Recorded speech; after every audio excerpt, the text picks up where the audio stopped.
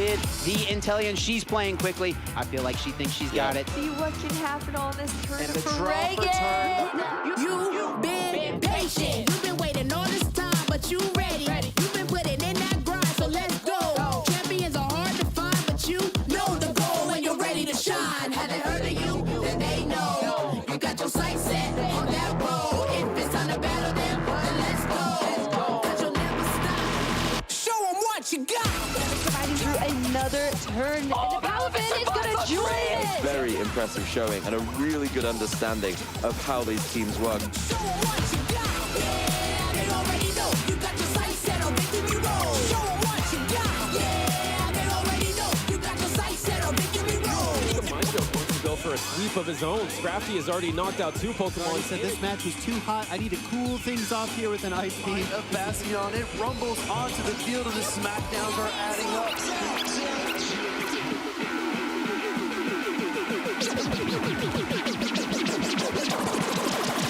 Show 'em what you got. Yeah, they already know. You got your sights set on victory road. Show 'em what you got. Yeah, they already know. You got your sights set on victory road.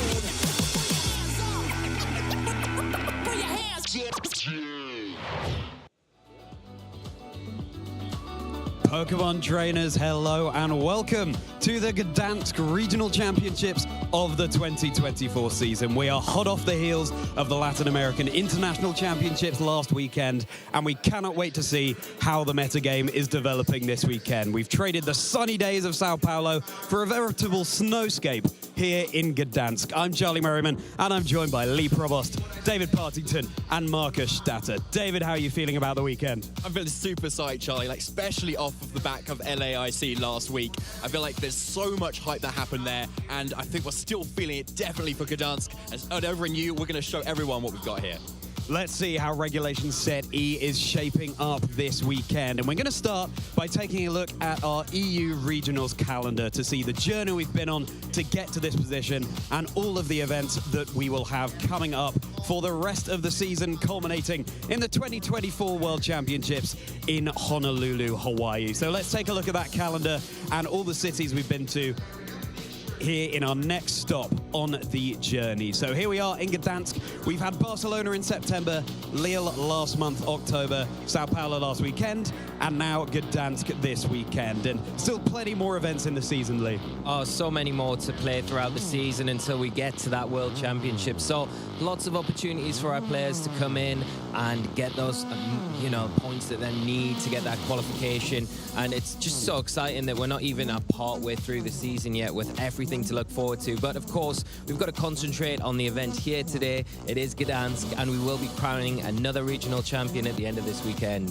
Yeah, I cannot wait to see if players have had the time in the past week since LAIC to take those next steps, build on that team that Marco Silva built to win those championships last weekend.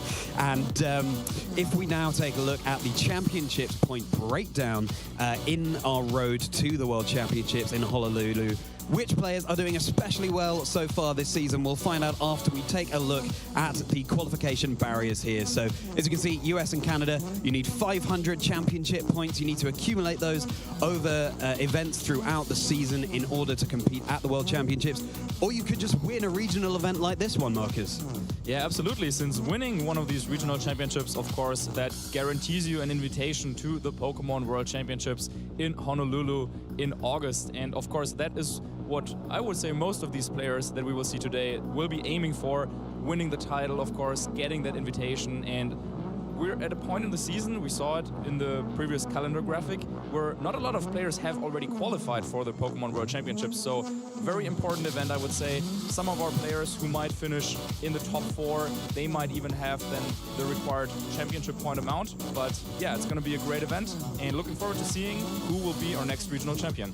Looks like Snorlax needs a bit of a wakey-wakey in order to tune into the action here. Just give it a cheeky Chesterberry there, Marcus. Doesn't want to miss any of the action here this weekend. And you're so right, we're at that exciting point in the season where players who nearly have their Worlds invite could secure it this weekend. And something that would certainly help them do that was the Latin American International Championships last weekend. We'll take a look at how that went down. We'll take a little bit of a deeper dive into that pre-Gdańsk. So let's first of all take a look at our champion from LAIC and the finalist who went up against him. It was, of course, Marco Silva who took the crown, and Thiago Latanzi was the finalist in that event. Marcus, you were in Sao Paulo, I believe, last weekend. Take us through how that finals went with David. Yeah, a very, very exciting match, of course. You had the story there. The crowd favorite, Thiago from Brazil, of course, the home crowd cheering him on to take that title with his trademark Regieleki, a Pokemon that we hadn't seen so far on the big stage in Regulation E, but he was able to pilot that team so well. But then, of course, in the final, kind of the final boss there from Italy, Marco Silva, claiming his second international title in an amazing set. They played a best of three of best of threes over the weekend. They faced in the first day in Swiss. Marco was able to take that one. Then on the second day, they played again. Thiago won that set. And then, of course, in the grand finals, the one where it all came down to, Marco was able to prevail with that trusted Iron Hands. Yeah, the Iron Hands was absolutely crucial, I feel like, for Marco to pivot that around into the exact position to be able to take it down. Obviously, that Ndidi on Thiago's side, which not a lot of teams have at the moment, was a little bit of a thorn at the side, blocking the fake outs, threatening kind of big psychic type damage. But Marco was able to just pivot around perfectly with it there, with its Assault Vest, making it so bulky. And next to that Amoonguss, it kept it so safe, threatening those spores out. And there just seemed to be nothing Thiago could do to stop it. It was amazing seeing the tear that Thiago was on throughout the competition and then coming up against the immovable object that was Marco Silva in those finals. Let's take a deeper look now at the top 8 from LAIC. Those are the two teams that we've just seen there, Marco and Thiago's. But looking down that list, some really interesting things coming into the regulation set E metagame, Lee. Yeah, I mean, if you look right down to number 8 position there with Joseph Ugarte, he's got the Regidrago there. Has been popping up at events recently, but not really commonly, but a really interesting pick and nice to see it doing well, along with that Regidrago that we've already touched upon from Thiago. The Regieleki, yeah. Regieleki, sorry. I've got Regidrago on the brain this morning. But yeah, we've got some nice picks, and the Ogerpon still popping up in teams as well, so still being a good pick for a lot of players to kind of rely on and doing the work in these big events. Yeah, it's nice that you touch on the Ogerpon there, Lee, because in fact, if you look at those top 8, there are only 3 there. There are 2 Wellspring Mask Ogerpon and just the 1 Half-Flame Mask Ogerpon. And that's it for the Pokemon newly introduced in Regulation Set E. It seems like trainers are now looking back to Regulation Set D, looking to those tools that worked so well for them before, and realizing that, well, there was enough in our toolbox there to work with. We're implementing things from Regulation Set E, but overall, we know that the Pokemon that we used before are also providing ample utility. So I'm really looking forward this weekend to seeing if there are trainers who are still experimenting with those newly introduced Pokemon for Regulation Set E, like that Sinister. We've seen a couple of them throughout the season. I'd love to see a Diplin. I mean, maybe we won't, but I mean, my fingers are crossed to see some of those sweet syrup bombs coming out. But how will the metagame be shaped up after this weekend here in Gdańsk, after the LAIC? Only time will tell, trainers, and it's such a thrilling weekend that we have ahead in store for you. And shortly, we'll be able to look at the EU regional champions so far in the season, which trainers are doing especially well in that journey to Worlds to accumulate those points. I mean, Marco Silva has got to be doing fairly well up there. Hasn't won one of these regional championships yet, but having taken an international championship, hats off to him. It was, of course, Eduardo Cunha in Barcelona, Simone Sanvito in Lille, Gdańsk. That's a silhouette there, David. Could be anyone. It could be, exactly, but, well, maybe not us.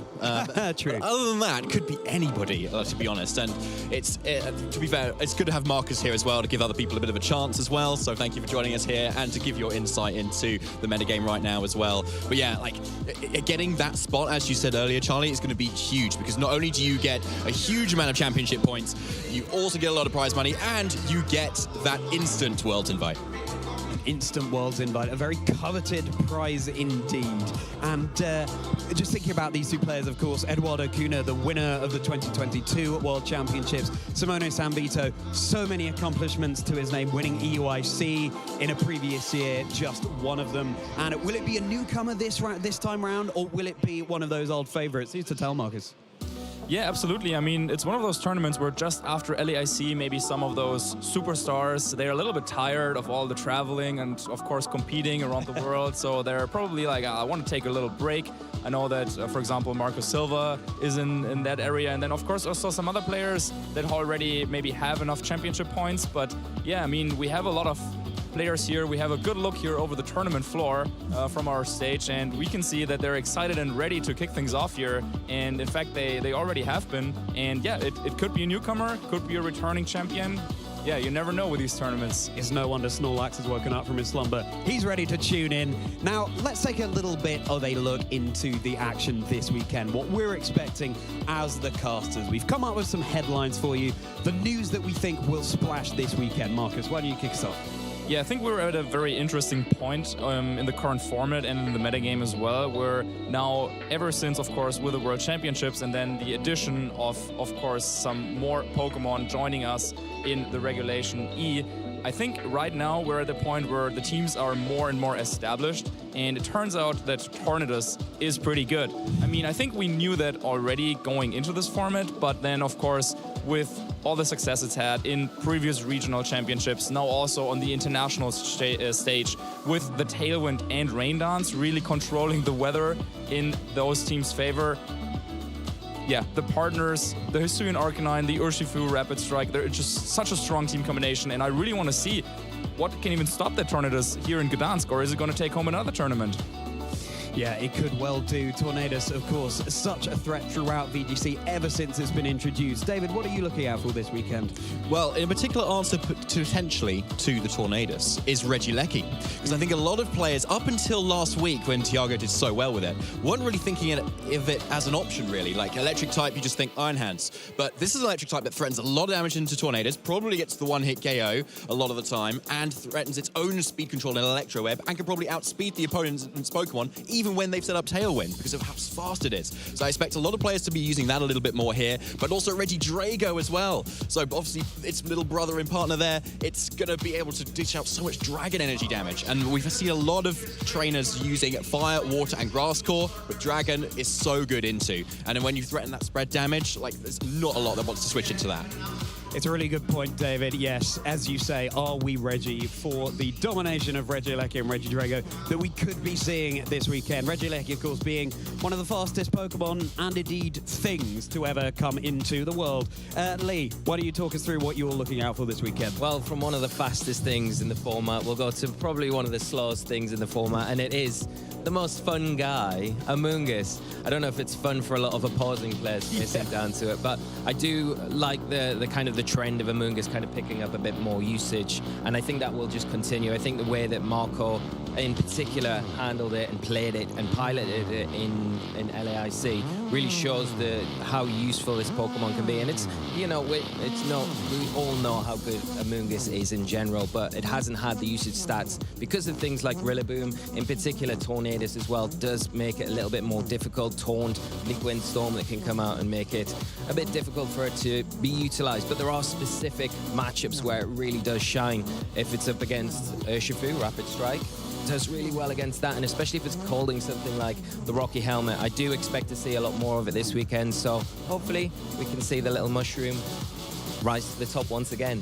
I've no doubt we will, Lee. What a phenomenal Pokemon. And as for me, I have my eye out, of course, on that Hisuian Arcanine. It's a Pokemon who, if you weren't aware, trainers, not only did it win the Latin American International Championships last weekend, it's won 4 regional championships before that. Peoria, Sacramento, Lille, Toronto. In other words, every major tournament in Regulation Set E. So I cannot wait to see if it's able to achieve the same thing this weekend. Of course, you could run it very offensively with a Choice Band.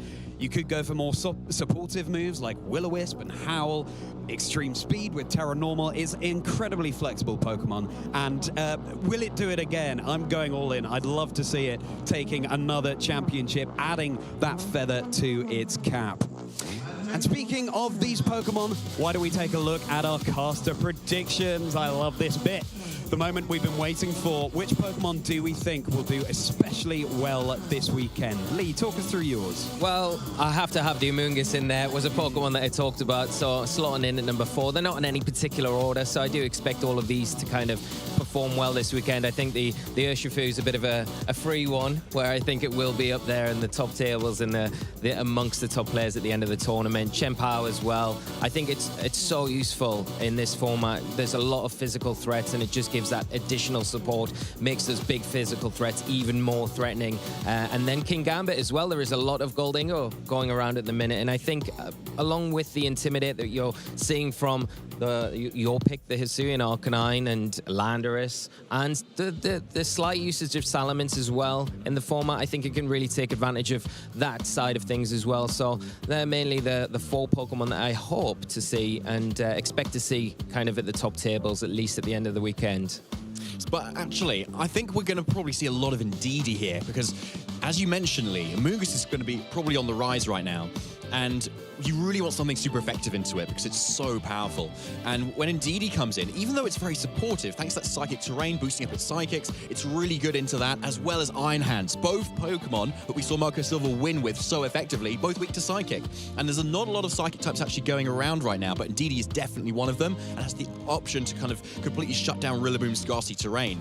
And for the rest of them, we've already covered the Reggies of how good they are. I expect to see a definite rise of those. And Roaring Moon, I think, is something that we saw a lot of in like the top 16 of LAIC, but maybe not so much in the top 8. Josh Lawsey obviously using it quite well in there. But it's another option to set up Tailwind, but also support a bit more with Knockoff, where so many Pokemon rely on their items. So those are going to be my calls. Yeah, and then for me, I think one of the big stories for this tournament is going to be the Tailwind teams fighting off against those balanced teams. You know, Marco Silva now has shown that you can even combine both of those, which I think then makes Tornadus even stronger, as he was also using it with Iron Hands and Amoonguss. But I think, yeah, the Tailwind composition, Tornadus, Hisuian Arcanine, Urshifu Rapid Stride, and also Goldingo, I think that team is just so strong at the moment. And yeah, I think we're at a point in the format where now we've kind of established that this is probably the best team, and I like to use the best team, so I think that's what I'll give it to for this one. Those are fighting words there, Marcus. The best team, only time will tell if that is the case. And as for me, I agree with you on that, Goldingo. We've definitely seen a rise in that in recent weeks. But also, I like how players are pivoting back to that more Regulation Set A play style of Choice Specs, who's going for that immediate damage output with a Terra Steel as well. Cantonian Weezing, I think we need to see more of that. I think trainers hopefully will now have the confidence. It's a difficult Pokemon to use correctly, but if you can, switching off other people's abilities with that neutralizing gas, I just think now we're in Regulation Set E, that's something trainers should lean towards. I've got the regular Ursaluna, not the Blood Moon, because again, I think players are looking back to what worked well for them in the past and realizing that Guts with Flame Orb is such a heavy offensive threat, and of course it's very good into Iron Hands, Regieleki, Goldingo as well. Final position for me is the Armarouge, because I don't know if you guys have come across this strategy or you have at home, but a very cheeky strategy that you can do using Endure, Weakness Policy, Weak Armor, getting boosts to your speed, boosts to your special attack, and then you go all in on your damage, hanging on with the Endure, of course. It's a great Urshifu counter, and I believe that a team that had that composition back in LAIC didn't lose to a single Tornadus Urshifu core, so have your eye out for Armarouge. We may well just see a cheeky couple of those as well. And speaking of seeing the Pokemon that we'll be looking out for, why don't we take a look at our players that we also have our eye out for here in Gdansk this weekend. So much talent on the field, out there on the floor. New players and older players alike bringing their legacy experience. Which players will we have our eye out for here in Gdansk? Well, it's going to be Jamie Boyd, who of course was top 4 in Toronto a couple of weeks ago, winning with one of his trademark very niche teams, niche Pokemon there. Will he be bringing more? I think we can safely say he will. You'll have to tune into the broadcast later to find out what he'll be bringing. And why don't you talk to us about Matty Morgan, Lee? Oh, well, Matty is just such a consistent player, and I think he's had a really good start to this season and kind of continuing that on as we're going forward. It's going to be nice to see how he performs this weekend. It's a big, important one for him as well. He wants to hopefully clinch a regional championship because he's yet to do that this season, and obviously it would be nice to get his name up on that board now. Obviously lock in that Worlds invite through the winning the championship as well. But had a really good start to the season, and I expect to see a lot more from him this year. Maybe interesting team choices, but I think recently Matty's been playing more of the kind of standard core Pokemon, so it'll be interesting, a bit like Jamie, to see if he's brought something a little bit niche to this tournament, or if he's just kind of relying on, like what Marcus was saying, those very solid choices. Yeah, and then for Eric Rios, I think, of course, it's no secret that he's one of the greatest players in Europe, if not the world. A player who really had so much success last season, of course, and also the year before. Practically every year he's been playing, Eric was very successful. And recently, I think he also tried to divert a little bit more into some of those more unusual choices. He was playing some regional championships with Komodo, for example. Very cool strategy. And also I heard for this one, he's also cooked up something spicy. So looking forward to seeing Eric play here. Yeah, I love to see when trainers divert from perhaps their expected playstyle, experimenting with something new. That's what this game offers. There's so much creativity you can get involved in. If that hasn't whetted your appetite for this weekend, I don't know what will. So get involved in the action, trainers. You can engage with us on the social channels at the bottom of your screen there. Use that hashtag #PlayPokemon, and we may just be able to feature your tweets on stream. So make sure you're following along all the action and getting involved yourselves. And also make sure that you're following our channels on YouTube and indeed Twitch, so don't miss out on any of the Pokemon action this weekend or indeed in future weekends. YouTube and Twitch and all of the social media channels at the bottom there. So, Leah, Marcus, you're going to have to extreme speed over to the caster desk very shortly to get us kicked off. But in the meantime, we'll have a little recap of the Toronto Regional Championships and then how the structure of this tournament will work in terms of prizing and so on.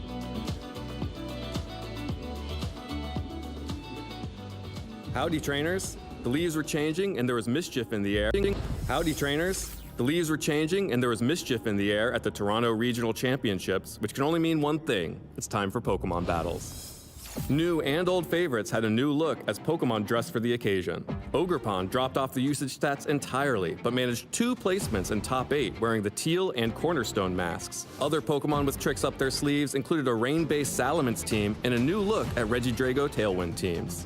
2 familiar faces began to dominate the tournament as Paul Chua, the 6-time regional champion, was undefeated in the Swiss rounds before facing perennial finalist Chuppa Cross the Fourth. Paul's balanced team of favorites rampaged through the competition, but crashed against the sheer offense of Chuppa's oppressive Tailwind team.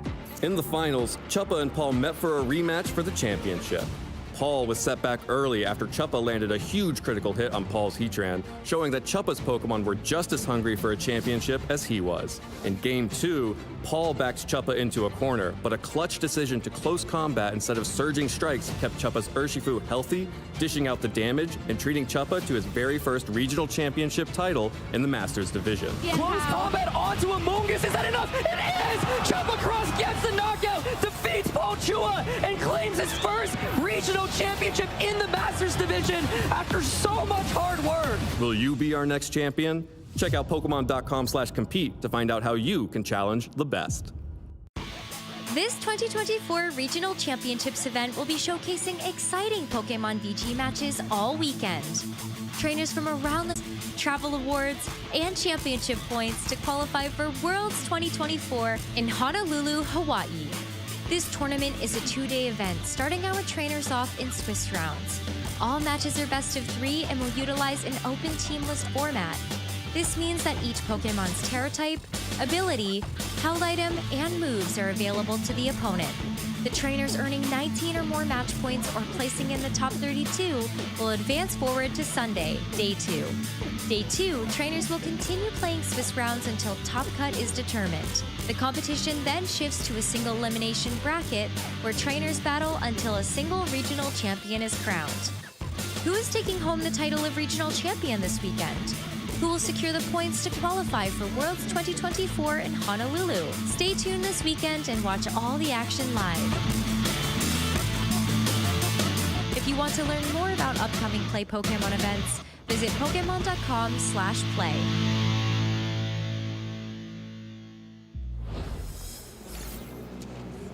Hello trainers, welcome to the desk here. If you're just tuning in, my name is Lee Provis and I have the pleasure to be joined by Marcus Stadter. How are you doing, Marcus? Ready for round 3?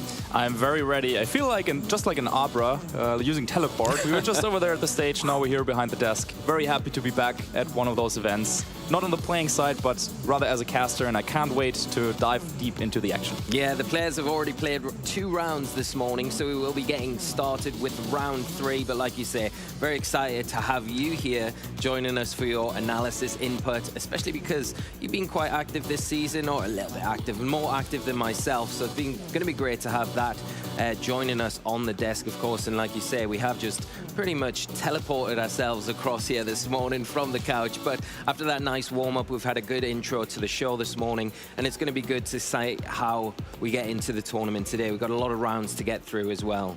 Yeah, absolutely. So players are already on the playing field. They're already playing their first couple of Swiss rounds, and then we will join the action for round 3, of course. And yeah, I've had a look at the players, at the pairings, at also some of the teams that players are using. And yeah, we have some very international representation here over in Poland, in Gdańsk. Some players coming all the way, even from the US, from Japan, just, yeah, all over the globe. People are now here in Gdańsk playing, of course, in these regional championships. Yeah, it's really exciting to have the representation from all around the world here in Gdańsk. And we can start off by taking a quick look at the day 1 statistics that these players have been bringing to the tournament, that they will be using. So we'll have a look. These are the top 12 Pokemon that are most popular from all of our trainers today. Yeah, I'm a very big fan, of course, of statistics and numbers, and one of the things that I'm always looking out for at these events is how do those numbers change from day 1 to day 2. So of course tomorrow, on the second day of competition, we'll have another look at how these numbers are changing. But even now, just having a look at the data from day 1, we can see some trends, I would say, that are continuing from LAIC. For example, that Hisuian Arcanine now on 1/3 of trainers' teams, and that is just not something I think that many players would have expected going into Regulation D, probably, because of course we have a lot of those legendaries, the big hitters returning with Pokemon Home, but no, it is that Hisuian Arcanine that is all the way up there on the 5th slot, 5th most used Pokemon in day 1 today. Yeah, and no surprises really with this kind of combination of Pokemon. You know, you've got the Iron Hands there taking first place, the Urshifu Rapid Strike, and then the Fluttermane, all very common Pokemon. And, you know, I think it goes to show how well structured these teams are, these common teams with, you know, the well-balanced teams. And like you say, the integration of having that Tailwind core with them as well, like Marcus did, or a lot of players kind of leaning towards that now with the introduction of the Tornadus into those teams.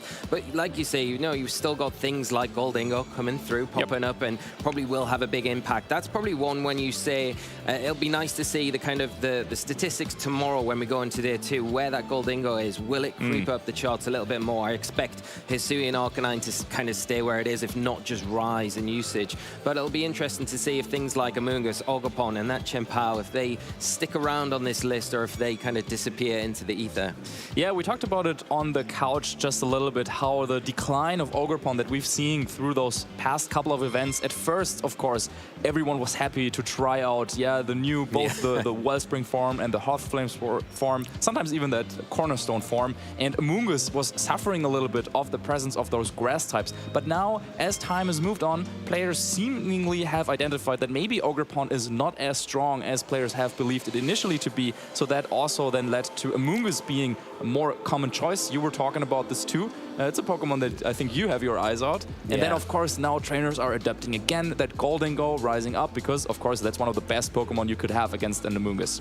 Yeah, of course, that Good as Gold ability really makes it difficult to kind of position in front of, because you can't spore it, of course, with that ability, and it kind of has that free turn where it's able to take advantage of either that choice specs that we've seen pick up in a little bit of usage recently, or get, you know, one of the more threatening things, in my opinion, the Nasty Plot. If it gets room for that, then it can be very detrimental for you, and the momentum shift from the opponent can really go full force from there. But the Ogerpon, like you say, it's interesting to see that it, from the start of Regulation E to now, it's really in decline. It's nice to see it's still being used, but I think the fact that a lot of players had to kind of commit to that terrestrialization if you were bringing it, especially with the Hearthflame mask, probably one of the big reasons, and where you can still get better usage and better kind of overall performance from things like the Hisuian Arcanine, and obviously Heatran as well, still up there as well as a reliable choice for a lot of players.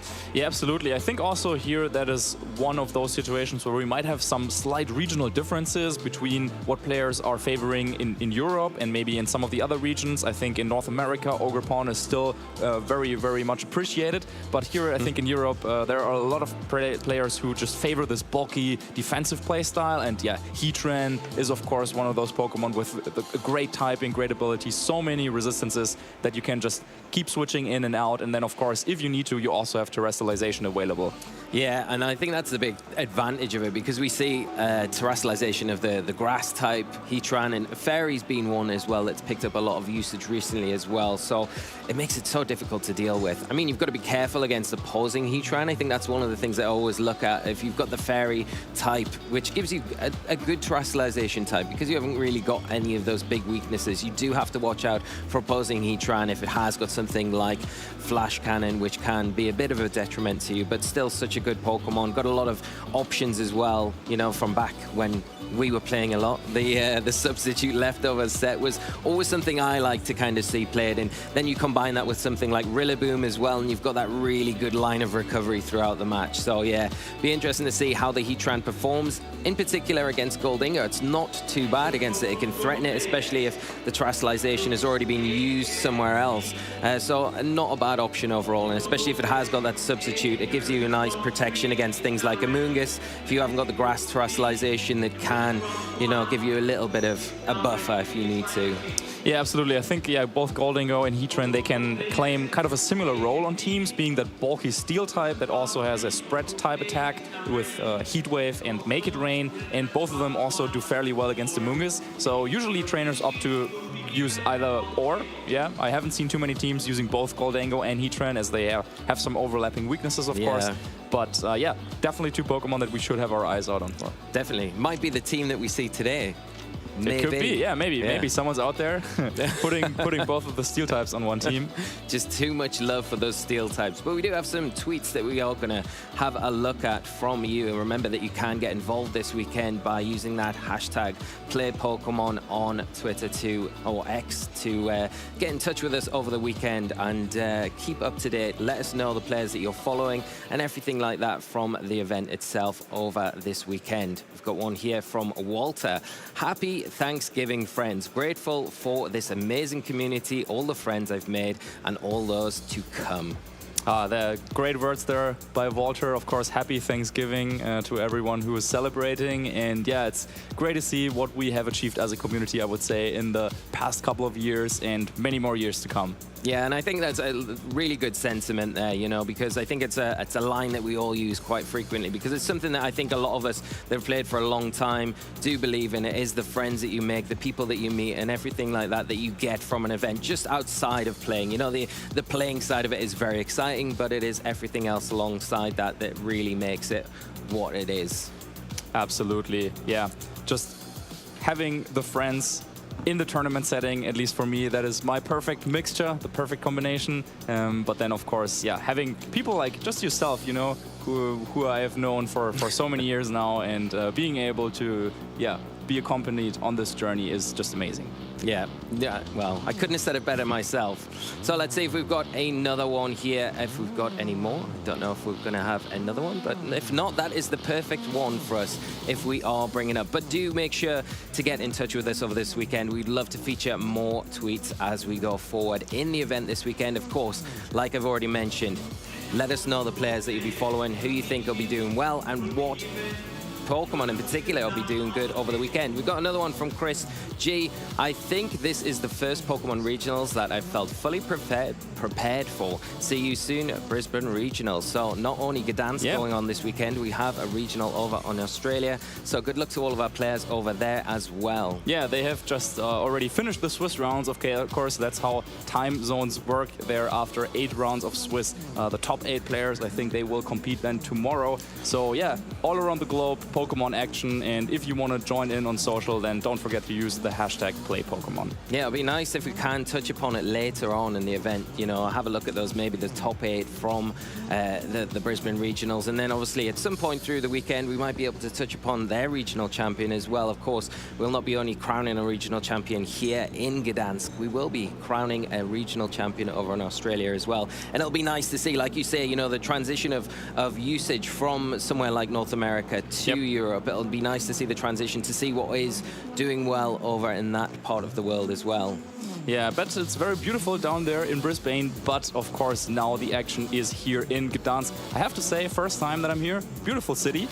Oh, it's absolutely amazing. And I mean, the architecture alone, we walked around on Thursday and it was just absolutely beautiful. I was not expecting it to be as nice as it was. It was a little bit chilly for me. And even a young lad from the northeast of England, where it is generally known to be quite cold, I was feeling the chill. But it was more down to probably not being prepared for the cold than anything else. But aside from that, it's absolutely beautiful city. And it's been really a pleasure coming to Poland and being able to have a regional here, especially for the video game championships. Yeah, as much as you could feel the chill outside, I can already feel the heat inside, of course, as here the temperature is rising. Players are battling it out already in the second round of Swiss. And of course, as soon as we're ready, we will kickstart into that third round of Swiss. But maybe let's take a step back and have a look at where are we currently in the current format, in the current meta game, because as you could see on the usage statistics, of course, there are some Pokemon that have been used quite a lot.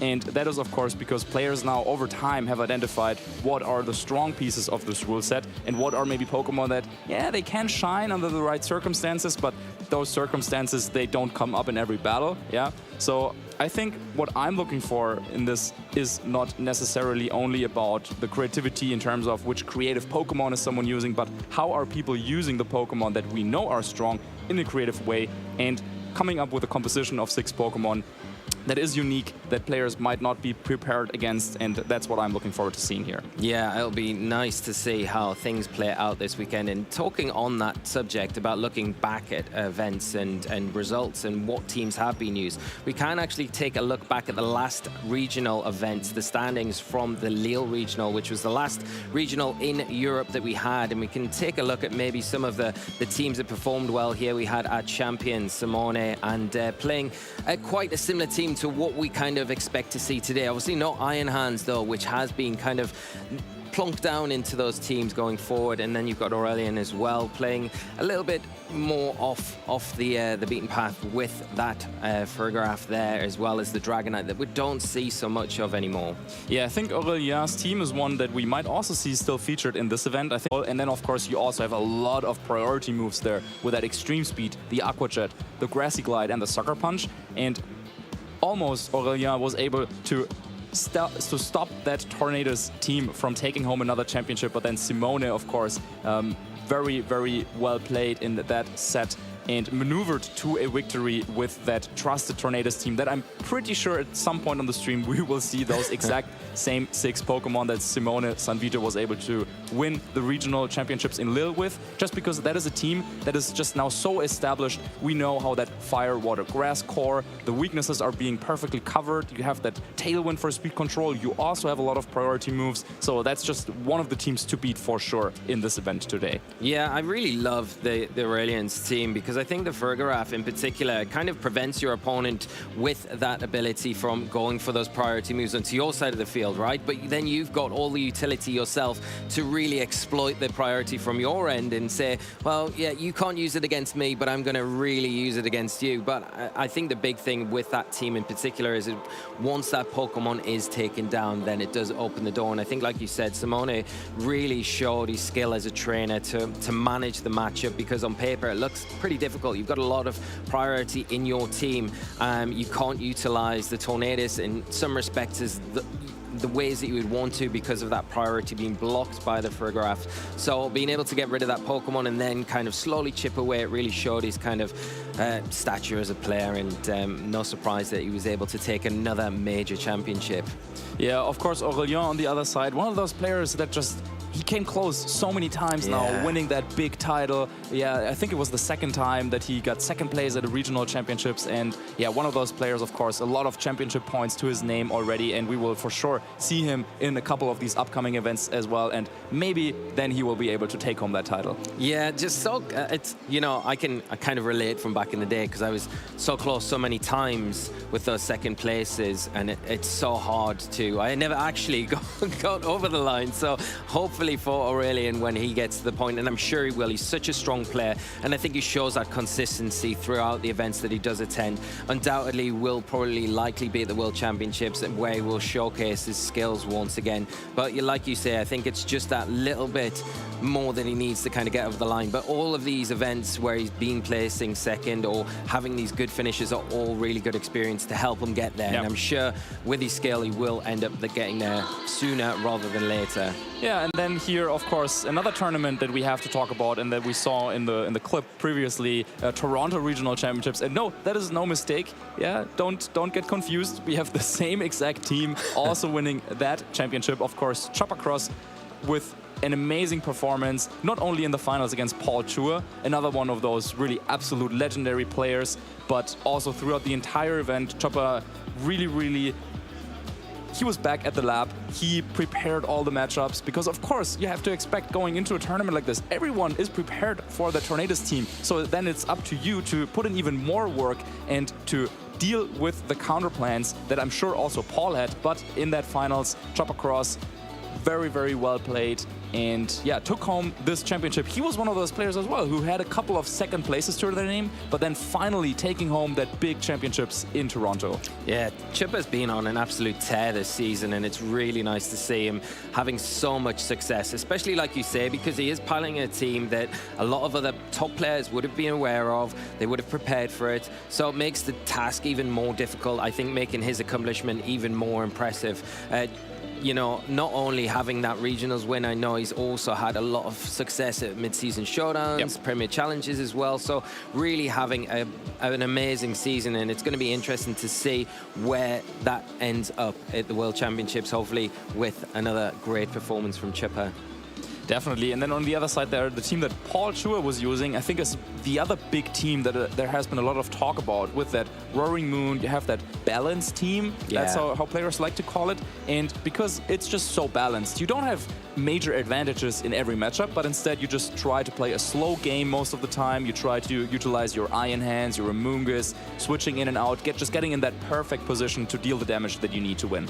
Yeah, and I think we really had that showcase to us perfectly last weekend with Marco Silva, you know, and that matchup against Tiago where there was so much offensive threats, especially from the Regieleki, you know, that could have caused so many issues to things like the Tornadoes, to things like the Urshifu Rapid Strike. But then when you introduce the Iron Hands and the Amoonguss into that mix, it really does make it hard for those Pokemon to be able to break through those walls. And that is exactly how it kind of turned out. Marco playing and piloting that team so well.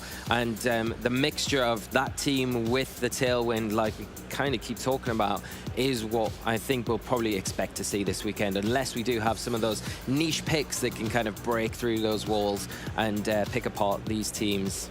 Yeah, I think it was kind of genius how Marco Silva was combining these two teams, having the Tornadoes with a very strong and offensive mode, with the Tailwind, the Rain Dance, and the Urshifu Rapid Strike, but then combining that with the solid backbone, the Amoonguss and the Iron Hands. And we saw in the finals, of course, against Tiago, how well he played there, switching his Pokemon in and out, getting that Iron Hands in the perfect position, and having the ability to use both of those playstyles just in one team. That was just phenomenal play, and deservingly, yeah, Marco won that tournament.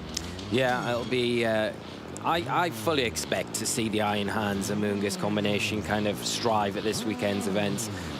The big thing that I'm really looking forward to seeing is, you know, throughout the season so far, we have seen a lot of players kind of have maybe one niche pick on their team alongside these other common Pokemon. You know, we've seen Tyranitar have kind of a really good performance early in the end. Outside of that, we've not seen really any Tyranitar at all. So these are the niche picks that I'm talking about. really there for specific roles to kind of break down these big threats that we see, common threats. And when you do pick one of those niche picks as well, not a lot of the player base will have the experience of dealing with those threats either. So I think it gives the player who kind of opts to go down that line a little bit more of an advantage. And it's the such small margins at the top tables at these events. I think those small margins can really push you to the places that you want to get, to those top tables, to the top cut, to even maybe the championship as well. Yep. And there is one Pokemon in particular that I want to give a little shout out to, which is Landorus. Of course, now, if you've followed the action throughout the past years of Pokemon VGC tournaments, you might think, oh, Landorus, that is a staple. Everyone uses this, right? Well, not so much currently. I would say that on those Tailwind teams, Landorus Therian form isn't so common because, yeah, sometimes you want to run it, of course, with a Choice Scarf, but then under Tailwind, you're already faster. So do you really need that Choice Scarf to do its job? But I think that for this tournament, I'm not looking at the Landorus Therian form, but the Landorus Incarnate form. It's a Pokemon that has made an appearance at the LAIC last weekend with Andrew Ding coming in the top 16 with a team that used Tornadus, and of course also that Landorus Incarnate form. And I think that is a Pokemon that is it can do very well against some of those balanced Pokemon, like for example that Iron Hands, also of course Heatran.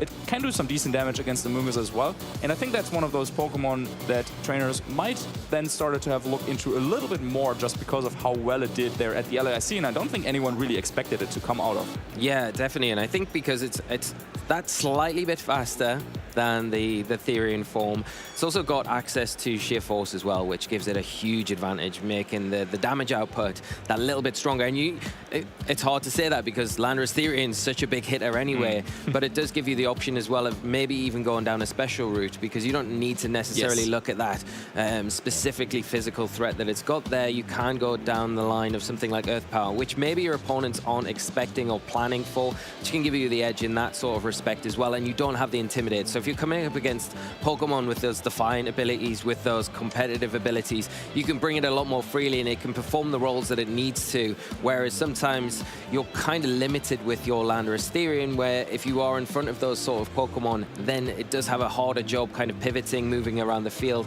and utilizing the tools that it has access to.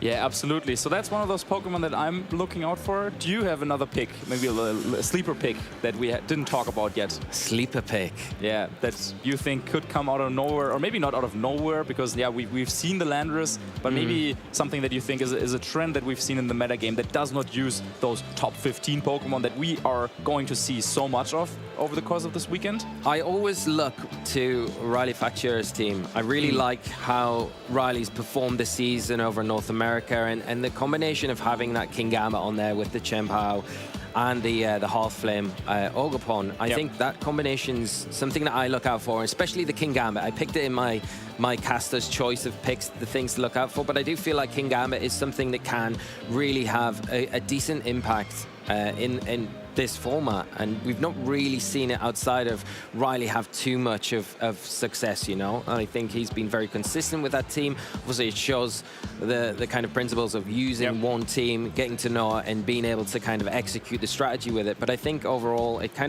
does have a hard time against things like Iron Hands, of course, Urshifu as well. But it does have the ability to terrestrialize. It has the Defiant ability as well, which I really like. It has priority.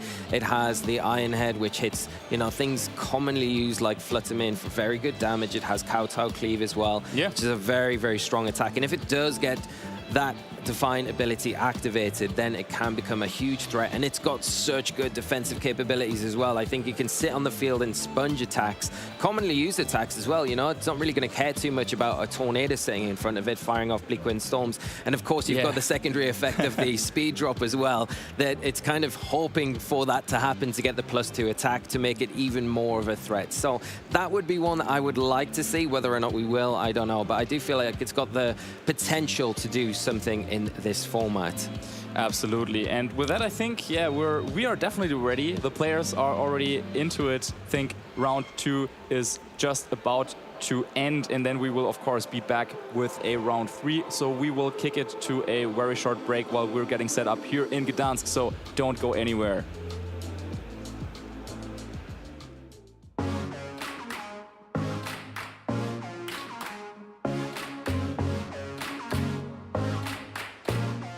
Trato de anticiparme al meta, tratando de buscar las mejores soluciones o el mejor mazo en base a una estadística de los mazos más utilizados y trato de responder a ese meta. I play test with my friends, play against other decks. Look for certain matchups. Guardy, I need to look for that one. That's probably the hardest matchup for me. Leading up to event, I like to practice with my dad, play TCG live all the time, and spent 8 hours a day just trying and trying. Make something work. Eu escolhi o Miraidon X para usar como deck, porque eu achei ele mais consistente, até para a questão de ataques. First, I look at the meta, identify the most common threats, and then start testing the decks that are more comfortable to my gameplay. I usually try to look and ask my friends from the country which the tournament is being held, what they are playing in their locals all the time, so you can be prepared for that. Geralmente eu treino todas as semanas com os meus amigos. Aí a gente vai testando todos os decks do meta e a gente vai jogando entre si para ver qual deck fica melhor com as configurações atuais. I've made many friends during all these years. I've been in the community since 2016. I rely on the community, so many of the players have been helping me out from out of Latin America. Me and my dad will just sit on like our dining room table, practice, and then we go up to an event, then we practice at the tournament, and then we just get ready for the event.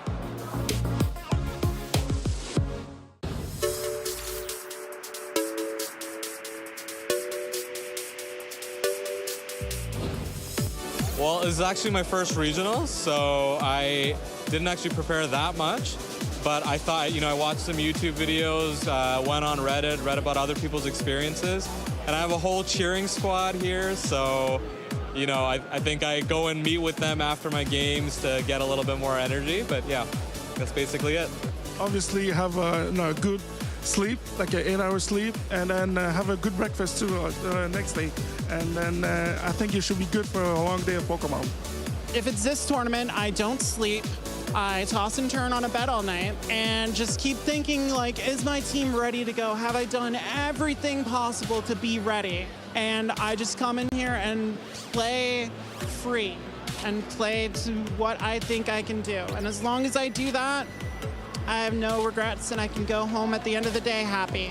Yeah, I think it's really important to make sure that you've got energy to compete throughout the day. That means eating a healthy breakfast. That means getting close to 8 hours of sleep and just being in a good headspace for the tournament. Don't be afraid to give yourself breaks between rounds to do things like listen to music or enjoy fresh air outside the venue. I think it's really just about making sure that your body and mind are ready for a long day of tough competition. I, first of all, make sure that I get a full night's of rest if I can, although I know sometimes we end up staying up late to test and make sure our decks are fine. Trying to eat some breakfast ahead of time and really mentally reset, make sure you're ready for a long day and taking one game at a time. Go.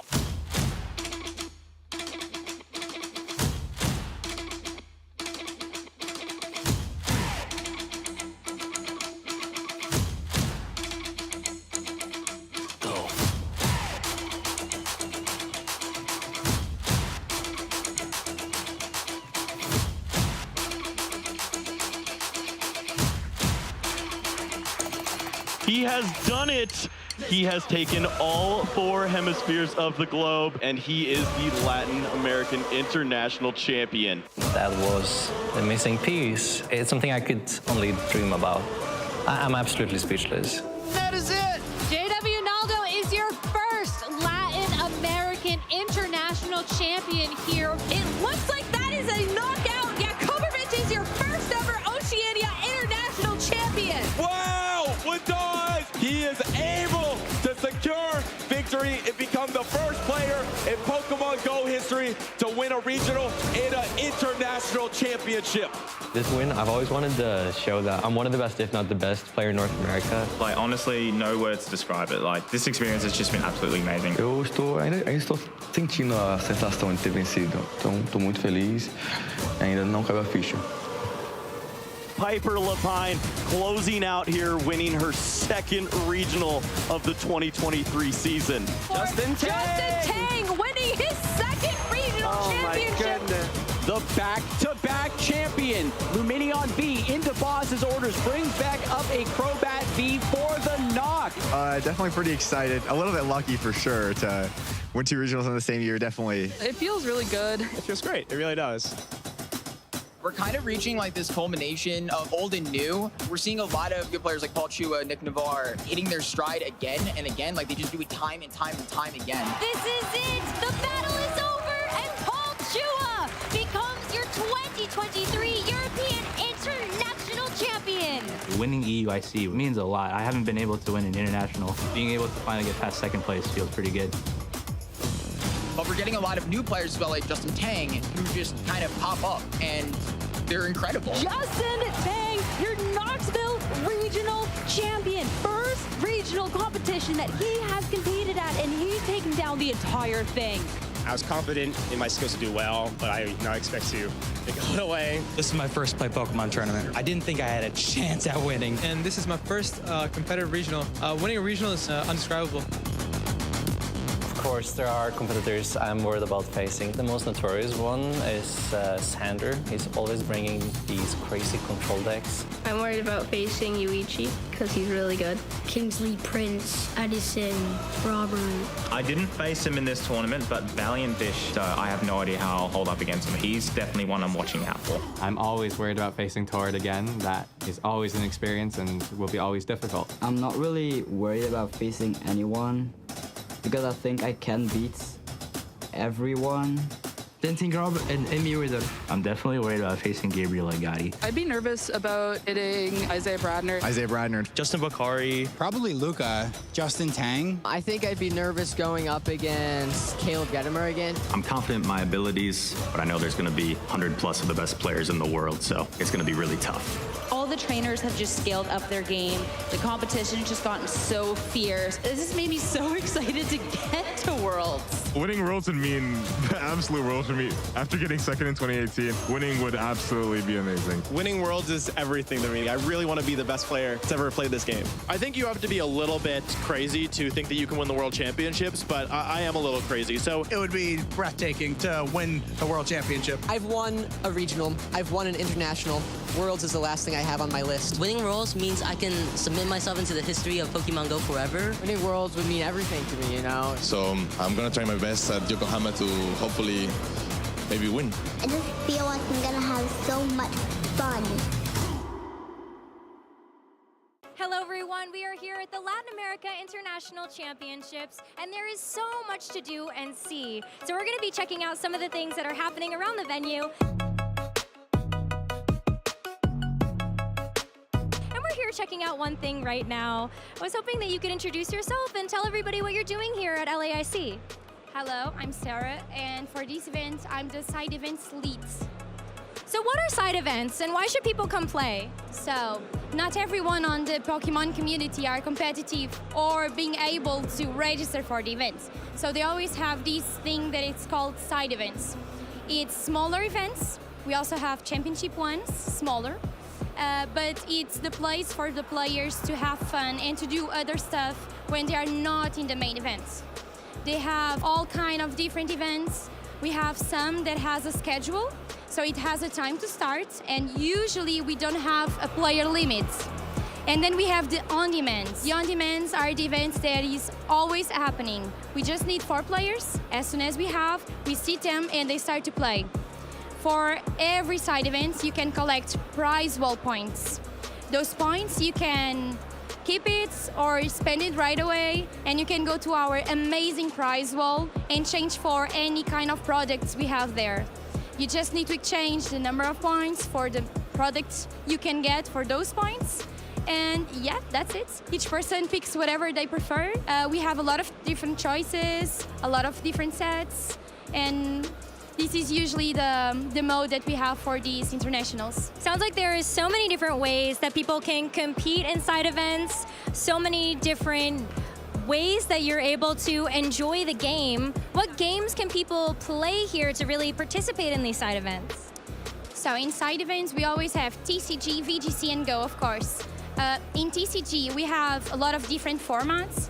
I can tell that some special ones we have, it's the raids format, that it's a bit of new here, not new in America or Europe, because it's a very popular format there. We also have the Journey.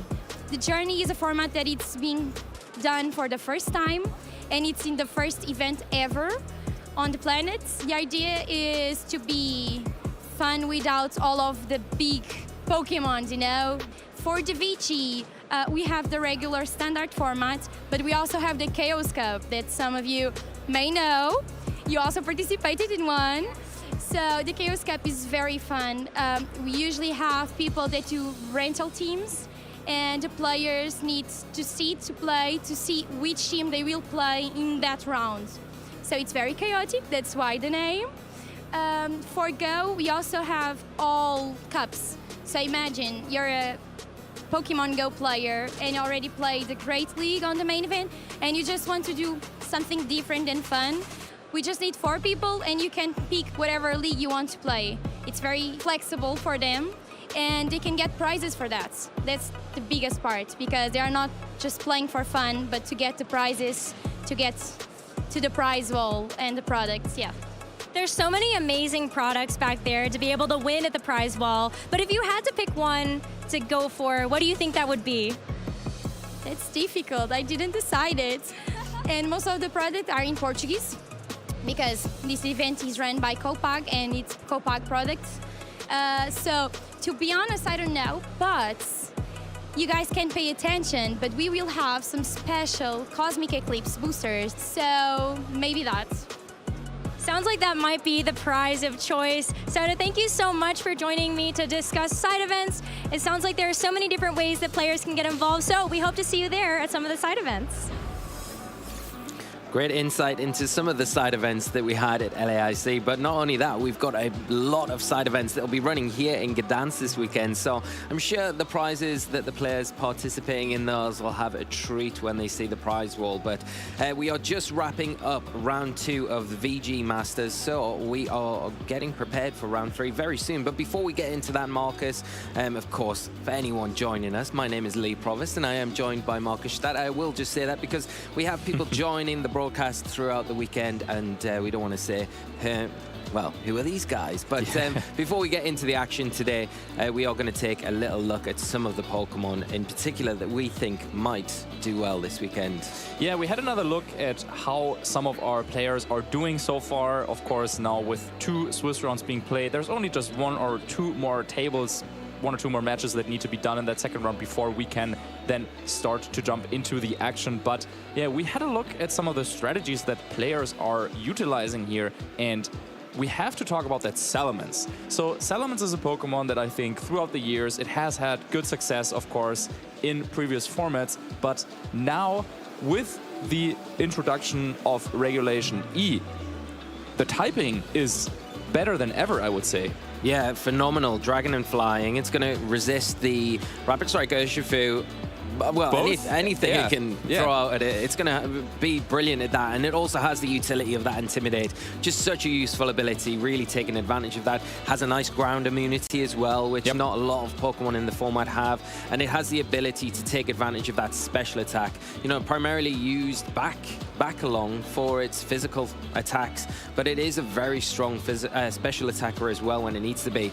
Players kind of opting for that Hurricane, the Draco Meteor, and of course the support option that it gives you there alongside the Intimidate, which is that Tailwind. Yeah, I think it's one of those Pokemon where currently it can go in 2 ways. So we've seen that Choice Scarf Salamence with Hurricane in the rain as kind of a late game sweeper, a Pokemon that you bring in when everything on your opponent's side is already a little bit damaged, and then Hurricane, very powerful move. Not a lot of resistances to those flying type attacks. So that is something that, for example, Justin Tang utilized at the latest regionals in Toronto. But then over here in Europe, there is a little group of players testing Salamence as a defensive Pokemon. We've seen that on stream at LAIC with Alex Gomez using a Rocky Helmet Salamence, so very, very bulky, to take on, as you were saying, those Surging Strikes, those Grassy Glides, and anything else that could be thrown at the Salamence that isn't a Moonblast. Yeah, and even getting back to the Ogerpon topic, I think against all of the Ogerpon, it's one of those Pokemon that can come in against any variation of mask that they might be holding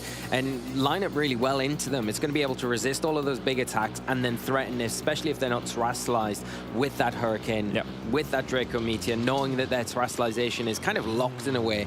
It puts the opponent on the other end of the Salamence at a bit of a disadvantage against what the Salamence can do to them. They can set up the Tailwind support to support their partnering Pokemon, or just throw down relentless attacks that are going to be very difficult to deal with. Yeah, and then Roost is another one of those moves that has been showing up in LAIC, as I was saying, with that Rocky Helmet set.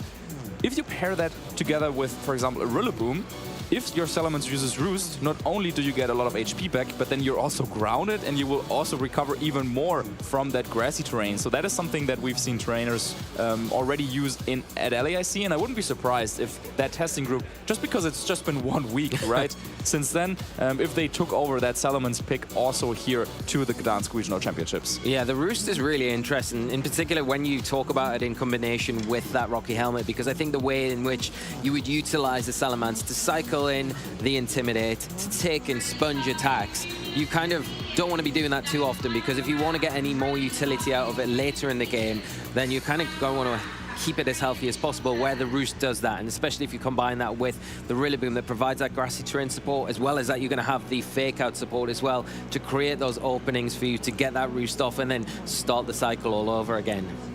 Yeah, so yeah, looking forward to seeing maybe if we will have that Salamence on the broadcast in a little bit. And of course, there are also some other picks that we could talk about, but let's stop talking about Pokemon, let's talk about players. So, of course, over the years, so many great players have emerged here in the European region, and some of them, or a lot of them, I should say, are in attendance here. And we already talked about our players to watch: Matty Morgan, Jamie Boyd, Eric Rios, especially Eric and Jamie. Both of them currently, they have won their first 2 rounds.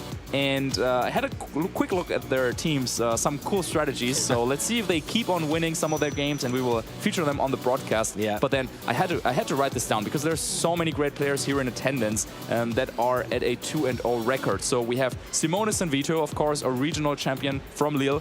Then also Steven Morioka, not a name that I would have expected, but definitely seemingly a player from back in the day, I would say. He has had a return on the scene, but really making a splash back in the day in NA regionals and also nationals. Currently here at a 2-0 record. And then also Nils Dunlop, Francesco Pero, Frederick Nielsen, Roberto Parente, Javier Seniorena, a lot of great players currently at a 2-0 record. Yeah, it's when you go through the list of players and you see a lot of the players from all the formats, all the achievements that these players have got, and to see them coming back and having a great start in this regional, it's really good to see. Yeah. Along with a lot of the newer players that we're kind of seeing having their breakout seasons as well. I think that's the nice mix that you're getting at regionals at the moment. You're getting those old familiar faces performing extremely well, but alongside that we're still getting those newer players kind of coming into the format, taking inspiration from these older players and really putting their own stamp on things and making their own mark in VG history. Yeah, to continue my list here, another one of those old school players who recently has made it back on the scene is Albert Boss. Really a player from Spain. Yeah. He's been active in tournaments like 15 years ago almost, and now he's back here at the Gdańsk Regional Championship, and he still can do it at a 2-0 record. And then for some of those newer players that maybe haven't had that big success in offline tournaments yet, I'm looking at Nikhil Reddy and Tano Rosenkrantz, 2 players who I think are very, very strong, and they have proven that countless times in online tournaments, but now to take this, of course, to our offline tournaments here to Gdańsk. Currently they're 2-0, but those are 2 players that I want to watch and follow their journey throughout the tournament. Yeah, hopefully that continues for them as they get deeper into the tournament today, because I think, when you are a new player coming into these events, it is only one tournament you need to really make a name for yourself, and whether that be a top 8 finish, a top 4, or even, finalist or champion, any of those positions that you get to in any sort of major tournament like this is such an accomplishment. When you look at the field of players that are kind of surrounding you, right? You've got so many experienced players, so to do well and excel in these sort of events is a real accomplishment, and going to be a hard task, of course. Very exciting for us as kind of viewers watching things unfold this weekend, but like you say, we've got a mix of old and new players to watch out for this weekend, which is going to make the tournament itself just so exciting to kind of unfold. Yeah, another hard task will also be to choose the game for the stream, as of course with so many great players in attendance, it's hard to choose sometimes because, yeah, we can only show one battle per round, but of course then we want that to be a great one. So for this event, just like for some of the previous ones, we will also be getting some help from our community, of course. So whenever there is a poll popping up in your chat, you can have an impact and you can decide which game we will show on stream. So yeah, whenever that goes live, then make sure to cast your vote for which game we should broadcast. Yeah, there will be 4 matches for you to pick from in our community match to kick us off in round 3. And the voting, the poll will only be available on Twitch, not on YouTube. So if you're watching on YouTube, looking out for the poll, it will not be appearing on YouTube. It'll just be over on Twitch. So if you do want to get involved in that, make sure you jump over there, but then come back to your preferred platform after the voting has happened. Just keep an eye out for when that goes live. It's going to be exciting, though. I love the interaction that we get where our viewers are actually picking the match for us to kick off with today. I think that is one of the most exciting aspects to this. We saw that in LAIC, the audience being able to kind of pick matches and things like that. So having it continue coming into this event is very, very exciting. Absolutely. And of course, while you're there, or maybe while you're still figuring out which of your preferred platform you want to watch the broadcast on, make sure to click that follow button to make sure that you get notified whenever we go live with some of our other tournaments and activities in the future. Yeah, of course, because we're just beginning the season, you know. We've had a lot of events so far. It feels like we're really in the midst of this 2024 season for the VG, TCG, Go, and all of the other games that we feature. But we are really just at the tip. We've only had 1 international championship so far this year. We've got EUIC to come up, we've got NAIC to come up, and we've got a bunch of regionals in between. All of that before we get to Honolulu at the World Championships next summer, which is just thinking about it just gets me very excited. So yeah, but like I say, we've got a long road to go. So make sure you do hit that subscribe button and follow along with all the action as it plays out this season. Yeah, we will have, just in Europe, we will have 1 event per month, roughly. And I think that's a great frequency, both for players at home and the viewers. So yeah, mark your calendars. We've seen them already earlier on. You can also, of course, find the calendar online on pokemon.com/play. And you will be able to follow along the action live at all of those tournaments. I'm definitely looking forward to that, but I'm also looking forward to finally jumping into the action here in Gdańsk. They are just setting up the poll, so keep an eye out for it. But, I mean, going into round 3 to kick us off today, what are you kind of most hoping that we see to kick off the show today? In terms of team-wise, Pokemon that you would like to see? You want to see kind of just the Pokemon that we talked about already performing well and kind of being executed to a really high level? Or are you more looking forward to seeing maybe some of those outlandish kind of niche picks? Yeah. So for me personally, as I also still want to grow as a player, and I want to understand what is going through the minds of some of our best players that we have here in Europe. So something that I'm looking forward is to get a better understanding at how are these players approaching those common matchups. So for example, that Tornadus team. Players coming into this tournament, they know that they will at some point probably have to face it. They will have to beat it if they want to become a regional champion. So I'm looking forward to seeing what are their strategies going to be if they face this Tornadus team. Do they have their prepared leads and plans and flow charts and all of that? And I want to know what is the way to beat Tornadus teams. So I don't really care so much about some of the more niche picks. It's great to see when they come on stream, and I think we will have the chance to show some of them, depending on, of course, which games will be chosen by our community vote.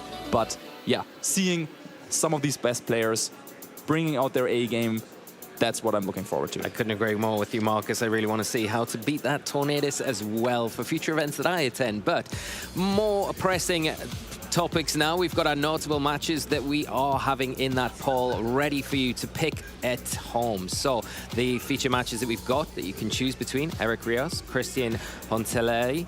We've got Timu versus Jamie Boyd, Carmine versus Francesco, and Alexandra versus Dominic. Some really tasty matches for us to choose from going into round 3. I wouldn't be sad to see any of these featured going into this first round that we are starting with today. Absolutely, yeah. Do you want to see Eric Rios, of course, a champion of Europe, take on Christian? Or do you want to see Jamie Boyd, a 3-time regional champion, play against Timo, one of the more creative players, I think, from Finland? Or is it a local match? Yeah, a Polish clash between Alexander and Dominic, or Francesco against Carmine. Yeah, really a lot of great matches, and I can't wait to jump into the action, really. Yeah, I know.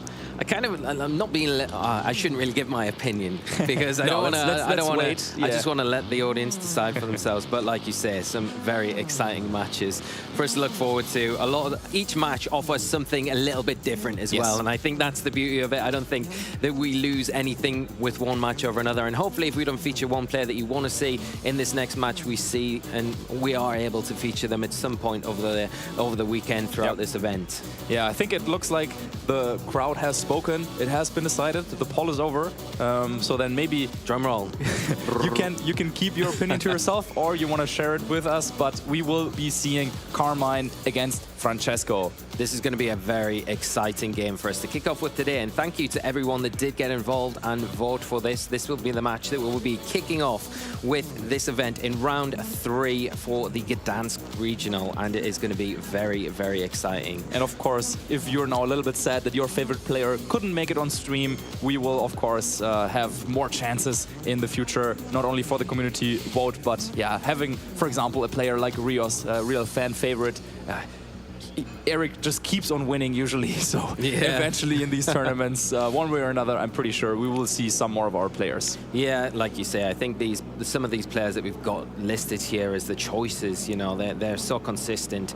There's going to be opportunities for us to showcase them as the weekend goes on, and if you've got your favorites, you know, like Jamie Boyd.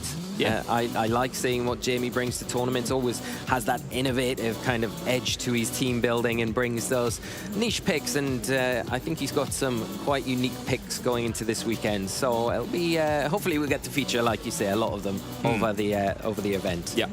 Yeah, and I think this round 3 is one of those rounds where it's very, very nice for us to start, because of course the players, they're already warmed up. Yeah, we're going to see 2 players who so far they haven't lost any of their matches, so they're both 2-0.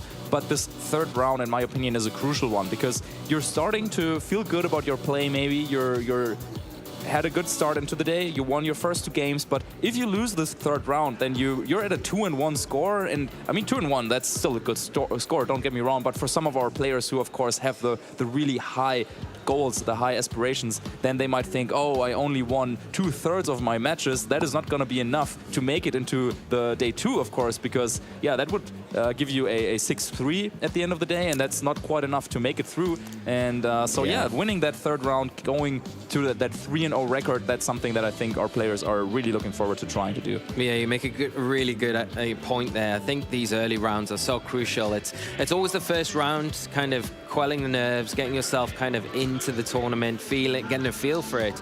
And then these are the crunch games, because you want to get off to as best a start as possible. You don't want to have that kind of 3-1 record or 2-1 record going into round 4, because I think then you've only got a little bit of a buffer where you can only lose one more, and then you are really pressed against the wall to make it into day 2 of the tournament. And the easier you can make it on yourself from a kind of a mental side of things, because that is a big part of the game, keeping your mindfulness about when you're playing as well, not letting the pressure get too much for you to affect your play. I think that can be a big part of it. So getting off to as better a start as possible, and seeing the 0 there next to the losses on your player card definitely helps out with that. Absolutely. And I think Carmine, one of the players that we will feature here in our third round, I think he was just playing still at one of those last games to finish in the second round. So maybe he has a team that is playing in a very defensive way. At least that could be one of the reasons why his game was taking so long. So I think we're in for a treat here in this third round. Yeah, I've just had a quick glance at the team, and it looks very, very interesting for their opponent, at least. Interesting in respect of being able to break it down, because there is a lot of defensive renowned Pokemon on that side of the field, and I think that can be sometimes troublesome if you don't have the offensive tools to kind of break through those walls, because sometimes, like we saw with Marco Silva, you know, with the Iron Hands, the Amoonguss, they become very difficult Pokemon to break down if you don't have the right tools. And hopefully for the opponent going in against Carmine, they'll have some big offensive threats, because I think you're going to need it in this one. Yeah, I think this defensive playstyle is always something that players will try to do, and it's tough to see though, because in this format particularly right now, I think the preferred playstyle for a lot of players, all of the Pokemon, they're naturally so bulky, and with Iron Hands and Amoonguss, you get the healing, you get the fake out, and having another approach to a defensive playstyle that does not use Iron Hands and Amoonguss, I think that's really difficult task to pull off, because you have to have a very good reasoning to not use Iron Hands and Amoonguss on if you want to play a defensive playstyle. Yeah, definitely. I think that's such a good point. And the one thing that we really haven't touched upon in today's show so far is the use of terrestrialization, because there's two sides to that coin, right? We've got the offensive side of it, which we commonly see where players are kind of terrestrializing into a preferred type to boost their attacks. But you've also got the other side of the coin when we're talking about these defensive teams, that they do have the capability of using the terrestrialization mechanic as a defensive tool as well, and that further kind of lines their walls and makes them a lot harder to break down. Yeah, terrestrialization, of course, one of those mechanics that is so easy to use, but so difficult to master. And we've really, over the past couple of months, the past season, but also the first couple of tournaments in this season, players, I think, they have adapted and they've gotten better and better at using terrestrialization. I still think there's still some little more room for improvement. To be even maximally optimized with it. And it's always still a debate. Do you want to use terrestrialization offensively or defensively? Which of the two is maybe better? I think both of them are great. Just really depends on the situation and what the matchup and the situation in the battle calls for.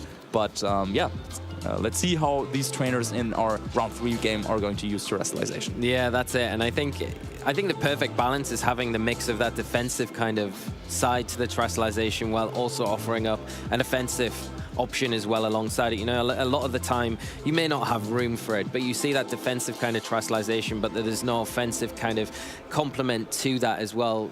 Not so much use of the Terra Blast as an option there, because that is one of those moves that you can just put onto anything and take advantage of the terrestrialization, have that same type attack as your terrestrialization. So it does give you a bit more of an offensive threat. Sometimes not really warranted, sometimes not the best, most optimal choice, but it is always something to consider, I think, as a team builder, as a trainer going into some events, because it can be the edge. You know, I talk about these tiny margins that really separate these top players from the rest of the pack, and I think it's those tiny margins that probably you need to dive down into with your team building to say, could this be the little bit that I need to kind of push me over the line? And it might not just be this example that I'm talking about, but I think in an overall picture of team building as well, and these kind of not only picking the terrestrialization as an option on your Pokemon, whether or not it's defensive, whether or not it's offensive, whether or not it's a mix, but it's the way you train your Pokemon, the moves that you give your Pokemon as well play a huge factor in a lot of these things. Absolutely. And I think in the next matchup, a Pokemon that might play a big factor that I just had a little glimpse at here is the Brambleghast, actually. That is a Pokemon I think that we've all been waiting for to finally get that really, really big finish. There was a lot of talks about it going into the Pokemon World Championships, and then also with Emilio Forbes, I believe in the top 16, a player that very well, he could have taken it all the way to the crown, maybe. In the end, it wasn't meant to be, but now Brambleghast, one of those Pokemon that has such a phenomenal matchup against Tornadus. Yeah, it's brilliant because of that Wind Rider ability that it's got. It's got an immunity to that Bleak Wind Storm. Yep. So that's huge for it to start with. It's got an immunity to Heat Wave as well. So in front of Heatran, that would normally be a huge threat for it. Yep. You think, yeah, well, hit me with your best shot, really, you know? And now it's got access to Poltergeist as well, that big attack that takes advantage, exploiting Pokemon with held items. In VG, everything has a held item. Very rarely do we have those items now that are kind of a one-use, used up when they enter the field or in a certain situation. So a lot of the time, the item choice that a player kind of opts for is something that is going to be there for the entirety of the battle, meaning that move is a very good option for this particular Pokemon to take advantage of, especially if it gets those attack boosts through the Wind Rider ability as well. Yeah, you make a very great point there. I think the introduction of Poltergeist also was one that led a lot of players to have a look at Brambleghast, because previously, even without a reliable Ghost-type attack, besides Shadow Sneak, players were using Terra Blast with Terra Ghost. And that is a valid strategy, but it also means that you have to commit your Terra type, of course, on the Brammelgast if you want to utilize the Ghost type attacks. And so now having Poltergeist, of course, it's always a little bit scary when that attack misses, but I think that's a Pokemon that can definitely do really well, especially against those, as you said, Tornadus compositions. Yeah, and with access to that Shadow Sneak as well, it's really useful, especially in this kind of format where you're seeing the Focus Sash used quite a lot as well. So it's got the utility, because it generally holds the Focus Sash itself, so it's got that little bit of a buffer, can take a hit from something that does threaten it, and then still has access. You know, if it's trade for trade in those situations, then it will supersede whatever it's going up against with that Shadow Sneak that has the priority here. And you can see our players are getting ready at the tables now, so we will be jumping into the match very soon, so sit with us while the players just get set up going into round 3. Yeah, we have some Lucky Charms here on the right side. It looks like a Gengar and a Typhlosion, I think. Yeah, one of your favorites, the Gengar. Well, there, Gengar, Marcus. absolutely, yes. And the Magnemite on the other side as well. So. Yeah, it's very well hidden there with a gray and gray. I almost didn't see it, but good eye lead. Blending in, isn't it? The camouflage there. But I wonder if we'll see. Well, I don't expect we'll see the Magnemite going into this one. But we've seen stranger things on the broadcast, so you never quite know. Although we do know the team, so we can say confidently that there is not no. This one. At least not in this battle. Exactly. Not this one. Not this time around, unfortunately. But yeah, both players just getting set up here, and it's going to be an exciting way for us to kick off. You know, both of these players offer different kind of attributes to playing styles as well. So I think the complement between both of them, one of them playing a little bit more defensively, a bit more conservative, whereas the other player is a bit more on the offensive side of things. Yeah, and right now, of course, we have two players that maybe are not so used to playing here on the main stage. Of course, they have had experience in previous tournaments. I've seen them around and compete a couple of times, of course, and also do well in tournaments. But I think this might be one of their first times actually being on the big stage, being the stream game. And that is, of course, also something that can impact the way that they play the game.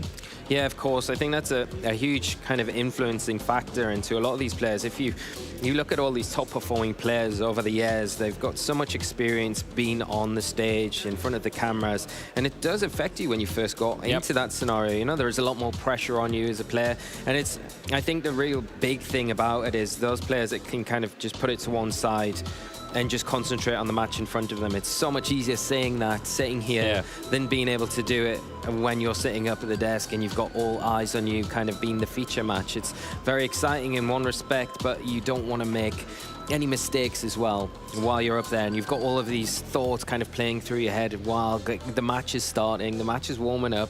And then, like I say, I think it's those players that can kind of balance that pressure and put it to one side and just hone in on what's in front of them. And I think that's a big key to having success when you are in these stream situations. Absolutely, and both of our players, they have shown many times in online tournaments how strong they are. Especially Francesco, I think, had quite a lot of success also in some of the Players' Cup. And yeah, there we have it on stream, Francesco in the top 16. I might have played against him in that tournament, I don't remember, but yeah, definitely a strong player throughout the years, also with an EUIC top 16 finish and a top 32 at the Milan special event last year. Had some incredible results, and you can see since that 2021 result kind of continued that form going into top 16 at EUIC in 2022, and then also getting that top 32 in a very big special event in Milan as well. It's really impressive to see his kind of path up to now, and where that's going to take him going into this season. Going to be very good after that 2-0 start to the tournament today, but not going to be an easy one going up against Carmine, who has also had a great start to this tournament as well. Yeah, you see Carmine there doing some stretches to get in the zone, get ready for the game. He almost looks like he's like, I don't know, trying to jump in the ring next and wants to get ready for that. And yeah, his trusted Magnemite, can it support him to win this battle? Electrifying support here from the Magnemite, and we'll get into the teams in a moment so we can take another look at both of those, what players will be bringing, what we can expect from this game. And you know, I think I'm looking forward to seeing your kind of analysis on where you think this match is going to be going. Absolutely, and of course we're playing in an open team sheet format. That's something that has been around ever since the introduction of Scarlet and Violet, and of course with that, both of the players, they have a lot of information about their opponent's team. And what the viewers at home, you will be able to see in a second about their teams, is also what these players will exchange. And then you can see, of course, which moves do my opponent's Pokemon carry, which Terra type do they have. And that is, of course, a big deal in trying of planning out how you want to approach your matchup. Because if you have a good understanding of what your opponent's Pokemon can do, then that also helps you to understand what you need to do to win the game. Yeah, exactly. And we have the overview of Carmine's team here. He's playing the Heatran, the Fluttermane, Rillaboom, Urshifu. That will be the single strike, the dark and fighting type, the Dondozo, and Pokemon that we've just talked about, the Salamence. Well, well, you made the decision at home.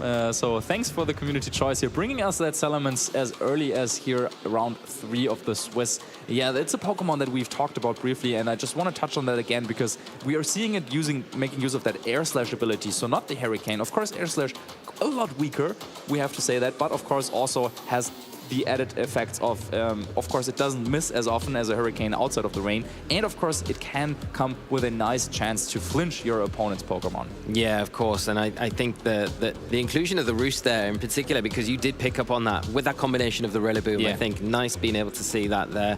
And the Urshifu, the single strike variant, I think a very strong threat coming into this format. You know, a lot of players rely on that rapid strike variant, but with that Wicked Blow, there's not many Pokemon that can switch into that if you're in a precarious position safely and not take a very big amount of damage. But we're going to hop over to the other side of the field now. We will take a look at what Carmine will be going up against in this match, and it will be the Ogapon, the Goldingo, the Brambleghast, the Urshifu, the Rapid Strike variant, Tornadus, and Landorus.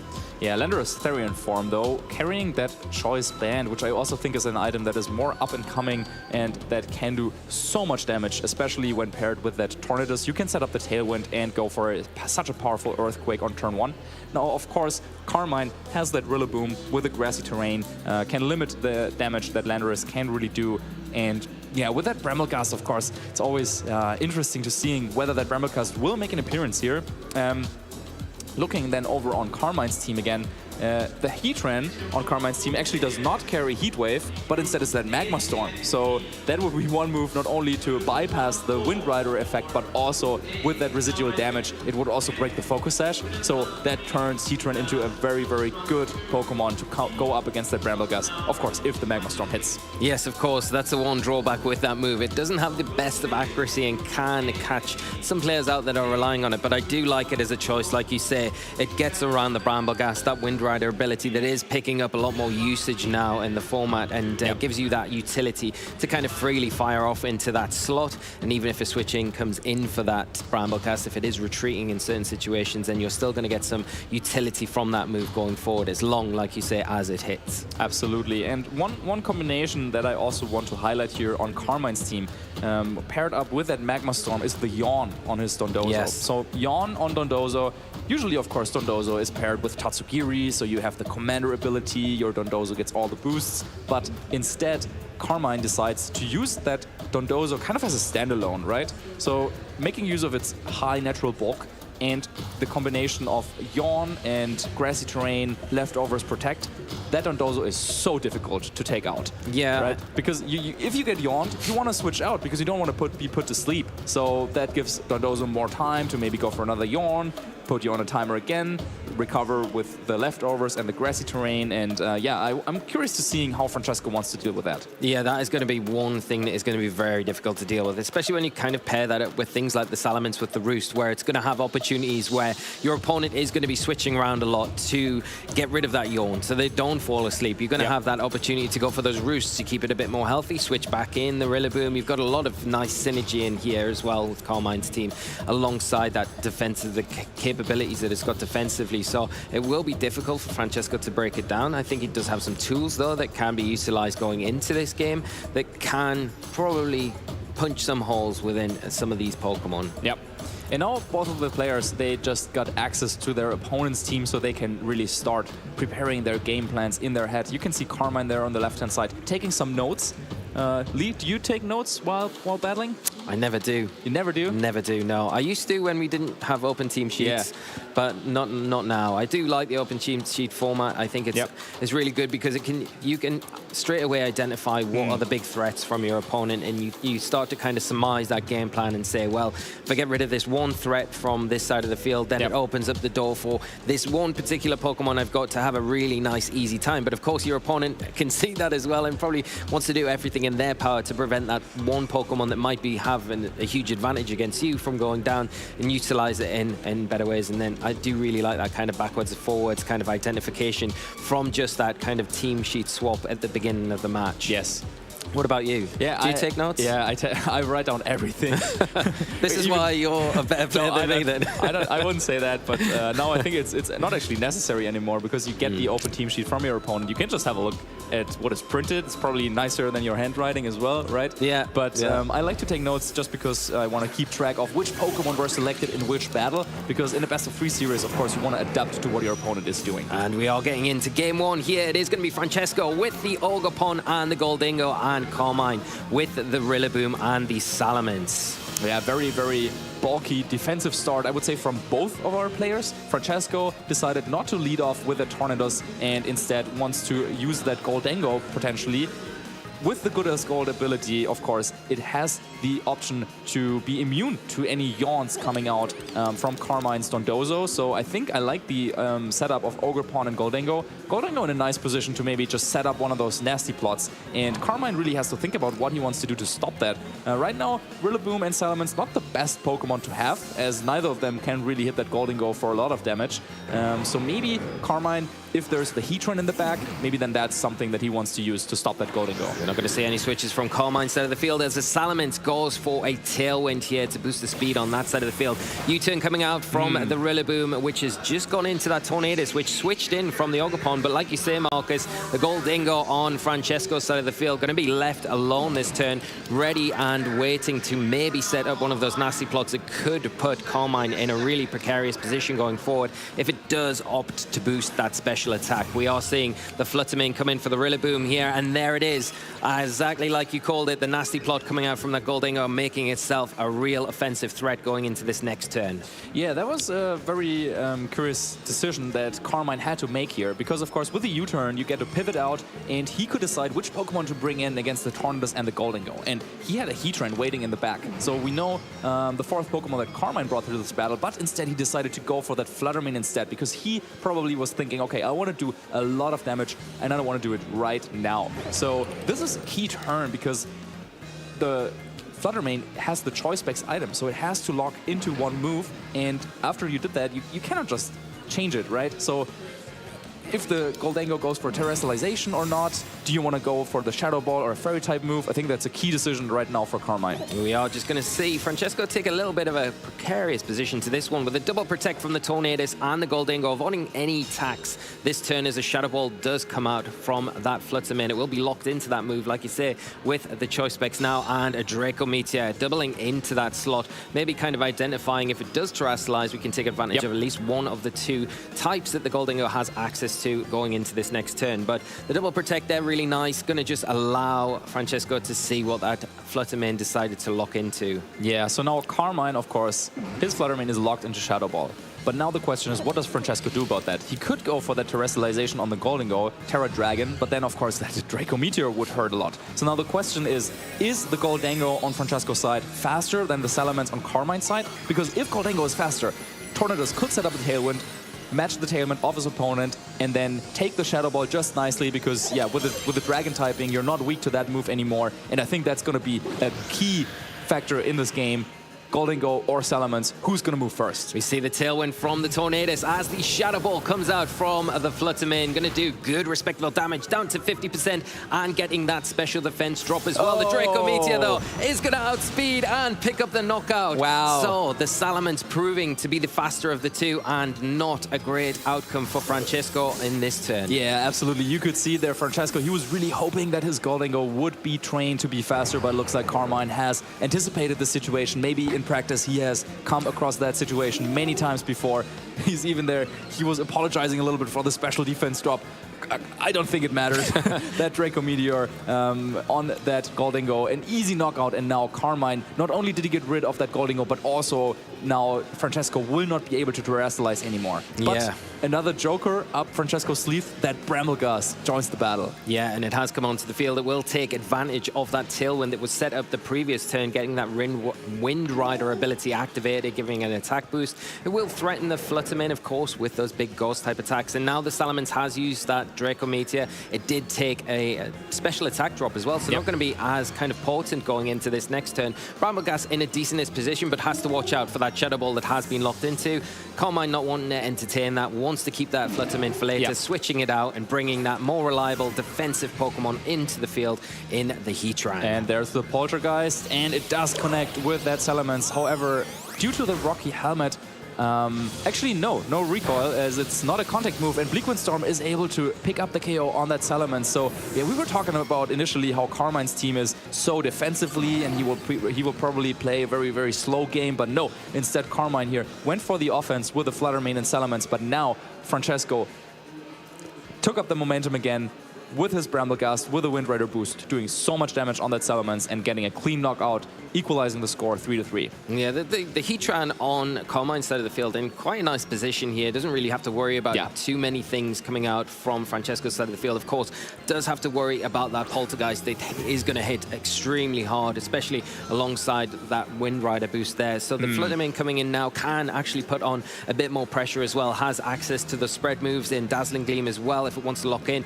We do look like Carmine is maybe hovering over that terrestrialization option there. Get the double damage onto that side of the field, and then maybe try and wrap up the Bramblegast with the Heatran that you've got there alongside it.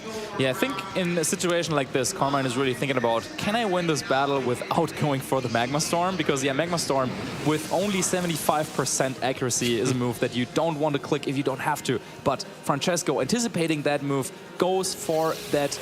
Oh wow, actually the Bramblegast just straight up outspeeding and getting the clean one-hit KO on the Fluttermane with the Poltergeist.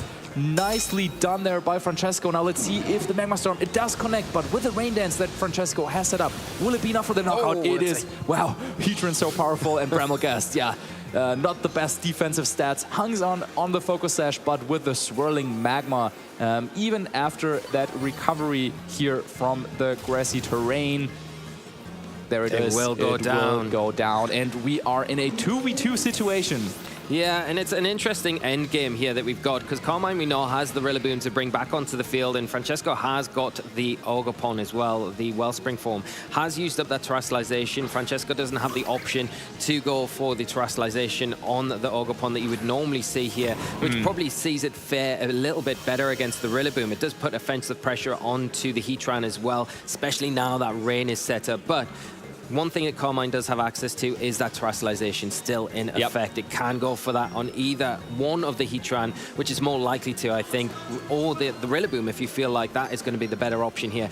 The Tornado is still going to be a big problem for Carmine to deal with, especially in regards to that Rillaboom. Yeah, how do you stop that Tornadoes just going for, now in the rain, 100% accurate Bleak Wind Storms? Yeah, so if you terrestrialize into the grass type, then of course that would make yourself weak to those Bleak Wind Storms. So instead, it looks like Carmine is thinking about a Terra Ghost.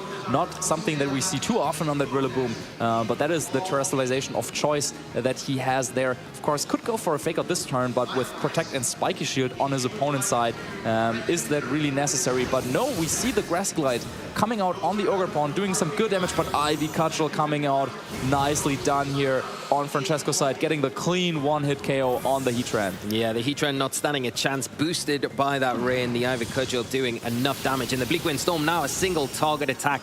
Going to take that Rillaboom down to just in the red. It's only got one more turn in it, and against these two formidable threats on Francesco's side of the field, you'd say it's got a very uphill battle to kind of overcome these going into game one. Of course, it looks like Francesco's managed the board perfectly in this game. Yeah, even though that key turn that we identified with that Golden Go against the Salamence went into Carmine's favor, now eventually over the course of this battle, I think Francesco's Tornadoes really proved to be a little bit too much to handle for Carmine, as with the setup of both the Tailwind and now the Rain Dance, it's just supporting its teammates perfectly. That Bramblegast getting that big knockout on the Fluttermane, and now the Ogre Pawn getting another knockout. First on the Heatran, now on the Rillaboom, and Francesco will take the game 1. Yeah, and you outlined it perfectly. I think the big thing here for Francesco was that Tornadus. You know, the whole time the Tornadus came onto the field, Francesco had something next to it that was detracting all of that attention from Carmine's side of the field, allowing it to get that Tailwind up pretty freely, allowing it to get the Rain Dance up,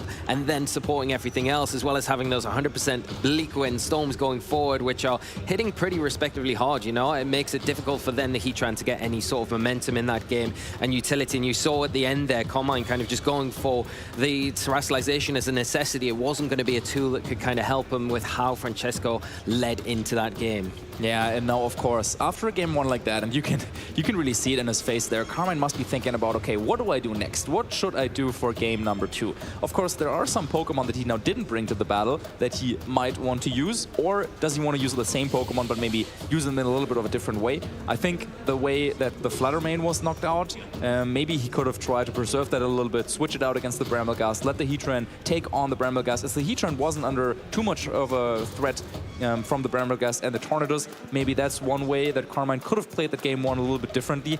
Or does he maybe want to lean a little bit more into that Dondozo? However, seeing how the Goldingo on Francesco's side has such a good matchup into Dondozo, it's hard to come up with a way or with a plan from Carmine to cover all of the options that Francesco has. So it's really about predicting, will we see the same lead again from Francesco? Will we see that Goldingo again? Or maybe is Francesco now, after having understood the plan, because I think that worked very nicely for Carmine, setting up the Tailwind early and then positioning the Fluttermane and the Salamence against the Goldingo to kind of pin it. Yeah. Francesco tried to go for the Terrestrialization, but then the Draco Meteor just, hit it before it could even move and could do anything with a Nasty Plot boost. So maybe that could lead Francesco to think, oh, maybe Goldingo isn't the perfect Pokemon to bring in this matchup, and maybe then that opens the door for Dondozo on Carmine's side. Yeah, I think you make some excellent points here. I love the fact that we kind of covered the Fluttermane and the Salamence kind of pinning that Goldingo, because it is such a big threat, right? But you kind of hit it from both options. I think the one thing that you mentioned was making better use of that Fluttermane. It went down way too easily there when you can utilize the Heatran that can come in, and we saw the damage that it can do off the back, even in the rain with that Magna Stone. But we are going to see a switch up going into this game too. You did talk about it. It is that Dondozo that is coming out for the Carmine, and a switch up from Francesco's side as he does lead with the Urshifu and the Tornadus. Salamence partnering the Dondozo on Carmine's side of the field. Yeah, I really like this adjustment by Carmine, identifying that, Dondozo would have been a bad lead against his opponent's Goldingo, but with how the game 1 went, maybe the Goldingo is still in the back for Francesco, but let's see. Now, the Urshifu on Francesco's side notably is carrying the Life Orb, not an item that we see too often, so the close combat is also heavily boosted, but because of that Intimidate from Salamence, even that option,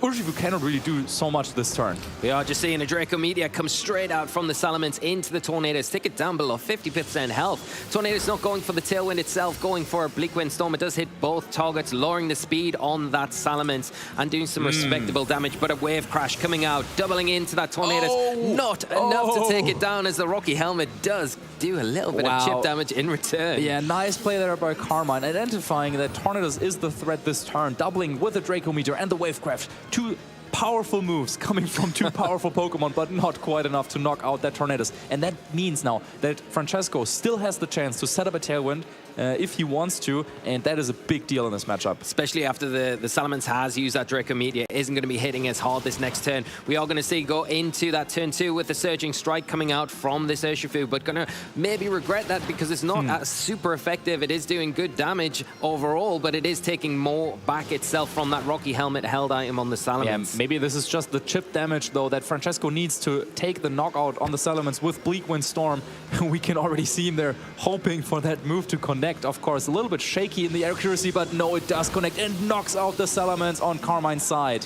The huge turn there, and like you say, that chip damage all important there just to remove that big threat from the field, not to allow it to get the Tailwind off, as we do see that Dondozo return now with a Yawn into the Tornadus. But you've got to think at this point, the Yawn isn't really a bad thing. If you're just wanting to get that Tailwind tailwind up this next turn, you can probably say, I'm happy at going to sleep. If I get my tailwind up, I'm going to be in a really good position to go forward in this match. You can look at Carmine's options. Has got the Urshifu of his own to bring in, and then that Heatran. Heatran not going to be one of those Pokemon that you really want to bring in front of an Urshifu either. Yeah, absolutely not. Yeah, great point you make there. The yawn of that Dondozo actually not so effective being used against the Tornadus. Tornadus, yeah, didn't want to stay on the field anyway, right? So whether it goes down this turn or whether it switches out, I think Francesco is happy with that outcome. But Carmine actually decides to go into that Heatran. And now it's going to be interesting whether he will go for that Terrestrialization. Because, of course, Francesco could also just use Detect again on the Urshifu to kind of scout out for that Terrestrialization. Or if maybe Carmine wants to be a little bit more aggressive and save the Terrestrialization for later.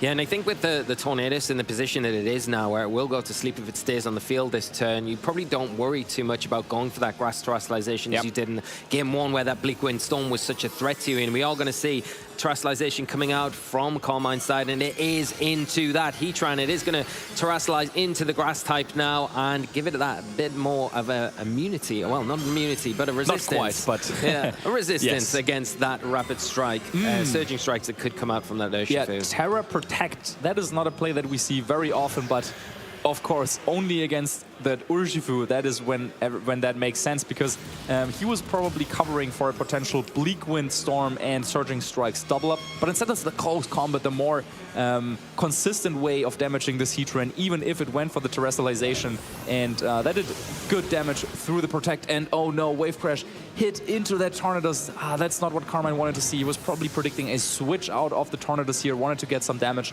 on another Pokemon coming in, but now all the work that Dondozo did earlier with a yawn, now that effect is also, of course, cancelled out because Tornadus just went down naturally, but now Francesco has the option, bring in another Pokemon. It is that Brambleghast, get a boost from Wind Rider, and he looks to be in a fantastic spot this game. Yeah, especially after you see the utility of that Unseen Fist ability on the Urshifu, targeting into that Heatran with the close combat to really do some significant damage there. It's definitely in range now of a Poltergeist to come out from this Brambleghast. It has just protected, so it can't really go for that attack again this turn round, and also the Dondozo in a little bit of a dangerous position as well, with the big powerful grass type attacks coming out from the Brambleghast potentially this turn as well. Yeah, we shouldn't forget that close combat. That Urshifu was intimidated by the Salamence and still did so much damage. Of course, that is the benefit of having that Life Orb, not only the Mystic Water boosting the water type attacks, but with the Life Orb also boosting the fighting type on that Urshifu. And it looks like Carmine decides that he wants to keep the Heatran around for another time. Actually, something that would be quite cool is if that Citrus Berry had activated, then Poltergeist cannot even hit the Heatran anymore, because that only works if you have an item. So maybe that's something that Carmine can try and play for. Take advantage of later on in this game, but we are going to see Francesco finally go for that Terrestrialization. It is this time onto the Brambleghast, going for that Ghost Terror type before it goes for the attack. We are going to see the Dondozo just go for a Protect here, going to avoid any damage this turn as long as that Urshifu doesn't attack into it, but it is going with the close combat. Not quite enough to pick up the knockout there, but taking advantage once again of that Unseen Fist ability. Yeah, and it's never a great time when you're forced to go for Protects in front of an Urshifu, but the Poltergeist was targeted into what was the Heatran, now switched into that Urshifu, and look at that damage, over half. And yeah, maybe Carmine could have tried to attack with the Dondozo this turn, seeing as it was bulky enough to take on that close combat, but instead maybe he was predicting a Power Whip coming out of that Brambleghast. But yeah, once again, Francesco chooses his targets wisely, does even more damage, and now it's getting more and more difficult for Carmine. Yeah, and especially with that Focus Sash still intact on the Brambleghast, not really too threatened in front of what you would normally be in that dark and fighting type Urshifu on Carmine's side. Happy to sit and take an attack and then return with a big attack to potentially take down either one of these targets if it so pleases. We are just going to see the Shadow Sneak come out. It is going to be into the Dondozo slot, enough to finally pick up the knockout on that big fish Pokemon that has been so problematic, throwing out those yawns throughout this game as the Sucker Punch comes out, but failing because it is going after the Shadow Sneak. Very well played there from Francesco. Yeah, and we now also get confirmation of the final Pokemon of Francesco. It is that Ogerpon Wellspring Mask. So Goldango didn't even make it to this battle, and yeah, Carmine though unfortunately wasn't able to utilize the Dondozo and the yawn in a way that yeah, it would have helped him too much. So now down to the last last two Pokemon, one last stand with that Urshifu and the Heatran. Heatran with its grass typing in a decent spot, I would say, against Bramblegast and Ogerpon, but as long as the Citrus Berry is still available, Poltergeist might just be enough for a knockout from that range. We're going to see a protect from the Urshifu here as the Wood Hammer comes out into that slot from the Ogerpon. Going to be protected though, avoiding any damage this turn, and it is down to that Bramblegast. It goes for the Poltergeist into the Heatran. It does detect the Citrus Berry, and is this going to be enough to pick up the knockout and take the game pretty much for Francesco? It is a huge knockout. Huge knockout. It's always a little bit scary with that Poltergeist because, of course, the message comes up which item has been, or the Pokemon has been attacked by, and of course that is similar to what it looks like when a move misses. But when using Bramblegast, you have to be used to that, and Francesco definitely was. He knew that this would seal the game, and Francesco takes home this game against Carmine, moves on to 3-0. Oh, just an excellent showcase here from Francesco. Lovely to see both players congratulating each other after that game as well. A really good game though, but Francesco dominated that game from start to finish, making it very difficult for Carmine to kind of get any momentum in that game. The way he led in game 1 with that Goldingo, and then in game 2 making those beautiful adjustments as well, and taking advantage of that Urshifu at every chance that he got as well. Absolutely. Congrats to Francesco. Now it looks like both players having a little bit of a chat here after that matchup, and it was not quite the defensive playstyle that we had anticipated going into this here on Carmine's side. He tried to pull that off in the second game a little bit, but once again Francesco just playing so masterfully with his offensive pieces. He even included a couple of switches here and there when he knew he wanted to improve his board position, and what I'm most impressed by is that after this first game, when he lost the Goldingo, he kept calm. He didn't write off the first game. He was still trying to win, and I think that is a testament to how confident he was, but also then how strong of a player Francesco is, that he found a way to navigate through that difficult 3-4 Pokemon deficit. But in the end, he was able to not only win the first game, but also win the second game and take home the series 2-0. Yeah, and I think the Bramblegast play, in particular from Francesco, was just phenomenal. You know, I think sometimes you forget how hard that Pokemon can hit, especially after it's had that Wind Rider ability activated. The Poltergeist move is so strong, especially when you've got that item there, and it's difficult because I think what you outlined in that match with Carmine was probably trying to get rid of that Citrus Berry, so at least that move isn't a threat to you anymore. But it's so much easier saying that than being able to execute it when you've got that offensive threat in front of you, where you haven't really got the Pokemon numbers to be able to switch around and kind of put yourself in a position where you can do that to kind of close out and hopefully tie up the game. I think the way that Francesco kind of executed the Tornadus and used it throughout that game was perfect as well. You know, not really caring about the yawn when that came into it, thinking, well, yeah, I've got my turn. I've just got one more turn left. I'm pretty much on an invisible focus sash anyway. I'm going to go down soon, and I'm going to take this last chance that I have with my Tornadus to get a Tailwind off, and that's going to really benefit not only the Bramblegast when that did eventually hit the field, also the Ogerpon as well, that was able to kind of come in and just clean up that Urshifu that could have been a bit more of a threat than what it turned out to be. Yeah, absolutely.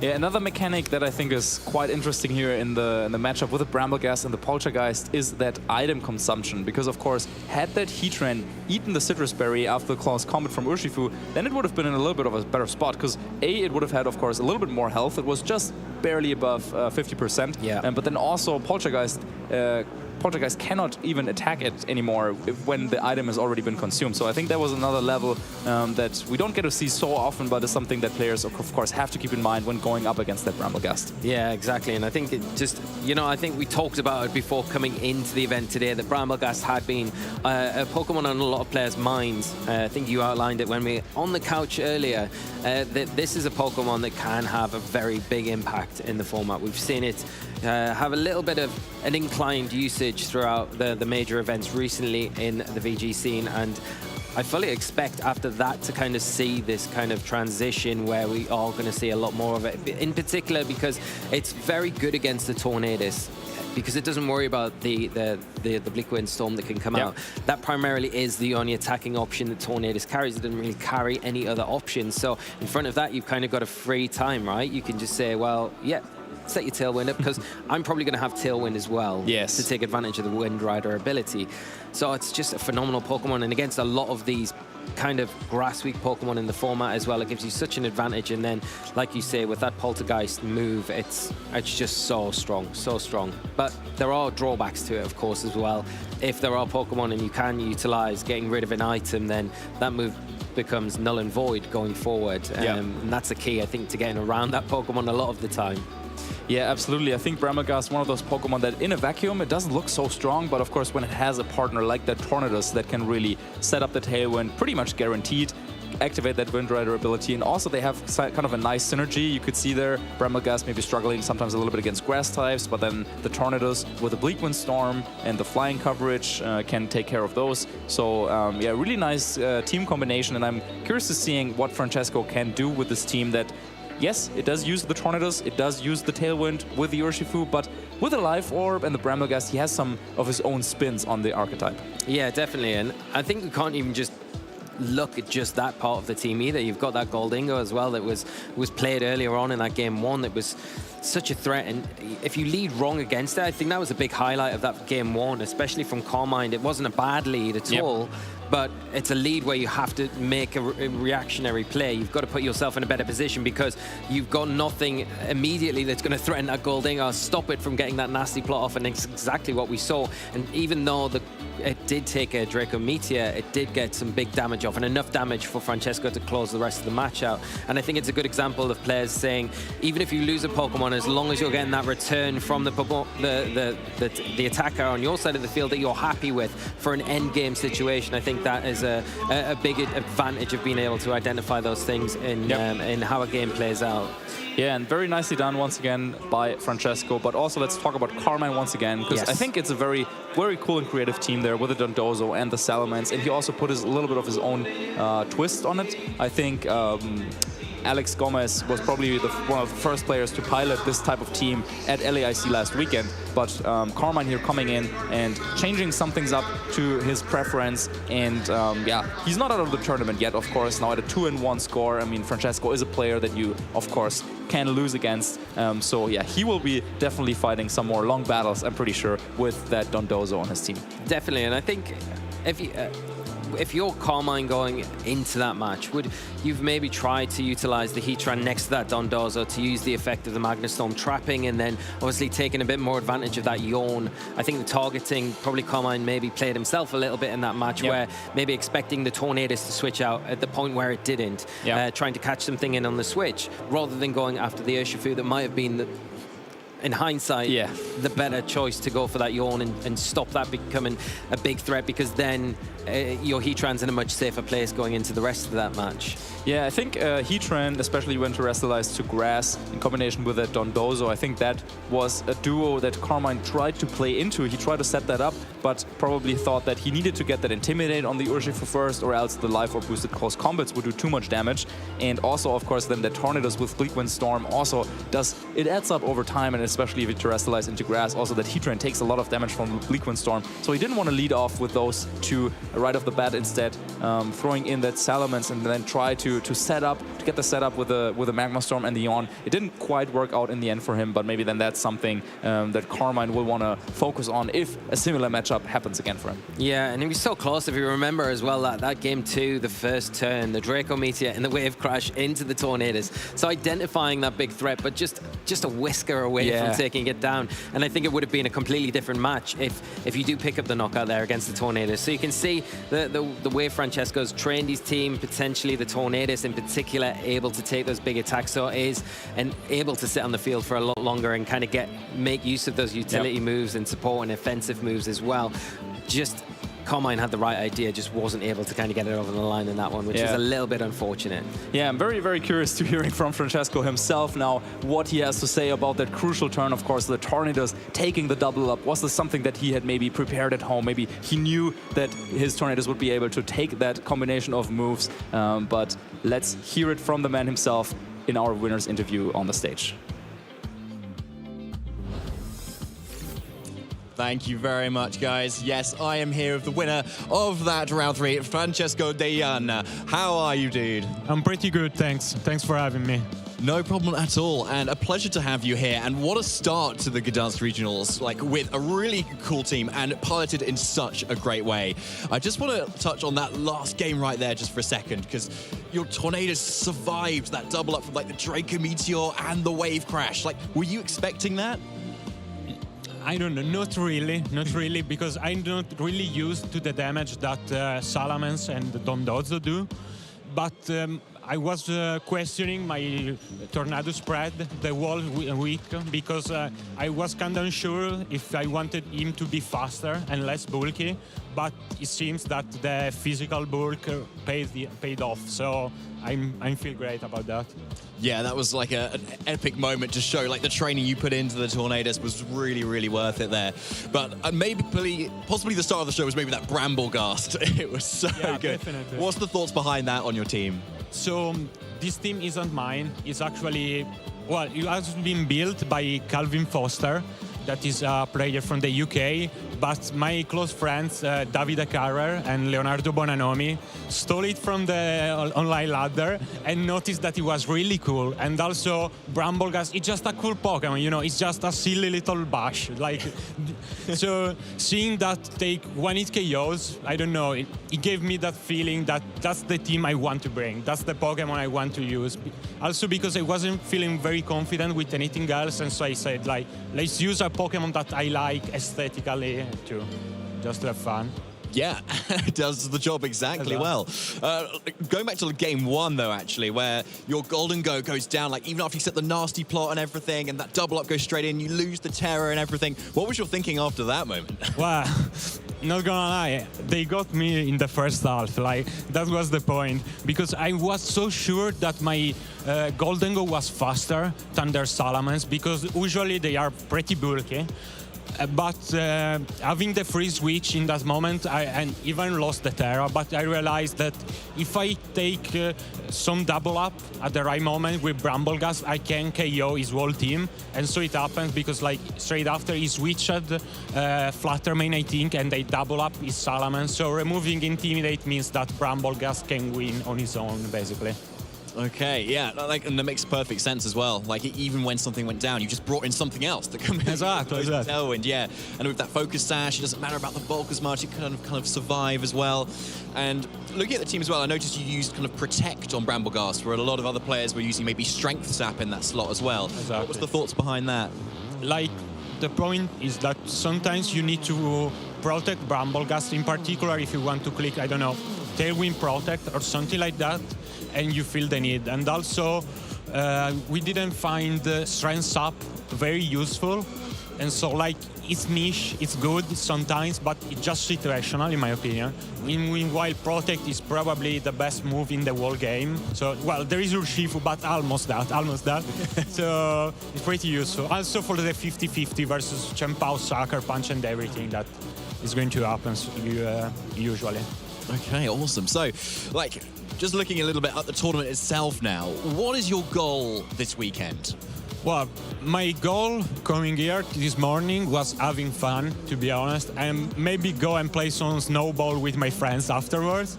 But now I think I'm 3-0, so I hope I can win 4 more. That's my goal for now.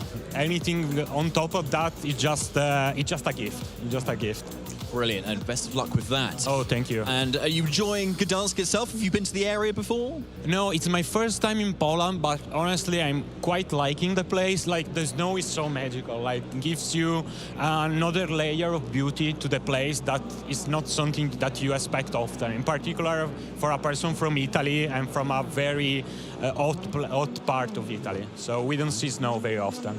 Okay, yeah, it was certainly a surprise for a lot of us here coming into the venue, but a warm welcome though once you've definitely come in.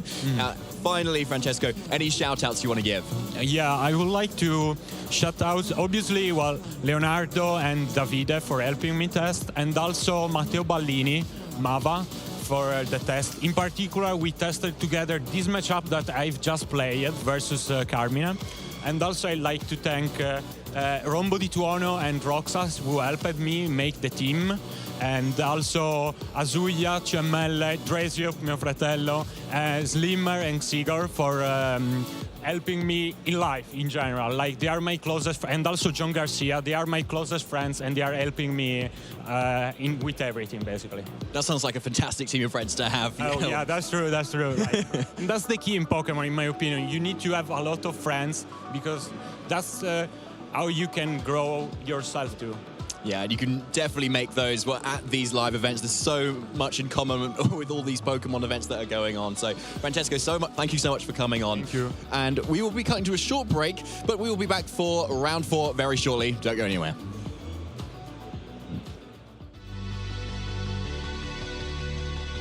So I started playing Pokemon at the end of 2017, beginning of 2017 area.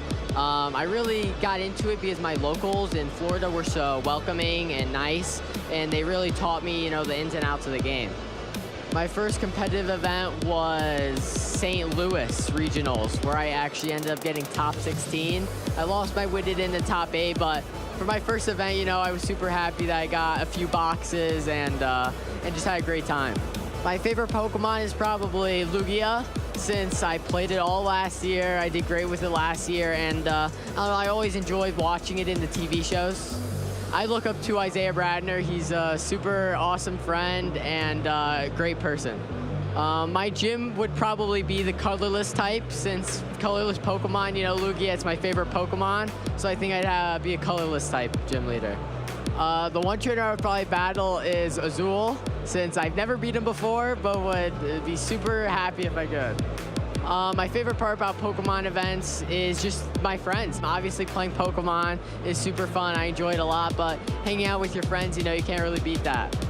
My go-to event snack is probably just chips and a drink. That's usually what I have throughout the whole event. I usually don't eat lunch because nerves, but then I make sure I have a big dinner afterwards. Yeah, if I won the World Championship, I'd probably make a call to my parents first to start. They've supported me ever since I started playing the game and just been a great supporting role. I do not think I am Team Rocket.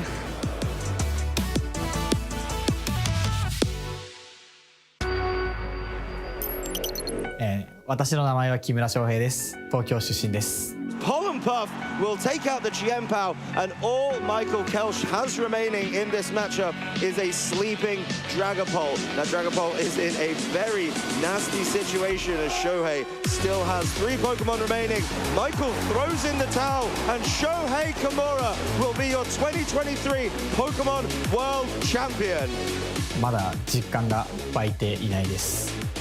1戦目はもう想定していた選手と違うものが出てきてしまってかなり厳しい状態になっていたんですけど、パオジアンのつらら落としに助けられて1戦目を取ることができて、2戦目は想定していた対戦内容だったので、想定していた通りにことが進んで、勝利を収めることができて嬉しかったです。相手のパーティーのリキキリンとウーラオスをどのように倒すかが鍵となっていて、それらに対抗するためにテラスタイプを変更したモロワレルが、鍵になると考え、臨みました。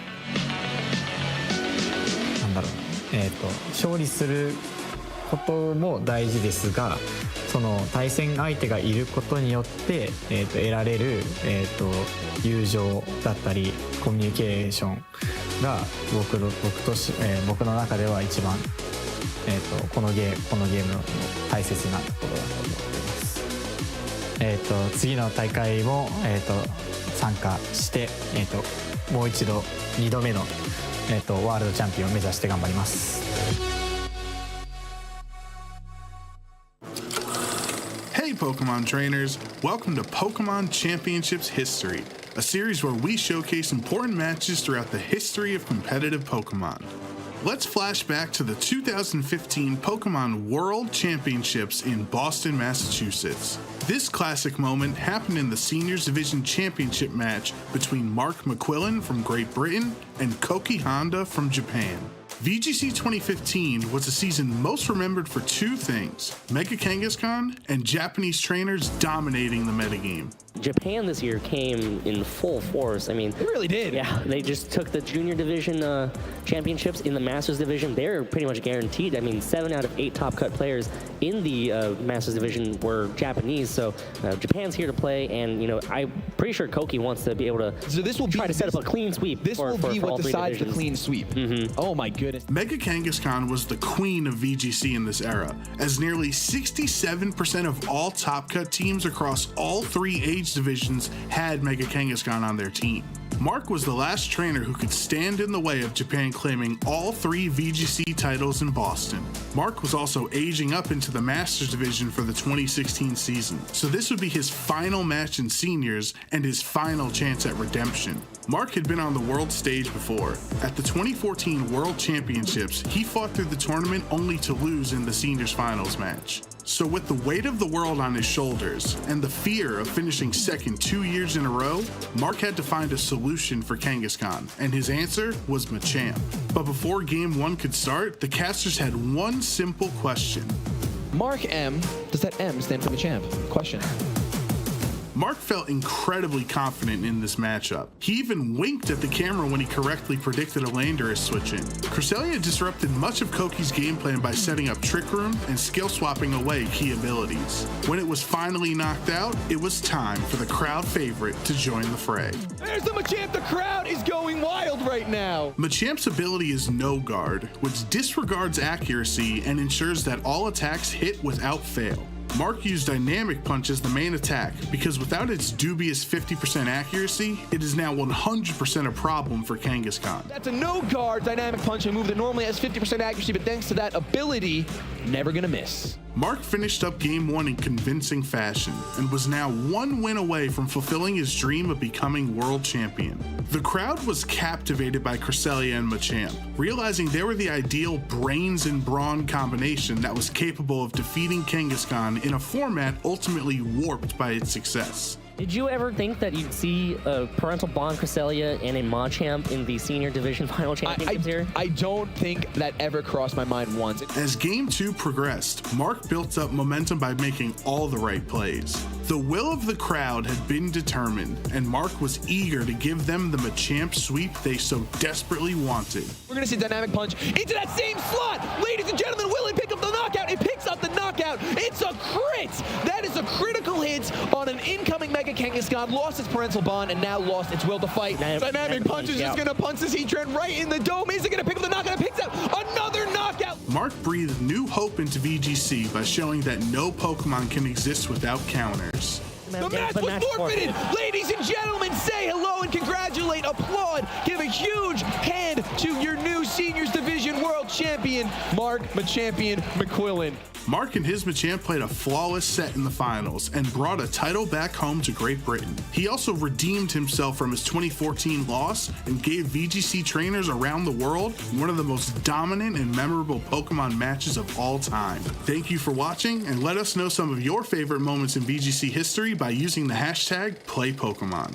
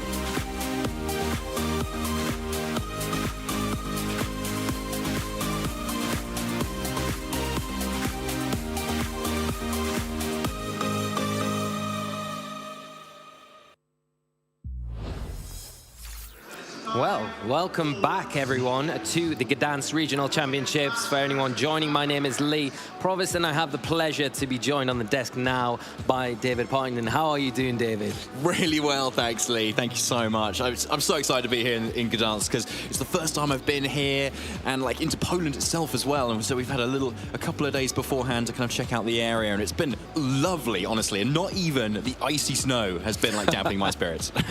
It might have dampened mine a little bit, but no, it's been wonderful, and it is only just getting started, like I say, and I think it's the first time that we've ever had the pleasure of working with each other on the desk, so great to finally be able to dive in with you, and I'm looking forward to this next round. We've obviously just had round 3 wrap up there, where Francesco took a very dominating, convincing win there, and we are getting ready. Our players are shaping up and preparing for round 4, and we've got another absolute cracker of a match coming up for you all at home.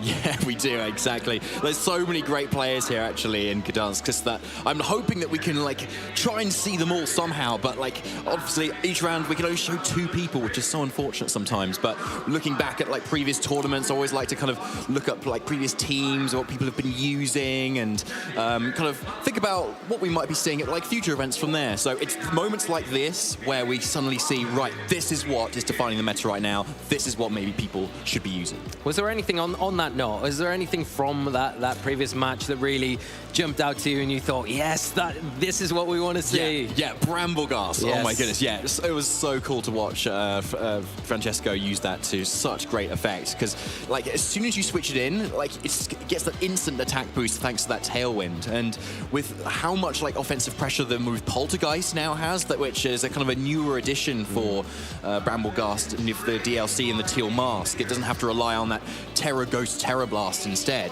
Yeah. It goes straight on the offensive with such a powerful move, and with the grass type coverage as well. And to top it off, being immune to Heat Wave, being immune to Hurricane, and just a load of other wind moves is like massive. Feels a little bit unfair when you kind of map it out on paper like that. It just feels like, why are we not seeing more of Bramblegast in the format? And maybe that is going to be the case over this weekend. But like you say, having the advantage of having the immunity to probably one of the most popular Pokemon that we've got in the format at the minute, in that Tornadus, in that Bleakwind Storm, is such an advantage. And then obviously not only being immune to it, but taking advantage of that ability and the Wind Rider ability as well. Anytime we see anything like that come out onto it, increasing the attack power, and like you say, that Poltergeist move is so scary. I'm getting memory pangs of Alolan Marowak from back in the day with access to that, and it is kind of probably a little bit more dangerous than that Pokemon, you know, as well. Yeah, like I think so too, because especially when you've got so much speed behind it at the same time, and like it's such an obvious target for a Focus Sash user as well, right? Yeah. Because its defenses aren't that great, but as soon as you slap a Focus Sash on, you're guaranteed to survive at least 1 hit from something. And being Grass type, the only thing that can get around a Focus Sash is like Surging Strikes. So being a Grass type, you can kind of get around that as well, because you'll be able to take the resisted hit fairly well anyway. So it's such a great Pokemon right now, and you could see why players are using it. Yeah, and I think the one thing that you can say about the Focus Sashes as well, it kind of like really draws in the attention from the opposing player, where you have to really kind of concentrate 2 attacks into it to make sure that you can remove it from the field, which is, you know, and a detriment to yourself at some points, because you could just see a Protect come out there, and it leaves the partnering Pokemon next to the Bramblegast, normally the Tornadus, in a position where it can just do it at once. And if it gets things like we saw the Francesco get set up with the Rain Dance, with that Tailwind as well, and then just in a position where it's got those 100% accurate Bleakwind Storms that it can just relentlessly put out onto the field, it makes it very difficult to kind of manage. Yeah, hugely difficult, and it's kind of the opposite of the Tumbleweed aesthetic, where, you know, Tumbleweed comes over, there's not a lot happening, but this complete opposite for Bramblegast. It is tumbling and snowballing, to be honest, against this team. So even after Francesco's Goldengo went down, to that double up, even after taking a nasty block, doing absolutely nothing, it came in and did the work. It definitely did, and that was a great way for us to kick off the show. But we can take a look at some of the notable matches to look out for in round 4 of this this tournament. So we'll jump over now and take a look at those and see what we've got in store for everyone at home. Of course, we can only feature one match, sadly, per round, but it is going to be an absolute cracker. Like I said, for round 4, we will be featuring Jamie Boyd versus Albert Boss. Yes, exactly. What a match. Like, we will be getting those players ready very shortly, but other notable matches, Oliver Eskelin there versus Luca Mazzini. Oliver, a fantastic player from Finland who does very consistently well, often getting consistently to the top cut stages, but maybe not quite getting to that winning position. So I'm sure he's hoping for a little bit more this weekend. Yeah, definitely. He's had some incredible finishes in the past, and I'm sure he's not done with those finishes just yet. So gonna expect big things from him, but he's got Luca in his way before going into round 5. Of course, we've got Victor Medina as well, featured in a match against Alejandro Ramos as well. And Victor had a phenomenal performance last weekend in the Latin America International Championships. So coming to this event back in his home turf and hoping to have another great result this weekend. And then we've got Hengwai Zhang as well against Philippe from Poland. And, you know, Hengwai has had a really good start to the season, I think, accumulating a lot of championship points, in particular from the UK circuit. So it'll be nice to see how he kind of transitions the more local events into this more major event this weekend. Yeah, I believe he's already got his Worlds invite as well, but like obviously he wants more. and why not? You know, like these tournaments are here not just for the people who want to go to Worlds, not just for the people who've already qualified for Worlds, it's for anyone who wants to kind of share the experience with a lot of other people who really like Pokemon. And as I spoke to Francesco earlier, like it's just a great place to meet people and like make friends and like team build together and just share ideas and just kind of, you know, for me, Pokemon is just going on my head and constantly, and I can vent that to somebody. That is definitely one of the best things about the events. You've got so many other people that have that common love for the game that you can talk about it with that you maybe don't get in everyday walk of life. No. But getting on to our round 4 match, of course, we have got Albert Boss. A lot of you newer players to the scene might not know Albert, but he has been a player in this scene for a long time. One of his most notable achievements is a top 8 finish in the 2011 World Championships all those years ago, and still going strong now with a great start to this tournament here in Gdańsk, going 3-0, and we'll be going up against a pretty tough opponent, it's safe to say, in Jamie Boyd. Yeah, Jamie Boyd. Most recently, you may have seen him getting top 4 at the Toronto Regional Championship. So he kind of thought he'd hop over with a bit of time off and just kind of storm the North American scene with a top 4 and with a really, really interesting team, bringing the like more supportive Roaring Moon and the Ogerpon Teal Mask variantly. Yeah, it's an interesting pick. It's not one of the more common Ogerpon choices that you see a lot of players using, but there are some real pluses to it. The one fact is that you can put an item on that Pokemon, giving it a huge advantage over its counterparts, and it also has that Defiant ability as well, which is so good in a format full of Intimidate users and moves that like to drop your stats. And the Teal Mask Ogerpon is one of those Pokemon that really welcomes that sort of thing and says, yes, throw those as much as you want onto my side of the field because I am going to hit in return so hard. And Jamie, like you say, in Toronto, having such a good showing there, hopefully bringing that form into this event, and does have a very interesting and what you would kind of consider an odd pick on his team. True fitting of Jamie Boyd, let's say. Yeah, exactly. It's without fail, he always brings something like very off-match and very interesting. I think previous matches in the year, in the 2023 season, I think we had a Bascule Legion team as well, which was quite interesting. And on paper, it seems great, right? Water and Ghost type. You can take the Surging Strikes from Urshifu. You can take the Close Combats from Urshifu.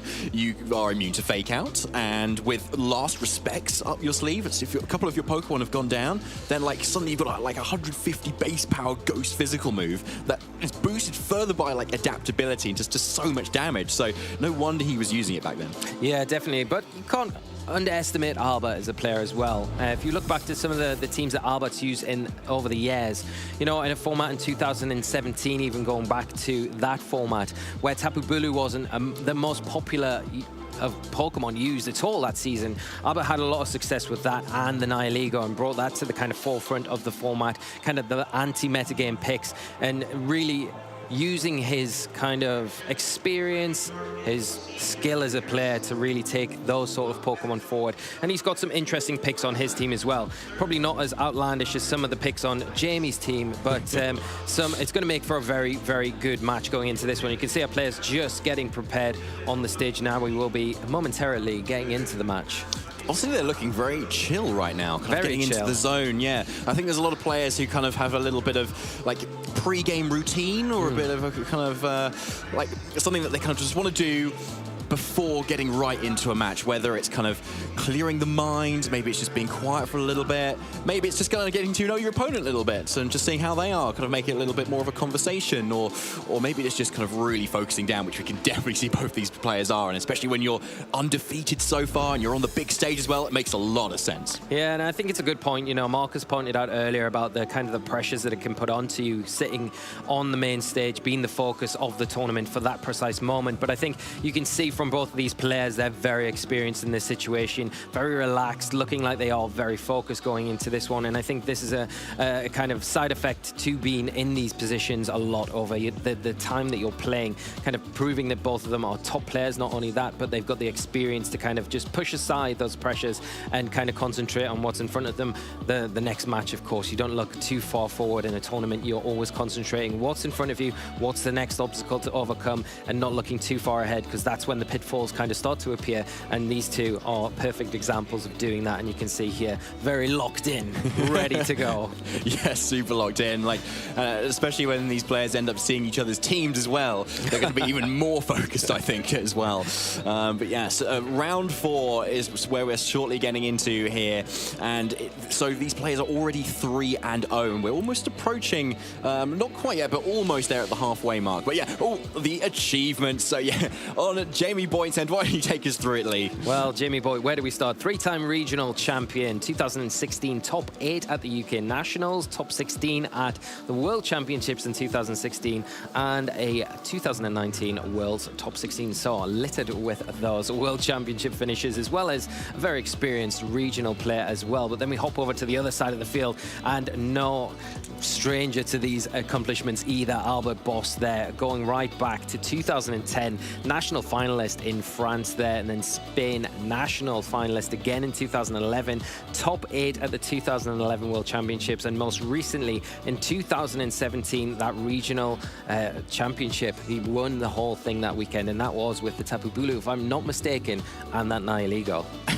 The Tapu Bulu is something that we always like to bring up on the cast deck. I'm sure well. Lou will appreciate that. Yeah, yeah, it's such a great Pokemon. Like we just love to talk about it, and because of all its great attributes and some of the stuff it can't do, but some of the stuff it definitely can do, like, and just throwing out those powerful grass type moves. But at the moment, it is not in the current format, and we're going to be focusing on these players' teams here, which we're going to be shortly showing you. But look at those accolades there. Like, there's probably even more that both of these players have here. So just highlighting the caliber of players that we have here in Gdańsk and in the EU scene itself. Yeah, and not just the accomplishments themselves over such a time frame, you know, ranging back to, you know, when the VG scene was first starting right up to date. You know, these players have been at the top of the game, consistently getting results right through even into the current time, you know. So I think it just shows, it's a big testament to both these players, and what a treat we have going into this round 4 with this showcase of two extremely good players. And Jamie, like you say, looks very relaxed, and I want to see the faces of both these players when they do exchange team sheets. But we can take a quick overview. Do you want to take this away for us with Jamie's team? Right, that is a glaring Articuno.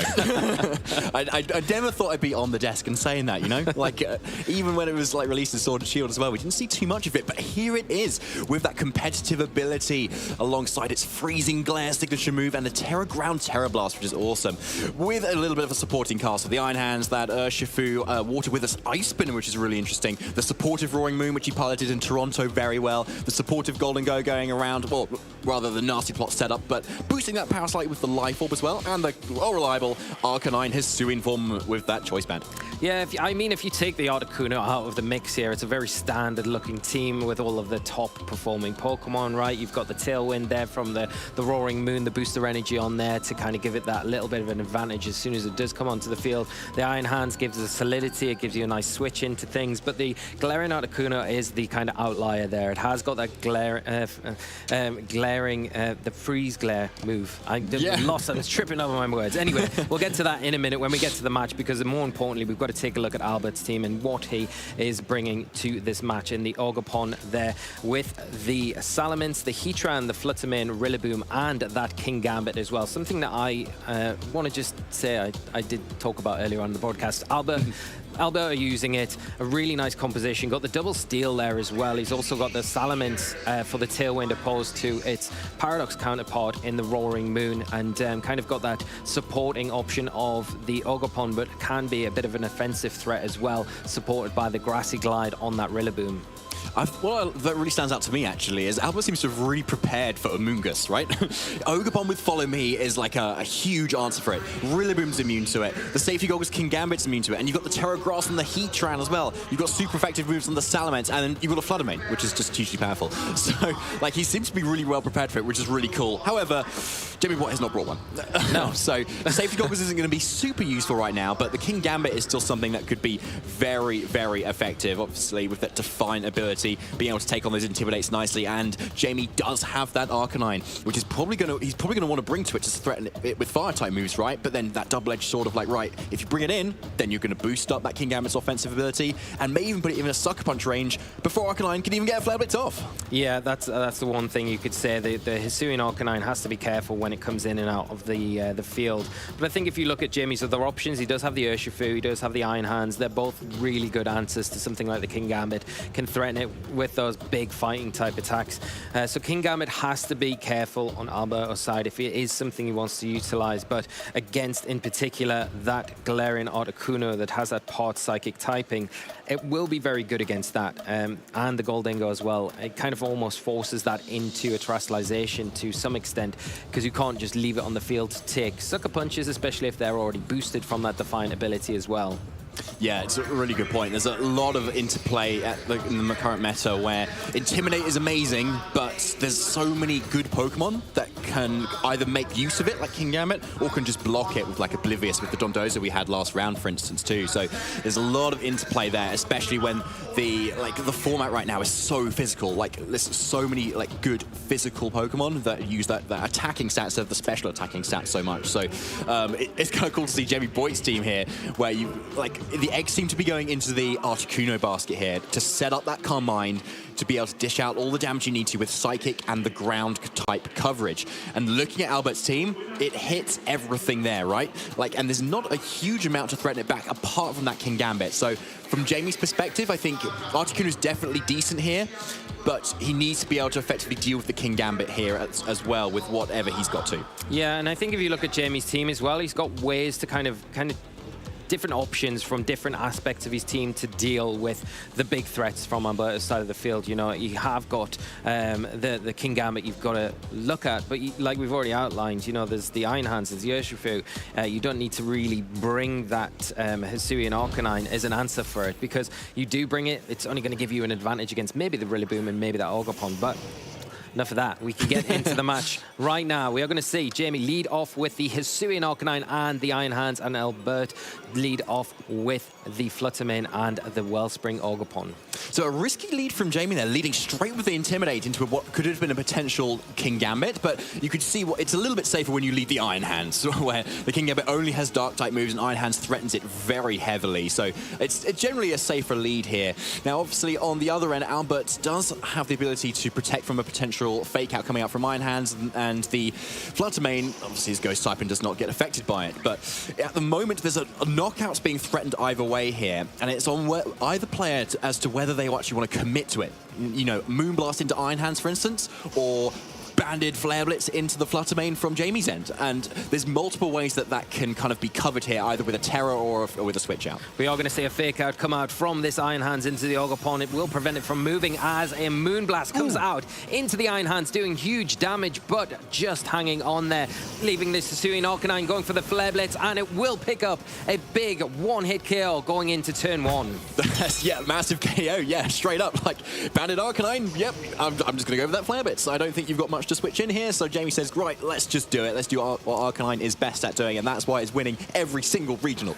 Yeah, and we are going to see the King Gambit enter the field now for Albert, and you would say that this Pokemon probably wanted to be out in the lead to take advantage of that Intimidate. It's not on the best of positions either against that Hisuian Arcanine that is locked into that Flare Blitz, but it is also going to be threatened from the Ogopon on the opposite side of the field. Obviously, the Fake Out has now been utilized from that Iron Hands. It can't go for it again, and it has taken a lot of damage so far in this match, so any hit coming out from either of the things on Albert's side of the field will pick up a knockout.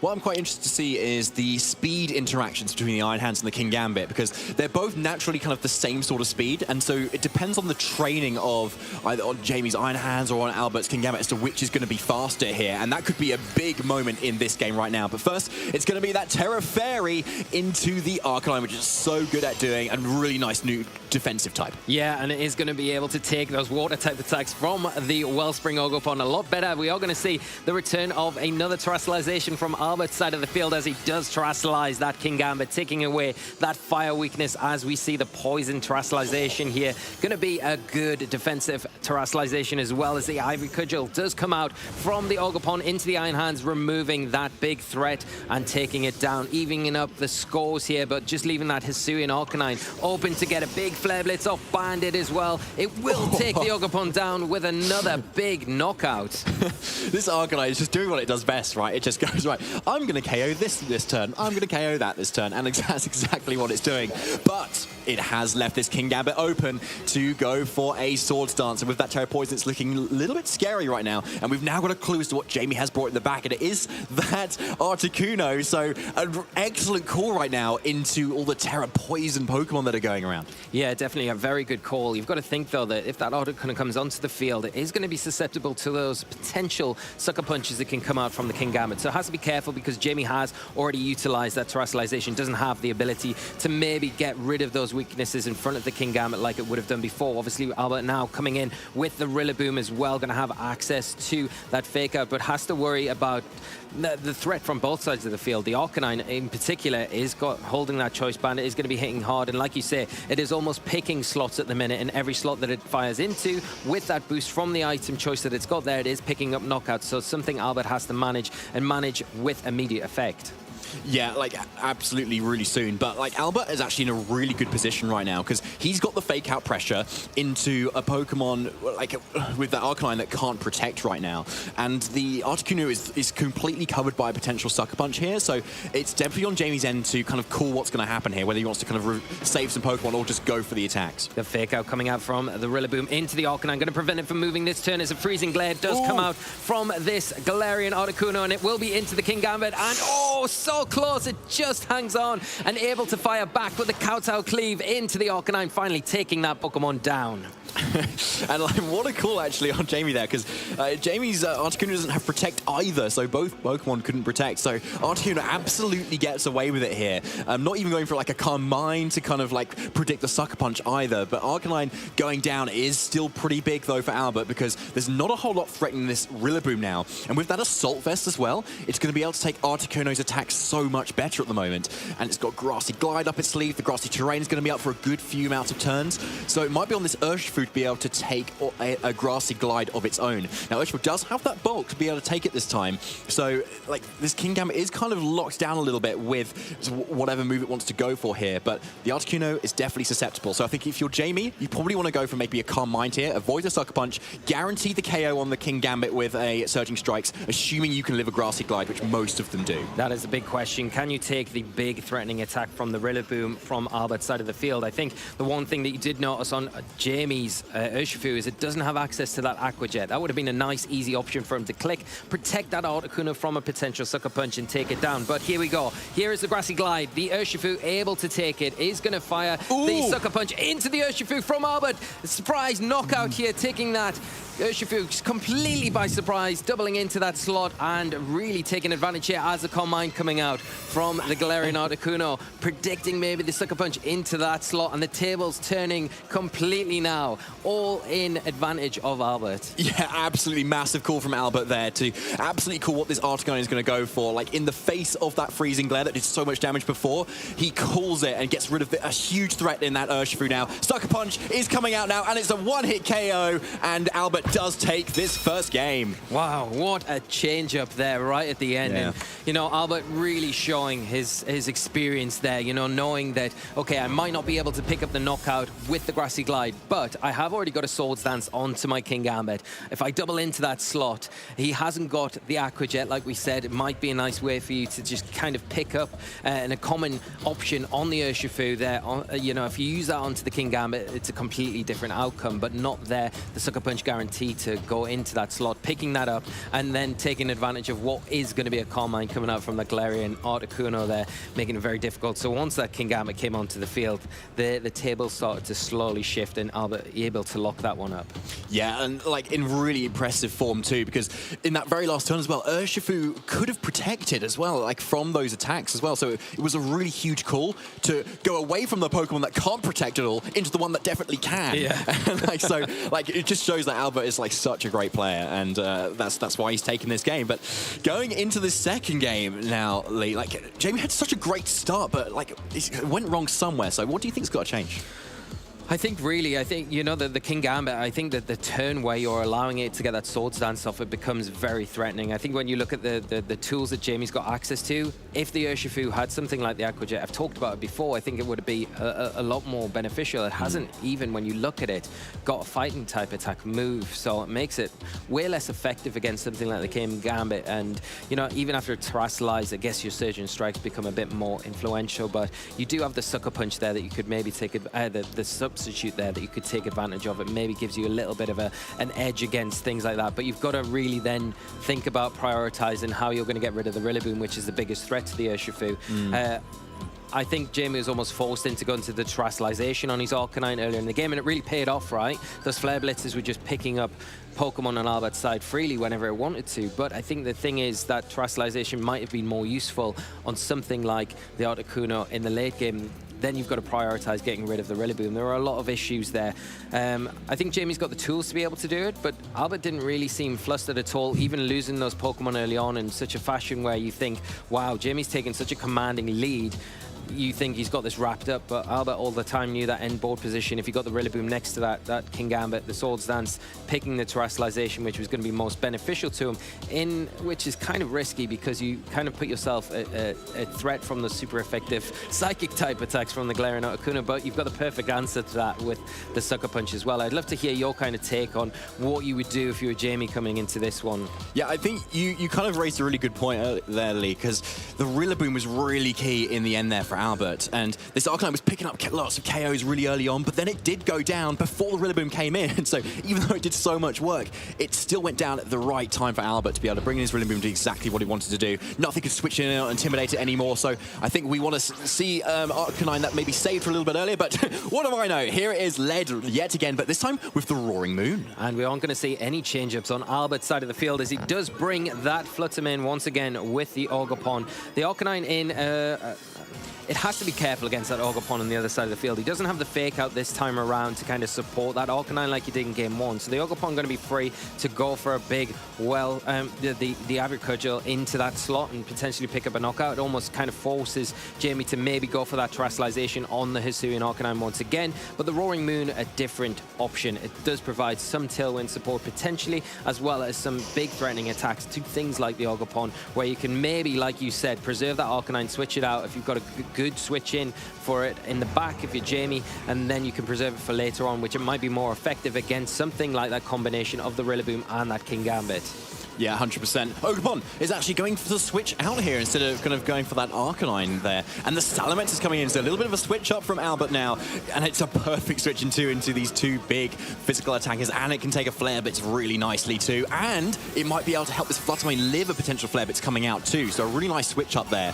And so the Arcanine actually going for the Terra Fairy to potentially take on that Ivy Cudgel. But Albert looks like he's already called it. So the Terra Fairy going a little bit wasted at the moment. But let's see how the turn plays out, though. Depends on the damage. Roaring Moon setting up that Tailwind. Arcanine's going to go next thanks to that speed boost. It is that Flare Blitz. It's going into the Fluttermane. Is it enough for a KO? It does just miss. It's not quite enough. So Fluttermane's going to come out with that Choice Specs. It's going to do so much damage. Being that Dazzling Gleam, Roaring Moon completely goes down and Arcanine hangs on just. You can see how useful that Intimidate was from Albert. Salamence coming in and allowing the Fluttermane to just hang on, barely, like it didn't in that first game. It was a huge turn there. And getting that Dazzling Gleam off, like you say, the Roaring Moon got the Tailwind up, but no more utility for the rest of this game going down, and that is it. And the Arcanine as well, almost baited into going for that Terastallization because of the Ogerpon and how Albert led with it there, because of the threat from that Ivy Cudgel. And I think that it's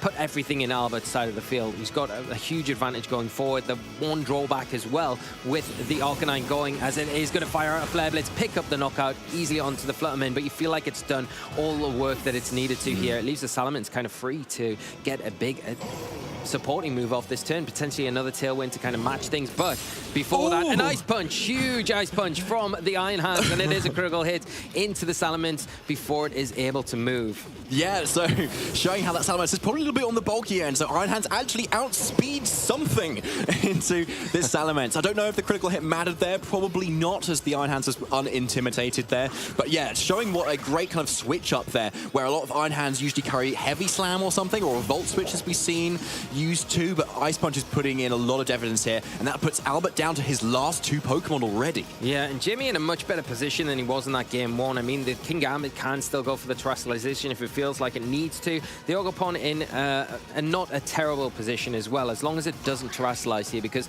as soon as it Terastallizes, it becomes weak to those big electric type attacks from the Iron Hands, and we've already seen it is more of a speedier variant than maybe some of the Iron Hands that we see in the format now, getting the surprise jump on that Salamence, picking up the knockout before was able to support the rest of Albert's team with potentially a Tailwind that was going to come out from that side of the field. Now, it is going to be all in Jamie's court now to decide what he wants to do, if the Spiky Shield's going to come out, and where to target with your two attacks.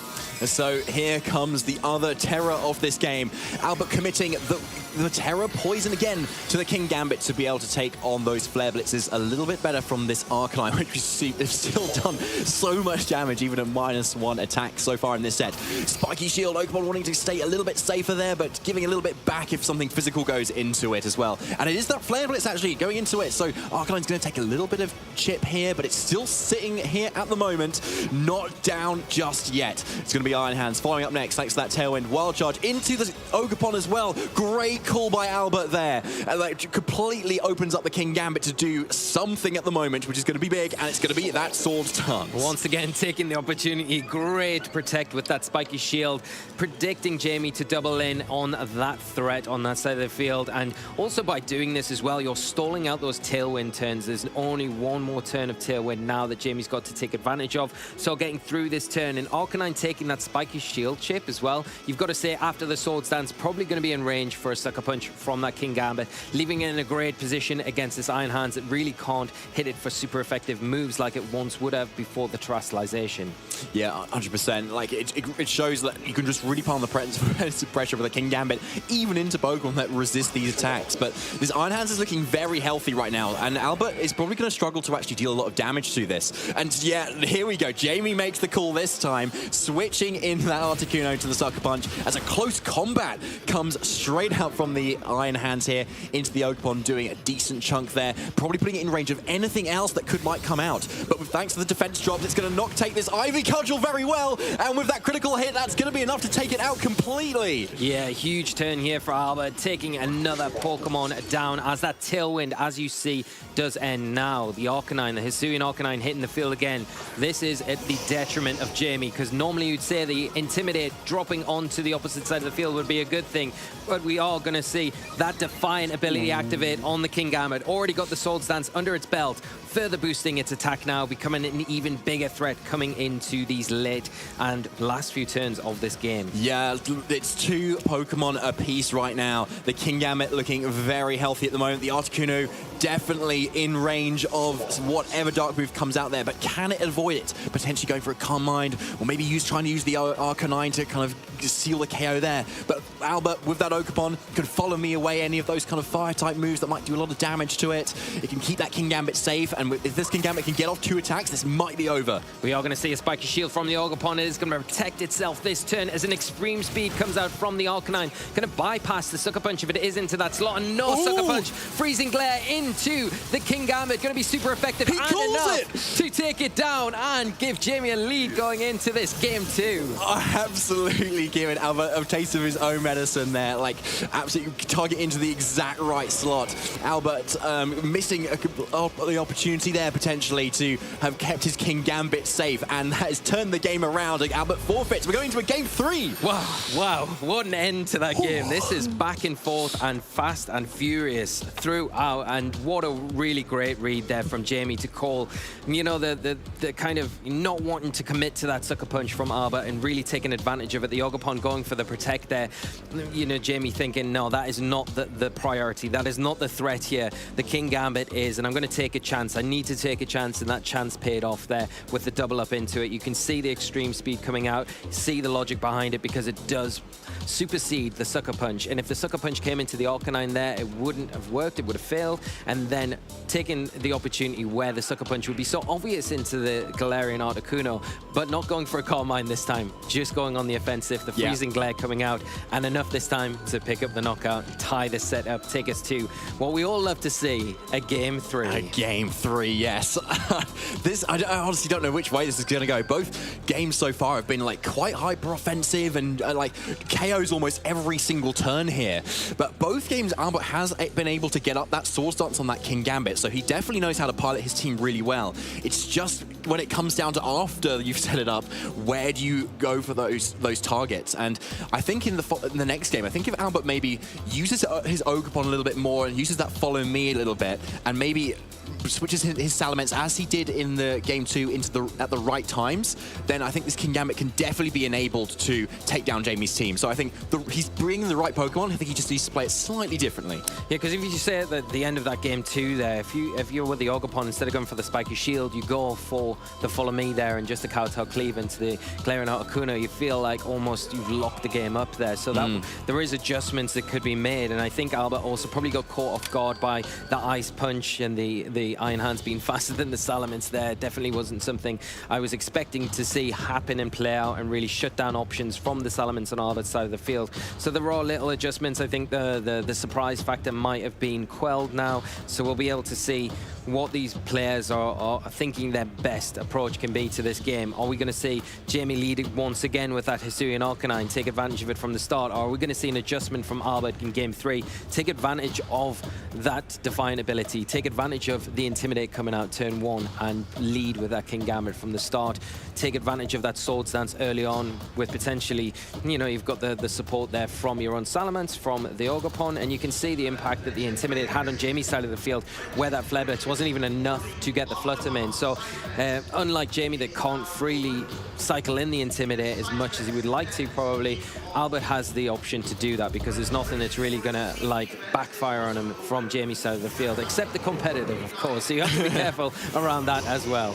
Okay, so we're sticking with the same leads from game 2 on Jamie's end, but here is the first switch up on Albert's end, actually, even off a win, with leading that Salamence, which is now confirmed to be naturally faster than the Arcanine here, both thanks to those Intimidate reveals, but still sticking with that Fluttermane that still goes down very quickly, but does threaten this Roaring Moon, which obviously went down turn 1 before. Now, I like the switch up on Albert's end because now he threatens his own Tailwind at the moment, and there's not a lot threatening it too much that can take it down either.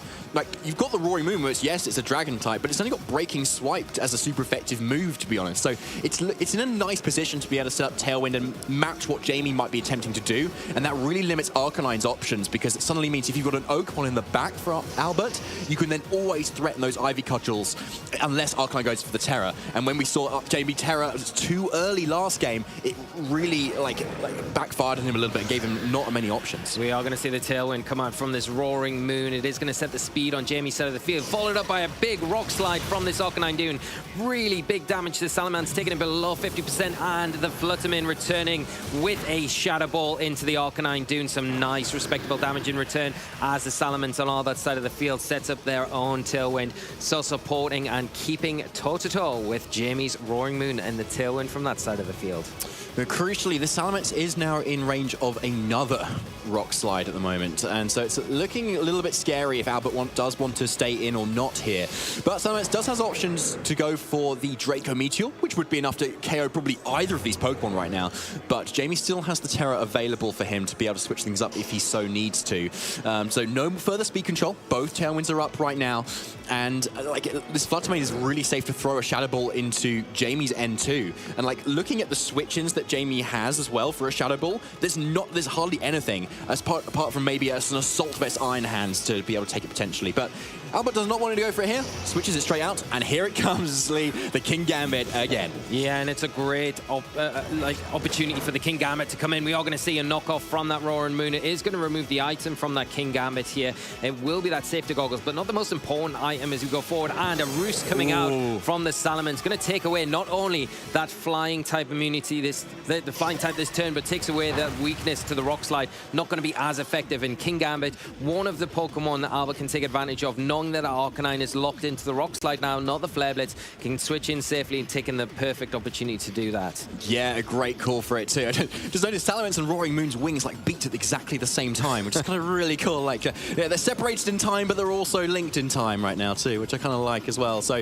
yeah, going into this game, there's going to be a lot of potential options here. The Arcanine is probably going to be wanting to switch out at this point. It needs to be able to switch in at a later stage, get maybe another Intimidate on the Salamence potentially, and also switch up the moves because Rock Slide is not that effective right now. So yeah, Urshifu coming in, something that resists Dark, I think is very big right now. Yeah, and the big knockoff coming out from the Roaring Moon, going to be into that Salamence, taking away that Rocky Helmet and that threat that it poses. But a big Draco Meteor in return, going to be enough to take down the Roaring Moon, and the Salamence getting a lot of useful tools this match, whereas before it didn't really get any utility at all as a Swords Dance comes out from that King Gambit again, taking the advantage of a free turn to set up that Swords Dance, boost its attack, and become a big threat going forward in this match.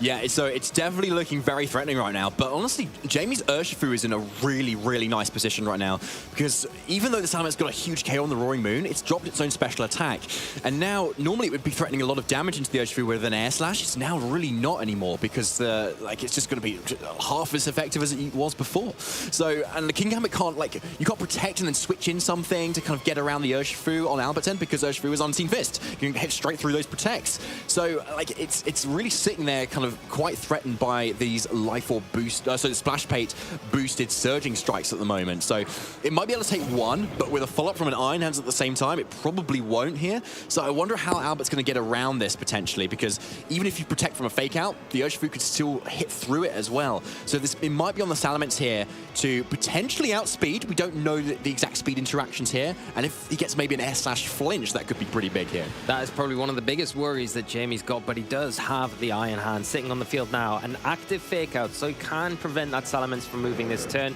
And like you say, take advantage of that Unseen Fist ability, which even if the King Gambit does go for a Protect to try and preserve itself for this next turn, it will hit through that Protect and do some big significant damage, because it is boosted, like you say, by that Splash Plate, increasing the damage from that attack and putting Albert in a position where he is forced to switch watch out that Salamence take a bit more of a defensive approach to this turn. The Salamence being saved for later on as the Fluttermane re-enters the field. Going to be in a much better position than that Salamence was. But we are going to see Terastallization come out from Jamie's side. And it is going to be into that Urshifu, going for the Terra Water to further boost what you would expect to see from those Surging Strikes that will be hopefully fired into that Kingambit if you are Jamie. So here we go. No Sucker Punch from the Kingambit. The Surging Strikes coming out into that Kingambit. Can it take it down? It's going to be very close. Two. Oh, I think it's going to be enough. I think it's going down. Number 3, yes. Okay, Kingambit has gone down. Swords Dance up, but Kingambit completely out for the count right now. So a massive play from Jamie. A great option for the Terror as well, to be able to potentially take on a flying move better as well. And the Ice Punch going into the Fluttermane is not enough. And it's the freeze! Oh, no. Not what you want to see for Albert right now. That is heartbreaking. Like, you can always thaw turn 1, but that still does probably sting a lot. That is so unfortunate for Albert. Bringing in the Fluttermane, obviously kind of wanting to avoid the Salamence getting faked out there, picking an opportunity to get it onto the field so it poses some sort of offensive threat, but getting the freeze on the Ice Punch there. Great for Jamie, but obviously not so great. Like you say, you can thaw turn 1, so maybe there is a chance for this Fluttermane to still have an impact in this game. Heatran going to enter the field now. Not something we've seen Albert rely on or use in the previous 2 games, so can pose a little bit of a threat, but is heavily threatened by that Rapid Strike Urshifu on Jamie's side of the field. Yeah, now this Fluttermane does have Thunderbolt, so it might be able to pick up a KO if it does thaw this time. But with Snowy Gdańsk this weekend, it might not be too likely. We'll have to see, though, to see if Albert believes in his Pokemon enough. But first, the Terror from Jamie's end is going to be into the Grass type for this Heatran, and that's going to definitely mean... It is the thaws out, and it goes for the Dazzling Gleam. It's not going to be the Thunderbolt, but does really big damage into that Iron Hands and some nice damage into that Urshifu. But we are going to see a substitute set up from Jamie's Urshifu here, protecting it from any incoming damage. The next turn as a Magma Storm fired off from this Heatran, and it is going to be into the Iron Hands. Does hit, and it is trapped now. What that swirling Magna as an Ice Punch comes out is enough to pick up the Fluttermane, but that Thaw was big. That damage is really important going forward in this match for Albert. Yeah, Fluttermane must have feeling a little bit warm next to that Heatran there, thanks to that fiery type. It now does seem to have thawed. But actually, the Magma Storm chip, I didn't think it was going to be enough, but it was to actually get rid of this Iron Hands completely, thanks to that double up there. And Salamence is coming in for Albert, and Arcanine for Jamie. The 2 Intimidators back on the field at the same time. Again, showing Salamence is the faster of the 2, and both players down to their last 2 Pokemon as well. Lee, this Heatran is looking pretty good right now. It depends if Salamence can hit its moves. I mean, if you're Salamence, you probably want to target into this Arcanine, take it down, just get it out of the way, and this Urshifu can then start to, potentially being walled by this Heatran, but thanks to this... it actually lives! Lives the extreme speed and actually doesn't go for the tailwind, going for a roost here, getting some of that really, really important health back and taking away that flying weakness. Just the dragon weakness here, so the Ice Spinner coming out, and it will be enough anyway, but nearly getting itself into a position, but Jamie covering with the Ice Spinner, not a popular choice on the Urshifu here, and taking a big lead there. I think the extreme speed was just nearly, but the Earth Power going to come out and pick up a knockout. So like you say, that Heatran still in a great position going into this last few turns of this game. The Urshifu obviously having that substitute up, it is going to be protected for 1 turn, and it will be able to fire off an Ice Spinner, which is going to be now super effective into this Heatran that has got that Grass Terastallization. It'll be interesting to see how much damage this does. It fires in and does just above 50%, just above, so about 40% damage. That might not be enough here, because this Urshifu sub is probably going to go down to the Earth Power at the moment.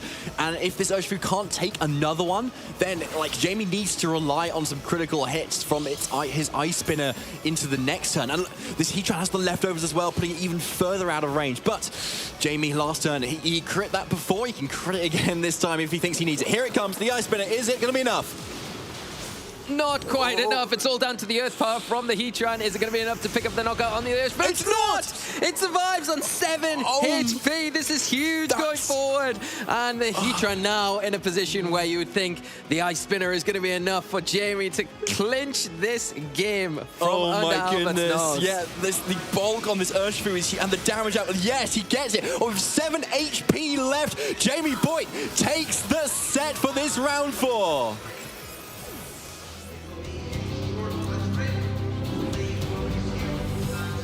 And what an incredible end to that round 4. Not how I expected it to play out. A phenomenal show from both players. It was looking like either of them could have taken that match at lots of different points in that game. But Jamie coming out on top, the survival there with the Earth Power, so huge. But it showed how imperative it was for that Fluttermane to get that damage onto the Urshifu and the Iron Hands earlier on in that game before it went down from Albert's side of the field. And being a fraction more health and fraction more damage, it might have been enough to push Albert over the line. But Jamie, the one progressing on, still undefeated at this regional, and what a way for us to get into the tournament today. Not warming up slowly, warming up very quickly. Very quickly, oh my goodness. Yeah, like, what a set. Like looking across that, like there was so much kind of like a play between two players who know each other, like are veteran players, right? There's a lot of calls, right? Like, okay, yes, I've got my Articuno here, for instance. Yes, it's being threatened by a Sucker Punch, but like, it's just too obvious for me to go for that. And if you commit that, then you're not covering my option either. So I'm going to go for that Freezing Glare and take a KO, for instance, as we saw. And I think that happened a lot throughout the set, where it comes down to the positioning of your Pokemon, what you can threaten with your other Pokemon if your other Pokemon goes down, and thus kind of keeping it a little bit safer. So, like it was just a general masterclass of both of these players as to how to play this game. Yeah, I mean, the mind games were for real in that set throughout. I think, like you say, you're outlining, you know, it's easy enough to say, well, why didn't he Sucker Punch in that situation? Well, you've got the setup move in Calm Mind that's so easy for Jamie to click into. You've got potentially even recover if you wanted to get any health back in that situation. So you don't want to waste a turn. And I think that's the big thing that was identified throughout all 3 games in this set, was every turn was so crucial to both players, and you couldn't afford, if you did waste a turn, you really lost a huge advantage. And I think that's what really it came down to in the end, a real close affair between both of them, and that's how close it was. There was such fine margins.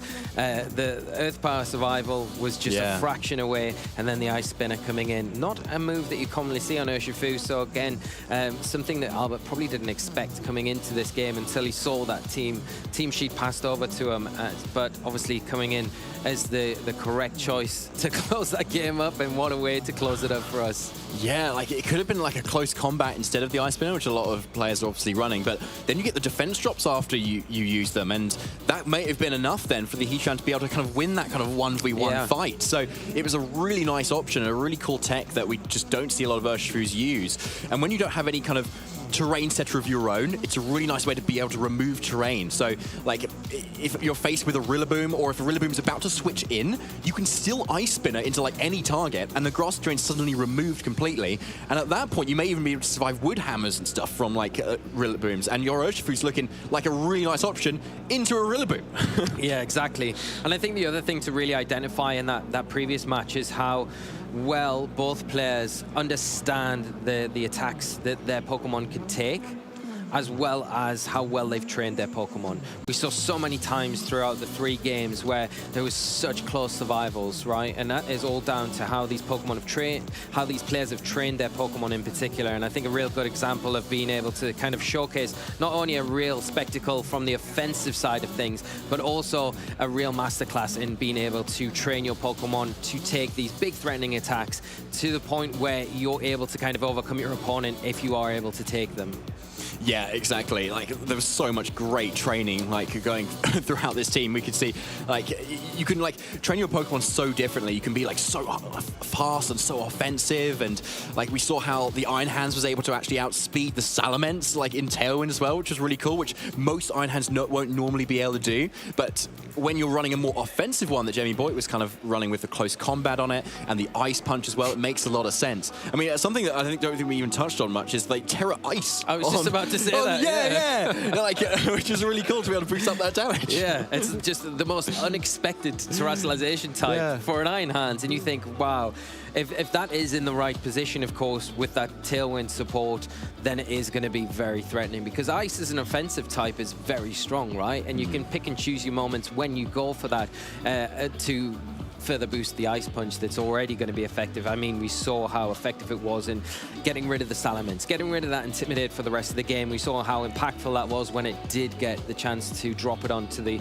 Hisuian Arcanine, where the Flare Bits wasn't quite enough to get the Fluttermane. So a really effective tool for Albert to have in the back there to drop whenever he wanted. But for the fact that Jamie had tools to just remove it in very clean and precise ways when he wanted to, really shine through on the build and the overall understanding of the team composition that he's put together that we've seen him showcase here. Yeah, like, absolutely well done. But, like, as we saw, like, the games were all just so close and really could have gone either way. So, like, honestly, props to Albert. Like, he had a really, like, great game plan and a really cool team as well.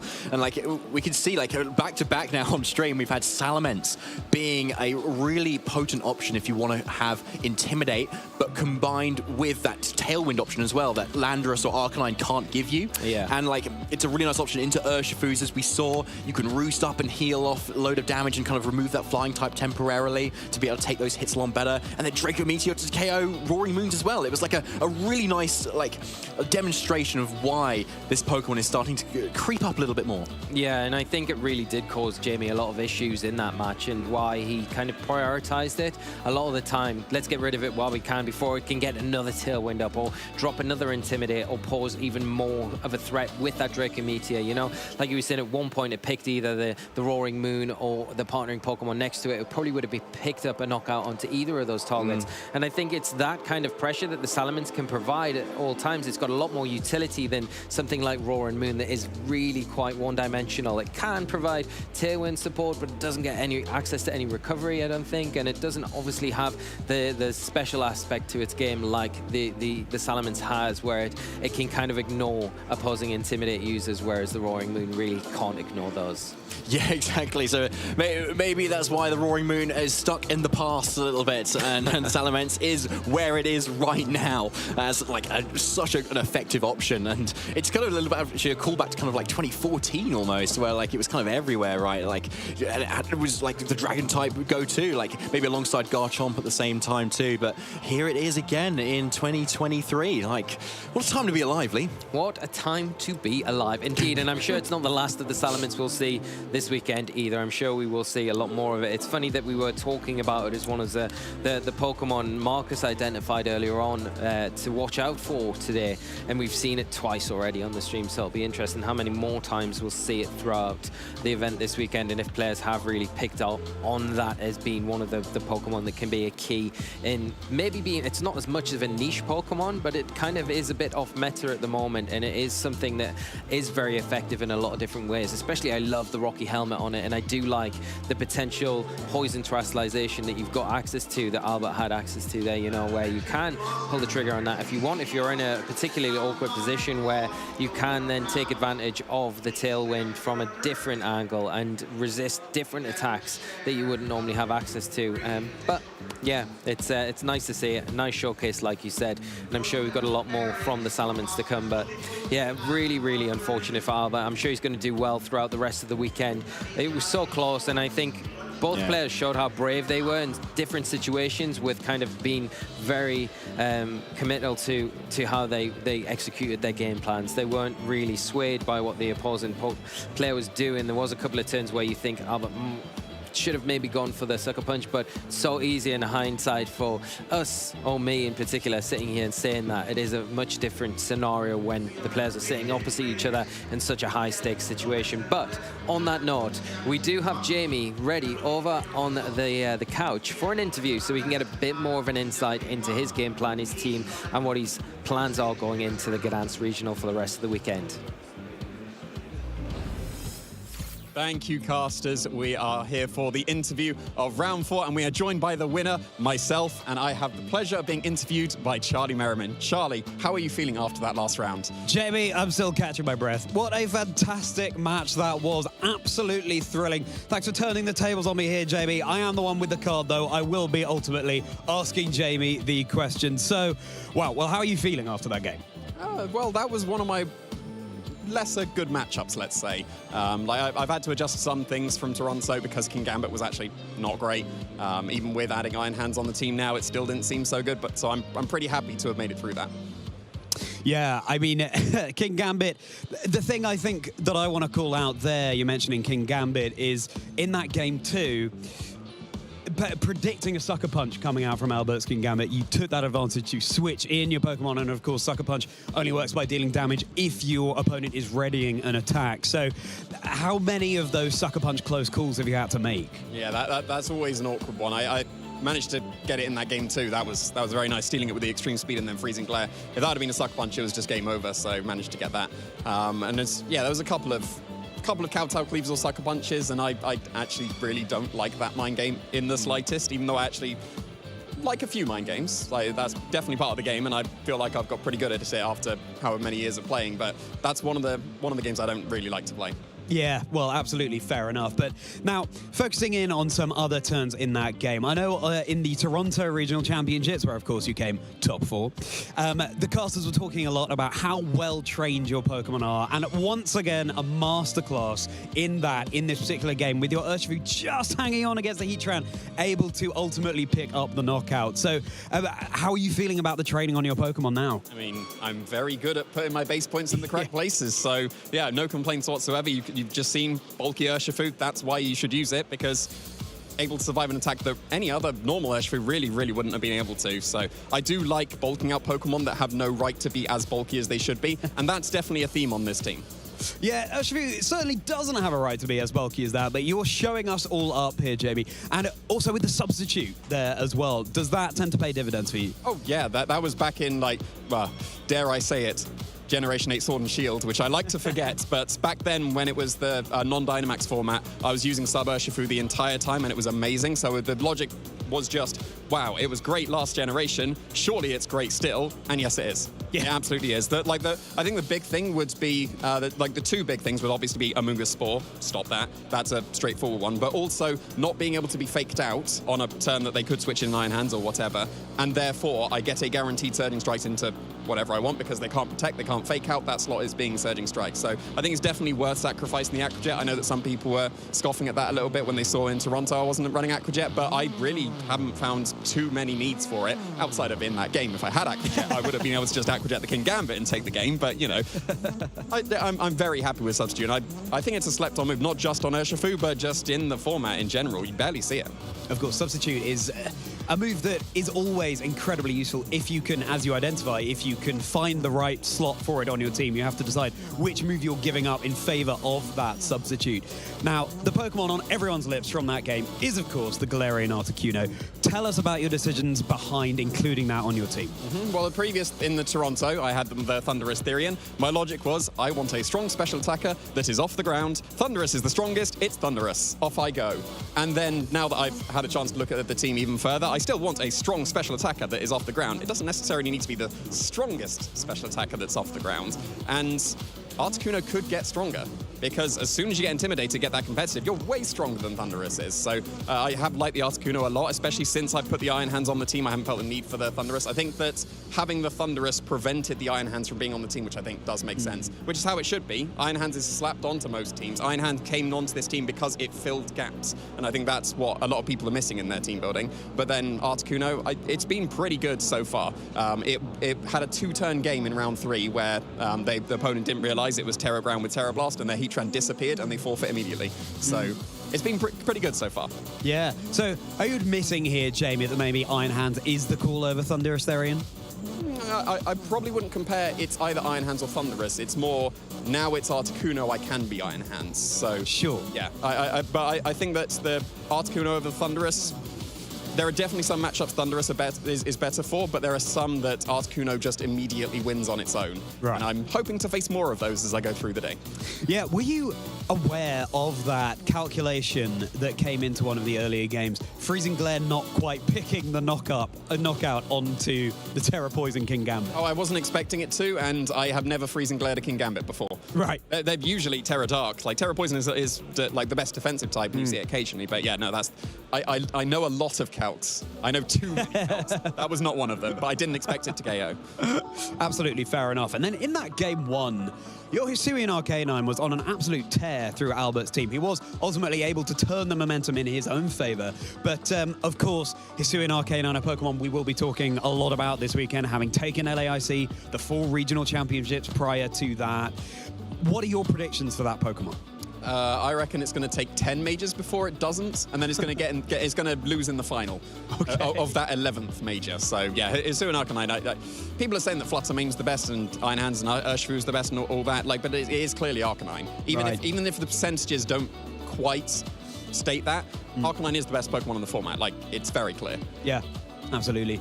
Why, from your perspective, as someone who likes to run slightly off-meta Pokemon, why Hisuian Arcanine over Cantonian Arcanine? Some trainers might be wondering. Well, you do have the two quad weaknesses, numbers, of like the ground and water that you don't have with Arcanine. So obviously Arcanine Cantonian can survive a Landorus. Cantonian Arcanine probably can't survive an Urshifu. Can survive an Ogerpon for sure. But yeah, like, I think Rock is one of the hardest types to fit onto a team.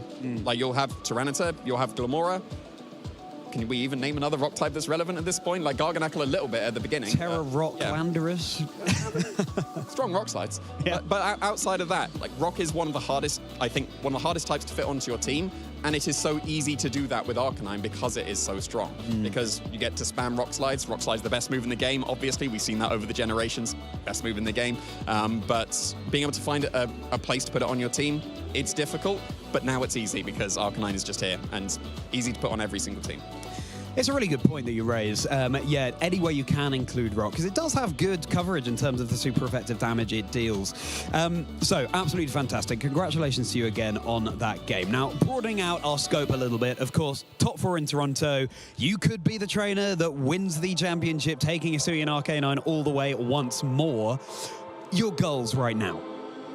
Qualify for Worlds. I missed it last year. Every season that I've competed, I have been able to qualify until Japan, and I missed Japan, which I was very disappointed with. Obviously, I'm committing a bit more to commentary, which has been amazing, and I'm absolutely planning to do some more if I can. But at the moment, now that I've got the top 4 in Toronto and I'm over halfway to the invite with months remaining, I think that it is quite likely I will qualify for Worlds. I'm just debating on when I do I just stop there and just not really go for locals anymore, save all my training for when Worlds comes and then just reappear? Or do I go for all the locals, get the practice ready for Worlds? Because at this point, like, I don't want to assume, but the top 4 in Toronto really is a good buffer that means I should be able to get that qualification. So that's the main thing. I don't think I'm going to aim for any kind of like top 16 in Europe at the end of the season unless I get another fantastic result here, and then maybe I'll re-question it, but I'll just be happy to qualify for Hawaii. Yeah, well, fingers crossed for you, Jamie, on that race. Yeah, you could do an Air at Rios, just farm all the championship points available. But, yeah, fantastic. And so how many points do you have remaining to get now? I need 170 more, because I've got 230 so far, so over halfway there.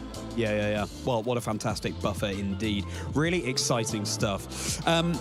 Okay, well, in this Regulation Set E, I'd love to get your thoughts generally on the format, how you're enjoying it. Yeah, what are your thoughts? I'm enjoying it a lot.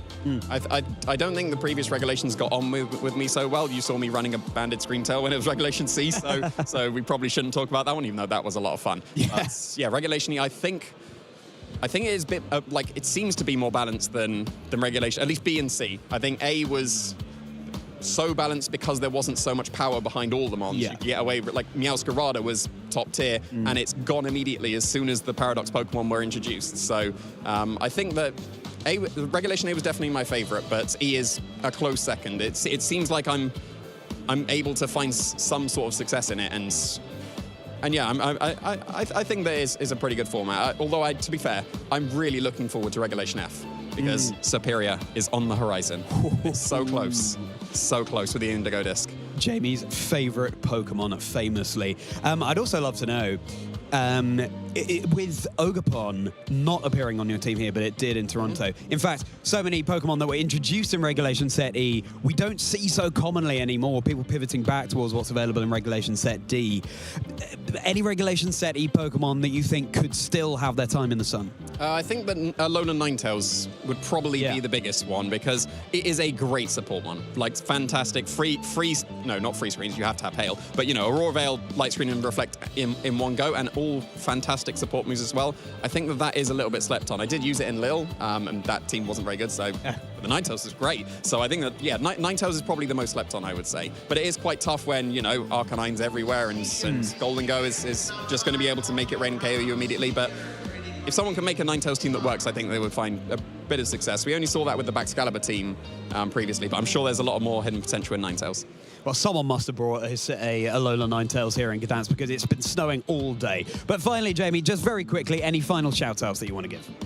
I'm going to shout out my own team building here, because I'm having a lot of fun, and being able to find success with these niche mons again, like the Galarian Articuno, the Ogerpon back in the top four of Toronto. It's really bringing out my passion for competing again, because, like I said, I was quote-unquote retiring to casting, but now that it seems that I can still play the game somewhat, like I'm enjoying this a lot, and I hope it continues. Well, there you go. You've taken that pressure off yourself, and it's paying dividends. There you have it, trainers. Boyd is back. There's no denying it. We're going to go to a very short break, and we'll be back with the action very shortly.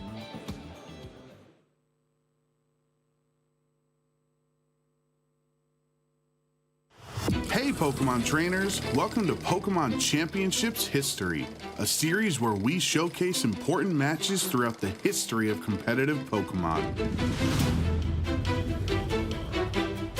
It's time to flash back to the 2014 World Championships to relive arguably the most iconic moment in competitive Pokemon history, Sejun's Pachirisu.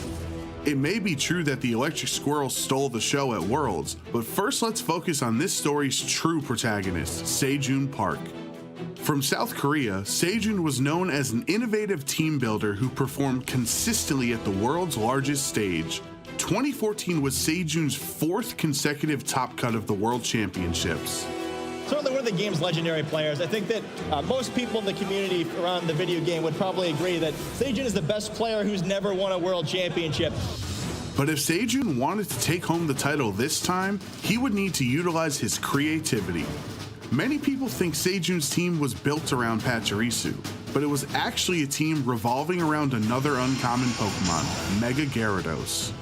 2014 was a new era for VGC with Pokemon X and Y, and the first 3D installment of VGC introduced a very powerful game mechanic, Mega Evolution. Mega Kangaskhan dominated the 2014 metagame with its ability Parental Bond, and Mega Mawile was also picking up momentum before Worlds. Because of the prevalence of physical attackers in VGC, Sejun viewed Gyarados and its Intimidate ability as a great counter that other trainers wouldn't expect. Then once Gyarados Mega evolved, it became surprisingly bulky, and after a Dragon Dance or two, it would become unstoppable. Sejun's team of 6 Pokemon for Worlds is a quintessential example of how to properly team build in VGC. Whether it was Talonflame to hit first and hit hard thanks to its Gale Wings ability, or Gothitelle to endure almost any hit, or Garchomp and Gardevoir to provide valuable chip damage, each Pokemon had a clearly defined role on the team and a way to aid Mega Gyarados on its path to the peak. With those 5 Pokemon on the roster, how did Sejun decide on the final slot for his Worlds team? To answer that, we have to look back at Sejun's previous team at Worlds. At the 2013 World Championships, Sejun lost in top 8, but there were 2 major influences on his team, Marowak and Magmar. By no means were these 2 Pokemon staples in VGC, but they provided Sejun's team a specific type of support needed for success. Marowak had the Lightning Rod ability, which redirected electric attacks away from his Jellicent and Tornadus. And Magmar used the move Follow Me, which was another way to redirect attacks from key targets. How could Sejun combine both electric immunity and Follow Me with only 1 slot left on his team? The answer was Pachirisu. Many trainers were aware of the support Pachirisu could provide to a team, but Sejun was the trainer who fully realized its potential as the ultimate teammate. As a bulky electric type, it only had one weakness, and with its ability Volt Absorb, Pachirisu was immune to electric moves, so it was the best choice to redirect electric attacks away from Mega Gyarados. Nuzzle was a new electric move that dealt a little bit of damage, but would always inflict the target with paralysis. Sejun showing off what Pachirisu exactly can do. Nuzzle, I've never seen that move actually been used in competitive play, and now it comes out at the World Championships. And Super Fang would deal half of the target's remaining HP, which helped the rest of Sejun's team secure knockouts. Pachirisu just won't go away. Now that Sejun had locked in his 6th Pokemon for Worlds, it was time for Pachirisu Mania to take Washington, D.C. and the Pokemon world by storm. In the finals, Sejun would face off against Jody Azzarelli. The VGC newcomer was the underdog, but thanks to his double mega team with Lucario and Charizard Y, Jody had multiple roads to victory. Jody wished to be the home country hero and give the US a 4th title in VGC's top division, but the crowd was rooting for the little Pachirisu that could to be the hero of this story. Yeah, and we do see the Pachirisu on the field, and the crowd goes crazy as soon as Pachirisu makes it out. In Game 1, Sejun's skills as a trainer were tested. Ice Punch into that Talonflame. That's some good damage onto Talonflame, and the freeze! The Ice Punch gets the freeze onto Talonflame. It's stuck in mid-air. An Ice Punch freeze onto Talonflame could have been disastrous. Normally, freeze wouldn't be a problem because most Talonflames use Flare Blitz and could thaw immediately, but Sejun's Talonflame had Overheat, which is not a fire move that automatically thaws. In order for Sejun to get back into this game, he had one chance to thaw out and successfully hit Overheat. The thaw as Overheat comes out from Talonflame. Sejun is not playing around. Overheat gets the KO onto the Mo Rotom.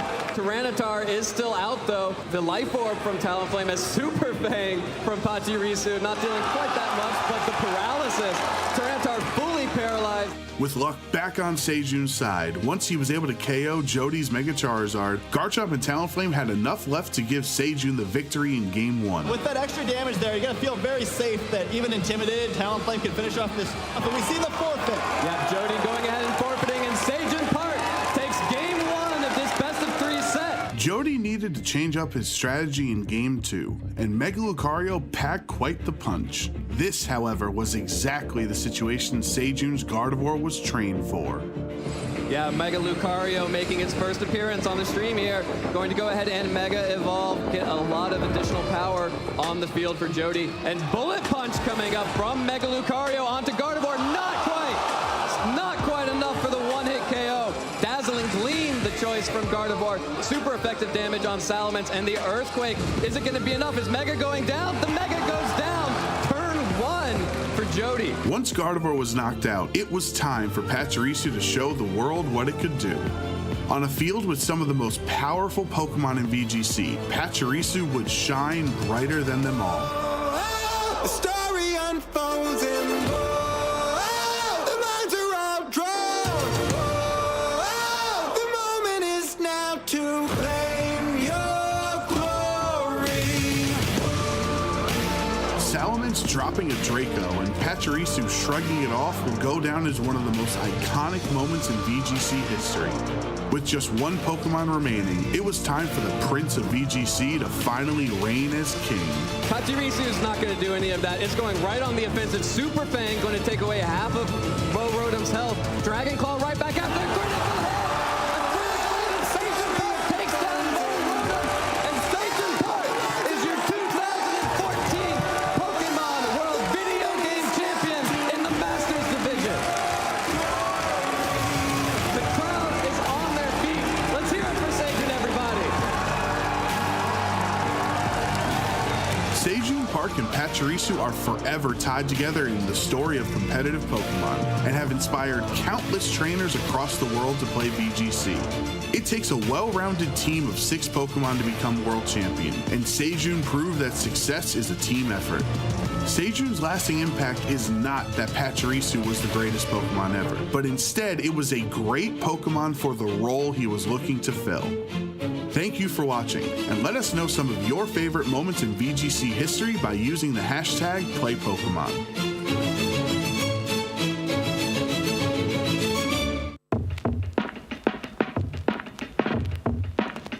I'ma tell you about the come up, how I learned the game. Every challenge that I faced, how I earned the name. Nobody said that it was easy going for the gold. You gotta take risks, you gotta be bold. But I'm here to run the race, yeah, I'm here to go far. Here to take names, here to be a star. And when I finally make it, I'll be at the top. Best of the best, yeah, I'll be walking where legends are alive. I'll be walking.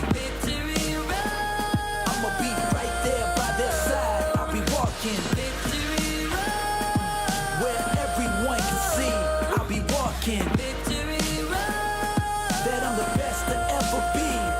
Forging my path, just a matter of time. You better get yours, cause you ain't getting mine. Learned every lesson in the hardest way, but that's the path that I chose, that's the hero's way. Yeah, they said I couldn't do it, but I proved them wrong. At the top of the mountain, right where I belong. And now I finally made it, yeah, I'm at the end. Best of the best. I'll be walking where legends are alive. I'll be walking. I'ma be right there by their side. I'll be walking where everyone can see. I'll be walking that I'm the best to ever be. I'ma walk the road with pride. I'ma hold my head up high. Make them stop and stare. You can find me there with my finger pointed to the sky. I'll be electric, and I'll never grow old. Here on Victory Road,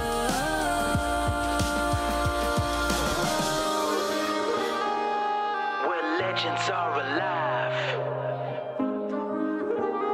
I'ma be right there, right there. Just watch me. I'll be walking where everyone can see. I'll be walking, and I'm the best to ever be. I'ma walk the road with pride. I'ma hold my head up high. Make them stop and stare. You can find me there with my finger pointed to the sky. I'll be electric. I'll be a legend. Now I'm finally home here on Victory Road. Victory Road.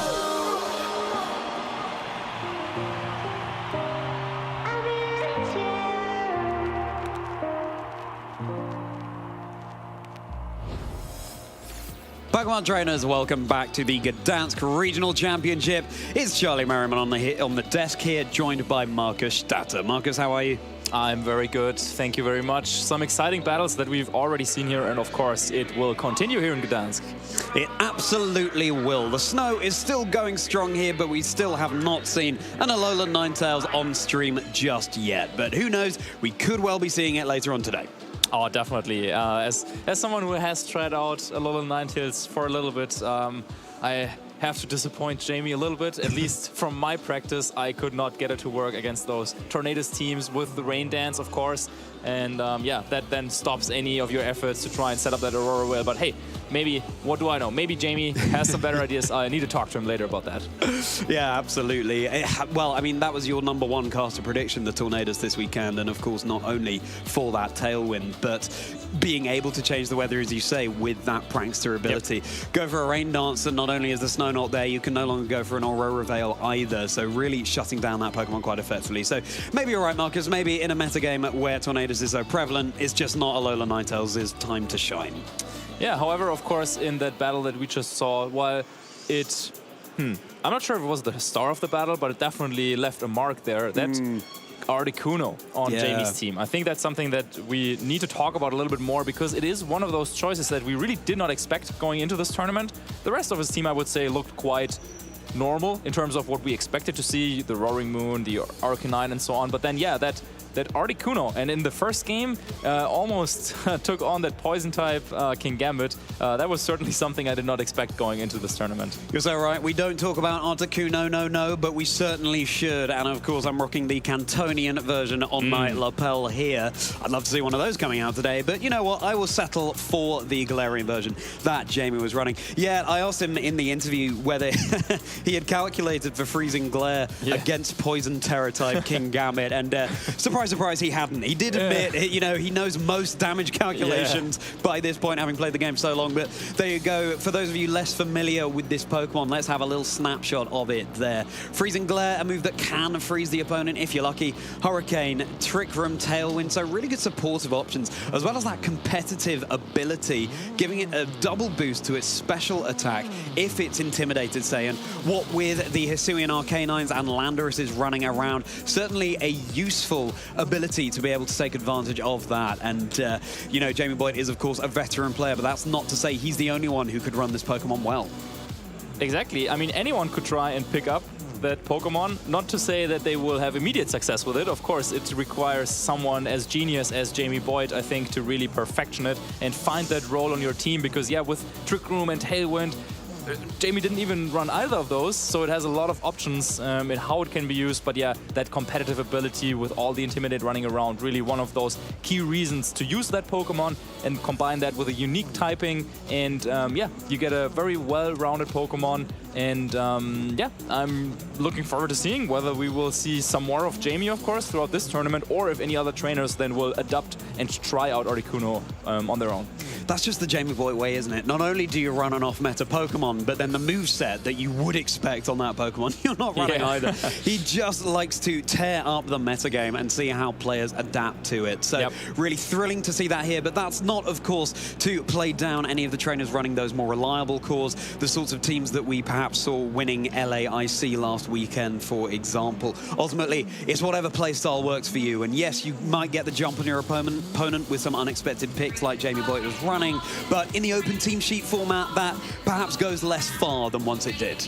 Absolutely, yeah. And I think that's also one thing to note about Jamie's team building and the way he was talking about that Pokemon is that he was very, very deliberate also with the Terra type. And Terrestrialization gives players that level of creativity where he was maybe looking for a Pokemon that was like flying type, but that could also work as a ground type. And then, well, you could try and go with a Landorus, for example, but that probably didn't fit exactly the requirements that Jamie had for this slot on his team. So then finding out about Galarian Articuno with Terra Ground and then also having the Terra Blast as an option. I mean, Terra Blast on special type attackers can be used even without terrestrializing. Normal, of course, it's not going to hit anything for super effective damage, but it can still do a little bit of chip to some targets where maybe the psychic type damage that the Articuno has couldn't do the trick. But then having the option to go for the terrestrialization and then have all of a sudden a very powerful ground type attack, that's something that really shows how creative a player like Jamie is. And I'm sure that there are also other ways or other scenarios where sometimes maybe you gotta look a little bit further just beyond the surface to find that perfect Pokemon for your last slot on the team. Yeah, you're so right. I mean, Articuno running that Freezing Glare move, being a psychic type move into King Gambit, isn't going to do anything before terrestrializing. It would have been a sorry state of affairs to see that Galarian Articuno go for a normal Terra Blast into a King Gambit. Absolutely. And with that Terra Poison, it's still not quite enough to pick up the knockout. But it's a really nice Terra choice on that Pokemon because, of course, threatened by electric type moves, something like an Iron Hands, Terra Ground, and suddenly you're dealing super effective damage back to it. And the same goes for the Cantonian Articuno going for that Terra Ground as well. So, yeah, can't wait to see what Jamie continues to pull out this weekend. But also, so many trainers here, so many teams running around, and we can't wait to feature just some of them on the stream today. Yeah, absolutely. Now that round 4 is completed, I think now we're starting to move into, of course, the later stages of the tournament. And Jamie Boyd, actually, in the next round, he will have to take on Simone Sanvito. So that is also, of course, it would have been a great match. But, of course, we we want to also see some of those other trainers. But yeah, I have to talk to them after the match and see whether that Articuno has a place in that matchup, presumably or assuming that Simone is running that same team that he has used for some of those recent events.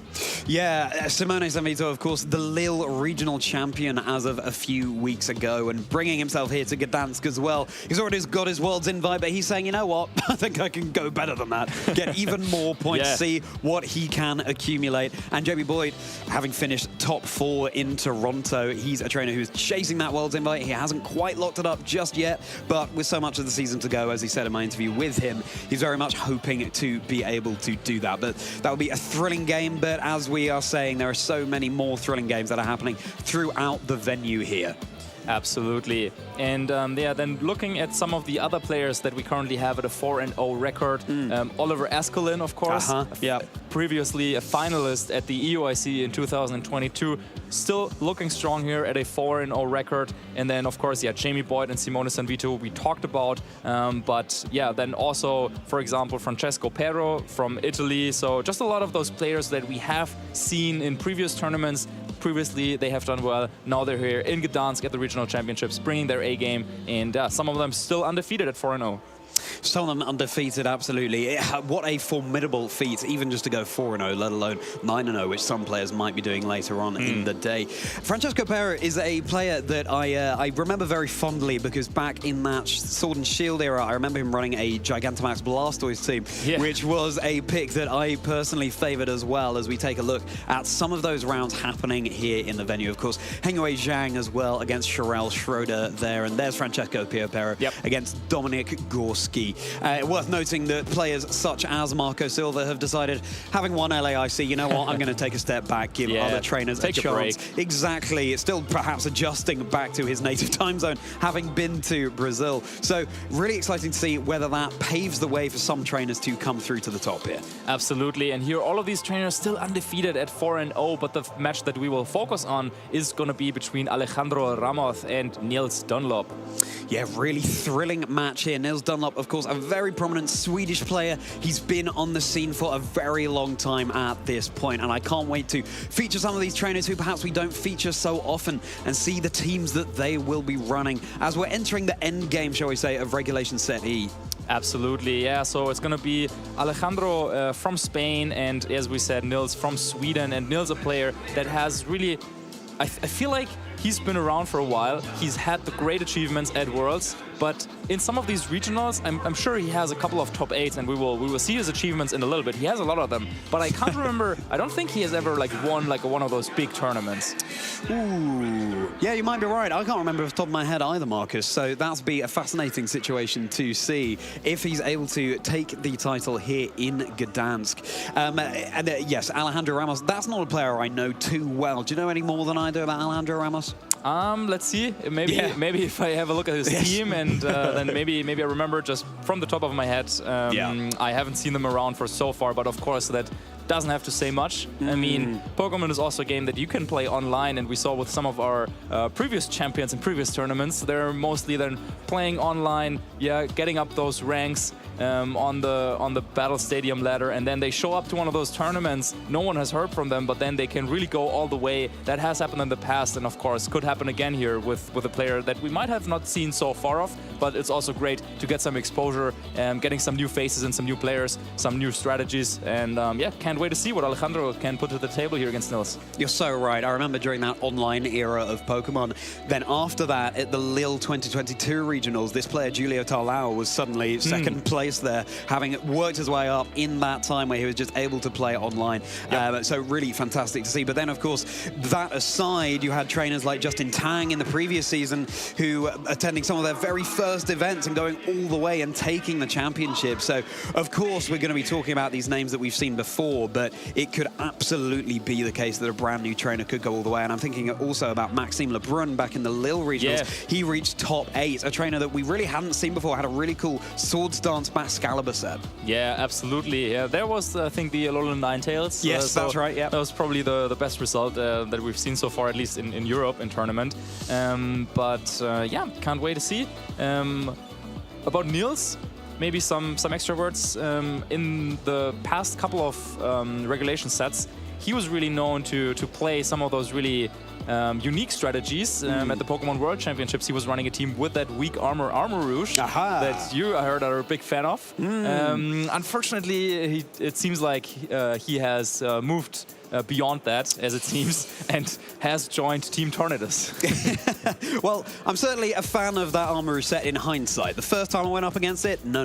Yeah, that was not something I was enjoying playing at the time. But, you called it, Marcus, at the start of the day, Tornadus. How do you stop it? It's a Pokemon I'm thrilled to see how trainers do counter it this weekend. And that Endure Armor Rouge was one way the Tornadus Urshifu caused. That's that Armor Rouge set did not lose against a single Tornadus Urshifu back in LAIC. So again, I wouldn't be surprised if we see some Armor Rouge this weekend. But Nils realizing that perhaps the Pokemon that we're familiar with are the ones that are going to work for him in this situation. Absolutely. Not to say that he doesn't have a unique take, of course, on those Tornadus teams, but yeah, we will have a closer look at the team when we get all the details. And then as for Alejandro, it's once again, probably one of those situations where we have one player that is maybe a little bit more established. Niels, of course, with a top 4 at the Pokemon World Championships before. So he has played not only on the big stage, but on the biggest stage that Pokemon has. And then Alejandro on the other side, maybe not as familiar with this entire situation, being on stream, playing against someone who has been around for such a long time, who is so strong as Niels. And yeah, then there's always that situation. Not to say that Alejandro necessarily is the underdog in the matchup, but there is definitely Niels, a player that has a little bit more of a history in the game. I love that you call that out, Marcus, because, it's one thing playing at home. It's another thing coming to the venue and playing your first live event. But then another thing still to be on the stream and have the lights on you and the attention on that set, having to remain focused despite all the distractions going on around you, all the grandeur of that occasion. And as you say, Nils, more familiar with that scenario. Alejandro, perhaps it's his first time dipping his toe in. But, some trainers, that's the pressure they need to thrive. Yeah, and we just saw Nils walk past, so I think the trainers are making their way on the stage. But in the meantime, let's maybe have a look at the standings for now to see where we are. We called out some names, of course, that are currently sitting at those 4-0 records, and there we have the full list. So far it looks like this is our current top 16. Of course, these trainers having won all of their battles so far. I'd like to see also that there is some local representation, 2 players here from Poland in Bartosz and Dominik. Let's see if they can continue the trend, and then of course also some of those heavy hitters like Simone Sanvito, reigning regional champion from Lille, and then also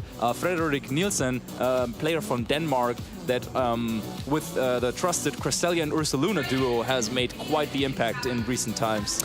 Wow, some fantastic names here, as well as some new names. I love that you call out the Polish players here. Bartosz, of course, is a player that we were talking to earlier on in the week about his record. He's a trainer who's no stranger to the World Championships, and of course, hoping to go all the way this season as well. And at Gdańsk, we don't often see Pokemon Regional Championships in Poland, so trainers making the very most of that while they can, while it's in this wonderful city of Gdańsk. Simone Sanvito, they're sitting pretty in number 7 too. And, you say top 16 for now, but this could well be very different from how the top 16 plays out over the course of the weekend. So these are the trainers doing particularly well, but, all it takes is just one little mental slip, you lose concentration, etc. And then, it could be a different story for your tournament. For sure. And let's have a little deep dive here on Francesco Pero's team, just to see what some of these players are bringing to the table. Of course, we don't want to spoil too many details, but he is using that trusted balance team. We've talked about it a little bit earlier. I think it's the same 6 Pokemon that Paul Chua, for example, and also Marco Silva have used at previous tournaments with that Heatran, Fluttermane, Amoonguss, Iron Hands, Roaring Moon, and the Landorus Therian. A very, very strong and trusted team. Doesn't have the Tornadus, but is, as we call it, a little bit more of the balance approach. Yeah, important to say, not the team that Marco wanted to use LAIC, but certainly a team that he has used in the past. And you're right, this so-called Paul Chua balance team has been making waves. It did very well at LAIC as well. No Gigantamax Blastoise there, Marcus. I'm gutted. Really disappointed not to see that. I'm sure that he would be using it if he would have been able to here. But yes, Francesco on an absolute tear through that tournament. And of course, even though it's the same 6 Pokemon Pokemon as what Pulchio have been running back in Toronto, and as so many trainers have copied since, but might have changed a couple of moves here and there, or the way these Pokemon are trained, a couple of items. Who knows? I mean, only the people with the open team sheet would be able to see, but that's one of my favorite things about this game. You can take an established team and then have some surprises up your sleeve just to try and catch your opponent off guard. Absolutely. And then let's see if Simone Sanvito also has some surprises for us. What you got, Simone? Or if it is the same team that he has used to so much success. So yeah, Simone Sanvito, our regional champion in Lille. And yes, there they are. Probably what I like to call the best team of the format. Doesn't have to mean that you have to use it, but the Qianpao, Rillaboom, Tornadus Incarnate Form, Fluttermane, Urshifu Rapid Strike, and the Hisuian Arcanine. Just such good synergy between the different Pokemon. You can use the Tornadus for the Tailwind. You can go without the Tailwind. A lot of flexibility in the team, and I know that the one slot that Simone liked to experiment with a little bit is that Qianpao. He has used a Terra Grass Qianpao, if I'm not mistaken, at the Barcelona special event. It wasn't on his regional winning team, but maybe he has another trick up his sleeve there on that Qianpao for this time. I very much hope so, and I wouldn't be surprised if he does. Simone is one of those trainers who seems to just be able to pick up any team and do incredibly well with it. He's got that legacy experience. He just knows how these jigsaw puzzle pieces fit together and is able to do it so well. Pleased to see his Hisuian Arcanine still there. That is a plushie he was clinging onto dearly in Lille, and it's a staple of his team, and of course a staple of the regulation set E meta game thus far. Interesting to see him running that Fluttermane there as well. A Pokemon that's it's sort of been in and out, hasn't it, in terms of the usage stats. It's been #1 there, it's dropped off a bit. It's always there, just the exact position can vary. Yeah, I think especially on those Tornadus teams, one of the good things about the Fluttermane slot is that you can build it really defensively. Fluttermane, of course, we all know, such a massive special attack, special defense, and speed. But of course, the HP and the defense, a little bit lackluster. But on that team, you can allow to train your Fluttermane in a certain way that it is really bulky and can take even some of those physical hits, like a Grassy Glide, kind of well. And I think that's what trainers have been doing on those Tornadus Tailwind teams. And I think that maybe gives Fluttermane a little bit of an advantage that it can be so bulky on those teams, whereas on the balanced team, it has to focus a little bit more on its speed because it doesn't have any immediate speed support, and then therefore maybe some players have been dropping it recently. How to Train Your Fluttermane, there's a movie in that somewhere, and it's something that I was talking to Jamie Boyd about as well. Didn't have a Fluttermane, but it was that Urshifu, which of course in that previous game was able to survive Earth Power from Heatran on about 7 HP, I believe, and then was able to return the finishing blow. And it really can be the difference between a win and a loss in this game, just those minute differences in training between your Pokemon. And it could mean you win a round or lose a round, but it's something that it's incredibly detailed, but it's not something to be ignored.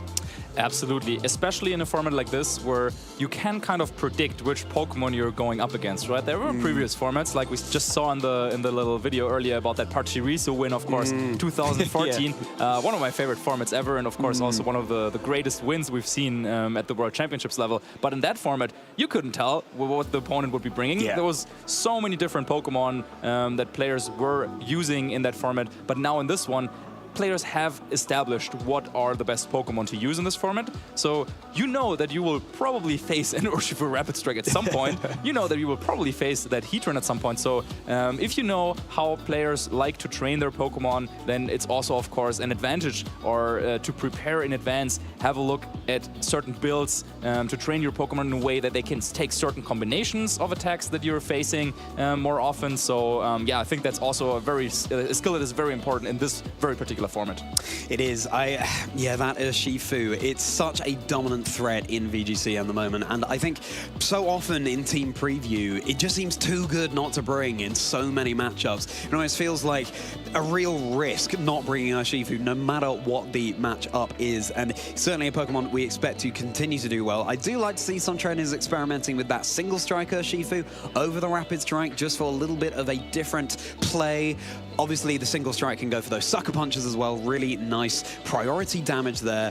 But then, of course, you could do what Albert Boss was running in that previous round, run a King Gambit for those not only sucker punches, but those Swords Dance boosted ones. Not that we haven't seen Swords Dance on single strike style Urshifu as well. Absolutely. And I had a quick glimpse at the teams that our players for this round 5 will bring to the table. And it looks like it's going to be one of those Tornadus Tailwind mirror matches. Okay. At least for me, that was always one of the reasons why I did not want to use Tornadus, because, yeah, then you do not have the speed advantage that you're used to when using your team, because all of a sudden it comes down to the natural speed of your Pokemon. And usually then it can be a little bit iffy. You might share some of the same Pokemon. Then do you really want to risk it and find out whether your opponent's Urshifu is faster or yours? Then they hit you with a close combat and you just lose the game just off of that. That's not the type of game that I like to play, but let's see if the speed interactions are going to play an important role in that first game, and I'm pretty sure they will. But maybe these players have a little bit of a different approach. Looks like they have some of the same Pokemon, but they also have some very unique brings. Yeah, I think it's important to remember, though, that Tailwind doesn't necessarily mean you're going first. Yeah. You know, there are some Pokemon that can be trained faster. If you're holding a Choice Scarf in particular, you might still outspeed even if your opponent sets up Tailwind. Of course, if you're rocking a Choice Scarf as well as Tailwind, then the likelihood is you're going to go first. But that's something I think we need to call out about Thiago Latanzi's team from the Latin American International Championships last weekend, where he finished second.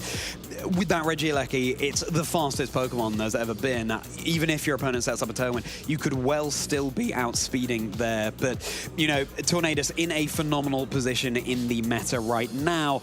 I think it's important when you're doing your own battles at home to remember that Tailwind, it might not always work out depending on what your opponent is bringing. Well, fortunately, it doesn't. Yeah, I mean, the game would be kind of boring if you would just click Tailwind, you're always faster, nothing they could do. That's not how it works. But no, it looks like our trainers are both getting ready and are seated, actually. So it's actually that Mega Swampert looks like that Niels brought here out for the support.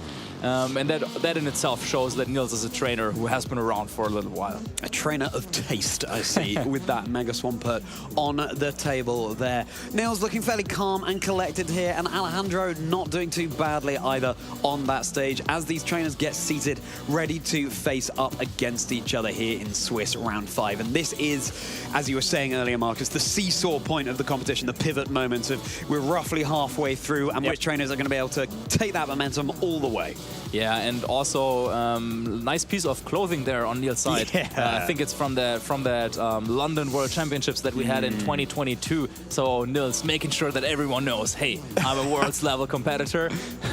I don't know if it's just a choice of fashion or some intimidation tactics going on there. I didn't realize that Niels' ability was Intimidate, but he is channeling that Hisuian Arcanine, trying to face off against Alejandro here, wearing that London World Championships 2022 top. And could well be seeing Hisuian Arcanine on his team running that ability as well, as we've so often seen throughout Regulation Set E. We'll very shortly be getting into that team preview to be able to confirm that for you trainers as they get ready to square off against each other. Yeah, so everything is about to be ready here at the Pokemon Regional Championships in Gdańsk. And yeah, it looks like Alejandro is not falling for any of the tricks. He sits there very, very calm and collected. He's locked in on the screen. They're just confirming there with the judge that everything is set up in the battle. And yeah, Niels looks a little bit like that Mega Swampert himself. I'd love to know what your reasoning is behind that, Marcus. Oh, I just feel like just the posture. I feel like he's like very high up on his chair. I like that. Definitely a good thing to think about, the way you're sitting down. Of course, in these tournaments, they can be kind of taxing, taking the whole day. So having a good posture on the chair, definitely always very helpful. Niels' little brother, Mega Swampert there. His opponent, Alejandro, is not going to be rocking any of those plushies there. He's going to be going it alone without any of his mascots getting into this game. And, you know, what a thrill for Alejandro anyway, just to be on the stream match against Nils Dunlop in this position, as very shortly we'll be able to look at these players' accomplishments. Yeah, and there we can see on the left-hand side what we foreshadowed a little bit, Nils, with quite a lot of accomplishments. And yeah, I was thinking about it, but I wasn't quite sure. He was actually a two-time regional champion. One of them was in the US, in Richmond in 2020, and then the other one in Malmö in 2017. So, of course, he he does have those titles. But what is, in my opinion at least, shining, of course, his legacy is those back-to-back Worlds top cuts, top 8 in 2017 and top 4 in 2018. It's such a phenomenal achievement, and of course taking that regional championship title on his home turf in Malmo. Looking over to the other side of the screen with Alejandro Ramos, the 2022 Bilbao special event top 16. So a very recent achievement, and more recent than what Nils has achieved here. And top 16, I mean, absolutely fantastic achievement there as well. I think 2022, so shortly after we were able to enjoy these live events again, a trainer who, like we were saying with Julio Tarlau, Alejandro just able to assert his place in this meta game, and he's certainly going to be wanting a similar or even better result here in Gdańsk.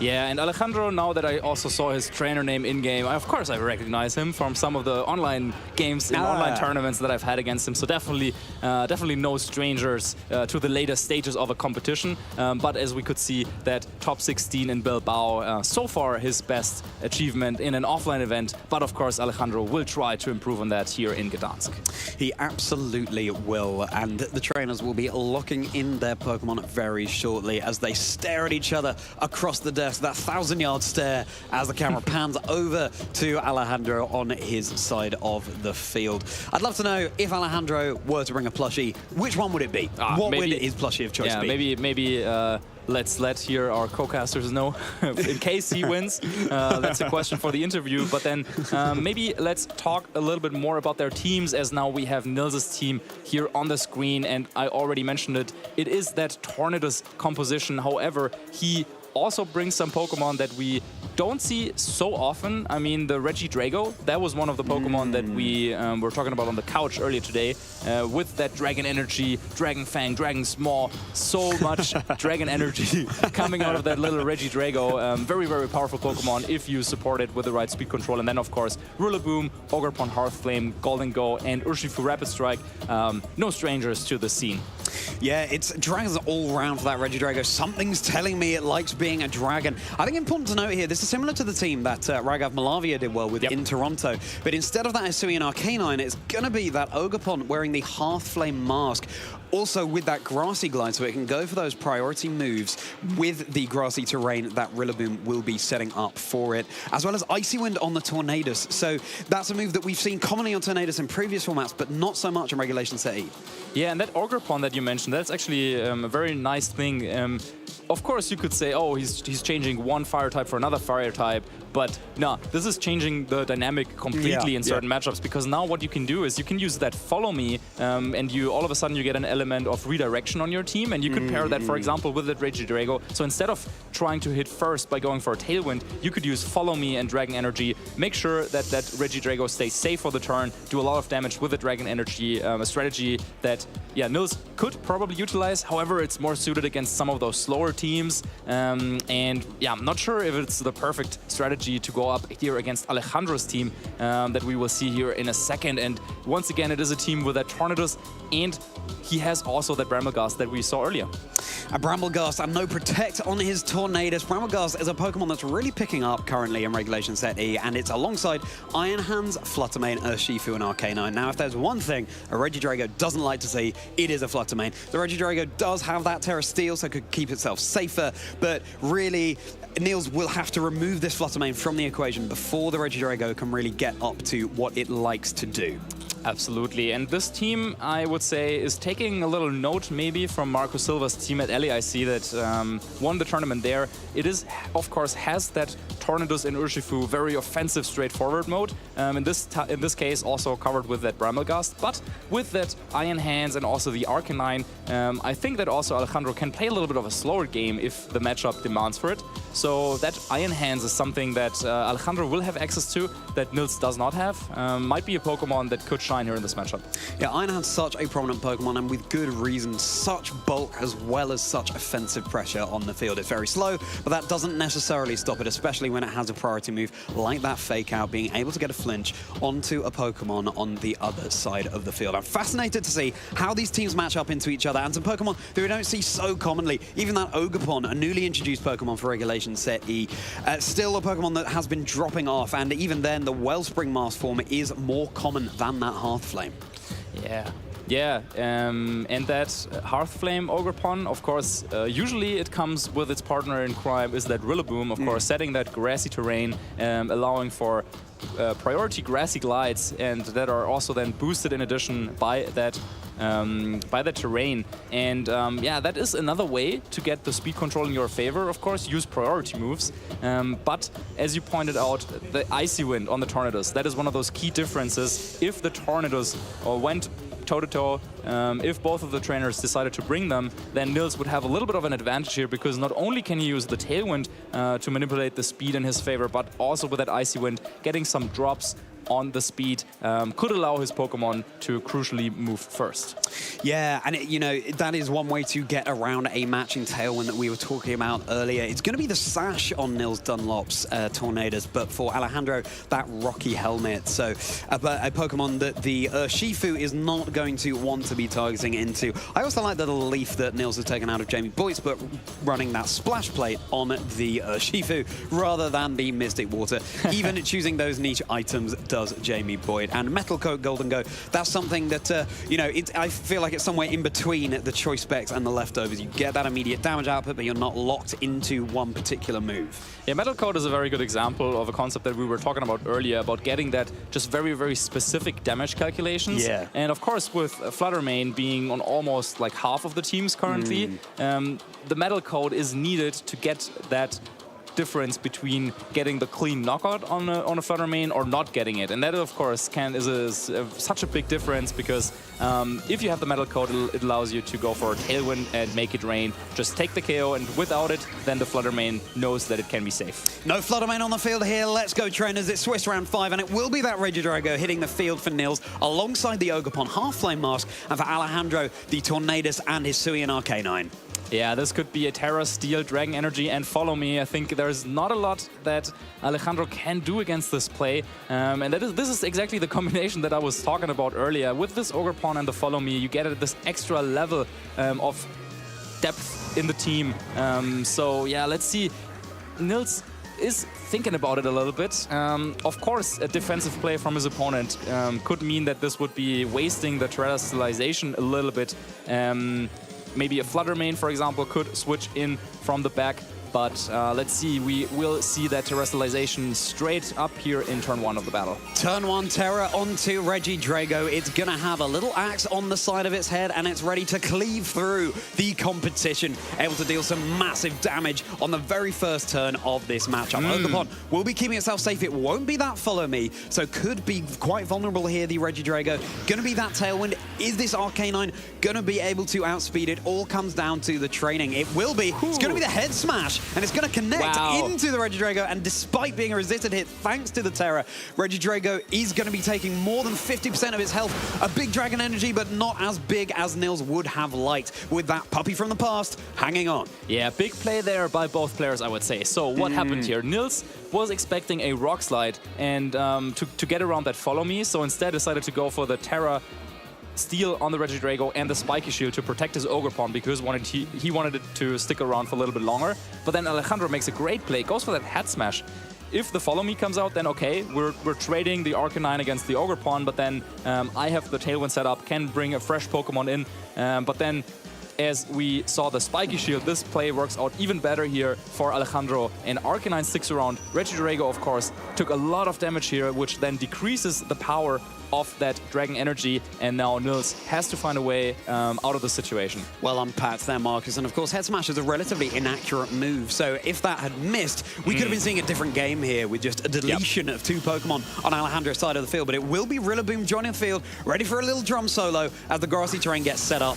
Enabling the Ogerpon to go for that Grassy Glide and pick up the knockout onto the Arcanine. One big Head Smash, and it's down and out here for a good time, not a long time, and it will be a dodge onto the Rillaboom. It's going to be a double dodge for Alejandro. Oh my goodness. So having had such a commanding turn 1, it's going to be a double miss on the Bleakwind Storm onto both Pokemon on Nils' side of the field that would have taken super effective damage. Yeah, that's really the downside, of course, and also one of the reasons why a lot of trainers say that they don't want to use Tornadus, because, of course, that Praise Tailwind so good, but then that Bleakwind Storm so inaccurate. And yeah, this is a very big swing. So you were just talking about the inaccuracy of Head Smash. That move connected, but now Bleakwind Storm with a double miss. However, I don't think that's necessarily over by any means, because Alejandro now with that Iron Hands has a very bulky Pokemon on the board that can go for a Fake Out, and that would allow Alejandro to go for another Bleakwind Storm. And I mean, Nils still has the 2 Grass-type Pokemon on the field, so how does he maneuver out of that?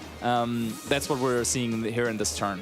Yeah, it's going to be that Ogerpon going back to its Pokeball as Drago rejoins the field saying, remember me, I want to do more than I did in my last turn of being out on the field. Fake Out is going to make the Rillaboom flinch, not moving this turn. This time, Bleakwind Storm is going to connect. Regidrago doesn't love taking that damage, Rillaboom even less so, but it's down to about a third of its health, and there are no speed drops here. That grassy terrain could be very nice for Regidrago going for more powerful Dragon Energies, but at this point, Nils is probably going to want to be leaning into those other moves that has available to it. Yeah, nice call there by Alejandro, going for the Fake Out on that Rillaboom, and now with the Bleakwind Storm, actually, it's kind of a tough spot here for Nils, because Alejandro still has that Tailwind up, so his Iron Hands most likely will outpace Nils' Regidrago, and that could set up for a double KO with Bleakwind Storm and Drain Punch, so wisely Nils decides to go for the Protect here on his Regidrago. It's going to be Grassy Glide doing just a little bit of chip damage onto Alejandro's Tornadus with a little bit of Rocket Helmet to add insult to injury. Bleakwind Storm coming out, of course Regidrago keeping itself safe, and this time it will connect onto the Rillaboom, and that will be a knockout taken by Alejandro. So both these trainers are down to 3 Pokemon.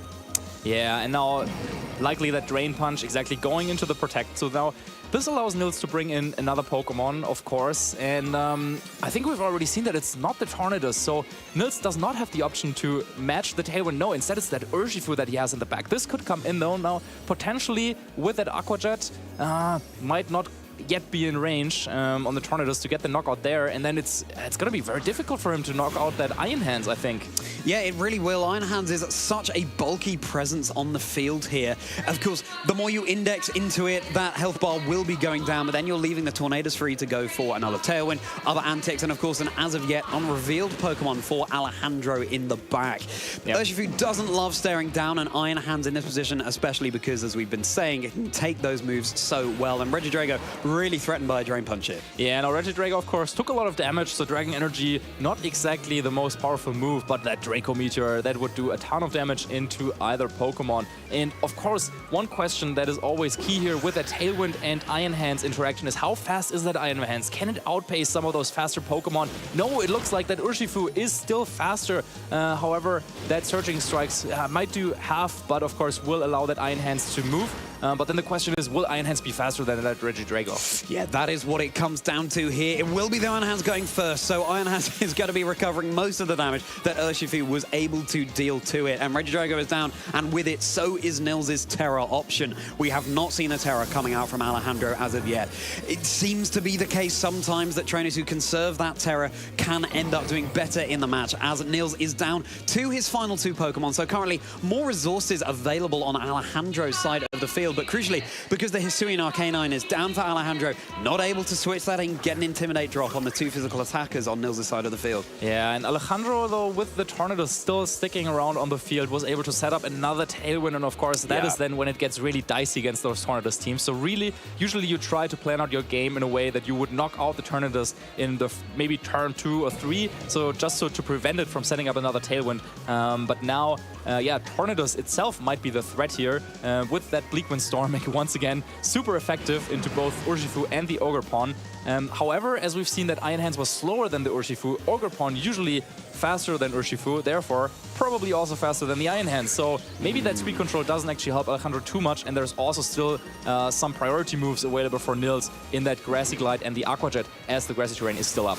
It is still up. The Aqua Jet is not going to be enough for the knockout onto Alejandro's Tornadus. I believe for Nils knocking into a double up onto that slot, and there it is. The Grassy Glide is going to be taking out the Tornadus. So both these trainers down to their final 2 Pokemon, but crucially this Iron Hands is now able to go for a big attack, potentially into Nils' Urshifu, a super effective Wild Charge, but it is in fact just going to be that Drain Punch with a critical hit to boot, recovering up that health, and as if Nils didn't want to see that already, it will be taking some recovery from the Grassy Terrain.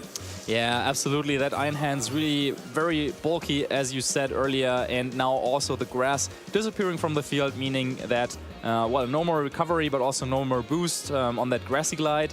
And there's still a double up needed, I feel like, from Nils to get rid of that Iron Hands. But now there's also the Flutter Mane that Nils has to deal with. We see the booster energy activate photosynthesis, and it is a special attack boost. So once again, that Flutter Mane gets that speed control from the Tornadoes, therefore can afford to invest a little bit more in that special attack. And yeah, how does Nils deal with this? Now, Ivy Cudgel, of course, a very, very powerful move from the Ogerpon, but as Terrestrialization isn't available anymore, we would need to see if that is enough to knock out that Flutter Mane. Have you ever seen such a regulation set E classic board state here? It's going to be Iron Hands and Flutter Mane facing off against Ogerpon, newly introduced in the Teal Mask, and that Rapid Strike style Urshifu. Terra finally being committed from Alejandro onto the Flutter Mane into that Fairy Terra type, so dropping its Ghost typing and boosting up the power of its Fairy moves even further. Plus that booster energy, of course, boosting the special attack. Urshifu saying, no, I don't want to take that, thank you very much. Keep yourself safe with a Detect. Dazzling Gleam doing really good spread damage to both of these Pokemon. Ogerpon will be taking resisted damage, being a part Fire type, but let's just see how much damage this deals. Ogerpon taking that very well indeed, so very well trained. The Drain Punch also not enough for the knockout here, and all eyes onto the Ogerpon as to what it might be going for in this situation. It's going to be that Ivy Cudgel connecting onto the Flutter Mane. It's not known for its physical defense, but it is going to be able to hang on. Yeah, just barely, and now it's the last turn of Tailwind, but Urshifu, of course, just used Protect, and we actually got confirmation that the Iron Hands now under Tailwind is faster than the Ogerpon, so that's something that both players can, of course, use for the next game, potentially. Not sure how impactful it would be in this one, as it's only one last turn of Tailwind, but looks like no Spiky Shield coming out from Nils, so he's banking on the fact that this Iron Hands will... Where does the Iron Hands target? I think in this position, you just have to go all in, and it will be that Wild Charge onto the Urshifu. So now it's Ogerpon against the world. I just think this Iron Hands has too much bulk to be able to go down on this turn. There's, of course, the critical hit chance. There's a critical hit chance. Here it comes. Ivy Cudgel into the Iron Hands. It's no crit in this situation. Iron Hands still in the green. Tailwind does peter out, so Ogerpon will be going first. There is Spiky Shield. Okay, Spiky Shield and then a critical hit. Could be enough, so... It could be enough. You got to play to your outs here, trainers. Is there a fake out? Is there going to be a fake out? No, it's going to be that Drain Punch, so it will be checking that chip damage from the Spiky Shield. Just how much will it bring it down to the orange? I think yes, it will. So, with that Tailwind gone, this Ivy Cudgel, it's going to be incredibly close, trainers. Let's see what Nils is going to do. He's going for the double up, but he doesn't get it. That's a real shame there. Could have been a knockout. The Drain Punch is going to be enough on the Ogerpon. So Alejandro Ramos is taking this game one. Yeah, so Nils had the chance to maybe try and go for that critical hit, because with that Spiky Shield chip damage, that of course the Iron Hands took from using a contact move against it, potentially a critical hit might have been enough, but Nils was saying, I'd rather try and go for the double protect. I know it has a higher chance than getting that critical hit, and then it might be in range of just a regular Ivy Cudgel even without the critical hit. So a very, very difficult game there in the end to maneuver, but eventually that Iron Hands comes out on top, and Alejandro will take game one. You know what? It was dicey as to whether a critical hit was necessary for the knockout on the Iron Hands. It seemed like it could just have got it without the critical hit, but we won't be finding out in that game at least. And I think turning our attention to game two, for me, the main adjustment Nils needs to make. Now, don't get me wrong, I love a Regidrago, but he wasn't able to get enough out of it in that game. And of course, that was his Terra Pokemon of choice as well. So heading into game two, I'd love to see Nils perhaps playing a little bit more conservatively. If he's bringing the Regidrago, just bringing it in that right position to get as much as he possibly can out of it. Yeah, absolutely. I think he had the right idea, or he had a good idea with that Follow Me and Dragon Energy, at least with that threat. But instead of just going for that Rock Slide, of course, we saw that Head Smash. Very crucial turn there by Alejandro. Not only doing a lot of damage to the Regidrago, but also, of course, then critically lowering the power of Dragon Energy, which resulted in that Arcanine making it through the turn. Also, the Tornadus didn't take as much damage, then was around for later to set up another Tailwind. So if Nils wanted to change something, then I think he should try and maybe play a little bit safer in a way. Maybe you just have to go for that Follow Me. Yeah, if the opponent goes for the Rock Slide, it's not nice, but then at least you ensure that your powerful Dragon Energy goes off. But yeah, I think also that Tornadus on Nils' side could make an appearance. I think he might have been a little bit afraid of his opponent's Bramblegast, as that matches up so nicely into Tornadus, but that didn't even make it to the battle, so Alejandro didn't even bring it in that first game. Yeah, he didn't, and I think you raise a good point there, Marcus, as well. In going for that Dragon Energy, you are leaving yourself vulnerable to doing less damage if Regidrago takes that health away from it. Could have gone for a Draco Meteor, could have been a more reliable option in that game, but it's going to be a run back of the leads from game one, at least on Alejandro's side, whereas for Nils, it's going to be that classic pairing of Tornadus and Urshifu. So perhaps trying to force out a Terror from the Arcanine on Alejandro's side, or at least a switch. Crucially, though, the Urshifu has taken an Intimidate drop to its attack. Yeah, I like this adjustment by Nils, because even if that Bramblegast maybe is now waiting in the back, at least he can do some surprise damage to one of the two Pokemon, because you can only switch out one of them. Yeah. Both Arcanine and Tornadus now heavily threatened by that Urshifu. And the question now is, of course, the sequence. Do you start with an Icy Wind or do you start with a Tailwind? Of course, Tailwind would give you the immediate benefit, the immediate speed control, but Icy Wind first and then using Tailwind second is a way to ensure that you have one more turn of Tailwind available. One more turn, that could be crucial. So looks like he locked into that Icy Wind. Of course, the problem with that is if your Tornadus goes down, then you don't have Tailwind for the rest of the battle. So is this Icy Wind going to pay off? Let's find out in this turn one. It's going to be immediate Terror once again in this second game, and indeed a responding one on Alejandro's side as well. So both trainers going all in this game too. Arcanine will be the Terror Pokemon of choice. Unsurprising, given it's in the face of that Rapid Strike style Urshifu. Going for that normal Terror, lighting the way with that big gem on its head. Able to deal some massive extreme speeds, and here comes one of them right now, and it's going to be targeted into that Urshifu. Just look at how powerful that move is. Urshifu down below half of its health, as Icy Wind will be reducing the speed of both Pokemon on Alejandro's side of the field. Yeah, a lot of damage coming out from that extreme speed, but not, of course, what does that Urshifu target? Surging Strike, boosted by the Terastallization, hitting that Tornadus with that first critical hit. Of course, taking some damage from that Rocky Helmet in return, but it looks like even with two more hits, Tornadus and the Urshifu might both go down. Oh, let's find out, trainers. Is that Urshifu bar going down to empty? It looked like it was. So that's the cost that you run of going for Surging Strikes into a Rocky Helmet Tornadus. Urshifu is down. So on turn one, both of these trainers have lost a Pokemon, but crucially for Nils, it is that Terror option. Alejandro still has his normal Terror type Arcanine intact.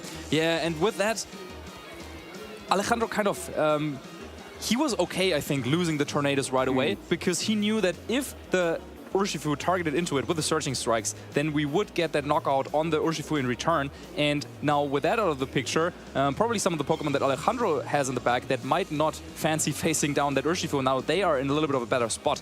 For example, that Iron Hands. I mean, Nils already had some trouble in the previous game when he had the Urshifu available that we saw do like half of Iron Hands HP with the Searching Strikes. Now that is not available anymore, so Nils has to find another way to deal with that Iron Hands. Yeah, how is Nils going to break through this incredibly bulky Paradox Pokemon from the future? Is there on the field waving at the opponents, saying, hello, I know you don't want to see me, but here I am, as Nils has to take a little moment to decide how to approach this turn. Could go for that Tailwind. Of course, it was an Icy Wind on the previous turn here, but it all comes down to that Pokemon he has in the back, really, as to whether he's able to deal with the Iron Hands. I believe his Rillaboom is running that high horsepower, so it might be able to do some super effective damage there, but as it is, on this first turn, it's going to be Arcanine flinching here, Tailwind being set up by Nils' Tornadus, so he is going to have that lasting for a good few turns. Let's see if it's enough for him, as Drain Punch does just shy of half health to the Rillaboom. Yeah, but some good damage. I think Alejandro is very happy with the trade this turn. He could have tried and make a read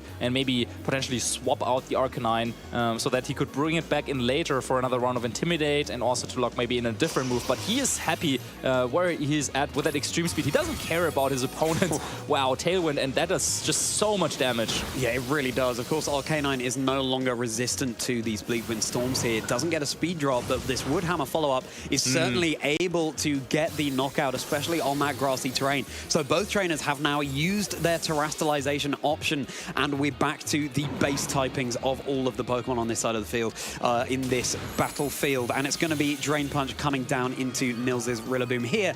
Being able to go back up to nearly full health on the grassy terrain will take care of of that little bit on the end. Crucially here, though, Alejandro down to his final 2 Pokemon. Nils still has an, as of yet, unrevealed one in the back. So the momentum just slightly in Nils' favor here, which is certainly what he would want, having taken a loss in Game 1. Yeah, no, I think this one is a very crucial turn.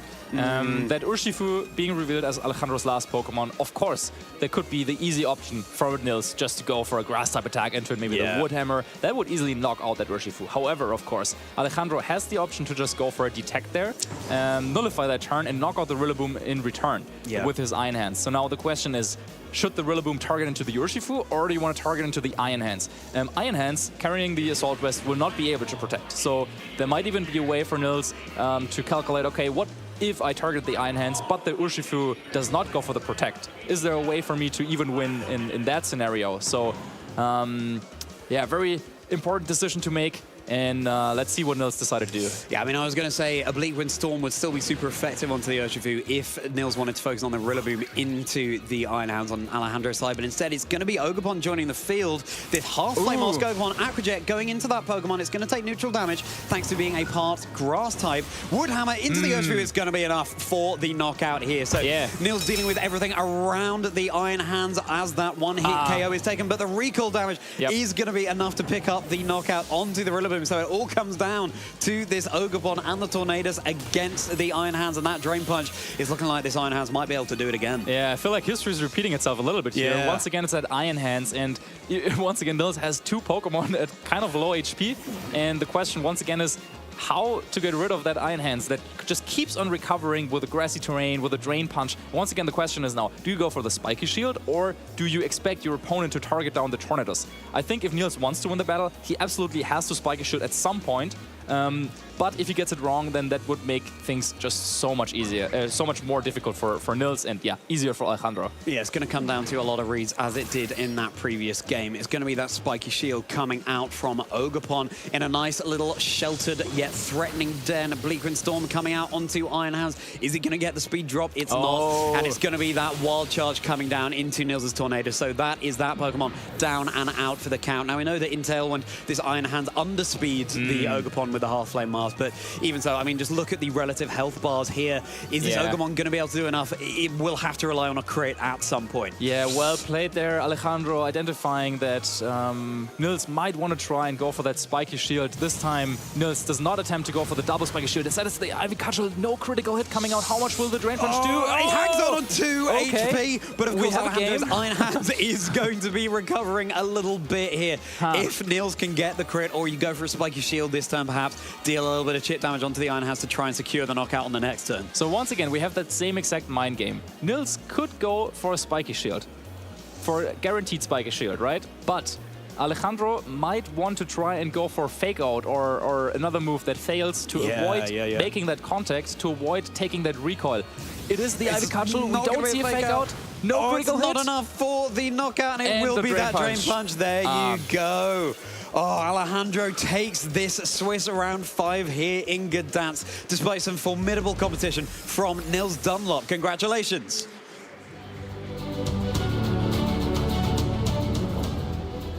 Well played by Alejandro, taking down Nils Dunlop in just 2 games, and in both games it came down to that same or similar situation with that Iron Hands against the Ogerpon Hearthflame. Of course, a matchup that I'm pretty sure both of these players have faced countless times in their practice and in previous tournaments, and it's always such a tough call to make. Do you try to attack the Ogerpon Hearthflame? Do you expect them to go for that Spiky Shield? Or do you want to knock out the other Pokemon that is next to it? And I felt like Alejandro really maneuvering through both of these end games very beautifully, making sure that with a Drain Punch, with a Grassy Terrain recovery, his Iron Hands was not going down no matter what, and eventually that secured him the victory. I love to see how cool, calm and collected he was at the end of that game as well. He'd just taken the victory over Nils Dunlop, a formidable player, and he was like, yep, what's next? He was just ready to keep on going. Absolutely phenomenal play. And it was a slight reminiscence of LAIC finals, actually, because Marco Silva, of course, was able to use his Iron Hands to great effect.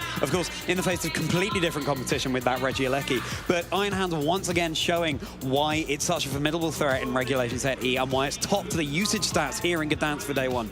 Yeah, that's why players are thinking about using Pokemon like that Articuno to have a Pokemon that can really deal with it very nicely. But yeah, we didn't see an Articuno, of course, in this battle.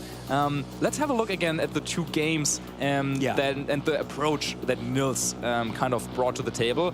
For Alejandro, I felt like the approach to the games was relatively similar. We had that Arcanine that he brought alongside that Tornadus and then the Iron Hands in the back. That was kind of his setup. But then Nils on the other side, in that first game, he tried to play the game without his own Tornadus at all. He tried to utilize the Follow Me, he tried to use some of the priority moves with the Grassy Glides on his team, but it didn't quite work out. And once again, I think that first turn where Alejandro made that call, went for the head smash instead of what looked like a pretty safe Rock Slide, that definitely turned the tides in his favor a little bit. But then for the second game, it was Nils, of course, who, losing the first game, made the adjustment for the second game, bringing out now Tornadus and Urshifu. But once again, with that extreme speed and the Rocky Helmet, it felt like Alejandro had this planned out. He knew exactly how much damage that was going to be. Actually, two Pokemon on Nils' side of the field were knocked out by recoil. That Urshifu fainted to the Rocky Helmet recoil, and then the Rillaboom to the Woodhammer recoil. So yeah, using that to your advantage, I think Alejandro played that really, really nicely. Yeah, played it incredibly well. I'm wondering in that first game with Nils not bringing the Tornadus, whether perhaps he was expecting Alejandro also not to bring his Tornadus. But in the end, Alejandro did. And really interesting that the Hisuian Arcanine on Alejandro's side of the field locked into that head smash. Yeah. Because it's so inaccurate, as we were saying. He knew it was that Terra Steel on the Regidrago, which it may well be going for. Could have gone for the Flare Blitz, would have been a super effective move. Head smash would have been neutral. I wonder if Alejandro had calculated for a head smash onto a Terra Steel Regidrago. It's a Pokemon that you don't see too commonly, but when it is picking up in usage and it is often that Terra Steel. But even so, the Dragon Energy did fairly pitiful damage. And to be honest, I think you could make an argument for that game being lost on that first turn. Yeah, for sure. I mean, then it's a really difficult calculation to make, I would say, because you're also taking so much recoil from the head smash, and then the power of the Dragon Energy is reduced, but then how much do you take? But yeah, he was really managing his recoil damage very, very well, both on his Pokemon, but also on his opponents. Yeah, he really was. And to be able to secure that victory, just going with that lead that worked for him from game one as well, with the Tornadus and the Hisuian Arcanine. We were talking earlier about how you're on stream, you're under the lights, you're in front of everyone. Will that pressure get to the relative newcomer in the form of Alejandro? No, it did not. He was able to keep his composure against a formidable player in Nils Dunlop, and I take my hat off to him. Yeah, now he's looking at a 5-0 record. Now, of course, what does this mean for his tournament? Of course, there are still a couple of more rounds to be played. He would need to win 2 out of the next rounds to make it, to secure a place, of course, in the day 2 of the competition. I'm pretty sure that that's probably then his next goal going to be. Of course, we will talk to him in just a little bit, but yeah, with that team and with the way he was playing, I think, could be one of, we could have, maybe we just saw one of the players that will make it through to day 2. Ooh, those are fighting words there, Marcus. We could well have done. Let's hope that the rest of Alejandro's tournament goes just as smoothly as that. But, you know, we've got to give our credits to Nils Dunlop as well for the way he played that, and noticing the adjustment he needed to make going into game 2. But I think, crucially, it was that Iron Hands, with just the immovable object that stood in the way. And hopefully, going forward into the rest of this tournament, he'll take a step back and think twice about what to bring into that Iron Hands matchup. Yeah, definitely, because that Iron Hands was actually a Terra Water, which I thought wasn't the perfect choice for this matchup, because you have the double grass types on Nils' team, and with the Woodhammer, with the Grassy Glide, of course, it wasn't needed for the Iron Hands to go for the terrestrialization. So maybe like a fire type, that could have been helpful, but then of course you have the Urshifu, but in the end, terrestrialization wasn't needed for that Iron Hands to just shrug off all the hits, recover all the damage, and take home the game. One more thing that I wanted to point out was also the targeting with the extreme speed that we saw in the second game. So extreme speed usually, I feel like most players, they're used to it from that Choice Band Dragonite next to the Qianpao, and you're really trying to get one-hit knockouts with that extreme speed. The way that Alejandro played it here, it was a little bit different. He didn't try and go for one-hit knockouts, but instead what he did was he used it on the Urshifu to get it in range of those 3 Rocky Helmet ticks. And then also he used it on the Tornadus, making sure that then in the end his Iron Hands could knock it out quite easily. So I really like the targeting there, and using that terrestrialization, of course, to get that extra little bit of damage, and that was so crucial in getting rid of that Urshifu turn 1. Yeah, I love that you called that out. It's obviously so tempting to only go for those extreme speeds when you know you're getting a one-hit knockout, but it is all about that chip damage, and I think it's something we saw in LAIC as well, where the very top trainers, even if they're going, for example, with a U-turn on their landers into their opponent and it's not very effective, a resisted hit, it is still chip damage, and that all does stack up towards the end of the game. And, you know, in the face of the tailwind on Nils' side of the field, Arcanum was like, sure, I'll just go for extreme speed and outspeed you anyway, and very powerful ones at that. And the number of extreme speeds it was able to get off in that game, it was just left free reign to just deal that really nice chip damage. And I think trainers need to be damage calculating for that Rocky Helmet chip damage, as you were saying there, Marcus. Yeah, absolutely. And then on Nils' side, I think it's one of the harder things to envision in your head is when you take damage first and then you will take the Rocky Helmet recoil. Like usually it's like kind of the other way around. Like you would maybe hit an Amoongus that is kind of slow and then they would hit you back. But here with that extreme speed, of course, the priority bracket was a little bit flipped on its head. And even though the Urshifu was at full HP going into the turn, it ended up being at 0 HP afterwards. So I think, yeah, that's something that Nils probably didn't expect just to play out the way it had. He thought maybe that he could afford to go and take that Rocky Helmet damage, but then, yeah, Alejandro very nicely anticipating this and, yeah, winning the series. Taking that series, and why don't we now throw it over to the Iron Hands fan himself. It's going to be the interview with Alejandro Ramos. Take it away. Thank you so much, Charlie and Marcus. I am here with Alejandro Ramos, our winner from the last round. Alejandro, congratulations. Thank you. That was just a brilliant match, and you've got to be feeling so good after going up against an opponent so well known as Nils. How are you feeling after that win? Well, it's close to finish good this day, but I have to win 2 more. It's not impossible, but it will be hard. I will try my best to advance to tomorrow. Yeah, you've made a perfect start really to the day, you know. 5-0 now going into the next round. Like you say, 2 more rounds to go till you guarantee getting into day 2. But I'm sure you want a little bit more than that. And I think your play deserves more than that with how well you managed the game against Nils. It was a very convincing win. And the way you managed the Iron Hands in particular was the real kind of crux to Nils' kind of game plan. It really made it very difficult. And the way you managed it was perfect. The one thing I want to ask going into game 1 was the choice of how you used the Arcanine and what the thinking was behind the head smash there, because it was so pivotal going forward in that first game. Okay, so in turn 1 I didn't expect the Terastal for Registeel, Regidrago. I didn't expect it. I just wanted to kill it. The damage was enough to make it important.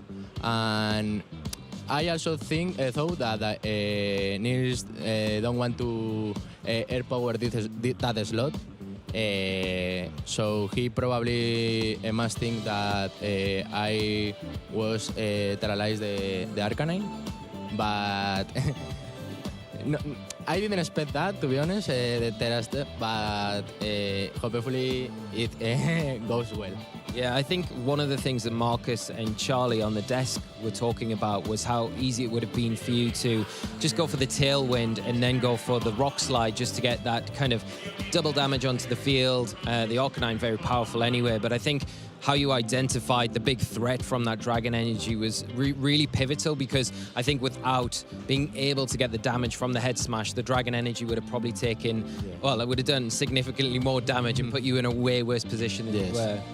Yes, I think the Tornadoes is so important against Nils because he had three weakness to flying type, so I have to to preserve it. And in game 1, I have a turn that I missed the breaking wave for Rillaboom and Ogerpon. That was scary. Yeah, very scary at that point. just getting a little bit more about yourself. You know, we've talked about the game one and some of the turns there. I just want to touch upon you as a player. You've traveled all the way from Spain to come over to Poland this weekend, and I just want to ask you how you've experienced the city so far and what some of your plans for the rest of the season are looking like. I will try to go to Liverpool and London. I love travel, so if the score is not good, it doesn't matter. Yeah. So I will try to travel and make goals. I will try. Brilliant. Yeah, and we've got so many events as well left this season. So with those 2 regional events that you plan to go to, and then have you got plans to go to EUIC as well later next year? Yeah, I hope. Awesome. Well, you still got to play out this event today, and I'm sure it will continue to go very well. One more thing before I let you go and have a little bit of a break before we get into the next round. But I do want to just ask, with Marcus and Charlie on the desk, noticed the Mega Swampert plush that Nils had, and they did ask if you had a plush, because you didn't have one on the desk, but if you had the choice of a plush for the desk, just for our viewers at home, what would you choose? Probably a Kyogre.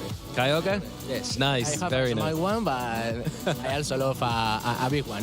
There's your answer, Marcus and Charlie. Alejandro, once again, thank you so much for taking the time to come to the couch, and congratulations as well. Good luck in the rest of the tournament, and really hope to see you again throughout the weekend. Good luck, and we'll throw to a quick break now, and we'll be right back after this short break.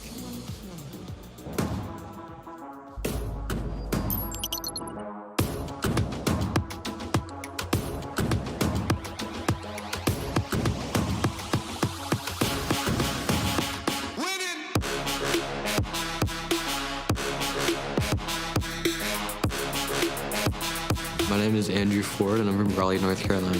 When I was on stage and I won, I was just like really hyped up because it was like a super close game, and I didn't think I was going to win. I've always wanted to show that I'm one of the best, if not the best, player in North America. This weekend, I never really doubted myself because I wasn't playing to win, so I had nothing to doubt.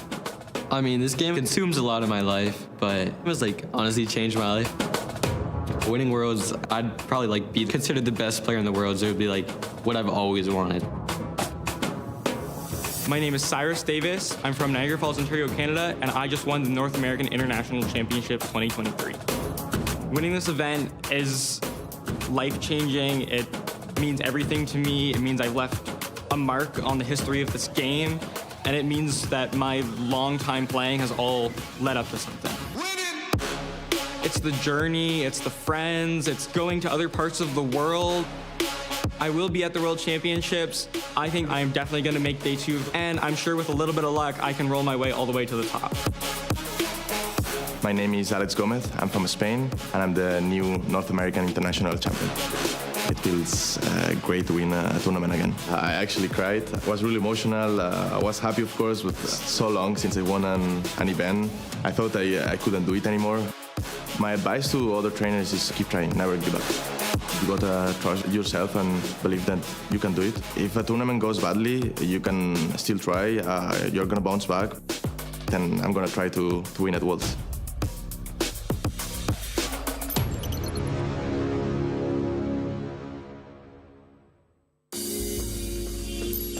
名前は海老沢空で、来たところは福岡県から来ました。Can it get through this one turn against the Amoongus? This is the question. Does Amoongus have the oomph in order to get the knockout here? It's only really got that pull and puff all the clear spot, but it gets the knockout. Sora Ebisawa is your 2023 Pokémon World Champion. 家族に恩を返せて、観客の人も盛り上がっていたので、僕的にもとても嬉しかったです。主な選出を決めて、このポケモンはこのポケモンに有利だなっていうポケモンを、なるべく選んで使ってました。場所によるけど、行けたら頑張ってまたチャンピオンになりたいから思います。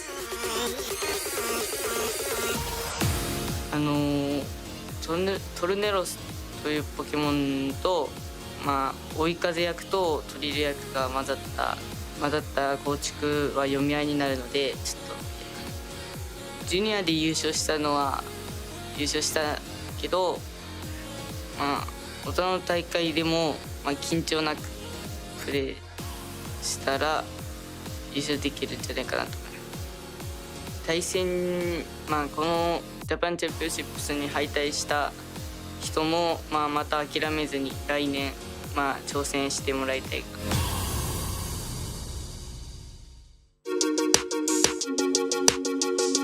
Comecei a jogar Pokémon GO em 2019, antes de começar o PVP. O primeiro jogo de Pokémon que eu joguei foi Pokémon Yellow, por volta de 2002. Meu Pokémon inicial no Pokémon GO, no PVP, foi a Americhan. Desde que ela foi lançada, ela sempre foi muito forte. Só que com a adição dos doces GGs, ela ganhou uma força imensa no competitivo.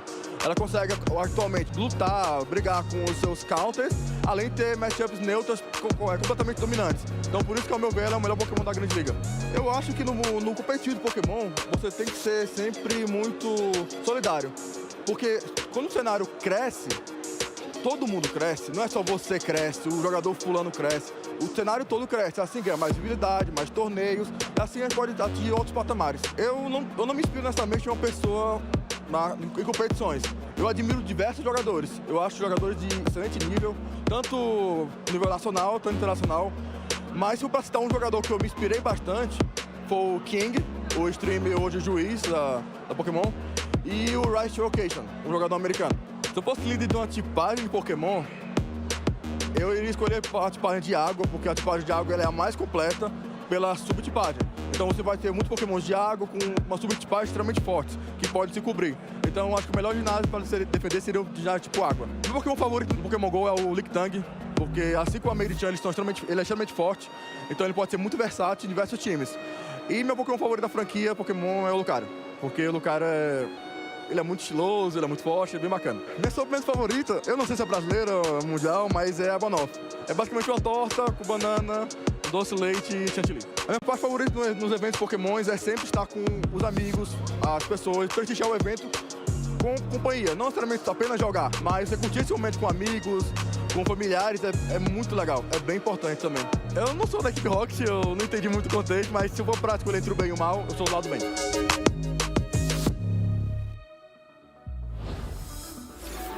And just like that, we're back. My name is David Partington. I'm joined on the desk once again by Lee Provost. How you doing, man? Man, doing good, mate. We've had some, the time we've been away, there's been some very exciting matches. So nice to be back, like you say, so quickly and to get back into the thick of things. Yeah, that last match was a real one, wasn't it? Oh my goodness, yeah, a really good one too, and like really cool to see like a couple of really experienced players behind it, especially Nils Dunlop as well. We haven't broadcasted him very much recently, but yeah, here he is again doing very, very well, and he's always running something a little bit interesting too. Like the Ogerpon Half Flame is just something that's not most players aren't going for at the moment. I think something that a lot of players don't really take into consideration as much as say the Ogerpon Wellspring in terms of like damage calculations and working out what teams you should be using versus it, and like the game also could have gone either way thanks to that Ivy Cudgel having generally a high chance to critical hits. Like I was on the edge of my seat every time you click that move. I know, I was really expecting it to land one of those critical hits, and I'm sure Alejandro was sitting praying that nothing like that happened, and I think it really just showed again a masterclass from not only Alejandro but Iron Hands once again, not surprising anyone with how well it can do into a lot of these different big threats in the format, and just sit there and just do its own thing and just whittle away until the point of victory is handed out. Yeah, and exactly. It was handed out just like that because Iron Hands is just so bulky, and like even when okay, right, so maybe my Landorus Stomping Tantrum and then like plus my Flutter Mane Dazzling Gleam, yeah, that should be enough and stuff. Yeah, cool. So you can like plan that all out. But then as soon as an Iron Hands gets to like a Drain Punch off, like mid-game, it suddenly heals a load of HP and it throws all of that out the window. And like suddenly your plan is like suddenly has to be so much more complex. It's exactly like that, and I think that the surprising factor is how many attacks it can take. And although it might not be doing the big damage that you see from other Pokemon with that Drain Punch, it's enough to be just chipping away every turn when you can't remove it from the field. And I think that's the thing that Nils struggled with there. He lost his big hitters early on. He lost the Urshifu very early on. And you would say if you can connect with that Surging Strike into that Pokemon, especially after being terrestrialized, you can then maybe have a chance of getting it to the point where an Ivy Cudgel will be enough to knock it out. But I think Alejandro manage the match perfectly, manage that Pokemon in particular, knowing that it was like a complete win con for him if he got it into the right situation, and it would have taken some real luck from Nils' side to kind of close it up from that point. So yeah, just amazing to see, and hopefully good luck to Alejandro in the rest of these rounds. It'd be great to see him back on with the Iron Hands later in the event. Yeah, we're getting shortly set up for round 6. The round pairings are also up, so we'll be very shortly getting into it. And so we'll probably be getting a couple of players who are already 5-0 as well, which is like, if you're already there, like, you must be feeling pretty good. Yeah, I mean, coming into this tournament in particular, because of the field of competitors that we've got. I mean, every regional's like that, right? You're going to have an array of talented players, experienced players, and a lot of like odd picks as well amongst that, and you've got to kind of like navigate yourself through all of these different obstacles. And like you say, to get to this point in the tournament, you're over halfway now. You've got 5 wins, 0 losses. You've got to be feeling brilliant about your chances to get into day 2 tomorrow. And not only just getting into day 2, I think you set your sights a little bit higher, maybe thinking, can I finish the day undefeated if you're undefeated to this point? But again, comes back to my point I made earlier. You can't look too far ahead in these tournaments, because you've got to really hone down on what the next challenge is, what's in front of you, and not look too far ahead. But just been phenomenal so far, and massive congratulations to our players who are undefeated at the moment. And yeah, well, we're gonna have to look at the standings in a second to actually see like who of these people are actually undefeated. And there you go on your screen. Wow. There, yeah, Francesco Piopero doing very well up there, Fernando Vincenti, and many more. And Simone Sanvito, could he do it again? He could definitely do it again. He's more than capable of it. You know, I think he showed time and time again how good he is, consistent he is. But one of the players that was touched upon earlier, I believe it was you mentioned him, was Oliver Eskelin. And he's had a lot of success in the past, a lot of good finishes, and getting off to a phenomenal start here on 5-0 along with all of the other players listed. It's a big list, but I think if we take a closer look at some of the teams, we could probably hone in on Oliver's and take a look at what he is bringing to the tournament this weekend. Because, you know, out of that kind of selection, we've had a look at Francesco Piopero already. It would be nice to see. So there we go, Oliver's team on the screen for all to see right now, running that Goldingo, the Rillaboom, the Tornadus, Fluttermane, Rapid Striker Shifu, and the Hisuian Arcanine. So not too dissimilar to the things that we've seen throughout the tournament. But who can blame him? I mean, like, there's some very solid Pokemon right now, and but maybe the unique thing here is that he's got the Fluttermane and the Goldingo. Normally, people are kind of picking their Ghost type to be one or the other, but yeah, Oliver's going for both here. You can see why, because Goldingo really thrives on that Make It Rain move, which is obviously a Steel move. So it definitely functions a little bit differently to the Fluttermane, where it's mostly used for those big fairy moves. But they just both happen to be Ghost type, which is just really useful to be immune to fake outs, resist a bunch of other stuff as well going around. So yeah, but like having both here means that you have like even more immunity to that fake out pivot stuff going around. And like even though you might be weak to, say, Dark on your Goldingo, your Fluttermane kind of covers for it. You might be weak to Ghost on both, but you're also your Ghost yourself, so you can cover it too. So actually, even though with that double up of the type, it makes sense. Yeah, and I like the way that they kind of complement different stages of a game, right? Goldingo is one of those Pokemon that you say more often than not is going to be an early game Pokemon where you can really take advantage of your opponent maybe not leading correctly, and you can utilize your Tornadus in this scenario to support that, maybe an opening for a nasty plot, or just launch out those Make It Rains after a Tailwind. Whereas the Fluttermane's that kind of Pokemon that you would say, in that situation, I'll bring this in the back and I'll use it as my kind of cleanup Pokemon too.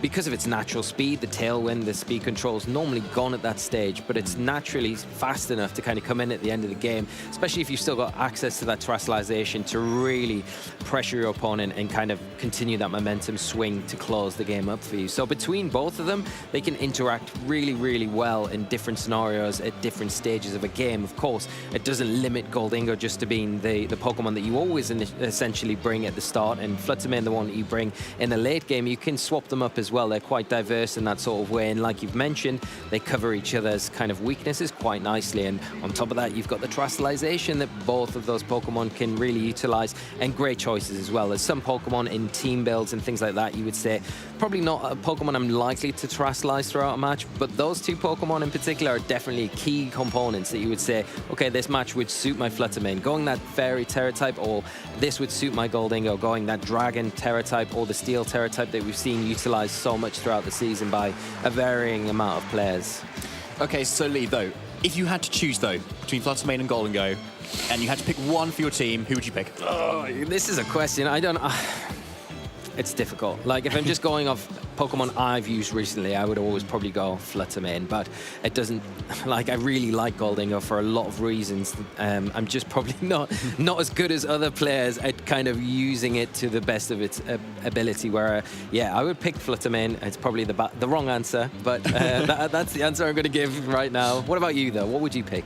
I would also go Fluttermane right now, and also kind of for a similar reason that it's been quite the staple Pokemon for like so many of the regulations, like not just in Regulation Set E now. So I've personally had more experience with it. I'm used to what sort of attacks it survives and what sort of like how much damage it's able to do to certain Pokemon as well. So like for me, it's my like kind of comfort pick. Yeah. That I would be wanting to go forward and use, and having that Fairy Offense is also obviously great here. And like I think comfort is something that we see a lot of players kind of end up defaulting to a lot of the time, where like particularly Simone Sanvito, when we had a look at his team a little bit earlier, he's running the same in his regional winning team, and like it's become comfort for him. So even if someone can prep against it, if you're really comfortable with a team and you know how it operates, it doesn't matter, because you're much more likely to be able to outplay them. Yeah, you've almost got that. It's like an elastic band, right? You're kind of stretching that muscle memory with that particular Pokemon because you've got so much experience with it already. So it takes a little bit of the pressure off you in a kind of like a focused situation, right? You don't really need to think about it too much because you've played with it so much already that you're familiar with a lot of the different scenarios that can play out, which is a huge, huge advantage for you as a player if you've got that. And then maybe your opponent is struggling because they haven't had as much time with that Pokemon as you've had with your Fluttermane. So for those reasons, you can see why these players do excel and do kind of pick these Pokemon. It's not only just because of the comfort, but it makes it easier on you throughout a long tournament day as well. Yeah, like 100%. Like if you can save your brain cells as to how much you need to think to kind of like span it out across the entire weekend, then that's probably a good decision where like you know, okay, and I know this is going to work. I know this is going to work. You don't have to think about it too hard. But yeah, like let us know what you think in terms of whether you prefer Goldingo or you prefer Fluttermane. What's your comfort pick? Let us know on #PlayPokemon on X, on the socials on Instagram, Facebook, and if you're following us on Twitch and YouTube, do click the follow button to keep us yourself up to date with all of the latest broadcasts that are going on, not only just the weekend, but across the entire week as well. But first of all, here's our notable matches, Lee. Wow, we've got some incredible games being covered in this next round, and you can see an array of them coming up, but our feature match will be between Francesco Piapero and Hengwai Zheng, which is going to be an incredible game. Both players 5-0 at the minute going into round 6. One of the players will continue that winning streak. One will unfortunately not, but they're still going to be in a great position going forward for the rest of the tournament. You've got Matteo playing Oliver in that other one. Oliver, we just looked at his team, and that one again going to be a great match for both of those to go into. A lot of pressure, and also Simone Sanvito, someone that we have talked about as well, going up against Francesco Razzini, which is an incredible match in itself. But I mean, all of these matches, I mean, you've got Bottas down at the bottom representing Poland as well here in his home country, doing extremely well in this tournament so far, going up against Tobias as well. Yeah, like there's a lot of great matches here. It's a shame we can't like stream them all at once. But no, we're going to be focusing on the top one, and I'm very excited for this one too, to be fair. Like Hengwai has been very dominant in the UK scene, as I think you were mentioning earlier, yeah. Lee. Like attending a lot of the local tournaments, like the Premier Challenges and the mid-season showdowns that we've had going on in the UK, and doing consistently really, really well. And I think he's been preferring the more kind of balanced, kind of standard-looking teams out there a bit more too, showing what a consistent player he is. Yeah, I mean, a lot of the UK players will be very familiar with him because of how well he's been doing in the local tournaments in the UK, and now translating that to a major level tournament and having a fantastic start. Francesco, we've seen many times on various streams, many events recently as well, performing extremely well coming into today's tournament in Gdańsk, and I think both of them are going to, you know, give a great show going into this next round.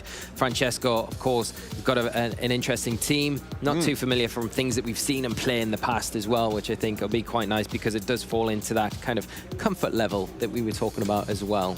Yeah, and like comfort makes sense as well when we're starting to come to the later end of the regulation set E as well. We do obviously have Stuttgart regionals next month as well, which will still be the same format, but after that it's probably a rotation to the regulation set F. So when you're kind of limited on time, or like you feel like you haven't not be able to come up with something like completely new, it makes sense to fall back on these teams that we can see have consistently won events after events, or like done consistently top cutted them as well. So it just proves further and further with each event that these sort of Pokemon, these sort of teams are the ones that are really good right now. Yeah, and you know, we've still got a couple of events left in Regulation E as well, so you know, there's still room for further development as we go forward. But like you say, I think a lot of the Pokemon that are going to be at the top of those usage stats have kind of been determined now, and it feels like it's not going to be something that we see a lot of them kind of knocked off their pedestal because they are just that good in this sort of environment.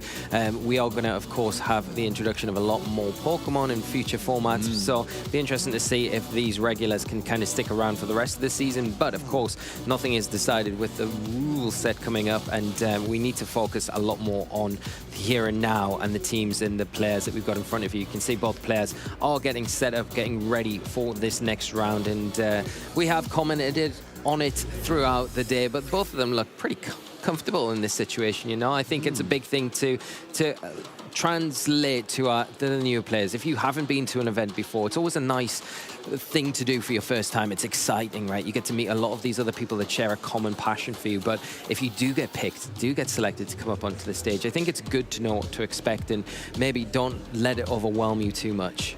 Yeah, absolutely. And like, to be honest, if you're like feeling like nervous at all, then there's like plenty of people you can chat to as well. And like, I'd say like it was good chatting to Francesco, who won the round 3. You know, I was chatting to on an interview, and he was just saying how he'd be happy if he kind of makes day 2, you know. But most of the time, but to be honest, he was just here for the fun, to be honest. And I think that's a really good kind of like attitude to kind of have as well. Like, great, if you do well, fantastic. But if not, it's all good. We've had fun, played lots of Pokemon, learned a lot, especially for the following tournament.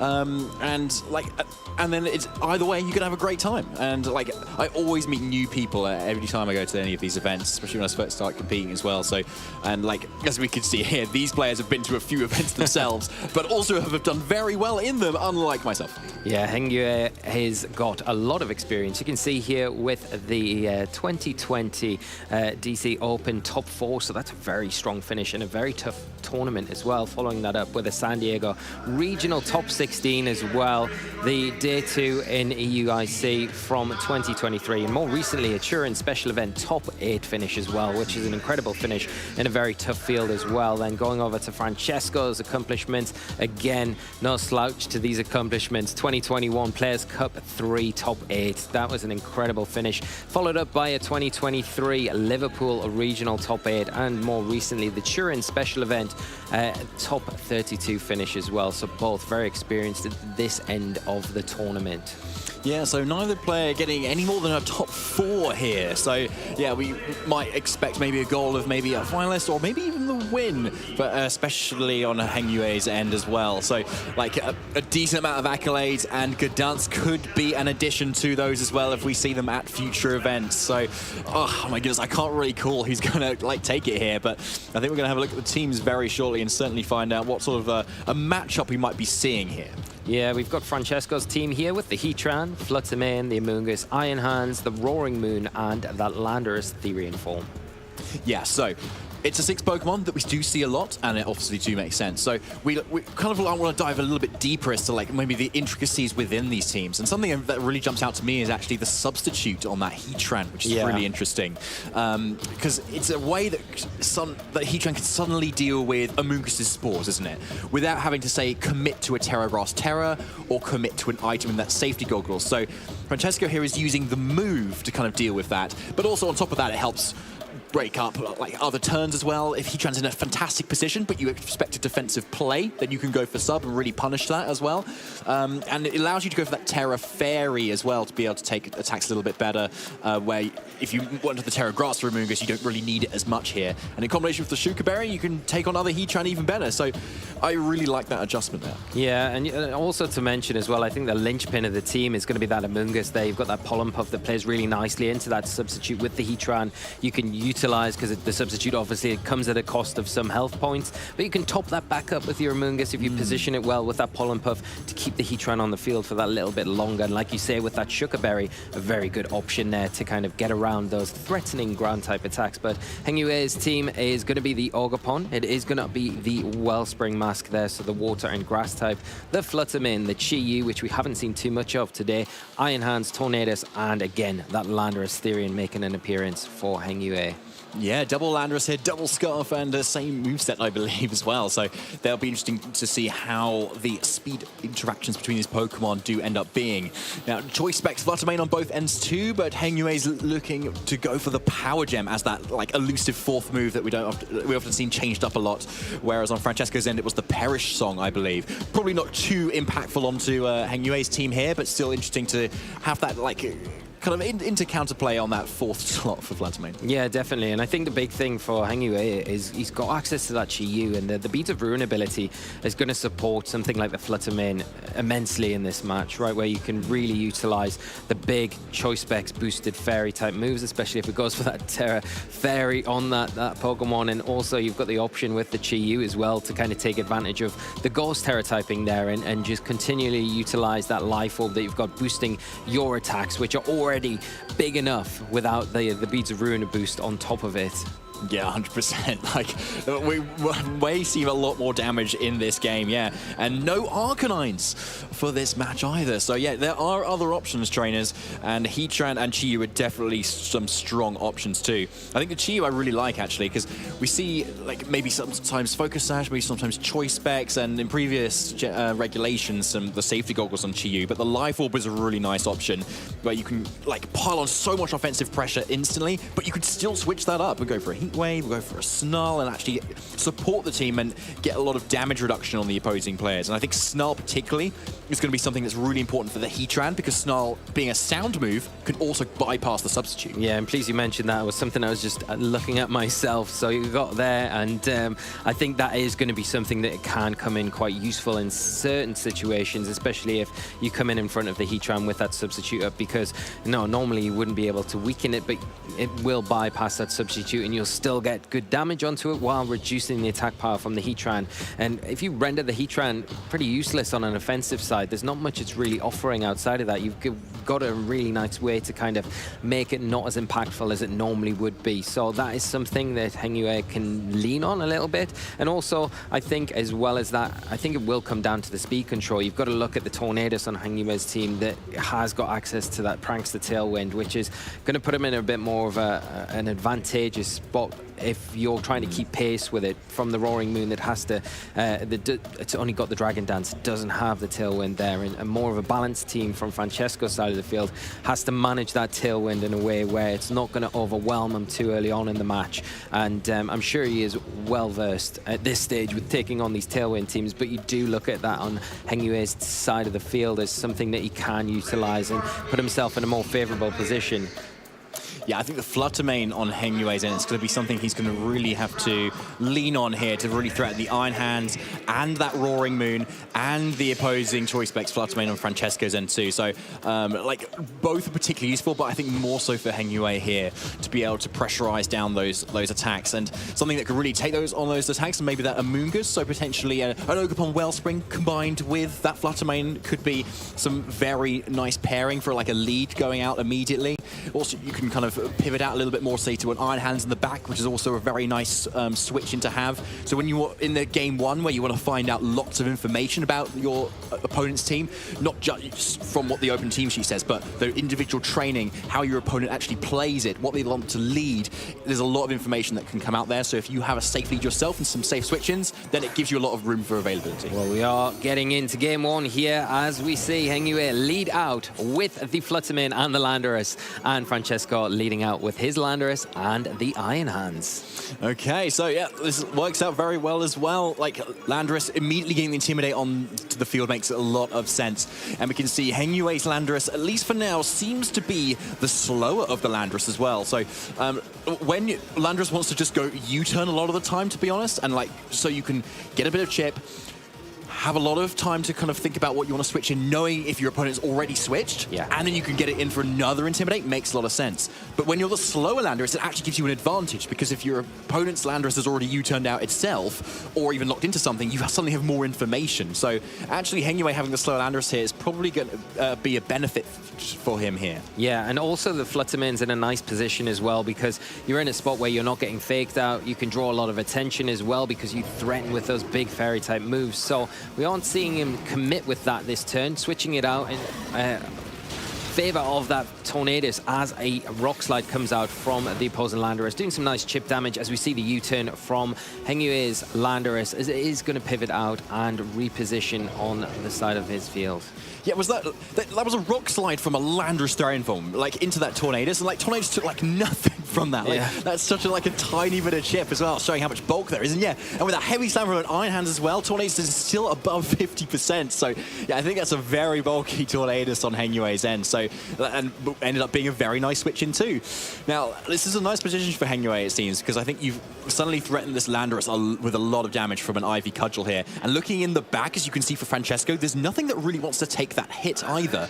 And Iron Hands back, even though it's water type, it's not actually weak to electric either. So it depends if Heng Yue knows that or not yet, because obviously he doesn't know what Francesco's brought in the back. But if he goes for it into that slot, he's probably going to get a lot of mileage out of this turn. Yeah, the Tailwind combination here with that Ivy Cudgel is going to be a big detriment to Francesco. So you want to, if you are ideally keeping that Landorus like he wants to, switching it out here. But what do you bring in to take that attack? I think you identified that perfectly. We've gone into the Heatran. So the Ivy Cudgel comes into that slot. It is going to hit for super effective damage. And like you say, it's not this going into the Iron Hands, though. Going into that Iron Hands and doing some respectable damage all the same, but doesn't have that weakness at the moment because it hasn't terrestrialized into that pure water type. With the grass pot typing, it can take that. And the Tornadus, again, taking a huge wild charge here. Oh, my goodness, yeah. So after double missing the Bleak Wind Storm, it seems there, like a little bit of justice there, Tornadus does end up surviving from the wild charge as well. So, like, so much of this bulk is paying off here. So this Tornadus will at least get one more attempt to get that off. But what do you want to use that turn for, right? You can Bleak Wind Storm again, but it's not going to do a huge chunk of damage right now. I think if you're Heng Yue, you want to set up that Tailwind to make sure that you've got that up before your Pokemon goes down. So at least for the next few turns, your Ogerpon is going to be looking really strong. It's both the Landorus and that Fluttermane. And with the Terra option still available for both trainers, but particularly the Ogerpon, if you Terra in water for the Ogerpon, even with an Intimidate, you may still be getting those one-hit knockouts. Yeah, and I think that's a great observation there. You want to get the Tailwind up, you want to get that speed control onto the field while you've got the opportunity with the Tornadus. You can see the bulk there. It is able to take a multitude of hits, but the Iron Hands not sticking around this time. The Fluttermane hitting the field, and there is the Tailwind from the Tornadus and Heng Yue's side of the field. Ivy Cudgel coming out from the Ogerpon, and not quite enough to take down the Heatran as it does fire back with the Heat Wave, taking down the Tornadus and doing some respectable damage to that Ogerpon at the same time. That's a lot of damage, but yeah, the Heatran as well, surviving that. I did not expect that. So Francesco looks pretty unfazed though, so maybe he knows this. He's done the training for his team. He knows exactly what is going on here. And that was a cheeky but very nice Heat Wave to get off there. But no burns, so the Ogerpon does get away with it this time. But Tornadus, even though it has gone down, has done its job of setting up that Tailwind. So it's now going to be on Francesco to maybe try and pivot around this, using his defensive pieces to kind of weather the storm of this Tailwind that's come out, because this Ogerpon's looking pretty threatening. Yeah, and this is a thing now where the Ogerpon's going to be in a spot where it can double down into that Fluttermane slot. You know, you've got the Choice Specs item there from Francesco's side of the field, so it is pretty much locked into having to go for an attack if it stays on the field. The Heatran as well, if you wanted to go for something like a Dazzling Gleam with your own Fluttermane, will be enough to pick up the knockout onto the Heatran, because it's so low health after that Ivy Cudgel, and it's looking very, very dangerous for Francesco in this position because of that Tailwind that the Tornadus was able to get off that last turn, which has put Hengyue in such a fantastic position going into this next turn. Heatran is on the switch out here. Definitely doesn't want to be taking another watery move from that Ogerpon. And instead it's going to be the Landorus, which is not going to take it hugely better, to be honest. But at least with an Intimidate, the Ogerpon is definitely going to be reducing its damage output. And we'll keep the Fluttermane on Francesco's a little bit safer too. But here is the first Terra, and it's the Fluttermane into the Terra Fairy type. It's so well known going for. And with that big heart on its head, Fluttermane says, I love you, but also I'm going to do a lot of damage right now. So here comes another Terra on Hengyue's end too. So is it that Ogerpon going for the water? It's the Fluttermane itself again. Going into the Terra Fairy this is probably then Francesco's end. Francesco's end, right, yes. Yeah. But it's going to be Hengyue's that's going to be going first, and let's see how much damage this does. This is a Dazzling Gleam coming out into both targets. A big amount of damage into that Landorus there. And the Ivy Cudgel coming into the double up. Going to be able to knock out that Fluttermane before it has any impact in this game. Wasting the terrestrialization here for Francesco, and very well managed. Taking advantage of that Tailwind from Hengyue. That is the disadvantage of running no protect, all those choice items on your Pokemon. When you're suddenly in a little bit of a deficit of the Tailwind, there's nothing you can really do to kind of stall things out or switch around. And yeah, it looks like Hengyue just positioned this Ogerpon just so expertly well, and was just the absolute call into this matchup right now as we see Francesco lock in the forfeit for this game one. Yeah, and I think I don't think he really had another way out of that because of the setup that Hengyue was able to execute there. We mentioned it in the team preview, the Tailwind could be the advantage for him, and he utilized that perfectly. And I think the thing that surprised me about that first game was the amount of attacks that Tornadus took before it was able to get that Tailwind off. You know, it took was it 3 attacks? It took a Rock Slide, Heavy Slam, and a Wild Charge. And it still got the Tailwind up. Incredible, yeah. Yeah, so I mean, Hengyue has obviously trained that Tornadus in a particular way to be able to take those big attacks. So we'll see, there was a little bit of Intimidate support alongside it, from especially the attacks from the Iron Hands, which definitely helped out in the long run. But I think overall you can see the utilization of the Tailwind, the Ogerpon in particular. I think not wanting to terrestrialize too early in that match, Hengyue was able to kind of position the Fluttermane in a spot where you could really maximize the damage of that spread Dazzling Gleam. It didn't really matter what switched in at that point because you had the backup of that Ivy Cudgel that was just going to be doing enough damage even after an Intimidate. When the Landorus came in the late game, it was enough at that point to kind of just clean things up and just pick things off. So everything to do for Francesco. I think if you're going into this next game, if it was yourself, what would you do to adjust to make yourself have a little bit of a better chance against what Hengyue's kind of game plan is going to be? The Roaring Moon speaks to me immediately at the moment, because Francesco needed something that's maybe gives him a bit of wiggle room when it comes to Hengyue's just Tailwind and go strategy. Yeah. And the Roaring Moon offers not only having Protect, but if Francesco can pivot around, say with a Moongas a little bit more, the Intimidate, he can start setting up those Dragon Dances.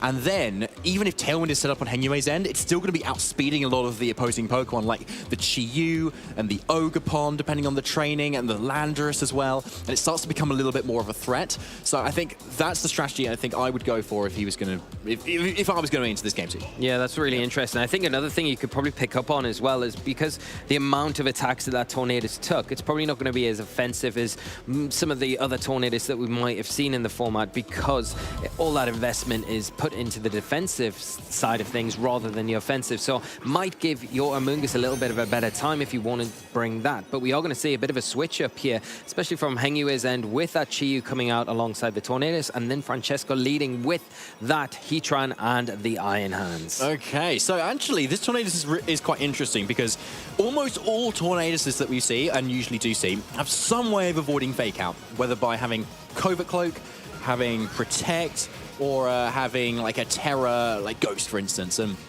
on this Tornadus, there isn't the Terra Ghost, and there's no Covert Cloak, but there is the Protect. So that's kind of the only way to get around this Fake Out. So, like, Fake Out is actually finally like a safe target into a Tornadus here. And when you have a Heatran and an Assault-based Iron Hands, you're actually not too worried about this Chi-Yu. And if it does stay in and go for an attack, then it's a high risk of actually going straight down to either an Earth Power or a Drain Punch. Yeah, we are just going to see Heng-Yue not take any risks here with the Chi-Yu going for that Protect turn 1, wants to avoid any damage coming out. And a Bleak Wind Storm from this Tornadus right off the bat, coming out into both targets, lowering the speed on the Iron Hands and also getting some nice respectable damage onto the Heatran here. But we are going to see the Heat Wave fired out. It is not going to damage the Chi-Yu, but doing some big damage to that Tornadus in return, a lot more than what we were seeing from that game 1. Yeah, so safer play on the side of Francesco there, like, and then leading with your really bulky Pokemon there, you actually don't mind too much if Tailwind goes up there, so I don't mind that play actually. He could have gotten away with a Fake Out into the Tornadus, and actually that would have really paid off, but on the whole, you're not too threatened by what it's doing right now. If a Tailwind goes up really early as well for Heng-Yue too, then like, you're kind of wasting a turn of it anyway because Heng-Yue doesn't need it there and then. However, the Tornadus is now definitely in range of any sort of attack from either of these two, so the pressure is on for Heng-Yue to actually go for a Tailwind, and there it is. Yeah, we do see that speed control set up on his side of the field, so he's got that going into these latter turns of this game. We are going to see a Snarl fired out from the Chi-Yu opposed to an attacking move. That is going to lower the special attack on that Heatran, making those Heat Waves not as impactful as they were the previous turn. We are going to see it fired out again, and the Tornadus once again survives as we see a Drain Punch from the Iron Hands clean up the Chi-Yu here. So it is going to take down that Pokemon, but the Tailwind is set up now. Both Pokemon on Francesco's side of the field have taken a bit of damage, but this Iron Hands in a way better position than it ever was in that game 1 for him. Yeah, like hugely better at the moment right now, because even though the Snarl did pay off, like the Tornadus sticking around is like not really the one you want, because the Bleaks and Storms aren't doing a lot. You could just miss them anyway, so there's not a huge amount of offense coming out right now. So actually I really like the way Francesco's playing this so far. Rather than trying to match the speed, he's bringing the bulky Pokemon instead that don't even mind if Heng-Yue outspeeds. But here is that Ogerpon Lee once again. Can Heng-Yue use it like he did before to just dispatch of Francesco's team like he did before? To be honest, on Francesco's team, the Heatran with that -1 special attack isn't looking very threatening at all for what Heng-Yue's got, so it's definitely on the Iron Hands right now, who seems to be the threat here. And to be honest, like a double up from Heng-Yue may not even be enough to KO this Iron Hands. It could be the Terra Water that needs to be gone for on the Ogerpons then to secure that. But Iron Hands, either way, is probably going to get something off here, and I really like the way Francesco's playing it so far. Yeah, he's setting his board up really well this game. I think what you want to do if you are Heng-Yue is probably get that Tornadus off the field to have that Fluttermane once again beside the Ogerpon before you start really throwing out any big attacks here. We are going to see the Heatran just go for a Protect here just to preserve itself this turn, as it looks like a Bleak Wind Storm is coming out from the Tornadus. It is going to connect with the Iron Hands, but like you mentioned, it's just going to be able to soak that up so well as a Drain Punch into that Ogerpon here. Going to do some respectable damage, heal off all of that damage done really up to this point, and the Iron Hands in that same position going into this next turn, while all the time whittling down these Tailwind turns, which I think is a big part of Francesco's plan, to be able to remove the Tornadus and then not have access to that Tailwind anymore, not have to worry about it, and also the Tornadus gone as well. It's another component of the field where you're not worrying about the little bit of chip that's coming out from Heng-Yue's side every single turn. Yeah, it's I think Francesco, like, he definitely wants to get rid of it, as you're saying, Lee, because we don't want a second Tailwind. But I think it was really nice that he left it alone this time, because at the moment it's still not really doing anything on the field. And Heng-Yue probably feels a little bit pressured to go, oh, my Pokemon's really weak, it could be picked off. I don't want to switch it out and catch another attack on the switch in, so he leaves it in, and it really pays off for Francesco, because slowly these Tailwind turns are being whittled down. And we do see the switch from the Heatran, going to switch out to the Amoonguss, and that comes in and able to take that Ivy Cudgel really, really well, but not the Bleak Wind Storm that does some big damage. The Amoonguss does surviving. The Iron Hands does take, again, very small amount of damage, but the big Heavy slam coming out into the Tornadoes, finally taking it down and opening the path for Hengyue to get something else onto the field, a bit more preferable. Now, this is a point where you'd say it really would be great if the Chi-Yu is still around to come in, but we are going to see the Fluttermane that is going to be able to throw out some damage and pressure that Iron Hands a little bit more than what Hengyue had previously. But like you say, Francesco really managing the board really well. The Amoonguss coming in, soaking up that big attack from the Ogerpon, and also being, you know, managing the Bleak Wind Storm. Not taking it very well, but still surviving. Has access to that regenerator ability as well, so has the opportunity to switch out here if it needs to activate that health recovery and maybe get something like Francesco's looking at right now to get that Heatran back on the field. But at the same time, you've got to be careful, because if you do see now, because you're into that slot, expecting the switch into the Heatran, you could kind of pay for that switch and trying to access and gain some health back with that regenerator. Yeah, it's like probably a really nice switch to be able to go for here. You've got two options to go into as well. So Hengyue like doesn't even know the fourth, so it's like really hard for it to call like this switch. So we'll have to see how he responds to this with the final two Pokemon.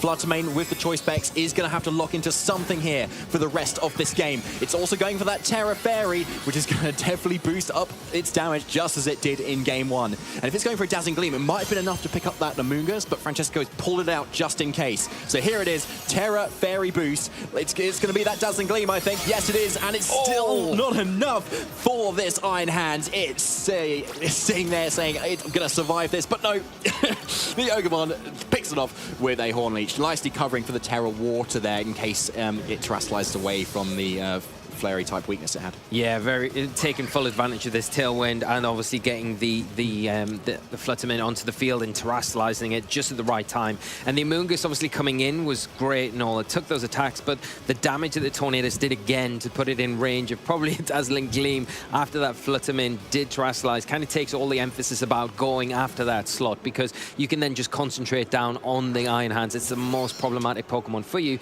The Amoonguss coming back onto the field now. It is in a healthier position. It's probably more in a position where it is going to be able to take a fairy type attack from this Fluttermane better than it would have done before, but will it be able to take a double up from both the Ogerpon and the Fluttermane in this next turn? Yeah, that's the question. And with this Ogerpon like keeping its grass typing as well, it's not going to get redirected away with that Rage Powder too. So like this Heatran is kind of locked down at the moment, and unless the Protect Plus Ball comes out. So yeah, as you're saying, Lee, like this is both these Pokemon on Francesco's are threatened, but like depending if the Protect on Heatran is called by Hengyue and does double up into this Amoonguss, which might be enough, then a Spore could potentially be stopped. But looks like he's locking it in. Let's see if he can get away with it. Here comes the Dazzling Gleam from the Fluttermane, boosted by that terrestrialization, doing a tiny bit of chip to the Heatran and doing enough to the Amoonguss. Is it enough to allow it to survive? No! It does survive. And Francesco going to be able to get a Heat Wave in return, but more importantly, the Amoonguss is able to get the Spore into the Fluttermane to shut it down for at least the next turn.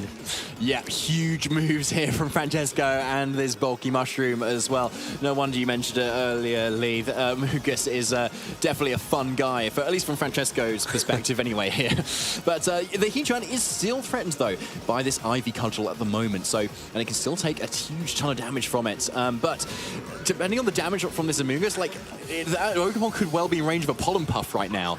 But like if you kind of then expect that, then Ogerpon can obviously just spike his shield and buy yourself a bit of time for the Fluttermane to start waking up here. So, but with a Pokemon advantage on Francesco, I think you want to not maybe call things too hard and just kind of trade for trade.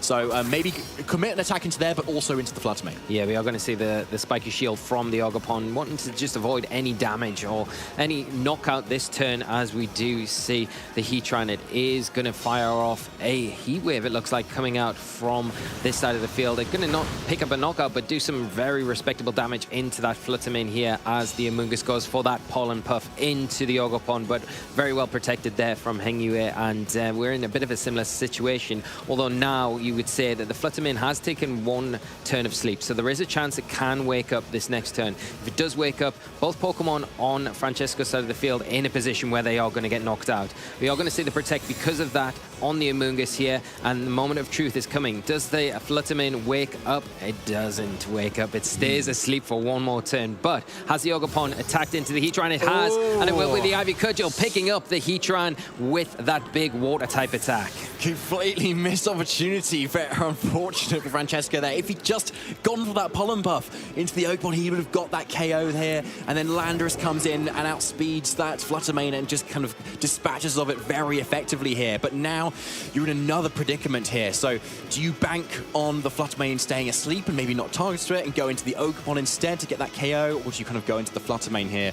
But yeah, as we've actually seen, if the Francesco does have the Terra available, and taking that water weakness away is going to be very big here if you can just get rid of that Fluttermane and then follow up into that Ogerpon. Yeah, I think Francesco's managed the game very well here to have this end position with the Landorus where you have the Terastallization still available and you're able to outspeed everything on Hengyue's side of the field because of that Choice Scarf. You're going to be able to lock into that Terastallization, not worry about the Ivy Cudgel so much because you take away that water weakness, concentrate down onto that Fluttermane. Even if it wakes up, it doesn't really matter because you can knock it out before it does anything. You've still got your Amoonguss support. You can still fire off a Pollen Puff in the direction of that Ogerpon and pick up a knockout here. And we are going to see the Terastallization from the Landorus, the Terra Blast coming out and easily dispatching the Fluttermane on Hengyue's side of the field, leaving the Amoonguss maybe free to get the knockout onto this Ogerpon. Yeah, so the Ogerpon is going to go for a last-ditch Ivy Cudgel into that Landorus, and yeah, not even 50% either. And yeah, Amoonguss for the final KO at the end of this game 2 here, bringing us into a third game, Lee. Way better managed there from Francesco in that game 2 to tie it up and take us to a game 3. Really well played. Obviously, I think there were a lot of threats throughout that game that Hengyue kind of threw out and questioned Francesco throughout that match. But I think the big standout things was how well Francesco managed the Iron Hands for one, and also that Amoonguss in the ways in which he prioritized keeping that Landorus until the very last moment, until it was able to come in a position where it could terastallize, take away those weaknesses that were in front of it, and use it as a cleanup tool. And I think that was really well done from Francesco. So unlike going into game 2, all the questions were on Francesco's side of the field. He came back and he's answered and he's knocked the ball over the court, and it's all back on Hengyue to come back and have an answer, because I think the Iron Hands is going to be a big threat, just like it was in that game, along with that Amoonguss that caused so many problems for him to be able to break through those walls. But like what Hengyue had in game 1 was the Landorus, which is a great answer into Iron Hands. And he didn't bring this last time. He brought the Chi-Yu instead. And so I wouldn't be surprised to see him just kind of go back to the Landorus, to be honest. And like, especially in that end game as well, when you're like intimidating so many of the physical attackers that Francesco was wanting to use, like the Landorus and the Iron Hands, and even though Heatran is, and you can still threaten it with a load of damage with your ground type moves. Even through a Shocker Berry, it's going to still do a lot of damage. So I think I would just see that change, to be honest, and kind of using that Ogerpon a little bit better, because it seems highly effective to Francesco's team. Landorus at least allows you to support that a little bit more, whereas Chi-Yu with the Beta Ruin actually makes the Ogerpon more susceptible to like Heatran's heat waves. Yeah. So yeah, I think a bit of a switch back to what he was doing before in game 1, I think should be the ticket, assuming Francesco doesn't predict it. Yeah, of course, that's the other thing. Francesco could predict that, knowing that he had such a good game 2, that Hengyue might adjust again to bring that Landorus. And can you adjust to dealing with that threat? I think the one thing that the Landorus also gives you, if you are Hengyue, is what the advantage of Francesco had. You don't need any speed control setup to take advantage of Landorus because of that Choice Scarf on the held item. It puts you in a position where you don't really need to worry about what's in front of you, because everything normally is going to underspeed you when there's no effect on the field. There's no tailwind on the field. So it really just gives you that little bit of a buffer extra. And also Landorus, you know, the Chi-Yu might have been brought there because it give you a good option against the Amoonguss. It give you the Snarl, you could weaken the Heatran. But the Landorus also a very good potential threat for that Amoonguss as well, with that potential Terra flying. But we're going to see the lead come out in this game 3. We're going to see Francesco lead out with the Roaring Moon and the Fluttermane, and the Fluttermane and the Landorus come out from Hengyue's side of the field. Yeah, Francesco does have a Fluttermane behind that Roaring Moon, by the way. It's just the impressive and like glorious wings of Roaring Moon that is brought in. So really showing off the switch up here, which I really like, honestly. As I said, like before the last game, like Dragon Dance, I think, is going to be really strong here, assuming you can get around the Flutter Mane, which Hengyue has smartly led here, because I think it definitely pressures a lot of damage and forces Francesco to either go for a Terror or kind of switch around it, unless he just wants to lose that Roaring Moon instantly. Yeah, and I think because you haven't really got the Tailwind on the Roaring Moon, it puts it in a bit more of an awkward position where you're not really getting any benefit from losing it. It's not worth the sacrifice, so it might see it switch out here. I mean, Amoonguss isn't a bad switch in this situation. You get rid of the Intimidate, you do lose your booster energy, but I think it's worthwhile doing that. Not going to see any switches, of course, here. Hengyue going straight away for the Terastallization on their Fluttermane, and Francesco's side. Francesco's, I believe. Francesco is going for the Terastallization. I do apologize, but following up with a Terastallization from Hengyue's side of the field now, and it will also be the Fluttermane. There was a bit of foresight there. I like that, Link. Oh, I wish I could learn that. That was impressive. So, yeah, Terra Fairy a piece on both sides. A lot of offense right now.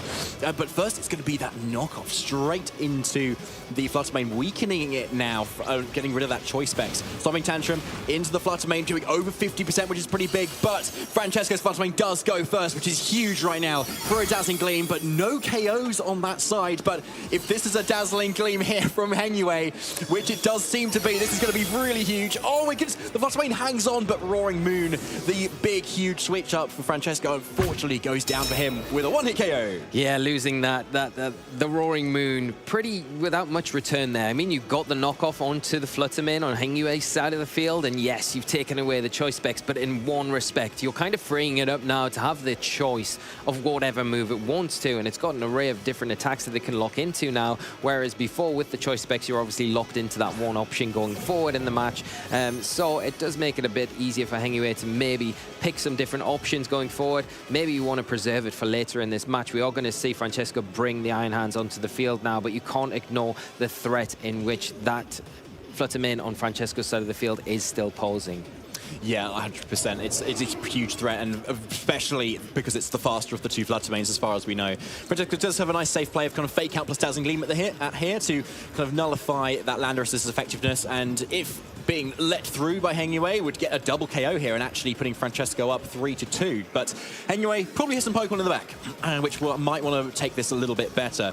But with the Fire type being that Chi-Yu that he has, there's actually nothing that resists Fairy that Hengyue can switch in here. So let's see what it is going to take a chunk of damage right now, and it's going to be the Tornadus. Yeah, the Tornadus coming in, and like you said, the Fluttermane going to be preserved for later as Hengyue does switch it out as well. What comes in is going to be the Ogerpon to come in and take these attacks from this Terastallized Fluttermane a lot better. We're going to see another Dazzling Gleam come out, doing some big damage to both Pokemon on Hengyue's side of the field, followed up by the Wild Charge, picking up a clean knockout onto that Tornadus after the Dazzling Gleam damage. That's massive. Yeah, so Francesco had a really safe fake out right there to nullify the Landorus, but he calls the switch in, but not only that, he calls where the Tornadus is coming in, which completely denies Hengyue's opportunity to go for a Tailwind to allow his Pokemon to outspeed this Fluttermane even further. So, absolutely massive moves from the Francesco. And now it's just this Landorus now that is able to kind of dispatch off this Fluttermane if he so chooses to do it this turn. Yeah, it's a very nice play there from Francesco, identifying that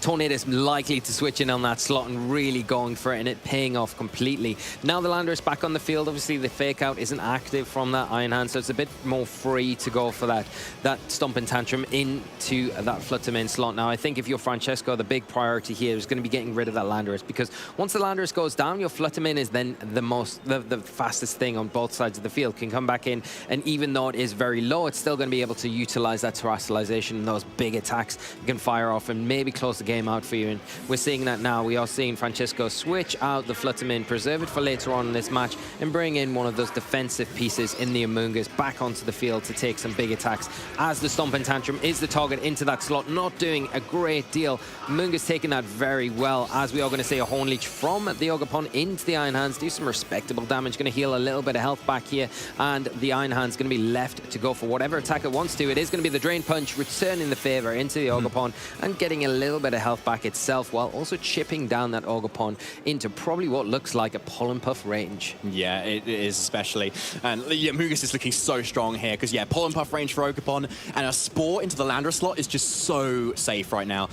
it's a choice Scuff Landorus and a choice Specs Fluttermane in the back, so no protects, no grass type switch-ins, and like the Landorus plus the Ogerpon, if it goes for a double up to Amoonguss, probably still doesn't even like get a knockout either. So like Amoonguss is sitting here so comfortably right now, bar any potential critical hits that might happen, but that could potentially happen, especially with an Ivy Cudgel. Very likely to get that. Maybe not very likely, but at least much more likely than any other move right now. So let's see if that happens. But actually, and that's exactly what we are going to see, putting this Landorus to sleep, shutting its options down as we get to the latter stages of this Game 3. Yeah, that's massive Spore now. This Landorus cannot move next turn at all, whatever it tries to do. And we also know that Francesco's Fluttermane is likely the faster of the two Fluttermanes. So as soon as it gets in here, if this Landorus is gone and not able to move, then it's looking very, very nice. Now, if the Fluttermane wants to deal with this Amoonguss and stop it itself going to sleep, it needs to lock into that Shadow Ball and hope that it's enough to take this Amoonguss down. But then you're leaving the Iron Hands open to just kind of finish it off here. So Francesco probably just needs to double into that Fluttermane, knowing it cannot move, to be able to take it down. And then because you know the Landorus is locked into Stomping Tantrum as well, it's a single target move. So then whatever the Fluttermane maybe takes down this turn, you could still then double into the Landorus with both slots too. So it's looking like a little bit ropey at the moment, but Hengyue has a Fluttermane, so it's still looking very strong. The Landorus going to stay asleep this turn for Hengyue, not going to be able to get an attack off the Shadow Ball, though, coming out from the Fluttermane into the Amoonguss. Not enough, and leaves it locked, going down to a huge heavy slam here from the Iron Hands, and this looks like it is almost sealing the deal here for Francesco to take this round 6.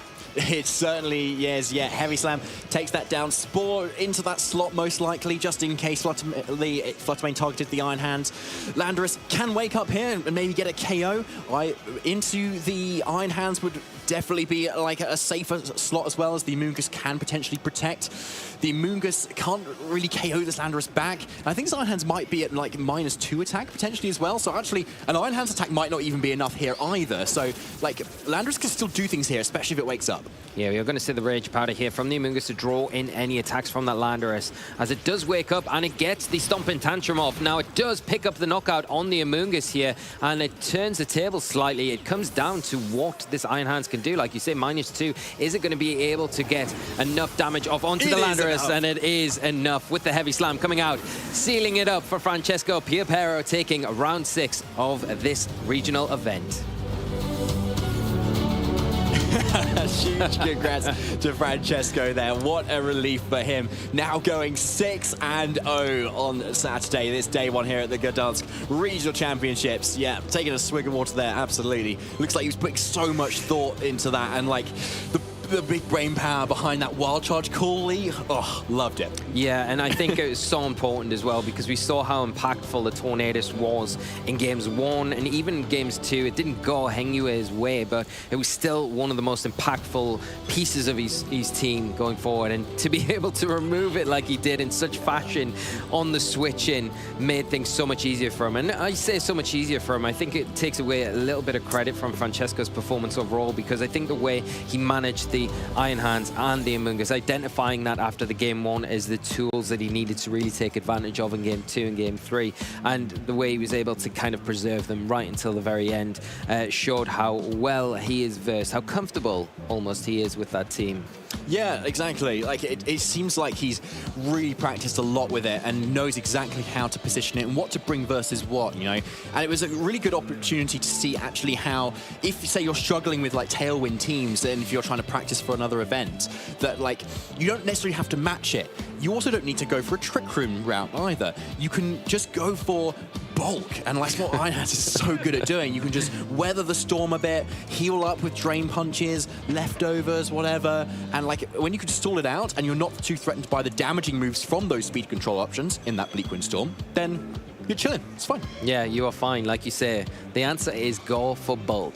And it definitely worked out there, didn't it? You know, I think that it's just the Iron Hands and Amoonguss combination. We've seen it so many times throughout this format where it's just it puts up an invisible wall, you know, and I just think the one thing that I did really like in that game 3 was the adjustment to bring the Roaring Moon from Francesco, because I feel like it drew enough attention away with the presence of it on the field, with the presence of having that Dragon Dance. It had the speed advantage over everything as well. It was able to get that knockoff, which was quite pivotal in the end, actually, with the damage that the Flutterman was able to do after that. But kind of didn't mind it going down, because it, like I said, detracted a bit of the distraction away on Hengyue's side of the field, while it allowed the Flutterman, which was hiding behind the wing. I'm going to use that as my excuse why I got that trustalization. The big wing of the Roaring Moon. But I think it did enough to kind of put the Flutterman in a position where it was able to get the damage that he needed to set up the Iron Hands and the Amoonguss to come in and then close that game up.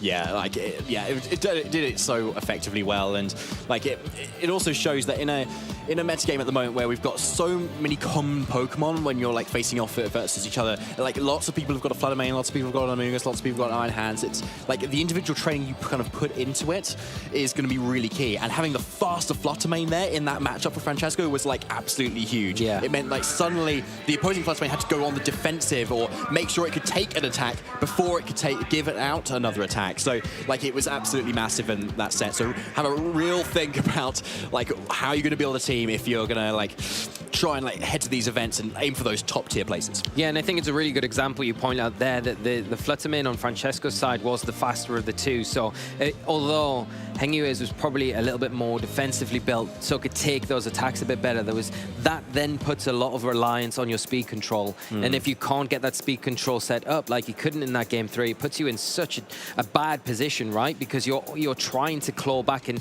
kind of claw at any sort of momentum throughout the rest of that game, and it makes it very difficult in those situations where you've got those big defensive walls in front of you and you need something to be able to punch through them, whilst also thinking about, oh, well, I'm going to take inevitable damage from this big fast threat in front of me. I don't have the time to do the things that I want to do, and losing the Tornadus was a huge detriment, I think, highlighting that whole situation. Yeah, 100%. That game could have gone like so differently though. Say if Francesco doesn't call it exactly, like the Tornadus goes into the Ogerpon slot, for instance. Ogerpon likely survives the Wild Charge still. Tornadus survives because it's coming on the other slot, and then suddenly Hengyue can still go for that Tailwind and start pressuring the Ogerpon like he did in those previous games. So it could have been like completely different, but Francesco just like absolutely nails it. So it's calls like that, like which means like why I love this game so much. Yeah, and it did make for quite a spectacle there. Not for Hengyue, but definitely for Francesco, who is continuing on in this tournament, going 6-0 going forward into round 7. So got to be feeling great. He has only got to win one more game to guarantee a place in day 2. Hengyue obviously taking a loss there, unfortunate, but has had a phenomenal start to the tournament overall, so will have a very good chance, hopefully, to push on and continue that good run in the next round and so on from there. So we'll be able to maybe see him featured over this weekend. But we are not going to jump to an interview now. We are going to jump to a quick break while the players get set up for the next round, and we'll be right back very soon with round 7 of the Gdańsk Regional Championships. I'd have to say Piplup would be my starter Pokemon. I love the Steel type, and it's the only starter that has that on it. I'm big into TV, just sitting back and relaxing on the couch after a long day of work, or Pokemon Go. Last year's world champion Dancing Rob definitely is one of them. He's one of the best battlers in the world. And then all my friends, like House Stark, Rise to Occasion, Arrow. There's so many incredible people in this community. My overall goal playing Pokemon would definitely be just to have fun. When I won Worlds, I wasn't really expecting that to be the tournament that I would win. I went in knowing, I like the game. I know what I'm doing, and, winning definitely is what I want to do, but it's not the priority. So I just like to have fun with Pokemon. When I'm at events, we actually have a tradition to get tacos before day 1, so I definitely have to say that would be a tradition that we always get. I think my favorite city I've been to for Pokemon would have to be Yokohama. It was just the culture around it, like all the energy. It's hard to top that. The best thing that happened to me this month would have to be that I started streaming on Twitch, and the community is just so supportive, so incredible. They're always there to support anyone who's streaming, and it's just so humbling to see. I'm on twitch.tv/itsaxon or x.com/itsaxon as well. Welcome, trainers. My name is Aaron Zhang, and today I'm here to talk about the treasures of Ruin: Wo-Chien, Chien-Pao, Ting Lu, and Chi Yu. These 4 Pokemon were introduced to competitive play in the Regulation C rule set, and they've had a huge impact on how trainers approach team building and battling. The Treasures of Ruin stand out for a couple of reasons. First of all, they all have great stat distributions, with some being strong offensively and others being strong defensively. In addition, they each have a unique signature ability that drops a specific stat of all other Pokemon on the field other than themselves. These abilities are unlike anything we've ever seen before in competitive Pokemon, and they're very powerful. As a result, you should expect most top teams in Regulation C to have at least one of the Treasures of Ruin. Let's now dive into each one a little bit more. Chien-Pao is the fastest Pokemon among the Treasures of Ruin. It has a dual typing of Dark and Ice, and is a relatively frail Pokemon. As a result, trainers often opt to maximize its attack and speed stats and give it a Focus Sash. It gets access to a wide variety of strong offensive attacks such as Icicle Crash, Ice Spinner, Throat Chop, Sucker Punch, and Sacred Sword. Chien-Pao's ability, Sword of Ruin, decreases the defense stat of all Pokemon on the field other than Chien-Pao. As a result, it is often paired with strong physical attackers such as Dragonite and Palafin. The next Treasures of Ruin is Chi-Yu, a Dark and Fire type Pokemon. Chi-Yu is quite fast and has an incredible base special attack and special defense stat. It gets access to a wide variety of moves such as Heat Wave, Overheat, Dark Pulse, Psychic, Snarl, Will-O-Wisp, and Substitute. Common items for Chi-Yu include Focus Sash, Choice Scarf, Choice Specs, Life Orb, and Safety Goggles. Chi-Yu's ability, Beads of Ruin, decreases the special defense stat of all Pokemon on the field other than Chi-Yu. As a result, it's often paired with strong special attackers such as Fluttermane, Iron Bundle, Glimmora, Torkoal, and Goldengo. The combination of Chi-Yu and Fluttermane in particular is strong, utilizing 2 of the strongest special attackers in the game to quickly overwhelm opposing teams before they get a chance to respond. Following Chi-Yu, we've got Ting-Lu, a Dark and Ground type Pokemon. Ting-Lu is one of the bulkiest Pokemon in the entire Regulation C rule set, and is difficult to knock out due to its incredible base HP and defense stats. Ting-Lu gets access to strong moves such as Heavy Slam, Stomping Tantrum, Body Press, Runation, Rock Slide, Snarl, and Fissure. Since Ting-Lu does not get access to any moves that allow it to heal itself, trainers often use recovery items such as Leftovers or Citrus Berry to help it survive for a longer period of time. Assault Vest is also one of the most common items on this Pokemon. Ting-Lu's ability, Vessel of Ruin, decreases the special attack stat of all Pokemon on the field other than Ting-Lu. As a result, it can be used to protect Pokemon that have lower base special defense stats. It's also valuable in helping bulky Pokemon like Iron Hands, Annihilate, and Amoonguss survive for longer periods of time. Finally, we've got Wo-Chien, a Dark and Grass type Pokemon. Similar to Ting-Lu, Wo-Chien is also difficult to knock out as it has great base HP and defense stats, and an incredible base special defense stat. Wo-Chien generally focuses less on offense, which is reflected by its most common moves such as Foul Play, Pollen Puff, Leech Seed, Snarl, Giga Drain, Knockoff, Runation, and Protect. This is also reflected by its most common items such as Leftovers, Citrus Berry, and Assault Vest. Wo-Chien's ability, Tablets of Ruin, decreases the attack stat of all Pokemon on the field other than Wo-Chien. As a result, common partners for it include naturally bulky Pokemon and Pokemon that like to increase their own stats, such as Annihilate. All 4 Rune Pokemon have unique abilities that make them valuable to any team. However, it's also important to remember that these abilities also have drawbacks. They also lower your own Pokemon stats. Trainers have to be cautious in making sure they do not suffer from their own abilities when they use these Pokemon. Overall, all 4 of the Rune Pokemon have great competitive potential and strength. Keep watching to see how they'll impact this tournament and which one ends up on top.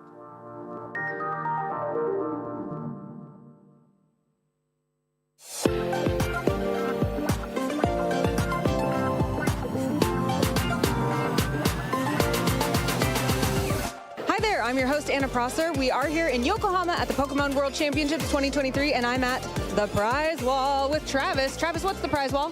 The prize wall is a wonderful wall of prizes we have this weekend for players participating in our side events. We've got, again, Go, TCG, and VG side events to sign up for. Players can have a great time this weekend and come redeem even more fun prizes. So tell us exactly how it works. Someone plays, then they get what, and then they... So a player will go, they'll sign up for one of our many side events.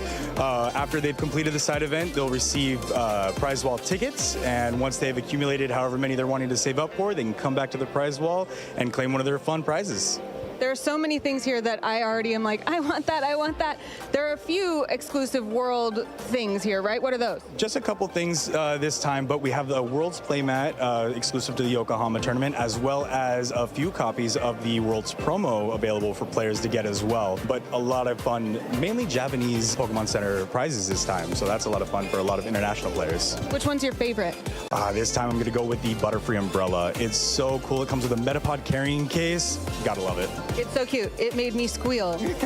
I'm going to go squeal over some more things. Thank you so much, Travis. We'll be right back with more from the Pokemon World Championships. Only 3 more rounds of Swiss here in Gdansk for the Pokemon Regional Championships, and I could not be happier to be covering our upcoming round with Charlie Merriman. Thank you so much, Marcus Statter. Did a little reverse introductions there between us. You're so right. We're about to get into Swiss round 7 here. And, well, it might be snowing outside, but the action has really been heating up the atmosphere in here. For sure. Yeah, some of the really great battles that we've already seen. Only 5 players in the entire room out there are still undefeated at that flawless 6-0 record. And of course, one more win would mean that they advance to our day 2 of the competition. Getting through to day 2, no mean feat at all. And, you know, I think we're at the stage of the day now where the tiredness is starting to sink in. Those players who can eke out that little bit more mental fortitude, it could pay dividends for them. If you can just keep that little bit more presence and attention going into your next game, that could be the difference. Absolutely. Knowing that you're someone who is really big on warm-ups and thinks that that is a very good thing to do, what is something that you would recommend to some of the players out there who might start to feel that fatigue? That's a really good question. I think as a more general note, stay hydrated, make sure you're eating throughout the day. Just little snacks can go a long way. I think in terms of more body, feeling present, you can just sort of just give your spine a little wiggle, just give your shoulders a little shake up and down. Just sort of, it's also important though to take that moment to yourself. Take a little sit down, away from people, just have a quiet time, able to refresh. I think after each game, you need to be able to somehow draw a line before you go into the next one, because you don't want to bring the energy you had from the previous one into your next. Each game is a new opportunity. Absolutely. Thank you so much. I will try to apply some of your wisdom to my next tournament for sure. And I think, yeah, one thing that we also brought up on the broadcast before is, as a player, you really want to take it game by game. Yeah, we've seen so many players, or so many times, also happened to myself in the past. You have that 6-0 record. You're just like, just one more win and I got it. It's easy, huh? But no, every player that you will face, they will have that same dream, making it to the day 2. They will give it their all, and if you slip up just a little bit, if you give them an opportunity, they will take it. So you have to stay focused and take it one game at a time to try and get that final victory. Yeah, you're so right. And unfortunately, there will always be those few players at each tournament who reach this stage and then lose their next 3. They might still make it into day 2, but close call. You don't want to be in that situation. Let's take a look now at how the trainers are doing here in Gdansk. These are the standings so far. As you say, Marcus, just 5 players gone undefeated. It's going to be Frederick Nielsen from Denmark, Ferdinando Vincenti, Italy, Francesco Piapero, who we've just seen, Oliver Eskelin from Finland, and Francesco Rossini. Of course, Oliver Eskelin, the finalist in EUIC 2022, I believe. Yes, exactly. Losing there to Eric Rios in a nail-biter of a series. For those of you who remember that, great games to check out. Maybe after today, because of course we'll have some more live action for you coming here from Gdansk. And then we also see a lot of those players currently at the 5-1 record. After 6 rounds, that is a very, very impressive record. Of course, these players will need to win a couple of more games than those that are already at that 6-0 record. But there we also have some fan favorites. For example, Jamie Boyd, who was able to continue to impress with the Articuno Galar, currently at that 5-0 record. Also some local heroes like Bartosz Kuskowski, they will actually play in the next round. That's also a good one. And then from Germany, Salahatin Sturm, also another player at that 5-1 record. Absolutely. The 5-1 record rather than the 5-0 for Jamie Boyd there. And it's impressive. You've got a feel for Nils Dunlop, whose only loss so far was his stream game.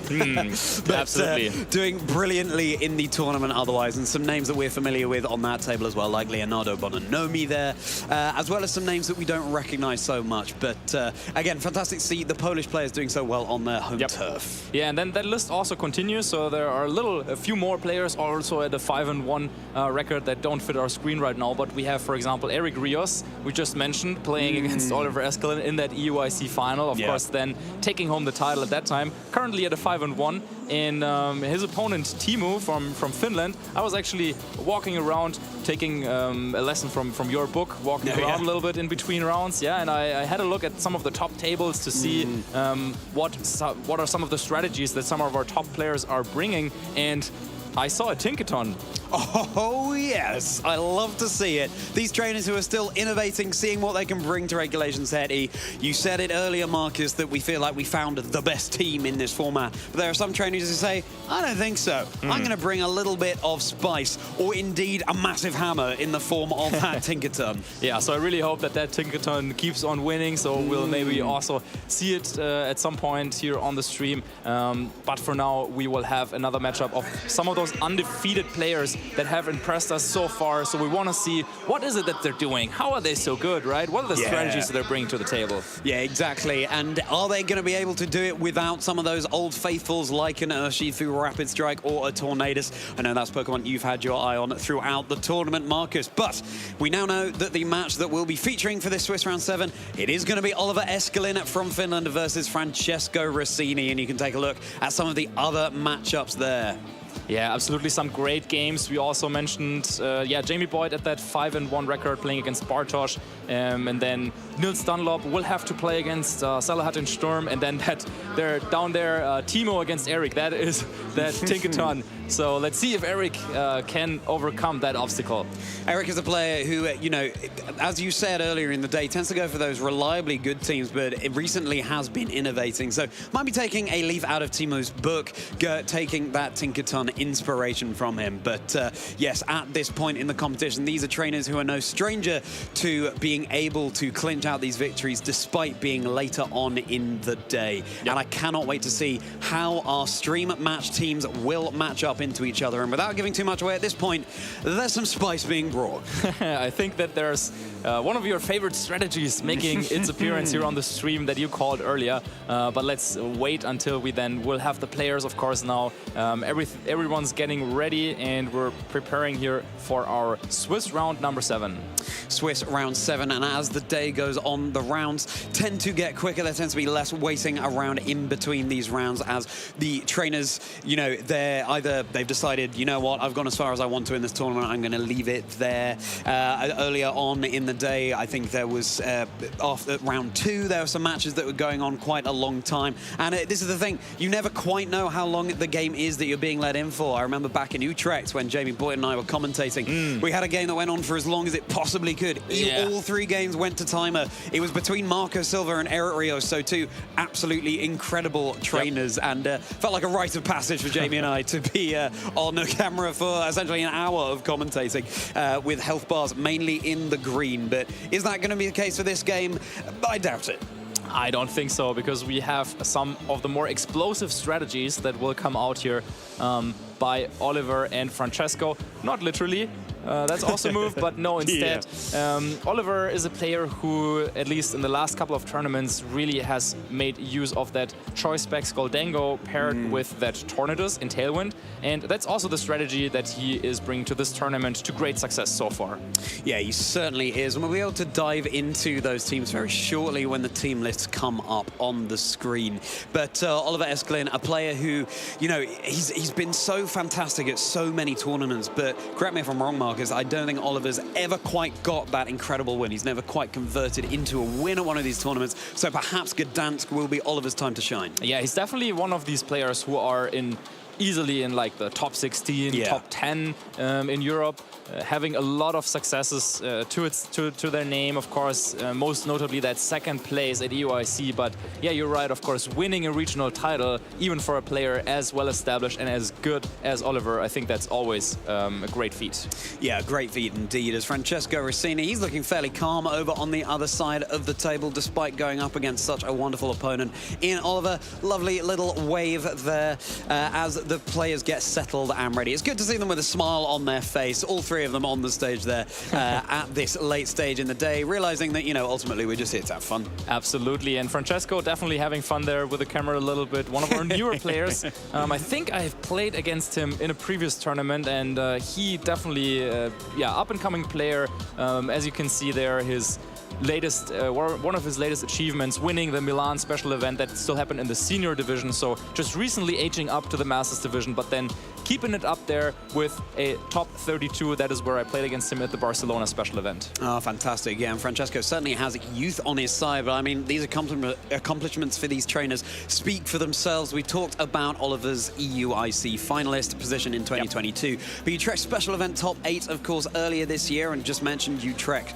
on the stream. And then looking over to Francesco's side, yes, with that Barcelona just a few months ago, top 32 there. That's where you faced him, Marcus. So both these trainers, not only do they have so many accomplishments and so brilliant accomplishments, but all quite recent as well. Yeah, now that I remember it, I also played against Oliver in that tournament.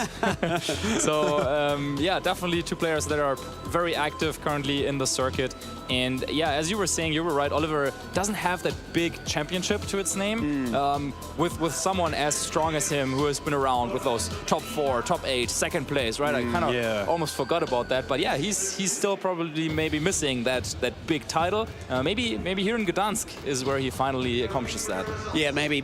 Do I dare ask how those matches against these two trainers went for you, Marcus, back in Barcelona, or do we not talk about that? One of them didn't go too well for me, and then the other one I was able to win. I see. Well, we'll leave it to you to guess which one that was, trainers, as these fantastic Pokemon players get seated. And I think at this stage in the game, with such a wonderful record, you know that whatever your next opponent is going to be, they're going to be a phenomenal player. Yes. And so, if anything, you just have to up your game round on round, despite getting more tired as the day goes on. Yeah, one concept that my friend Aaron Trailer introduced me to recently, also a very, very strong player from the US, he was saying that he thinks that it might be necessary to prepare differently to the first couple of rounds in a tournament than to the later rounds. Because in the first round of a tournament, if you play against someone you maybe are not so familiar with, you don't really know what to expect from them, how are they going to approach the game, whereas then in the later rounds, and here we see a team that, it looks very, very strong. In these later rounds of a tournament, you will face teams that you can kind of predict, you can expect. You know that your opponent will play well with them, so maybe you have to approach that a little bit differently. Yeah, and these might look like familiar Pokemon trainers, but take a closer look. Golden Go running that Steel Beam move, a move that's really picked up in usage of late in Regulation Set E, alongside Fluttermane, Rillaboom, Urshifu, Tornadus, and Arcanine. I mean, Tornadus and Urshifu and Arcanine, I believe they were your top 1 and 2 caster picks for this weekend, and yeah, they've been coming out in force today. So I'm rooting for Oliver to take it home, to take home the title, but one thing I wanted to point out is here that Hisuian Arcanine is not using that choice band set that we usually see on those Tailwind teams, but instead it is carrying the Citrus Berry and also has access to Will-O-Wisp. So a little bit more supportively built with the Terra Water type. So that is something that can maybe switch up some matchups, some game plans, have to be adjusted because of that Arcanine all of a sudden. Terra Water is not so common, so that can be something that he could use to maybe surprise or throw off their opponent here. Yeah, and that Will-O-Wisp as well, a move that can be so crucial in those situations. Now, keep that in your mind's eye, trainers, that team that we've just seen, because we're about to see a team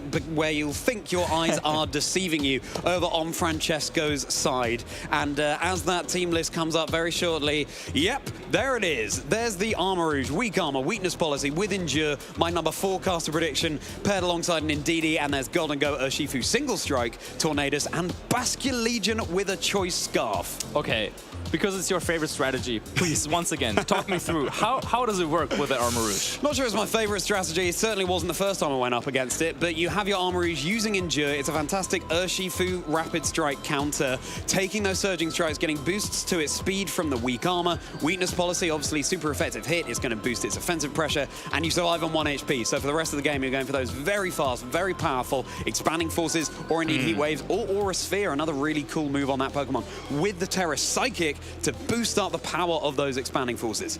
Yeah, that's certainly one way. That's maybe something you could do maybe in the early rounds. Yeah, get your opponent to activate your Weakness Policy if they don't know what is coming. But I can assure you, Oliver has seen this strategy before, so he's not gonna just activated for Francesco. So Francesco also has that Basque Legion with a Choice Scarf and Flip Turn, so he could just activate it himself. If you lead Basque Legion and Armor Rouge, you use Flip Turn against your own Armor Rouge, go out into Indeedee. Not only do you activate the weak armor, you also activate the weakness policy, and you get that Indeedee on the field for a Psychic Surge. So then you get to decide when you want to activate that weakness policy. So yeah, very, very powerful strategy. And if you don't have a clear way of stopping it, that can just like end games instantly. Now, here's an interaction I don't know, Marcus. I don't know if you can enlighten me. Let's say there's a fake out going out into the Armor Rouge, but then the Basque Legion, which you can't fake out, goes for the flip turn into Armor Rouge, and Indeedee joins the field, Psychic Terrain goes up. Is that Armor Rouge still flinching? Yes. It is? Yes. Okay. So as the move is coming through, before the flip turn comes out, then that would flinch. But of course, you could just hard switch the Basque Legion into the Indeedee, block the fake out that way, and just go for an Expanding Force and say, okay, even without the weakness policy, it's going to do a lot of damage. Yeah, and I think it's worth noting as well that even in this open team sheet format where these trainers can see in quite some detail the team that their opponent is bringing, I was talking to a friend on the floor earlier who said that, you know, sometimes trainers either don't read it properly or they just forget what certain things do. So even though it's open team sheet, you could still catch your opponent off guard. I believe he was running a ability shield, which meant that the mold breaker on Ogre Bomb wasn't going through on the Heatran, and his opponent was just sort of tearing their hair out saying, why isn't this working? But you've got to be brushed up on how all of these interactions work as well. So let's hope that Oliver has prepped for all of the niche techs that Francesco is bringing. Yeah, I would believe so. So even though the format, of course, is circling a little bit around the certain established teams, of course, you also always have to be sharp and on the lookout for new strategies. And to compete, you have to know about an interaction like this. If you want to take home a title here in Gdansk, you have to know your mechanics. Yeah, you really do, and let's hope these trainers do as we get into this game. Is Basque Legion with a Choice Scarf the call in Regulation Set E? Let's find out. It's going to be Indeedee and Golden Go joining the field for Francesco, and that classic Tornadus Rapid Strike style Shifu for Oliver. Yeah, I like this lead by Oliver, because he's saying like, okay, you have a spicy team, you have something prepared. I want to see it. Show it to me. Here's my for Tornadus. What can you do about it? Yeah. And we can see him hovering over that Rain Dance button there. He's locking his moves, deciding quite carefully. It's always so tempting just to go for those very powerful Surging Strikes in the rain, or indeed with that Tailwind behind you and with that Terra Water. But what can Francesco do about it? Yeah, Francesco on the other side said, okay, I don't want to throw in my Armor Rouge right away. Instead, maybe he was expecting some sort of counter lead coming out from Oliver. So instead, he's bringing Indeedee and Goldengo, two Pokemon that individually we see quite often, but they don't often get paired up next to each other. Yeah. So it's one of those unique scenarios where, again, Follow Me and then a very, very powerful attack coming out from the Goldengo is something that maybe Oliver hasn't faced so far. Yeah, and of course, Follow Me with that Rocket Helmet Indeedee. These Surging Strikes would be doing big damage, but also the Urshifu would be taking a lot of damage back. Shifu taking a dip in multiple senses with that Terra Water Fountain on its head and in the rain, as Golden Go able to set up with that nasty plot. Of course, Indeedee keeping it safe from these Surging Strikes. Is it going to be enough for the knockout on the Indeedee? Let's find out. Yes, it will. Immediately. I was going to ask, is it going to be 1, 2 hits, 3 hits? Looks like, just about 3 are needed. Because that little bit of chip damage, of course, with a third Rocky Helmet activation might be, you never know. So exactly. So Indeedee goes down, a 1-hit knockout by that Urshifu, but what we also learned in this turn is that the Goldengo is actually faster than Oliver's Urshifu. So surely Oliver could set up Tailwind, but at the same time, Francesco also has the opportunity to bring out his own Tornadus, and that is exactly what he's doing. So now he's threatening Tailwind and then a very, very powerful Make It Rain, for example. And at that +2 from the Nasty Plot, that could just be enough. Urshifu not really known for the best special defense. Yeah, it's not. I mean, with being that type, part water type, it will be not very effective damage, but it is on such low health, and because Urshifu isn't so well known for its defenses, it could still be able to pick up the knockout here. And now we've got one of these classic Tornadus mirror matches on the field here. Do you protect? Do you go for the Tailwind after your opponent to get it up? Do you go for a taunt if you have that option available to you? Let's find out what these trainers have gone in for. It's going to be Urshifu keeping itself safe here, just happy to be singing and dancing in the rain, as Tornadus will be going for that Tailwind on Francesco's side. Is it going to be a responding from Oliver? Is that a speed tie, or is the Tornadus on Francesco's side of the field faster? We'll have to see in later turns, as Golden Go is going to go for one of these massive Make It Rain. So much rain on the field here, trainers, be it in the form of coins or water, and this Tornadus is going straight down. I think this is exactly how Oliver wanted this turn to go. So by protecting Urshifu, you give the Golden Golden Go of your opponent an opportunity to move kind of for free. But because it went for the Make It Rain, Tornadus is now out of the field and you can bring in another Pokemon. In this case, Flutter Mane will be faster than Golden Go and allows Oliver to kind of take back the momentum a little bit on his side. Now he's the one who can play aggressively, who can make an offensive prediction. In the previous turn, Francesco was the one. If Francesco wanted to, he could have let the Tornadus on Oliver's side around for another turn and delay taking that knockout. That could have been difficult, but now Oliver could send out that Flutter Mane, and he has the option to, even though his Urshifu is slower than the Golden Go, his Flutter Mane certainly will be faster. Yeah, I think, you know, if you're able to get the Tailwind up, that is what you have to focus on. It would be nice to stall it out, but as it is, Tornadus was able to get it up before it went down as Rillaboom joins the field. Flutter Mane, the Scholar, has also entered the field, applying all of its learnings so far in Regulation Set E and bringing it into this Swiss Round 7. It's going to be the Terra coming out onto Francesco's Golden Go. Is into that Steel type. The Rain set up by Oliver is actually going to benefit it if any Fire-type moves are coming in its direction, mitigating that damage somewhat. Flutter Mane saying, I do not want to be taking a Make It Rain in this position, so keeping itself safe with that Protect. Tornadus going for that Bleak Wind Storm. It's going to be 100% accurate in the rain, so it will connect down onto Oliver's Rillaboom. With the Assault Vest, it takes around about half of its health. Yeah, and then also with that speed drop, probably doesn't matter though, because that Golden Go goes yet for another Make It Rain, and that will get rid of that Rillaboom. Just entered the field, now it's gone again. Maybe Oliver could have tried to go for that Aqua Jet and Shadow Ball combination, but maybe he just knows his damage calculation so perfectly that he knows with a Terra Steel, even with a little bit of Life Orb chip, that's not gonna do the trick. So I have to get in another turn. He was trying to position that Rillaboom, but nice play there by Francesco, just going for the double spread move, knowing that he wasn't in too much danger there potentially. And yeah, is there a way for Oliver to come back into this game? It's tricky because Flutter Mane having just protected, there's nothing he can switch out into, and as you were saying, Marcus, I would not put it past Oliver to know those very niche calculations. Gotta go stealing the knockout there onto the Rillaboom on Oliver's side. Yeah, of course, Oliver had to go and set up the grassy terrain first because the psychic terrain was still protecting that Golden Go. So that's another one of those aspects of having that Indeedee on your team. Usually one way to deal with Golden Go could be priority moves, but of course, if the psychic terrain is still active, having Tailwind and Psychic Terrain, Francesco really focusing on his Golden Go here in this first game, and it has done him so well. Another knockout by that Golden Go. Did it take all four? I think it might have. Yeah, I'm not sure. It certainly took a good number of the knockouts in that game, but what a phenomenally fast game there, trainers. That is the power of Golden Go. And you know, something we've been talking about the past few days is that Choice Specs item versus the leftovers. Life Orb sort of occupies that middle ground. Yeah, Life Orb has entered the chat. Exactly. Another option.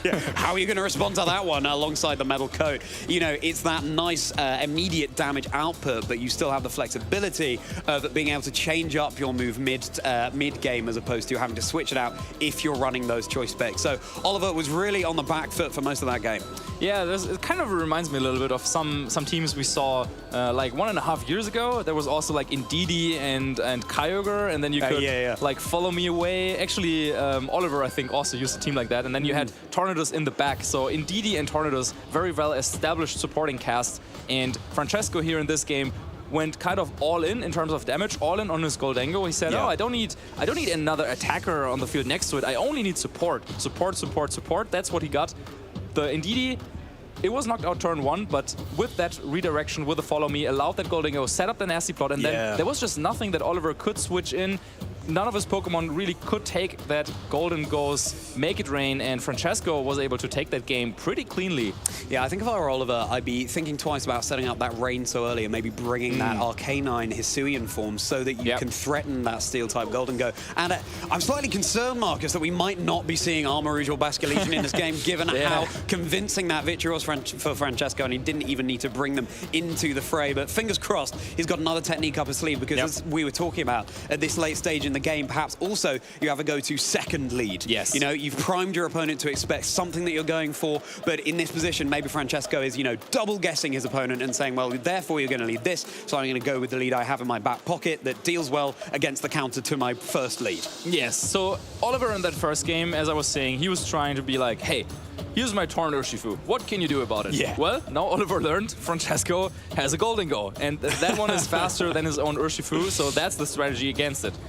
This is probably something that was not obvious just from having a look at the team. Of course, facing a team as unorthodox, I would call it, as Francesco's, it's tough to identify what are the synergies, and now Oliver knows. So now Oliver understands, okay, that is one way you can pair it. Usually the Indeedee comes alongside the Armarouge, but yeah, it can also work very well alongside that Golden Go. So now, yeah, what could Oliver do? Knowing that his Urshifu is slower, then maybe one adjustment he could make is not bring that Urshifu. Yeah. You suggested that he's doing Arcanine. I think that is a good idea. He also has his own Goldango. Maybe that can do something. At least it would be able to resist Make It Rain. But then, of course, if once again it was the Indeedee with Follow Me, it could redirect a Shadow Ball. That's also not what you want to see. So, yeah, I think it's a tough challenge that Francesco is posing here for Oliver.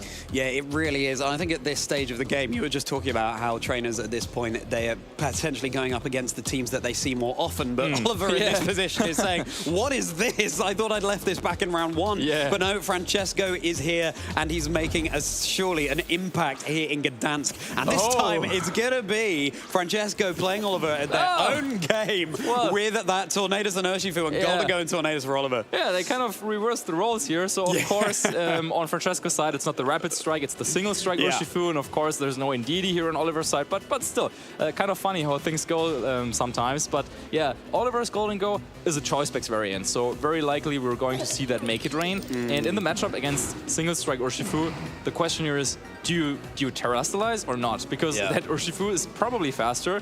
It could go for a Wicked Blow or a Sucker Punch, or it could go for a Close Combat. Yeah.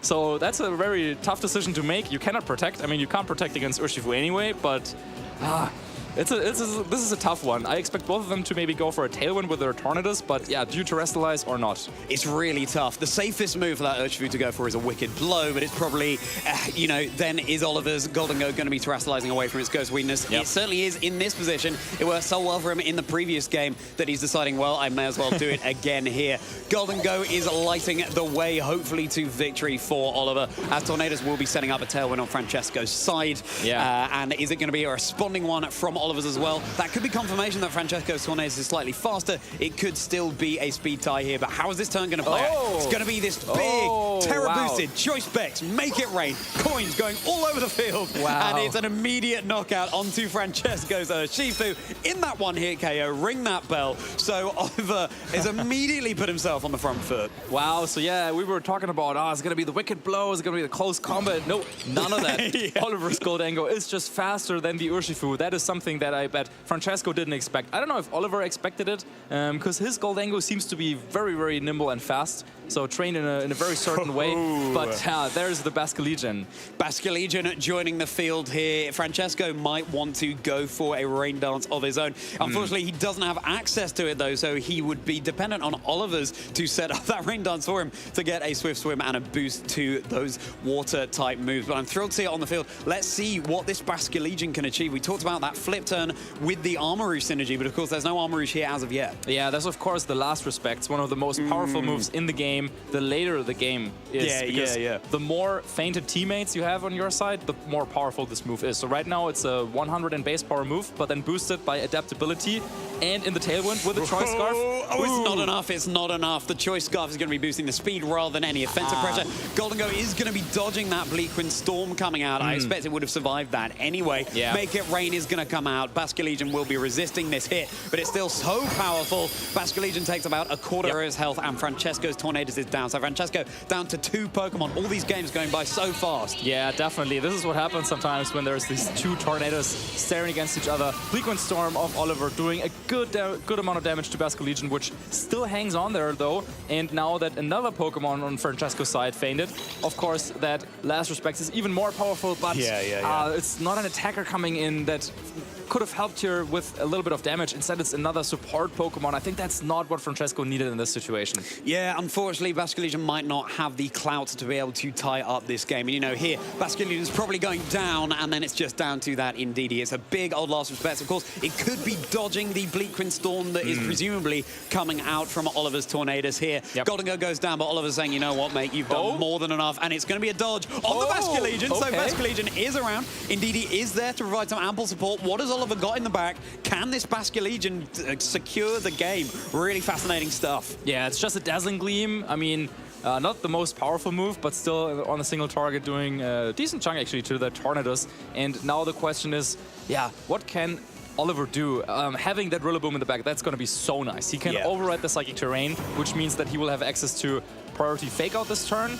Okay, he can go after that Indeedee, and also, more notably, that Grassy Glide, of course.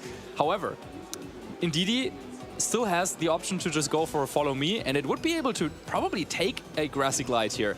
So Oliver decides not to go for the Fake Out or the Grassy Glide instead. Seems like he's thinking about going for a Wood Hammer. I agree with that choice, because then even if the Indeedee goes for that Follow Me, it's probably knocked out, and Basculegion has to take care of the Tornadus this turn, or else it would go down to the Bleakwind Storm. So still, I think Oliver here in the driver's seat. Yeah, definitely so. I think the Indeedee Follow Me play here is fairly telegraphed. I think it would have to come down to another Bleakwind Storm miss onto the Basculegion for Francesco to have any hope of securing up this game, because we did have that sneak peek. It's the Urshifu in the back for Oliver, the Rapid Strike style. And again, as we've been saying, not known for its defensive prowess. So here we go. It's going to be Indeedee going for that Follow Me. Last Respect's coming down into the Tornadus instead. So a really good call there, assuming that Oliver will be targeting down the Indeedee, perhaps predicting a Follow Me. And there it is. Dunk on the head, and Indeedee is down. Yeah, we were talking about Tinkaton earlier, but of course also the Rillaboom carrying that Wood Hammer, a big KO on that Indeedee, and now the path is cleared for Rillaboom to take the last knockout on Basculegion with that priority Grassy Glide. With the Grassy Glide needed, of course, it's a choice Scarf Basculegion, so there's no multiple protect strategies that could be coming out to try and stall out this grassy terrain. So Urshifu joining the field. It looks like we're going to a game 3 between these fantastic trainers, and I could not be more excited. So game 1, let's recap. Game 1, Francesco goes for the Gholdengo. Make it rain, KOs everything. Yeah. Good game. Game 2, Oliver goes for the Gholdengo. Tailwind, make it rain, KOs everything. Almost everything. Yeah. Good game. So, yeah. I wonder if we'll head into that game 3, if then both of them are going to bring that Gholdengo. But, of course, we still have that Terrestrialization available for Francesco. And it's actually that Terra Steel. I did not see that on the team sheet. Yeah, so this could well be withstanding a Grassy Glide coming out from the Rillaboom. And it is on a sliver of HP. It's going to be that Basculegion moving next. Is the Last Respect enough? No, it is not. And the Surging Strike is going to be able to pick up the knockout here. So, Francesco, you've got to take your hat off to him. Played to his outs as Basculegion quite literally takes its hat off in that Terra Steel crown. Yeah, so even with that Terra Steel, I think maybe Aqua Jet and Grassy Glide was a little bit more optimal, but for Oliver. But because you know that Basculegion cannot protect, it doesn't really matter at that point. So yeah, we will go into that game 3, and now, yeah, as I said, the question is, will both of them maybe try to go with their Gholdengo strategies, or will we finally see that Armarouge? Well, I tell you, I was just about to say, I tell you what would be a great strategy into an opposing Gholdengo, an Armarouge that could respond with a massive heat wave. I'd love to see it coming out from Francesco. And the thing is, Oliver may well be see that as a telegraph play himself. But as you said, Marcus, it was the Gholdengo as the MVP for both of these trainers so far in this matchup. And, you know, are these trainers going to go for the leads that worked for them in their respective winning games? Francesco, let's hope that those cogs are turning in favor of the Armarouge. Yeah, for sure. I mean, the players can't hear us, but let's hope that they do what we want them to do. Anyway, another thing that I thought was kind of interesting is that both games were kind of decided by Gholdengo outspeeding an Urshifu, though on the other side. So you might have thought that, yeah, they would think that is a possibility that it would happen, but both of them expected their respective Urshifu to be faster than their opponent's Gholdengo, and vice versa. So yeah, really interesting dynamics here, and it's a tough call. Who I would give it to in this game 3. Yeah, I wonder how Urshifu feels taking a back seat for once. It's been so prominent in Regulation Set E, but seeing other people do the heavy lifting, maybe it's relieved, maybe it wants some of that limelight to itself. But here we go, trainers. It's going to be game 3, and it's going to be Tornadus and Gholdengo once again. Is it going to be mirrored on Oliver's side. Yes, it is. Tornadus versus Golden Go. Okay. These trainers trying to play each other at their own game. Now, we've seen in the previous 2 games that Francesco's Tornadus tends to outspeed the one on Oliver's side of the field. Could still be a speed tie, but let's find out in this first turn. Yeah, though with the prankster ability, of course, it doesn't matter so much which of the Tornadoes is faster. What matters more is which of the Golden Go is faster. And since they weren't brought, or one of them wasn't brought to either of the previous games, we don't know about that. And it's an important question now. Do you just go for that Make It Rain, or do you maybe try to go for that Shadow Ball? Of course, Oliver has the choice specs on his Golden Go, whereas Francesco has the Life Orb. Can potentially also set up with a Nasty Plot. I don't know if I would recommend it in this situation, but it's a possibility. And if Francesco has that Indeedee in the back, then there's still always that option to maybe go for a Follow Me and draw away all the attention from that Golden Go. Drawing away all the attention indeed, and both of the Golden Go in this game are Terra Steel, so Shadow Ball would be a safer move, but it wouldn't be guaranteeing a knockout. It is at least one Terrestrialization on these Golden Go. This is a Terra Pokemon that we've seen throughout this Swiss round 7 here. That's going to be Oliver's Terrestrializing. Francesco's instead scouting out a really nice play in front of a choice item held Pokemon, because now, of course, that Golden Go will be locked in. It's going to be that Icy Wind coming out, dropping the speed of both of the Pokemon on Oliver's side of the field. But it looks like Oliver was actually kind of ready for that play, because if I'm not mistaken, if he double attacked, there's that Make It Rain, that will definitely do a ton of damage to that Tornadus, maybe even bring it down to its Focus Sash, but then Oliver's Tornadus will try to follow that up with another Bleak Wind Storm, and if that connects, gets the knockout on Tornadus, then there is no more Tailwind available for Francesco in this game. Well, if it connects is the big question. We've already seen a Basket Legion dodge it. Is it going to be the Tornadus dodging the Bleak Wind Storm on Francesco's side? Here we go, trainers. Golden Go is protecting, and it's going to connect. So it's going to be the Tornadus going down on Francesco's side of the field. So that is the speed advantage well and truly in Oliver's favor. Well, not yet, because of course there is the Tailwind now up for Francesco's side. Sure. But what Oliver, or what Francesco rather, has in his favor right now is the fact that Golden Go on Oliver's side, it's already terrestrialized, which it didn't have to probably in that first turn, and it is locked into Make It Rain, to which both of Francesco's Pokemon, the Goldengo and that Basket Legion that just joined the field, are resisting. So maybe Oliver is forced to swap out the Goldengo, but that would of course lose a little bit of momentum, and then Francesco could use that to do a lot of damage this turn. Yeah, it's going to be that Terra coming out from Francesco on his own Golden Go now, so that's going to be the Terra Steel as well. These Golden Goes are looking into a sparkly mirror at each other, grinning at each other, thinking you're going to be the one that goes down, but we'll have to find out as this turn plays out. Tailwind is now in Oliver's favor. He's going to have one more turn over and above Francesco's. It's going to be that flip turn coming out into the Golden Go. Decent damage, that Choice Scarf, of course, so it's no longer locked into that. Going back into Francesco's roster as his fourth and final Pokemon will be revealed here. Something tells me it's not going to be the Armarouge, but I'd love to see it. He's debating for a long time, just thinking out his strategy heading into the rest of this game, and it will be that Indeedee again. Yeah, and Oliver confirmed that he will go for a Make It Rain, of course. It's choice locked and he did not switch out, so it has to go for another Make It Rain. That will do a decent chunk of damage to both Pokemon, I think, even with that reduced set of special attack from using the move previously. Wow. Indeedee can take that, but it wouldn't be wise to take another one. So Francesco really needs this Make It Rain to knock out Golden Go on Oliver's side. Is it going to do it? It's Tangs on 8 HP. It's going to be the Tornadus going down for Oliver. Golden Go hanging on there. So that is fantastic for Oliver. He could withdraw it for a nice late game. Very niche option in the back if he would want. But as we can see his Pokemon on the back, he does have a way to override that terrain in the Rillaboom. It's going to be Urshifu, the Galar champion, joining the field. It's battled its way through Generation 8, and now it's arrived in Paldea. Yeah, and now it looks like Oliver, with that speed control that we mentioned, so crucial in this matchup, has an option to just have two strong attackers on the field next to each other and go for attacks. He could switch out the Goldengo, but he doesn't have to. I mean, it's at what, 7 HP, has the reduced special attack, but with that choice specs, with the terrestrialization, Make It Rain is just still so powerful, and Francesco really has to come up with a way to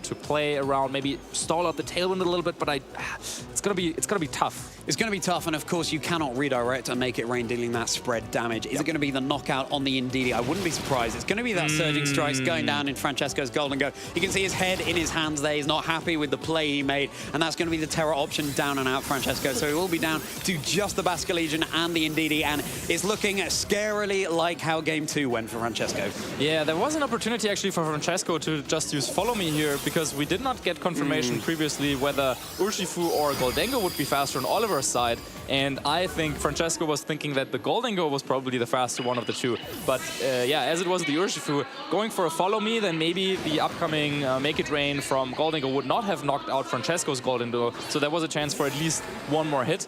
But now with the move that Francesco chose, there was a double knockout, and now that Goldengo is still sitting there on the field, doesn't have to switch it out now, and he knows he has that Rillaboom waiting in the back to take on that Basque Legion if it has to. Yeah, absolutely. Just going for that Surging Strike is the most powerful move in this position. Of course, Basque Legion is immune to something like a close combat, with the critical hits coming out as well. It's still above half health, but with the resources available to Oliver, it's going to be tough. The Last Respects, a very boosted move at this point. It's going to be those 3 knockouts, though, as boosted as it possibly can be in this situation. And with the Make It Rain, it's going to be resisted. I wouldn't be surprised if Basque Legion hangs on here, especially given the special attack drops. But as you say, I mean, you know, Francesco has brought it down to, well, the Golden Go is hanging on here, so the Rillaboom will be joining in. So it is still Oliver with the Pokemon advantage here, and Grassy Glide could be coming into Francesco's Basque Legion with no Follow Me to support it. Yeah, absolutely. Really, I think this game came down to that Goldengo making it through all those turns. Going for repeated Make It Rains, and Oliver, you see him there. He has been in the same situation before, calm and collected after this victory against a very unorthodox team by a strong opponent. But in the end, the Rillaboom, I think, that was the key Pokemon. Override the terrain, give yourself access to grassy terrain, grassy terrain, and Grassy Glide subsequently. And yeah, Oliver keeping cool after that first game, where his opponent showed a very strong strategy that looked like Oliver didn't have a lot to answer that, but yeah, congratulations, Oliver. Yeah, congratulations to your winner, Oliver Eskelin, and yeah, the Rillaboom was such a key component there. You know, so cool to see the Pokemon that Francesco had brought. It's a shame we didn't see the Armarouge coming out on the field, but fantastic to see the Basque Legion. That's not a Pokemon I've seen, or any of us have seen very commonly in Regulation Set E at all. Yeah, a very, very cool Pokemon indeed, with that adaptability, so powerful with their Last Respects. And even after just one partner Pokemon being knocked out, it just does so much damage. And then the flip turn as well, very, very creative. Yeah, let's see what Francesco can do. I mean, there are still a couple more chances that he has to advance to that day 2. Yeah, for sure. He's now at a 6-1 record. He just has to win one more, and that guarantees a spot in day 2 for him. So, you know, still really well played. And he was able to take a game off Oliver Eskelin as well. And this really was the tale of the Golden Goes, wasn't it? I mean, that was the Terra choice in all the games. It was that Basque Legion in game 2, but it was those big Make It Rains coming out. And Golden Go showing, I mean, it was my #1 caster prediction for this weekend. It was your 4th, I believe. So showing why it's always been there throughout Regulation Set A right up to now in Regulation Set E, and showing why that's the case. Yeah, Goldengo is such a powerful Pokemon. Of course, we talk a lot about the ability, good as gold, but that didn't even come into effect in this set, because there was no Amoonguss, there weren't any status moves. Instead, it was really all about that Make It Rain, one of the most powerful spread moves. Of course, it comes with a drawback that you drop your own special attack after using it, but looking at that game, it didn't really matter too much for Oliver, to be honest, because, yeah, Pokemon like the Tornadus still takes so much damage, that Ndidi taking so much damage, even from the reduced special attack stat. So, yeah, Goldengo definitely the star of this set. Yeah, it really was. And I think, you know, taking a deeper dive into these teams, I think Oliver's obviously has the more standard team composition. Interesting, we were talking about heading into game 2, whether he'd bring the Hisuian Arcanine to have more of an advantage against the Golden Go on Francesco's side of the field. Didn't decide to do that. I think, you know, in that mirror that we saw at the start of game 3 with Tornadus and Golden Go on both sides of the field, that's presumably a setup that Oliver has practiced against a lot, and it paid dividends. Yeah, I think the Tornadus and Goldengo, I mean, he used it himself on his own team, so I assume that he had a lot of practice in similar matchups, but then throw in that Basque Legion, and of course then all of a sudden things get a little bit weird, and probably a little bit dicey there for Oliver. Yeah, it would be interesting hearing from him then in an interview when we have him in a second about what he was thinking, but of course it's also the sign of a top player. He went into this because probably he didn't play a single game against the Basque Legion Armor Rouge combination in his life. But he loses game 1. But he's like, okay, I understood your strategy now. I know what I need to do. I know how you see this matchup and what you have prepared. I know that you want to lean into the Golden Go. I probably can expect that you don't bring that Armor Rouge because, if you didn't do it in the first or in the second game, you're probably not going to do it in the third one. And I think with that, Oliver really identified that the focus of this team wasn't about the Armor Rouge. That, of course, also caught our attention when we looked at this team. But it's more about that Golden Go in that matchup. And so bringing his own Golden Go was a very smart choice. That first turn in that third game, going just for the Bleak Windstorm on his Tornadus instead of trying to set up a Tailwind too early, that was also a very, very good choice. And with that, well played. Yeah, it seemed like Oliver just identified that if I can get the momentum on turn 1 in this game 3, then it could go in his favor, and that's exactly what happened. Because it was Francesco keeping his own Golden Go safe with a Protect rather than going on the offensive. And I mean, given that the Tornadus on Francesco's side then went down and out, that really was what decided it. Sometimes, yes, it's best to play safe, conservatively, scout out for what your opponent's going for, but sometimes you just need to get on the front foot. You can see why Francesco did it, because the Golden Go on Oliver's side of the field is holding that choice spec, so it's now locked into whatever move. You have that information that you didn't have before, and Oliver would have to withdraw his Golden Go, bring it back out to lock into a different move. But, hats off to the way Francesco played as well. Absolutely. And then one more situation that we need to talk about again is that speed interaction between the Golden Go and the Urshifu. Also very curious to hearing, of course, from our player, from our winner, Oliver, what he was thinking in these situations, whether he expected his own Golden Go to be faster or his opponent's Urshifu and so on. So with that, I think let's hear it from the winner, from Oliver on the stage. Welcome back, everybody, to the couch with our winner of that round, Oliver Eskelin. How are you feeling? Feeling quite good. I had some previous information from another round that matchup might be difficult and has some unpredictable moves and speed tiers and whatnot. So I really didn't think I was going to win that set particularly, but ended up winning. Obviously happy. Hopefully tomorrow we'll be able to push on, maybe get some money for a new haircut. Well, you certainly don't need one, in my opinion, but... Not yet. True, yeah, okay. But yeah, like, absolutely well played, and a really interesting match, too. So, when you saw Francesco's team, like with all, like, the spreads and everything on the open team sheet, like, what were you thinking? Was it, like, what you expected from the information that you had before? To some extent, yeah. I think most of it I was able to kind of predict according to the information, so there wasn't stuff which was necessarily shocking. Maybe the speed tiers particularly were the ones which actually caught me off guard, and those were kind of the unpredictable factor, as I would say, in that matchup. So after I was able to kind of figure them out, I managed to formulate a plan in my head and follow it through. You know, it could have ended in a loss as well. Who knows? But I think the main part was being able to get that plan together and execute it. Yeah, it seems like once you switched up to the Golden Go and Tornadus from game 2, you seemed to like have that plan in play, didn't you? And like it was cool to have like that, even though you had the Specs Golden Go and you had to then lock in on that kind of first turn when you had the mirror, it still kind of ended up paying off, even when like the Golden Go on the other side seemed to be in a sort of safe position, but you have the speed control and everything, and it sort of worked out. So, like, thoughts about the team itself? Like, how did you kind of come to the decision to bring these 6? So this 6 was one of my friends was actually made this team, and he fortunately gave it to me for this tournament, and he really saved me. I had very little time due to university work and whatnot to actually team build and focus. So I was thinking about bringing a team which I had brought into Lille and to Barcelona actually to here as well, but it obviously is quite outdated. So I'm very happy that my friend pushed me on to change the team. Yeah, and it's a really cool one as well. I think we've just seen a lot of Golden Go running, kind of nasty plot leftovers sort of stuff going on as well, and you chose the choice specs, and like with the Steel Beam as well. How much have you clicked Steel Beam throughout today? I've not clicked Steel Beam yet. It has some particular uses why I kind of need it in order to stay afloat, I suppose, in some matchups, but I've not clicked it yet today.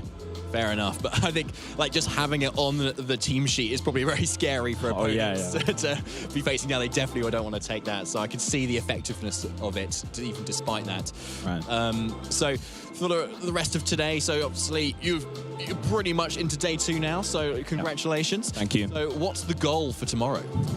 So the goal, as I quickly touched upon before this, was hopefully to get into that top 16 or above. Really looking forward to getting a first prize award this season, obviously for the haircut as well, as a kind of a joke, but just in general, like looking forward to win the game and just perfect my play for the future, because the regionals are at the end of the day a stepping stone for the bigger events. Yeah, absolutely. So I'm guessing the bigger events being EUIC, which you might be planning to go to? Yes, the ICs and obviously Worlds at the end of the season then. Yeah. And how many championship points are you on? I think I have like somewhere between 150 and 200s.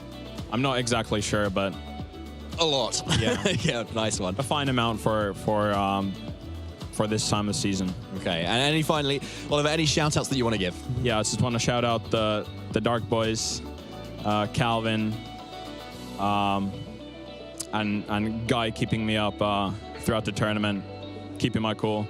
And yeah, huge shout out to Calvin as well. He's here. Thanks to you, Calvin. Awesome. Thank you so much for having us here, Oliver. It's been a pleasure to speak to you. Congrats again for the day 2. Good luck tomorrow. And we're going to be cutting to a short break, but we're back for round 8 after that. Thank you. We'll see you tomorrow.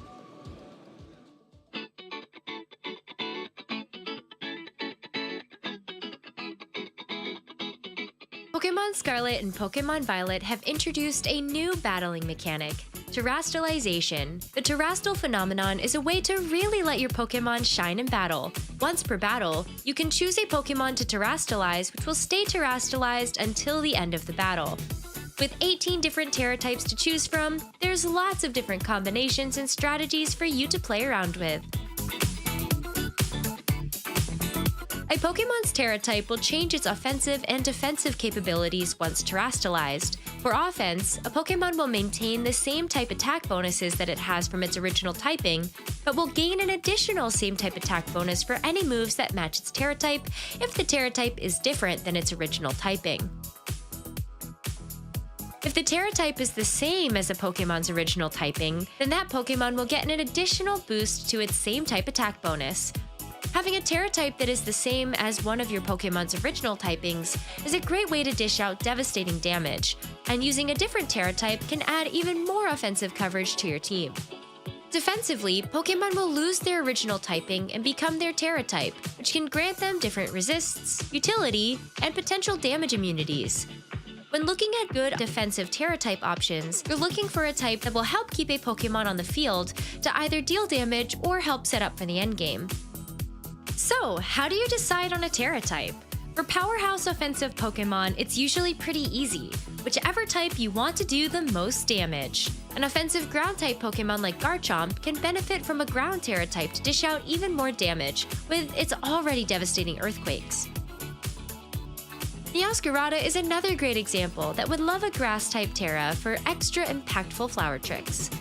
Defensive Tera types can be a bit more difficult to decide upon. Oftentimes when you're looking for a defensive Tera type, you're considering whether it's for changing a Pokemon's defenses or providing utility that it otherwise wouldn't have through its original typing. If you want to maximize a Pokemon's staying power with a defensive Tera type, a key strategy is to choose a Tera type that resists the Pokemon's original type weaknesses. Take Grimmsnarl for example. Grimmsnarl is weak to Poison, Steel, and Fairy as a dual-type Dark and Fairy Pokemon. By giving it a Steel Tera type, Grimmsnarl gains resistances to both Steel and Fairy, and also an immunity to Poison upon Terastallizing. Keep in mind that some Pokemon abilities like Levitate or Storm Drain can make a defensive Tera type even stronger.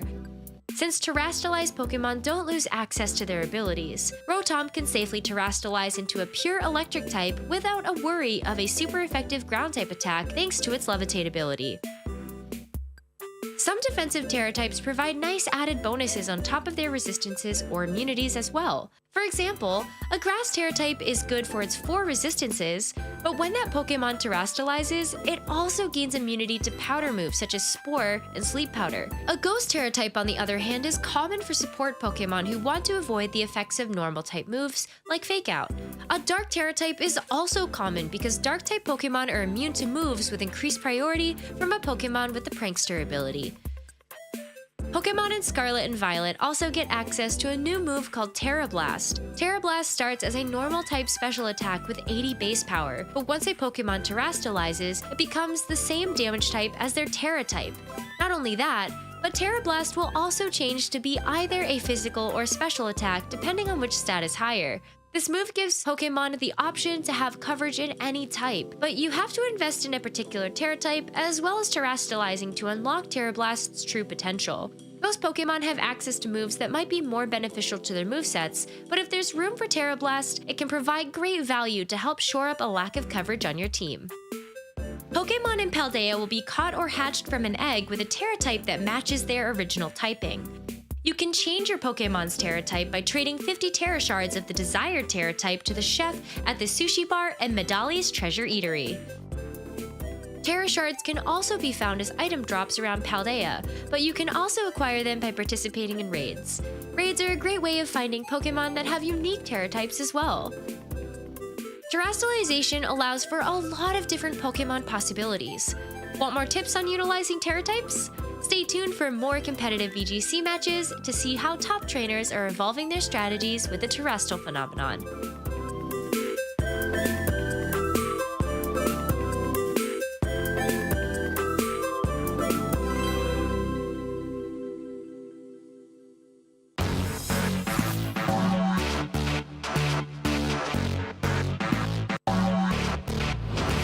So usually I really like to use online resources. There are a lot of phenomenal ones for Pokemon Go.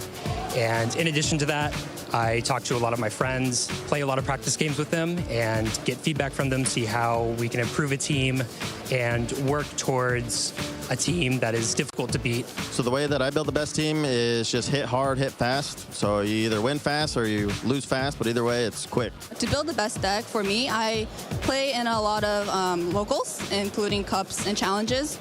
I also do a lot of play testing with my friends. Shout out to 88 Card House. I also, of course, watch regionals and look at the meta and, make changes to my deck to whatever is great. And lastly, I watch YouTube. A lot of YouTube, just try to learn a lot from there. For this tournament, I really just wanted to bring Charjabug. It actually does pretty well right now, but it's also it's an unstoppable bus. A lot of times I'll start with what my boyfriend or one of my friends is using, and then I'll play with it, see what I like, see what I don't like, and maybe make some changes based on my own style, since everyone plays a little differently. I like to listen to podcasts. There's 3 different podcasts I follow: Uncommon Energy, Metapod, Lake of Rage. Do a little bit of reading here and there, seeing what other people are looking at, and then asking my friends what they have of opinions on my deck. Pretty much just staying with what I feel most comfortable with. I like to be able to play what I like and make sure I'm comfortable the whole time competing. Hello and welcome to Yokohama, where we are at the Pokemon World Championships 2023. I'm Anna Prosser, and I'm standing in front of the Poke Center. I have some amazing models with me today. Please introduce yourself, sir. Hi, Spraggles, content cowboy and aspiring magician. Can you top that? Dupe Snacks, the eye on the sky on Eos Island. Now, we are going to find some clothing, some accessories. What are you looking for in there? I'm looking for Pokemon-themed things. I've heard there are some of those in there. What about you? Looking for anything in particular? Heard there was a jean jacket. I'm finna sporting that. We are super excited to do some shopping. Let's go.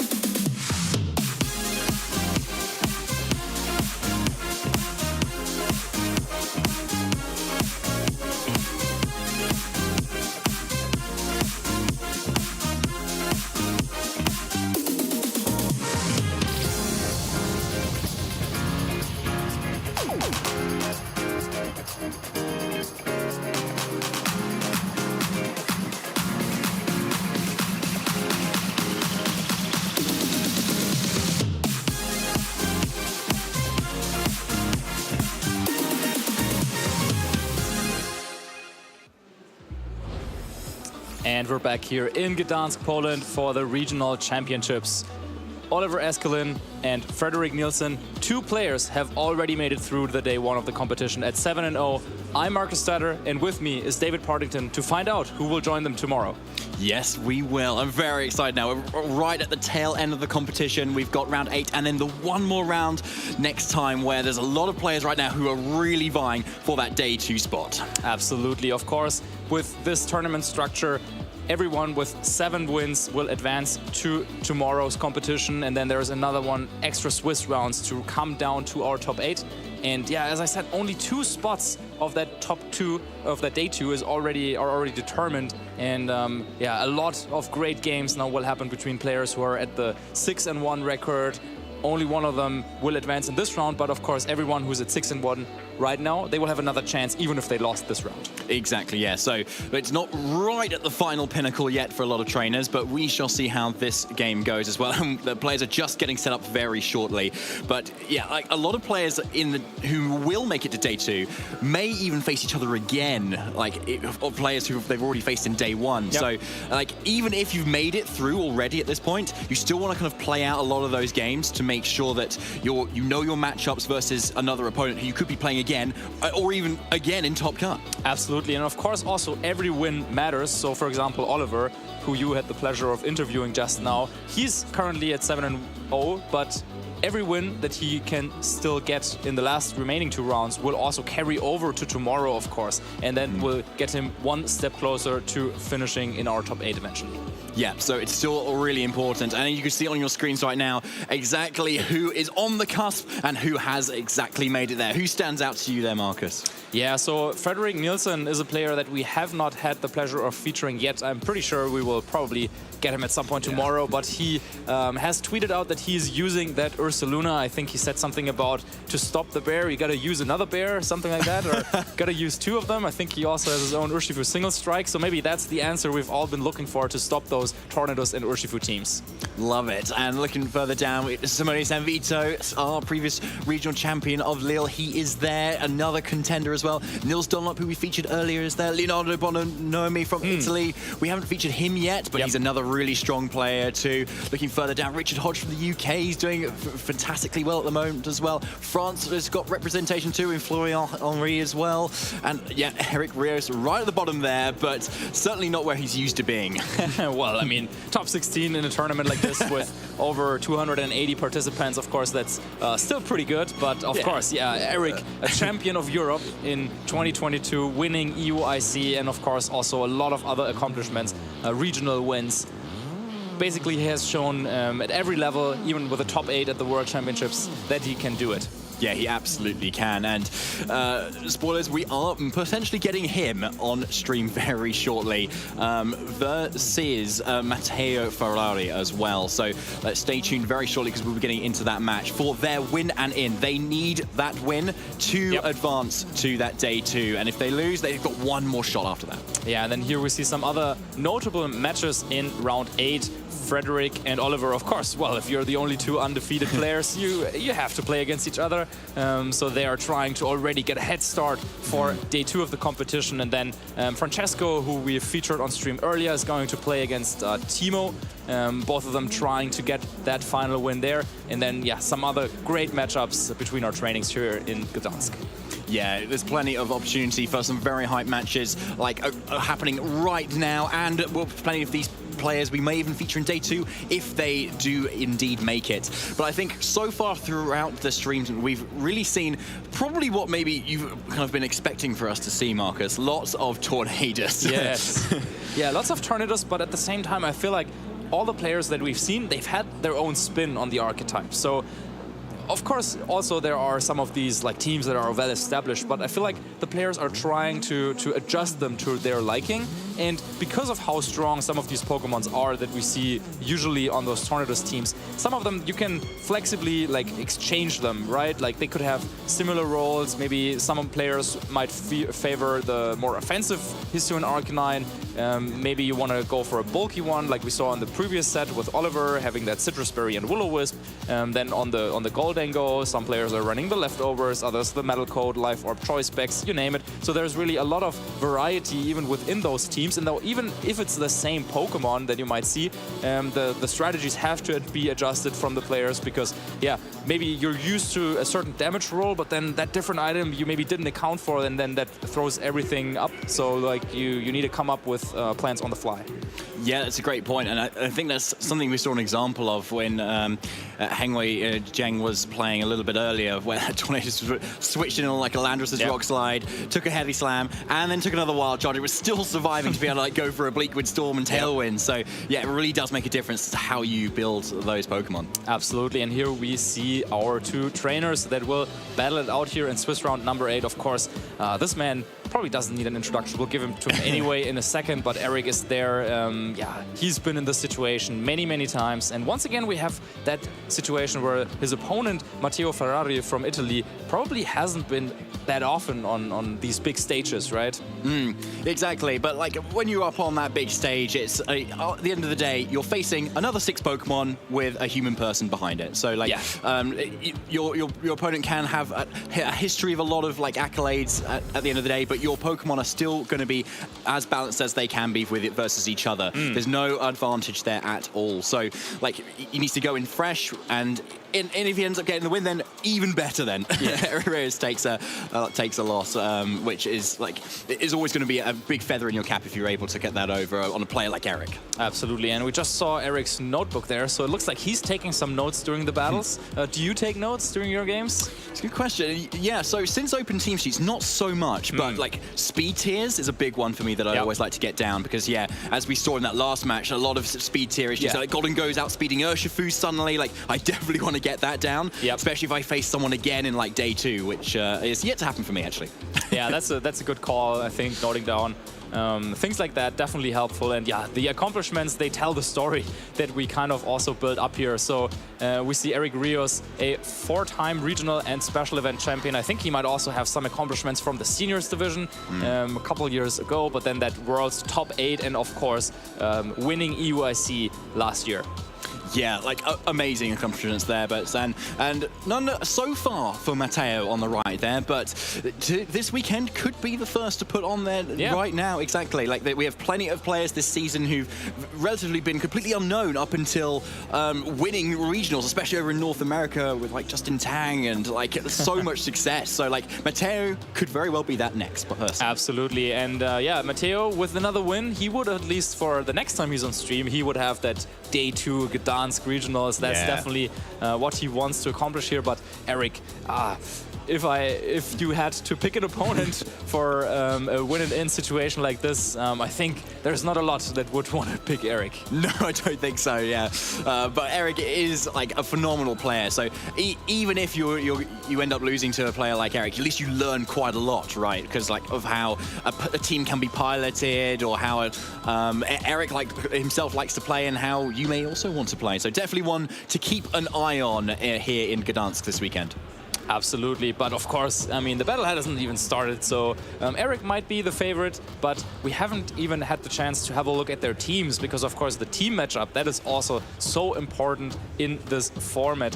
And Eric is a player that is usually known to use the best Pokemon, but play a little bit more of a like slower and defensive playstyle. Not to say that he likes to like play like those really, really long and defensive drawn-out games. He can go on the offensive if he needs to, but he likes to have the option to go for some switches. He likes to be able to pivot around, and let's see what he has in store here in this format that historically has been very, very fast-paced, very aggressively.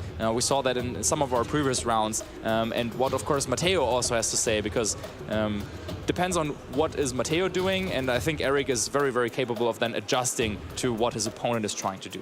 Yeah, completely, and that's why we have a best of 3 as well in our sets, where you can kind of scout things out in that game 1, and then even if you take the loss, you know exactly then how your opponent has been playing, how far they read into each turn as well, whether they go for those obvious plays, whether they take it a few more steps further, or whether they kind of switch things up as they go. So, and that gives you so much more information when you go into games 2 and 3, even in this open team sheet format. Absolutely, yeah. The open team sheet format is something that in the past, in previous years, players would use that game 1 just to get some information about their opponent's team, but now that is not necessary anymore. You you can just from the game one try, and of course you always want to play for a win, but knowing what your opponent can throw at you, of course, makes it a little bit easier. But then, of course, we had it in this previous set where the speed tiers interactions, like some information is not public on the team sheet. So that is still something that you need to figure out. And of course, also, what is the approach of your opponent? Which Pokemon do they think have a place in the matchup? And those might be different. Even two players using the same team, they might have a different approach to a certain matchup. And then the answer to that might be a different one as well. Yeah, exactly, and it depends on exactly your like kind of play style, where you might be someone who wants to respond to like tailwind offense with your own tailwind and trying to like, get up your own speed, but you then may also want to go, okay, well, maybe I'll go on the defensive, use my bulk, actually stall things out a little bit, and it doesn't matter if my opponent is necessarily faster because of how much damage control that I have instead. Yeah, definitely, and it looks like both players are just being set up there. Of course, at this stage in the tournament, we want to make sure that everything is going all right. Yeah, exactly. We definitely do. Like, I've just realized, like seeing Eric there in his headphones. I think like I've seen him with headphones on more, like more than I have without them on. Yeah, so, like, I mean, usually there's a big tournament. I mean, Eric does well, then he ends up on stream at some point, right? Yeah, he's looking pretty chill there, like as you expect he would be. But yeah, I wonder what's going through these players' heads at the moment, like how they kind of prepare for each individual match. Like Marcus, you've won a few tournaments in your time. Like you've been up on that stage. What are you thinking at this point? Yeah, so I think they don't have access to their opponent's team sheet yet, but they might have an idea. Maybe a friend of a friend has played them or something previously, so you might have a little idea of what is coming in there. Down there, we do see the 6 Pokemon that Eric and Matteo will bring to this battle. So if you have the chance to go through some of your game plans, maybe that is something, or you just want to remind yourself what you want to focus on when you flip over the team sheet. Like, is there a certain Pokemon that you're looking for? I'm sure like Eric is probably trying to identify, okay, do I want to bring King Gambit or the Heatran, or do I even want to bring both? But usually they have kind of a similar role with their overlap in typing and weaknesses. Another thing that usually goes through my head is just to try and like stay calm and like enjoy the moment. From the stage, usually you have a pretty good view over the venue, so you can have a look. Maybe there are some friends sitting in the crowd to cheer you on, and just being up there and knowing that through your accomplishments you were able to even just make it up there. Like, that's already something to enjoy, and that's kind of a recognition of you as a player and what you have done at the game. I think that's also always something that I try to enjoy whenever I have a big match. Like that. Wise words indeed, Marcus. Yeah, maybe after this weekend we might see you a little bit more up there as well. I'm sure that's rather likely. But yeah, Eric... was my casting so bad? No, I merely jest. I don't know. We've been speaking earlier this week about you planning to go to some few events. So, but it will obviously be. I was just kidding. No, of course not. It will always be a loss if you are not here. There's always that double-edged sword that we can't have you in both places at once. Yeah, but it's great to be here, and it's great to be able to cover matches like this from the sidelines here. And it looks like they are still connecting or making sure that everything is working just fine. But maybe let's start talking about their teams a little bit. As we see them down there, Eric will bring that Ogerpon Wellspring, Fluttermane, Rillaboom, Heatran, Kingambit, and the Salamence. Yeah, so an interesting team, as you already pointed out, Marcus. You've got double Steel there, which is not too common, and also the double Grass as well with the Ogerpon Wellspring and that Rillaboom. Usually it's the Ogerpon Half Flame with the Rillaboom as well, so you can kind of have a double glide going on there. But instead we've got the Ogerpon Wellspring, which I believe doesn't actually have the glide here. So, but having those tool options, you're not really using, say, the Ogerpon as particularly a Grass type, but rather a tool to, say, follow me away spores, and to kind of go on the offense with more of those water moves. But Grass is just such a nice defensive complement to water, and when your answer into a water type like Urshifu is like other Grass moves, Ogerpon fits in really well. Definitely. And then Matteo's team will be Gholdengo, Fluttermane, Rillaboom, Urshifu Rapid Strike, Tornadus, and Hisuian Arcanine. So actually we've seen both of these team compositions before. I believe Eric's team, Albert Boss, I think it must have been round 4 against Jamie Boyd. We saw those same 6 Pokemon already, and then Matteo is using the same 6 Pokemon, if I'm not mistaken, as Oliver that we saw in the previous round. However, it looks like Matteo is opting for that offensive Choice Band Arcanine when Oliver had that bulky Citrus Berry Arcanine. Yeah, that's right. And there's also a slight difference as well, I think, on Matteo's, and we can see here that there's that Focus Blast on the Specs Gold Golden Coat instead of the Steel Beam that Oliver had. So Oliver was telling me that he hasn't actually clicked that Steel Beam move yet. So maybe Focus Blast is the option there, and like you can. There's probably a few targets for Focus Blast. Well, I think there are worse matchups for Focus Blast Goldengo than going up against a King Gambit and a Heatran. Those are two of the prime targets that you want to hit with that Focus Blast. So yeah, if Matteo decides to go with that Goldengo, maybe we will actually see the Focus Blast in action. Yeah, and it's not like a move that we see on a lot of other Pokemon right at the moment either. So it's a really, really strong option. Assuming you hit it, it does have that shaky 70% accuracy. So it's always exciting when we see someone click and lock into that move. Yeah, absolutely. In double battles, having moves with that low accuracy, usually you don't get another chance. In other formats, in single battles, then maybe sometimes, even if the Pokemon is switching and you try to hit something with a Focus Blast on the switch, you get another chance to do that. But yeah, here in double battles, the pace is too quick. If you miss one, then yeah, usually you don't get a second chance. No, but yes, as we've already said, like the open team sheet, like it's already like you're already clicked into that move when your opponent can see what you could potentially go for. And so yeah, there's Eric's team in detail there with the double grass, double steel, and that really bulky rocky helmet Salamence that seems to be popping up a little bit. Yeah, it's not the first time we see Salamence on stream. In fact, it might be the second or maybe even third time. So yeah, Salamence definitely making an appearance here at the Gdańsk Regional Championships. And then one particular move that I want to give a shout out to is that Magma Storm on the Heatran.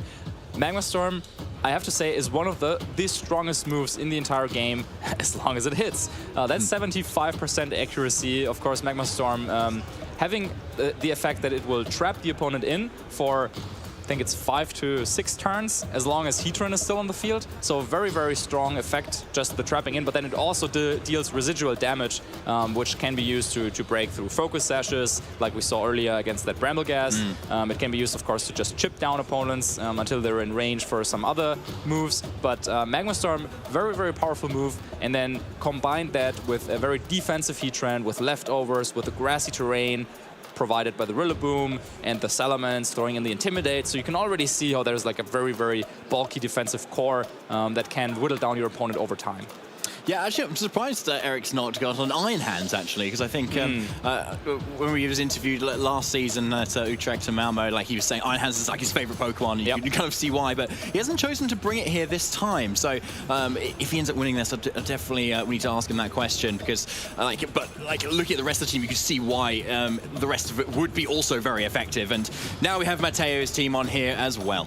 Absolutely. It is going to be another one of those Tornadus Tailwind offense teams that Urshifu Rapid Strike, the Arcanine Hisui with the Choice Band, Rillaboom, Goldengo, and the Fluttermane. So seeing these 6 Pokemon together, that's not really a big surprise. Of course, on previous versions of this team that has done so well at previous events, winning 2 regionals already in Europe also, we have that Goldengo taking a spot of what other trainers tend to favor the Qianpao in. Yes, and the Qianpao can obviously go down to asserting strikes kind of pretty quickly from an opposing Urshifu. So switching up for a Goldengo option is, like, I think a really nice option, and not something that is immediately obvious when you already have a Ghost type in Fluttermane. But like as soon as you switch it in, you realize that a good as gold ability, I think, is like really underrated or really not like talked about a huge amount, where it's suddenly so safe into a Moongus, which is really like kind of picking up as like an option to kind of resist Fluttermane and take on a Urshifu's attacks. Suddenly like Amoonguss can't do anything into it, and like it brings the opportunity for Goldengo to just really go and set up. Yeah, very, very strong Pokemon, and indeed, and yeah, having another safety net against Amoonguss always nice, and having more reliable spread type attack damage is, I think, also something that boosts the consistency of those Tailwind teams, because yeah, you are investing the Tornadus slot, and also some of the turn the Tornadus is on the battlefield, it will go for support moves, so you really have to make use of the turns that you have. And Fluttermane is good at that with a Dazzling Gleam, but Dazzling Gleam is not the strongest move, right? So then having that Goldengo with a choice specs on Matteo's team, the boosted Make It Rains really doing a ton of damage to both opponents. That's the situation that Matteo likes to play in. Yeah, and looking at the team that Eric has, there's a few Pokemon that definitely don't want to take it, but it looks like he may have even like prepped for it in a way, because yeah, Heatran can take it, King Gambit can take it, Rillaboom has the Assault Vest, and the Ogerpon can take it pretty well, and even better if it went for the Terror. So like honestly on Mateo's end, it's probably the Golden Go may not be like the absolute call this time, especially as he's got maybe some other options for the Flutter main to hit, like the Choice Band Arcanine and the Rillaboom. Yeah, as we said, if Mateo decides to bring the Golden Go, I want to see the Focus Blast. Yeah, because there's a Steel type switching in somewhere probably. Yeah, exactly, and that's a scary move to like be clicking into. And from a Golden Go as well, which is already Ghost type, you can't kind of fake it out and slow the pace down too much either. So it's definitely a threat that Mateo can maybe I could see it for like a game 2 or something. But we're getting straight into the game here. It's the classic Tornadus and Urshifu on Mateo's end, and for Eric, it's the Ogerpon and the Salamence. Yeah, if I had to pick a lead, like 2 Pokemon that do particularly well into Urshifu, I think at some point I might end up with Salamence and Ogerpon. You get Intimidate, so you can lower the close combat damage, but you also get a Pokemon with Rocky Helmet that you cannot really attack with Surging Strikes because it's also resistant, and then you have another Pokemon that has Follow Me and Water Absorb, so is completely immune to water type attacks. So that Urshifu over there on Mateo's side, not looking particularly happy. Maybe he could still try and go for like a close combat and Bleak Wind Storm to really put pressure on that Ogerpon. But yeah, it's a tough lead, I would say, for Mateo right away. Yeah, you probably want to be switching in something maybe like the Rillaboom here with the Assault Vest. It'll probably take an Air Slash fairly okay here, but it is actually going to be that Arcanine here, so hopefully no Water Attack is going in on that end if you are Mateo, but an Intimidate into the Ogerpon is going to be very useful here to protect this Tornadus a little bit longer, so it can try and maybe get a couple of attacks off, maybe not just that Tailwind, but that Bleak Wind Storm into a Grass-type Ogerpon, but not Grass type anymore, as we have the Wellspring Mask activating, trading the water absorbability for the Embody aspect, boosting the special defense to be able to take on those Bleak Storms a hell of a lot better than before. So here comes the Ivy Cudgel, and it's going, I think, into that Tornadus, I believe so. Mateo dodges that from with his Arcanine, but it's not even 50% here, but Tailwind is now set up for Eric. Yeah, that Terrestrialization on Eric's side, of course, was to counteract against that Bleak Wind Storm. Of course, you get rid of the Grass typing on the Ogerpon, but also you get that special defense boost, and we just saw how well this Ogerpon could take that Bleak Wind Storm coming in from the Tornadus. We also learned some interesting speed interactions again. Looks like that Ogerpon is the fastest Pokemon between, or is faster than Tornadus and the Salamence, and then Salamence moved before the Tornadus. So now, of course, Tornadus has the chance to go for that Prankster Tailwind to match the Tailwind that Eric has just set up. So I wouldn't be surprised if that Salamence, it's not in a particularly great spot, and in using the Terrestrialization so early on, Eric now also cannot use another defensive Terrestrialization. I think that Arcanine with a powerful Rock Slide, yeah, might be in a decent spot right here. Oh, so it's the immediate switch back out for Mateo, possibly trying to bait a switch out of their own to like reset the Intimidates to come straight back in. So the Rillaboom has actually come in here, but for the more keen-eyed of you to see what Eric has locked in here, you may be able to tell like how this might bite Mateo back a little bit more. Tailwind is now set up to kind of match a little bit now, but with the staggered Tailwind, that's quite good for Mateo. Ivy Cudgel, not going to do too much into this Rillaboom, but I misspoke there. Ivy Cudgel's critical hit, plus that Terror's going to do a lot of damage, but there's the Air Slash, but thanks to that Assault Vest, Rillaboom just about hangs on. Yeah, nice play there by Eric, identifying that there was probably going to be a switch out of that Arcanine into either Urshifu or maybe that Rillaboom. Probably he was maybe expecting that Urshifu to come back in, but yeah, catching the Rillaboom on the switch, great play. Of course, Ogerpon with Ivy Cudgel. Intimidate is good against it, but of course, because Ivy Cudgel has that increased chance to land a critical hit, Eric makes use of that here and deals so much damage to the Rillaboom. Yeah, it's just a ton of damage, but Rillaboom is a really good Pokemon right now because it's got so much priority option, so it doesn't really matter what kind of speed tier hits often, because Grassy Glide is being threatened right now as well as Fake Out. So like it does put Eric on the back foot a little bit because the Ogerpon is definitely threatened right now. But it's coming out actually for the Heatran here, which is definitely going to take on some hits a little bit better. Yeah, Spiky Shield and kind of Protect. Eric's kind of pivoting around to kind of slow things a little bit down now. There is that Fake Out into that Heatran, but I think Grassy Train's going to heal that straight back up at the end of the go. But yeah, Bleakwind Storm is not going to be effective into the Ogerpon, completely negating that right now, and Heatran looking like the perfect switch in, and just to boot also dodges it. Yeah, it's a great position for Heatran to be on the field here against that Rillaboom and the Tornadus, as the Tornadus cannot really touch it with a Bleakwind Storm, and the Rillaboom also doesn't have high horsepower or anything. So yeah, that Heatran looking there very comfortably can now go for a Magma Storm if it wanted to. And even if Matteo switched out, because of the residual damage and the extra effect here on Magma Storm, it's such a powerful move.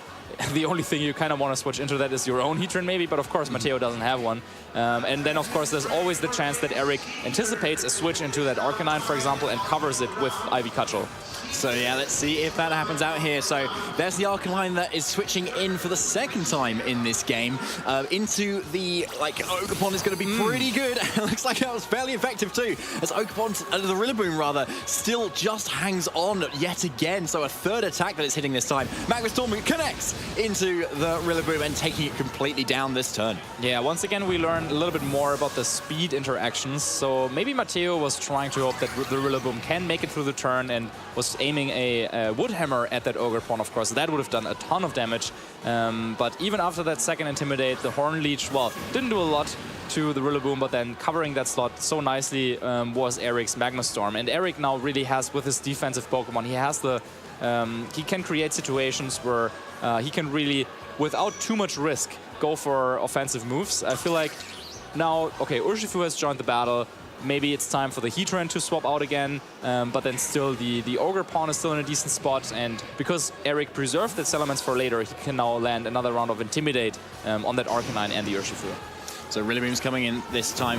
Tailwind further ticking down on both sides. Heatran switching in as well for that Salamence to drop the Intimidates on this Arcanine, which is going to be highly effective to be able to slow the pace down of this game. And close combats, as you said, Marcus, earlier, is the main effect of the Intimidate on the Salamence's end. But it's actually the Head Smash that's being locked into him. With that Choice Band, there's not a lot that can switch into that, apart from is Rillaboom, which he does very effectively. I thought maybe now was the time where Matteo was going for a double up, maybe with a close combat follow-up, but instead it's the Surging Strike, and Eric, of course, likes to see that. Switched in the Salamence here, so a lot of Rocky Helmet recoil damage will land on that Urshifu as it hits 3 times there with the Surging Strikes, taking a lot of recoil damage in the process.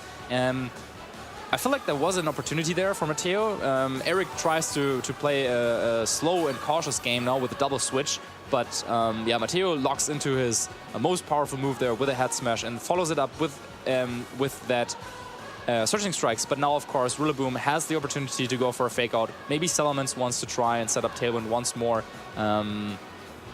Yeah, like tough one. Yeah, it is a tough one. Like it kind of makes sense if you're Eric, right? There's not a lot you can kind of do wholly wrong at the moment with all 4 Pokemon and all looking for like fairly healthy here. As long as you kind of like maybe don't double commit into a Pokemon with Protect, then you've got to you can like recover a little bit here and afford to sacrifice something. Yeah, and that Salamence is actually the fastest thing on the field, so now it can help that Rillaboom to outpace both the Arcanine and the Urshifu, and he was even covering for a potential Protect on that Urshifu by going for the Wood Hammer straight into that Arcanine, getting the clean knockout there. And even though Rillaboom now goes down to that close combat from Urshifu, I think Eric is very happy with the outcome of that turn. Yeah, I'd imagine so. Like Ogerpon's looking really strong in the back here as well. Nothing's going to be hit it super effectively, and I believe it's still pretty healthy as it comes in. And the Embody aspect will activate yet again as well, boosting the special defense, and Tornadus suddenly can't do much to it either. However, on the Salamance's end, doesn't have 100% accurate moves in its Air Slash and Draco Meteor. So if you're relying on those to kind of deal with this Urshifu, then there is still an out for Matteo here, even though he's down to his last 2. Like, of all the Pokemon to have down to your last 2, Urshifu Tornadus is nice. Urshifu Tornadus certainly is nice, but with that Ogerpon showing the Horn Leech earlier in the game, that's also a move that would recover quite some HP. There's of course still a chance maybe there's a Detect coming out from that Urshifu. And of course Terrestrialization also hasn't been used yet on Matteo's side. But I believe that the Tornadus carries Protect on Matteo's side, so that's something to play around. Maybe Matteo will have to try and go for a play where you like protect one Pokemon, try that, hope that your opponent doubles up, but looks like no Protect is coming out. Also no Tailwind on Matteo, so instead Ivy Cudgel will be the fastest move coming out. One knockout here on the Tornadus, and if that Salamence manages to connect with the Air Slash, then yeah, Whoa! Whoa! Even takes the clean KO. Wow, didn't expect that, but very powerful Salamence then. Yeah, I think after the special defense drop from the close combat earlier, like, looks like enough. But yeah, I think you're right. It's still a very powerful Salamence there. Maybe, like, even though you've got like kind of defensive set there on Eric's end, it's maybe speedier to maybe make sure you outspeed all of this kind of middling speed stuff that kind of goes around, like those Urshifus, Rillabooms, and Arcanines. Yeah, very well played here by Eric, who showcases how with a defensive core, with very methodical play, protect switching in your right pieces at the right time, how you can overcome the power that this Tornadus team has. And one thing that I really like to see about his approach here in this set is that he used his own Tailwind very aggressively too. He used it to support his more bulky Pokemon, but then he would still have the speed advantage, as we could see that one turn where he went for the Wood Hammer with the Rillaboom, and that allowed him to be both faster and more bulky, and that is of course a great combination.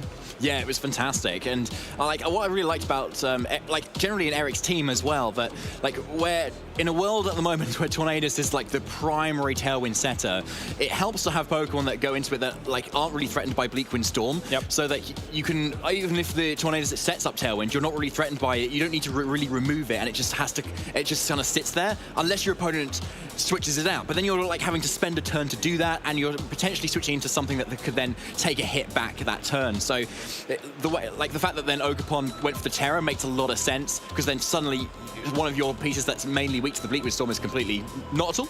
Yeah, and Eric invested that Terra as early as turn 1, but then I feel like Matteo wasn't really in a position to capitalize off of that. Usually you would, once your opponent has used the Terrestrialization, that of course means that they cannot use it again, whether it be offensively or defensively, so you can sometimes then pin them down in situations where usually or normally they would want to terrestrialize to come out of that situation, but then they can't anymore. But Matteo instead, on the second turn, or in the first turn even, he was forced kind of to switch out with his Urshifu because it was in such a bad spot. So yeah, it makes sense to see this adjustment here with the Hisuian Arcanine as the lead instead. So maybe he can just go right away with a Tailwind, Rock Slide. Maybe you get some flinches. Even if Arcanine goes down in the process, it would do some decent damage. Because yeah, I think going for Tailwind and switching out again turn 1, like that's not gonna help Matteo too much. But of course, you could also go for that head smash that we saw Matteo go for last time. Or that, yeah. Because if you're intimidated, that head smash is still going to probably get that one-hit KO on Salamence too. And because you've got the Prankster Tailwind, you're going to be able to get that first before the Salamence goes for it too. So, and looking at like, a sneak peek on what Eric has on the back, there's no like switch-ins for that either. So let's say if Matteo goes for that. Yeah, I think Matteo's plan should be to try and punch a hole into Eric's defense somewhere, take a knockout, maybe take a trade somewhere, and then try to find a hole in the remaining 3 Pokemon in terms of which overlapping maybe type weakness do they have. Maybe it's then the close combat, for example, on the Urshifu that could do a lot of damage once Salamence gets knocked out. So I think wisely Eric also tries to preserve the Salamence here in this situation. So it's a Terra apiece now as well. So potentially this is the Arcanine Terra defensively away from an Ivy Cudgel weakness here, which makes a lot of sense. Into that Terra Fairy type instead. But making itself weak to the Heatran that has just switched in. So let's see if Matteo has done something to make this a little bit easier on himself. So there's the Tailwind. Is it Head Smash? No, it is that Rock Slide. Going for those flinches as well, as you suggested, Marcus. Into that Ogerpon, but no flinch this time. Ivy Cudgel coming straight out. And with that Terra boost as well, it's going straight into this Arcanine. It's probably not a KO, but it is a 2-hit KO though. Yeah, that's very good to know here for Eric. Rock Slide also didn't do that much damage, of course, with that Intimidate from the Salamence, and then also, of course, all of the Pokemon on Eric's side are just so naturally bulky. Yeah, very nice positioning once again then here on Eric's side, taking that Rock Slide quite nicely. Maybe the Head Smash would have been the way to go, because yeah, what you don't want to see is that Eric eventually brings out his Rillaboom, then sets the grassy terrain, and then gradually recovers all the chip damage that you did to his Pokemon. So it's the Spiky Shield this time to protect from the Rock Slides and those Bleakwind Storms, which we do see coming out right now. So we know as this Arcanine is locked into that Choice Band, that it's going to be following up with that Rock Slide yet again. So potentially getting another flinch though, and if he gets it, then that's still pretty good, obviously, and that means that he can do the same thing in the following turn. So there's Heatran taking a decent chunk, putting it under half now, and there is that cheeky flinch. Yeah, that is what Matteo needed here in this game. Of course, now not only could the Heatran not move, but also now the Ogerpon on Eric's side just used Spiky Shield, so now you can relatively safely go for another round of Rock Slide and Bleakwind Storm. And yeah, there's nothing really that Eric can then switch into that combination. Of course, it probably won't knock out other Pokemon, but it's another chance for maybe some speed drops. It's another chance for some Rock Slide flinches. So let's see what happens next. Here we go again. When there's a Rock Slide, there's a way. No flinch on the Ogerpon again, so that's 2 avoids for the Ogerpon this time. Into the Tornado this time, doing just about a third of its health there. Magma connects again into that Tornadus and does pick up the KO with a critical hit to boot. Yeah, connecting that Magma Storm through the Rock Slide and then getting the critical hit on top of that. So, yeah, Eric's Heatran, he was like, I just flinched the previous turn. I gotta make up for that if I want to win the Worker of the Year award or whatever. So, maybe Pokemon of the battle so far for Eric. Definitely that Heatran, big Magma Storm, but now Matteo is facing down 2 Pokemon that are pretty damaged. So if he can manage to take that knockout, then I think there's still a chance for him in this game. Yeah, especially if Eric can get up a Tailwind here, it's gonna not able to be matched now by Matteo because his Tornadus has already gone down that. And then you can bring in your weak Pokemon in that Heatran and the Ogerpon, and even though they're all very on low health, at least then they'll be in the Tailwind and still become very, very useful and be able to get off attacks before they go down here. So I think we're going to see a lot of defensive switches in here right now. Yeah, pretty advanced technique that Matteo applies. He brought in the Urshifu when he had the option to go for a switch and also in his Rillaboom, but then switches it out straight away. So let's see what he was trying to force here from Eric's side. So yeah, another switch in here, and is that Salamence, and because it's switching in afterwards, it is now able to get the Intimidate onto this Rillaboom, which is going to be critical, as well as the Arcanine. So this Rock Slides now aren't going to do very much at -2 right now. Heatran also on the switch out for that Rillaboom, I believe we saw in the back there as it comes in. So I think with a guaranteed Rock Slide coming from this Arcanine, these Pokemon are going to take it fairly well. For sure, even though, yeah, that Salamence taking almost 50%, and now that Arcanine recovering a little bit of health. Because of that grassy terrain, that definitely is helpful should it come to that situation again against the intimidated Ogerpon later on in the battle. Now, Matteo only has his 3 Pokemon remaining. So how do you get that Arcanine out of that spot?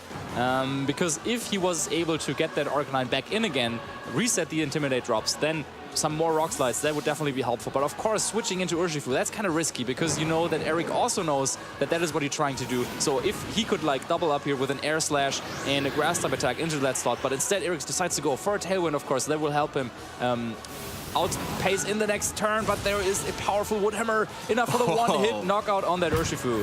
Yeah, that's a massive one, and yeah, when your Urshifu switch it in, when you're switching to Wood Hammer as Urshifu, that's not the ideal position you want to be in. But yeah, a lot of positioning on Matteo's end here, but unfortunately, again, is that Wood Hammer on that Rillaboom supported by the Tailwind again in this game too, compared to game 1. Not often something that we really see utilized. So like Eric putting on a masterclass right now for Pokemon. Yeah, of course, Rillaboom with that grassy terrain boosting the Wood Hammer, and Wood Hammer already being a very powerful move, is also offensively can be very, very strong, and we saw that to great effect here being utilized here by Eric. And now, yeah, Matteo gets that Arcanine back in, gets the Intimidate off, which is great, but Eric still has all 4 Pokemon remaining. They are pretty weak though, so maybe there's still a way for Matteo to sweep through with Grassy Glide and Extreme Speed.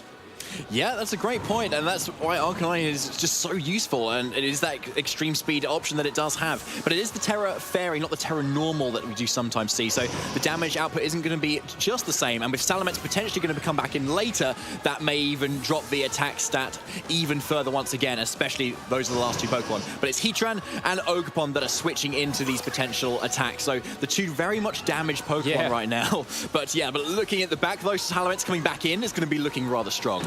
It's a fake out. That's not what Matteo needed, I think. Extreme Speed will knock out that Ogerpon, but now this will give an opportunity to Eric to bring out his own Rillaboom, for example, and then go for a fake out and Flash Cannon into that Arcanine. And I don't think Grassy Glide will be able to knock out the Heatran from there, especially now after this another round of recovery, the grassy terrain, the leftovers. So I think that could be one way for Eric to deal with that Arcanine. Yeah, we can see it switching in here as well. That's the downside of being choice locked, because it's a very predictable Pokemon right now. So yeah, fake out into that slot, as you called it, Marcus. Like expert player to expert player right now, like that should be able to pick it off. And then Rillaboom is left with no high horsepower as an option, only that U-turn still left. So Matteo's going to need to pull something out of the bag if he's going to win this one. But yeah, there's the fake out and Flash Cannon double up we're going to see. And the grassy glide, last effort, I think. Not the damage that Matteo wanted to see. Even with a critical hit, that was not going to be enough for the knockout. And Eric masterfully deals with that Arcanine with that Fake Out and Flash Cannon combination.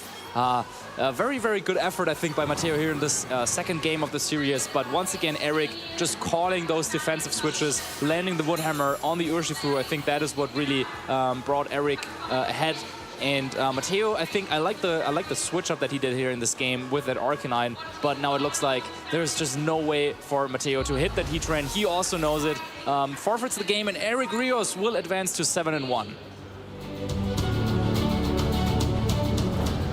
7-1 and into day 2. Congratulations to Eric Rios there, and look, what a way to showcase a really cool team and like pilot it to the best of the ability and to take it 2-0 really convincingly. Absolutely, and you could see there the relief and the happiness on his face after winning, celebrating there a little bit. I think that even though he had a very clear plan of going into this matchup, I think it's still a very stressful one just because of there's the Rock Slide involved, right? There's the Bleak Wind Storm involved. Are you going to flinch? Is the speed going to drop? How is it going to play out? And I think at some point he was a little bit of the mercy of that Arcanine not getting too many Rock Slide flinches, but there was one flinch, but then he was able to overcome that the next turn. So yeah, well played there by Eric for sure. Yeah, absolutely. Like even in the face of like the slightly more random kind of elements of the game as well, if you're able to like have a bit of a more bulky team and be able to switch around or like get yourself into a speedy position to kind of not get flinches even involved, that's where you can kind of have the skill or the play to be able to get around the more random factors. Exactly, and I think at the end of the day, Matteo didn't have like too many chances to go for those Rock Slide flinches because Eric made sure to keep it in check with his Intimidate from that Salamence, making sure that even if Rock Slide connects, there's the grassy terrain, you can recover the damage that Rock Slide dealt. And yeah, just with that, the sheer bulk of Eric's team combined with his ability to play the game, I think was a really good combination to stop the Tornadus team here. Yeah, it was an excellent way. So like if you're a bit tired of Tornadus and like all of the shenanigans it's given, take a look at Eric's team because it seems to have done like very well, just kind of sitting in front of it, not allowing it to do much other than just Tailwind. So it's been like super effective. Yeah, I think Tailwind is actually a big factor in why this team is successful, because the problem that Matteo and probably also other Tornadus players that have faced Eric throughout this tournament that they're facing is that, well, if you bring the Tornadus, then it's not that strong with the Bleak Wind Storm. There's the Heatran that you cannot really hit. The Ogerpon is going to terrestrialize, then you also don't do that much damage there. But then if you don't bring the Tornadus, then you cannot match your opponent's Tailwind and they will just outrun you and outpace you. And I think Tornadus on its own is not so valuable as a Pokemon in the battles, but then it's the partners that it enables that make it so strong right now. But Eric always had an Intimidate with the Rocky Helmet on the Salamence. He had that Rillaboom, so and also that Ogerpon, so he really kept that Urshifu of his opponent in check. And that Arcanine, which was the attempt for the second game, also didn't seem to do the trick. So I wonder, yeah, what would have been Matteo's best way to approach this matchup at all? Yeah, he just didn't really consider like the Fluttermane or the Golden Go as like options that he felt like he could have brought there. Maybe he could have like kind of spreading across those Make It Rains or suddenly kind of piling on the offense like the Arcanine that he was trying to use as well. And like you said, the Focus Blast, which we unfortunately did not see. Maybe like Eric is probably pleased to have not seen it and have to deal with the anxiety of like trying to take one or not. But do you feel like Marcus Fluttermane or Golden Go had a place in this matchup for Matteo? Yeah, I think so. I think if you expect the Salamence to come out as the lead for your opponent, then by leading your own Fluttermane, you can either force the Salamence to switch out or terrestrialize to Poison because it doesn't have Protect. And then just with that, like the Fluttermane overall, I think didn't have like the best matchup against Eric's team because it is so bulky, it can heal up, and the Fluttermane on Matteo's side was the Booster Energy variant, so not the Choice Specs one, so you don't hit that hard. But still, I would have liked Matteo to maybe for one game, try with the Fluttermane. Yeah, like Fluttermane's a Pokemon for a reason, right? Like, it's so good, and so many people have been bringing it too. Particularly that booster energy, which Matteo is running on there as well, which is likely that special attack booster that we see a lot. So you can make the most of the 3 moves that Fluttermane uses 99% of the time, but also protect, which is a pretty good move. Definitely a pretty good move. So yeah, maybe that is also something that Eric was considering, and whether he was expecting the Fluttermane or what was going through his head in this particular matchup against the Tornadus Tailwind team. This we will find out in an interview with Lee on the stage. Thank you very much, Marcus and David. And I'm here, obviously, with our winner of Round 8, Eric Rios. Congratulations, not only for the win, but for making it into day 2 of the tournament with an amazing show there, as always, like we see from yourself on the stream. How are you feeling going into the rest of the tournament for the rest of the day? I'm feeling pretty good because I didn't prepare much this tournament. I have been playing some games before, like 5-6 games, and I have been helped by a friend 2 days ago. Yeah, in 7-1, playing with a new team that I didn't play before, so that's new for me, and feeling pretty good right now. So let's see how it goes in the entire tournament, but I want to try the big win this weekend. So yeah, well, you've got the experience from past events, so I'm sure it'll help you kind of carry into the rest of the weekend. Getting on to your team though, because it is very interesting, and I think you really showcased some of those Pokemon to their best ability in that last match with how to break down some of those big offensive threats that you can kind of commonly see all the time, namely the Salamence. It was so good in that match, especially with the Rocky Helmet, and you really used it and utilized it so well in both games 1 and 2, and quite aggressively, like Marcus pointed out on the stream, quite aggressively in game 1 in particular, to get that Tailwind up when you did to support the Rillaboom in that situation. But you know, do you want to talk us through a little bit about the Salamence and the choice behind that? Salamence, I think it's pretty good in the meta game right now. After Marcus win, every Tornadus is without down, so I can set up Tailwind after the opponent's Tailwind, and all my mons maybe sometimes are faster than the others, so I can play around that. And Salamence is, with Rocky Helmet, helps me a lot against Urshifu, against Rillaboom. I think it's the only mon, I think, that can beat Rillaboom plus Urshifu, because Urshifu is broken. So I really like the Rocky Helmet plus Intimidate, the Dragon Flying type to avoid both hits, and I have a really bulky Salamence for that, so it's the first time I'm playing the Salamence. I saw that team on Alex last weekend on Brazil, and I told him that Salamence was pretty good. A friend of mine told me also about that mod that can beat Rillaboom Urshifu, and it's true, can beat it. So we are here. I'm hearing that the next round is getting put together right now, so I won't keep you too much longer. But for your goals for the rest of the tournament, did you have a specific goal coming into this tournament? Yeah, basically just to hear about that and what you're expecting to get out of it and what you will be happy with come the end of the weekend. I just want to win. Just want to win. Yeah. You heard it here from a champion with the champion's mentality as well. Eric, thank you so much. Congratulations once again. We will throw to a quick break, and then we'll be back with a round 9 to wrap up for day 1 of Gdańsk. Hello, Pokemon trainers. Charlie Merriman here with Lee Provost, and we are joined by Bartosz Ekiot, a trainer in the Polish VGC scene, and we'll be interviewing him ahead of this weekend in Gdańsk. So, Bartosz, we're joined by a whole team of Pikachu here. Why don't you tell us a little bit about yourself and why you've brought these friends? Right, yeah. So I've been playing for a while. It's been like 6 years now. I started playing in the 2017. So I've attended the 4 World Championships we've had ever since I started playing that I could attend. And so these are my trophies of the different locations I traveled across the whole world to.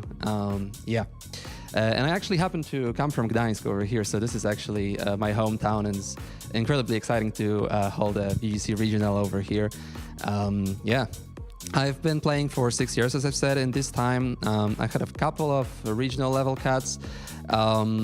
Most recently, in the last season, I managed to top cut Liverpool regionals, and I also got top 16 at Malmo regionals.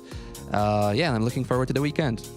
Fantastic. Brilliant. And, you say you're from Gdańsk and we're here this weekend. It must be exciting to have a regional in your hometown. Absolutely. And for the viewers at home, would you be able to just tell us a little bit more about the Polish scene? It would be great to hear about the VG scene in Poland. Yeah, so we have a pretty tight Polish community. We know each other very well. And most of the VGC players in Poland actually come from Warsaw, where there was a regional last year, but it didn't hold VGC. So they're also as excited to finally have a VGC regional event in Poland. And pretty much everyone that was able to come is coming here, excited about the event. So we're really all looking forward to it.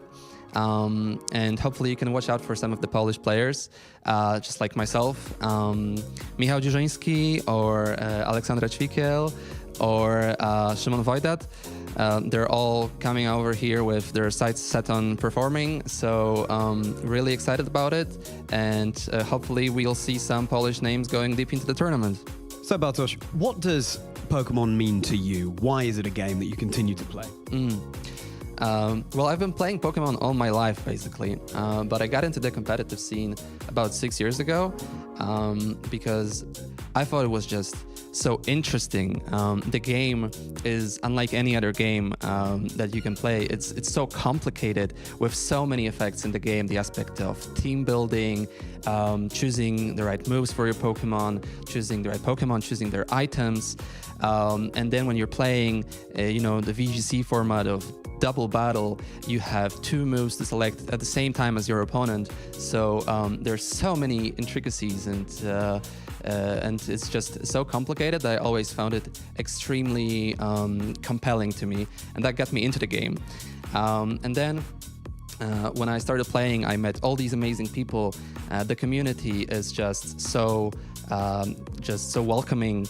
Everyone is being so nice, and it's just so exciting when you can talk to a bunch of people about this specific common interest that you have, that you can just talk about for hours and hours and never run out of topics, and you just feel at home, It's really interesting that you talk about that. One of the things that I would really love to delve into a little bit, I know we're going to be touching upon some of the teams that you've used in the past and what your favorite would be, but do you have a preferred play style, and what kind of, do you like Trick Room, do you like Tailwind, or have you got something else that kind of falls into your lap as your favorite thing to try and always use in whatever format kind of comes around? So I'm never entirely sure about that, because that really depends on the format, what Pokemon there are currently available. There are just some Pokemon that click, some of them don't, and it's fine, it's fine to use whatever you feel right with. But I'd say if there's anything that I feel particularly good about is using some Pokemon that I can set up and put in a position that they can go through the opponent's team after, let's say, pressing Swords Dance or Geomancy, and then setting up Tailwind to just sweep through my opponent. That's brilliant. And if you've got any advice for fellow Polish VGC aspiring trainers, or just new trainers at home that want to get into competitive Pokemon, with your wealth of experience, you've got all these worlds attendances and you've had really great performances in the past, have you got any advice that you would give for new players coming into the format? I'd say don't hesitate to ask for help. Stick to whatever you enjoy the most. Since it's always important to enjoy playing the game. That's why we're doing it in the first place. But also, experience is something that comes with time, and it's definitely worth listening to the advice of more accomplished players. So seek out some friends, because friends are really what makes us stay in the game for so long, and you can really learn a lot by listening to more experienced players' takes on the current metagame and what's worth using and exploring, so that you can find your own your own place in the game. Absolutely, that's a fantastic piece of advice. And finally, Bartosz, your favorite team you've ever used? Go. That would probably be the Tomoyuki Yoshimura Top 4 Worlds 2017 team with Weakness Policy, Metagross, and Bulldoze Salamence, which I inspired on to use in my first proper regionals right after Worlds in Bremen, and I managed to top cut that regional, so I have very fond memories of that one. Absolutely fantastic performance there. Thank you for joining us, Bartosz, and thank you for telling us so much about the Polish scene, the Pokemon you enjoy using, and a little bit about yourself. And now, let's get back to the action in Gdańsk. Pokemon trainers, you join us at the end of the day here in Gdańsk. We're about to get into our final round, and it is my pleasure to be joined on the desk by Lee Provost, a combination that we haven't had yet. Not yet, and also my pleasure as well. Great to be here with you, Charlie, finally behind the desk and going in to our last round of a day. And what a day we've had already. Absolutely thrilling rounds of Swiss. We've seen some veteran players like Eric Rios in that last round, as well as some players that perhaps we haven't seen so frequently at these events, and some very spicy Pokemon. Marcus and I had the pleasure of casting over a Basculegion game earlier today. And you know, I think the theme of the weekend has been, despite the fact that it's so snowy and blizzardous outside, the action is really heating things up in here. Definitely, and we've had a fair share of Goldingos as well. Yeah, we have. Throughout this weekend, and they're making it rain. And that the match with the Basculegion earlier on, that was back and forward, and we've had quite a few of those where we have had it from both sides of the field throughout. One game has gone really one-sided, the other game then coming back, and then that third game is a real kind of test of wills for both of those players to see who comes out on top, and it's made for such a great kind of showcase throughout the day today with all of the best of three, the game 3 games that we've went to. Yeah, you're so right, and I think it's such a test of these trainers' mentality and their attitude going into the game, you know. We have seen plenty of times players losing that first game, but then going on to take the next 2. And I just think being able to remain resolute, not get tilted by any events that might be going on in the game, that is the key. And quick note on Golden Go as my #1 caster prediction. I'm feeling pretty good about that. Number of Golden Go I've seen this weekend. Yeah, definitely. A great choice, really. Haven't seen any wheezing, though. But then again, we've not really seen too much Kingambit either, really. Well, we've seen a little bit. That's fair enough choice you made. I am surprised. I thought the trainers would be experimenting with Cantonian wheezing a little bit more, especially as we're nearing the end of regulation setting. Yeah, definitely. And I think, well, I don't know what to say, really. Yeah. Other than just we've seen what we've seen, but I think it will be a bit of a mix-up tomorrow, won't it? I think when we go into that kind of top cut of the tournament, when we see those day 2 players, I think the usage stats will definitely flip around from what they were earlier in the day, and it'll be interesting to see. Probably you and Marcus will be a lot more right than I think I have been so far, but yeah, I think that's how it's kind of shaped up today, and really not to be kind of unexpected. But we do have our next matches lined up, but once again it is there for the viewers to make a choice, so you can vote now on which one of these you would like to see going into round 9. Yeah, if you're watching on Twitch, cast your vote for which of these matches you'd like to see. I love a community choice. Do get involved. Let us know what you want to see, and we'll be streaming that match for you. And I mean, you're spoiled for choice here with these names. Simone Sanvito, winner of the Lille Regional Championships just a few weeks ago. I just bumped into him out there, actually, Lee, on the floor, and he wasn't feeling too good about how his day was going. But, you know, not playing well for Simone is still far better than so many other people. Yeah, definitely. And, you know, still, if not playing well and still got a great chance to make day 2 going into this last round. I mean, you've got to still be playing quite well, but probably not to the levels of his expectations. And you've got Martin Perez against Matty Morgan, another cracking match that we could feature next. And also Jack Clark as well, well-known UK player going up against Ika Rodrigo. And Jorge Salinas versus Bartosz Kukowski, who is, of course, a player representing the Polish VGC scene. So would be fantastic to see any of these matches on stream, and it's really hard to call. I don't know which way the Twitch chat is going to go. So surprise us, Twitch. Show us your best shot. We'd love to see what you have to offer. Yeah, I think out of all, I think we can't, again, you know, I said it earlier on in the when the viewers chose that first match of the day in round 3, we can't really lose because they're all great matches to feature. And I think they're all a lot of players that we haven't been able to feature as well today. So seeing some different teams, different players is always great, especially going into the last round before we get into kind of the thick of things tomorrow when we get to that really kind of crunch end of the tournament.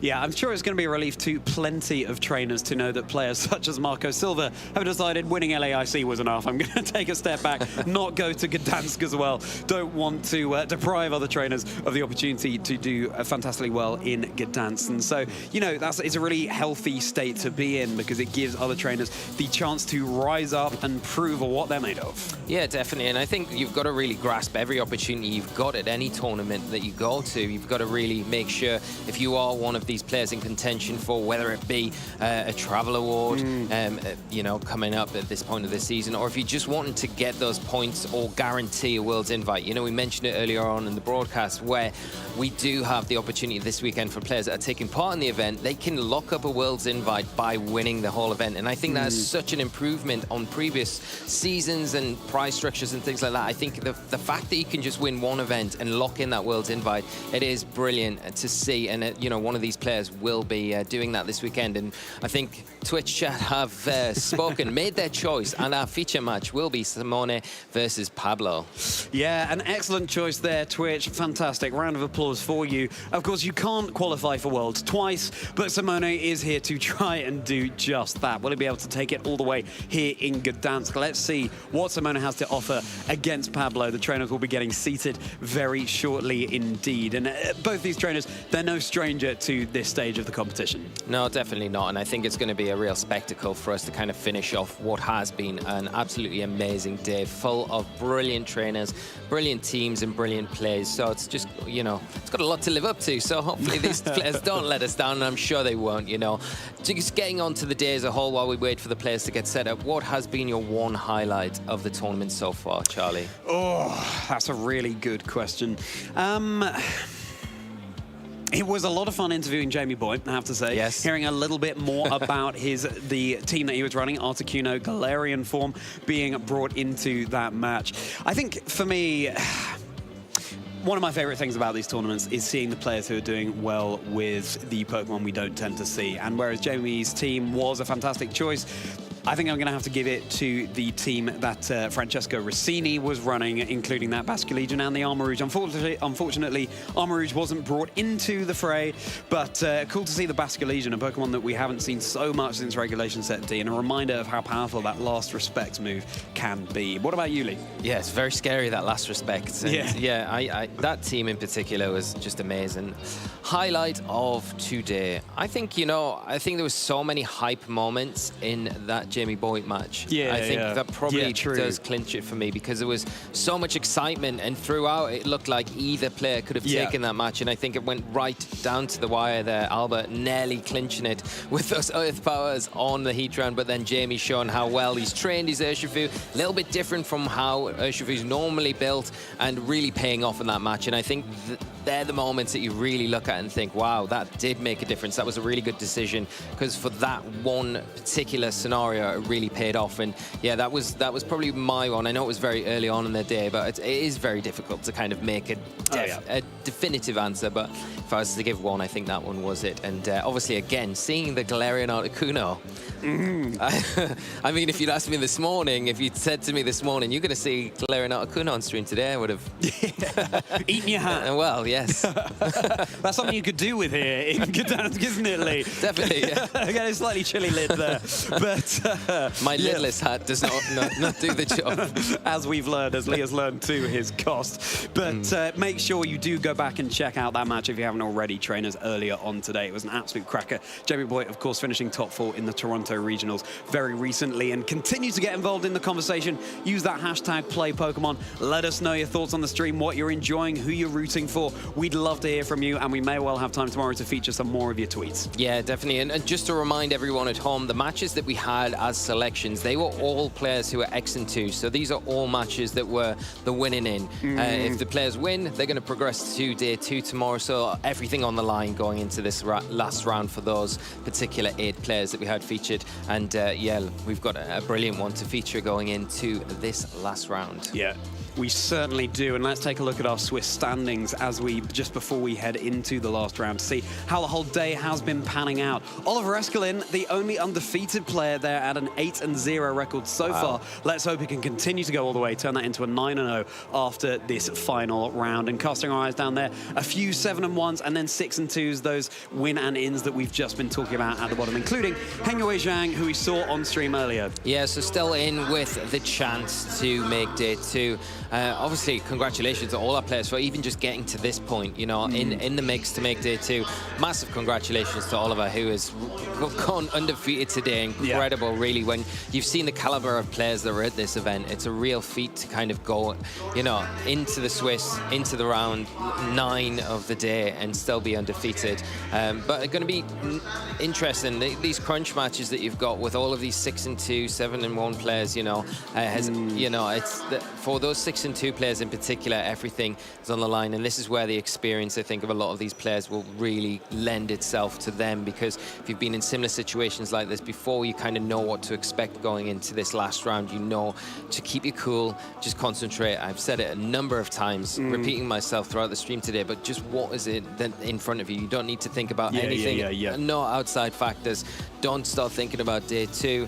It's happened to me many times, and many times it's went the other way. So if there's a little bit of advice from, you know, my misfortunes at times, it's definitely that, not looking too far ahead. And I'm sure, you know, these players are more than experienced enough not to have to mention that, but more for the newer players that are coming into the no, it's format. absolutely worth saying. I think, you know, the same logic can be applied to so many things, be it an exam or anything like that. At the end of the day, it's another game of Pokemon, and you just play to the best of your ability. The fact that it's the last round of the day, whatever, it's another game of Pokemon. And with that mentality, hopefully able to clinch that victory. And of course, if you're sitting in that 7-1 position, yeah, you're safe. You've made day 2, but obviously nice to go out on a high, taking that final round of the day and just coming into tomorrow with that much more confidence and a little bit of a reason to celebrate tonight, but not too hard. Yeah, definitely. And I think it is a big factor, you know, making sure that you do try and win that last round, because it does help your chances tomorrow. It means you can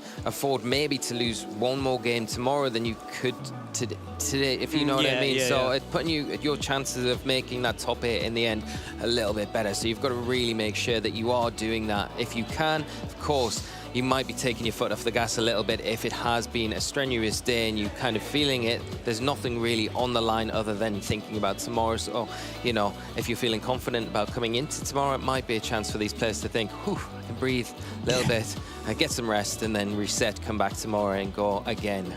Yeah, and I think something that isn't talked about enough maybe is once you take that pressure off yourself, that often paves the way for really good plays. Yeah. You know, you've taken, you've got that fear factor removed, and all of a sudden you sort of free up your mind to just go with your impulse, and you're not overthinking things too much. You're just going for it. So I think, you know, it's impossible to give the advice, don't worry about it, because how many times has that ever worked for anyone? 0. But in that position where you've taken that worry away, I just think the mental aspect of this game is something that cannot be underestimated. Yeah, definitely. And I think that's such good advice, really. I wish I had you by my side many times when I've been playing. It might have worked out a little bit differently. But no, you're right. I think when you do take that pressure off, you kind of step away from the situation that you're in.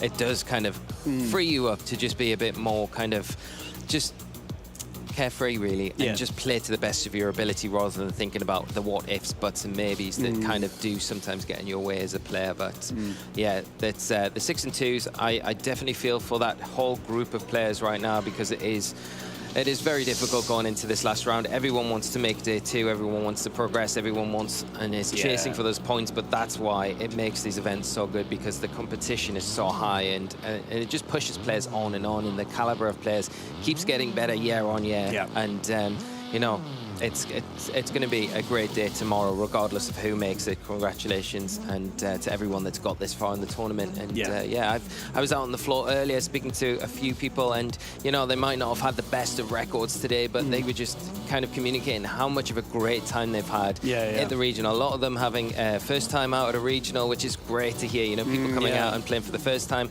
not worried about the results, just having such a great time. And I think taking the experience away with them to hopefully come back and then maybe maybe tackle the next regional or event that they're at a little bit more competitively, you know. And I think it's really nice to just see that everyone's having a great time at the event, regardless of results. But obviously, the top tables, it's all about the results, isn't it? I guess it is, but it's a really good point to make there, Lee. It's not just about the competition. There's so much going on here. You've got the side events happening, really fun, sort of lower pressure events to get involved in, and just meeting up with friends, exploring a new city, a new country of the world. And yeah, absolutely. I think it's worth saying congratulations to anyone in the room today. You know, even if they've had a terrible record, you showed up, you gave it your best shot, and especially to those players who are joining us for the very first time here in Gdańsk. You took that step, you converted it into a live event, and I'm sure that anyone would agree it was a wise decision to make, and hopefully we'll see plenty of fresh new faces joining the fray at future events, because you never know, you could do a Justin Tang and go all the way and win a regional championship. Yeah, of course. I mean, we've had really great stories throughout over the last season and into this season where players have taken that first step into an event, and you know, that's the first time, and they end up winning the whole thing, and you think, wow, this is real inspirational stuff for players at home to come in and be able to do that. But we can take an overview of the top 12 Pokemon that were most popularly used in Day 1.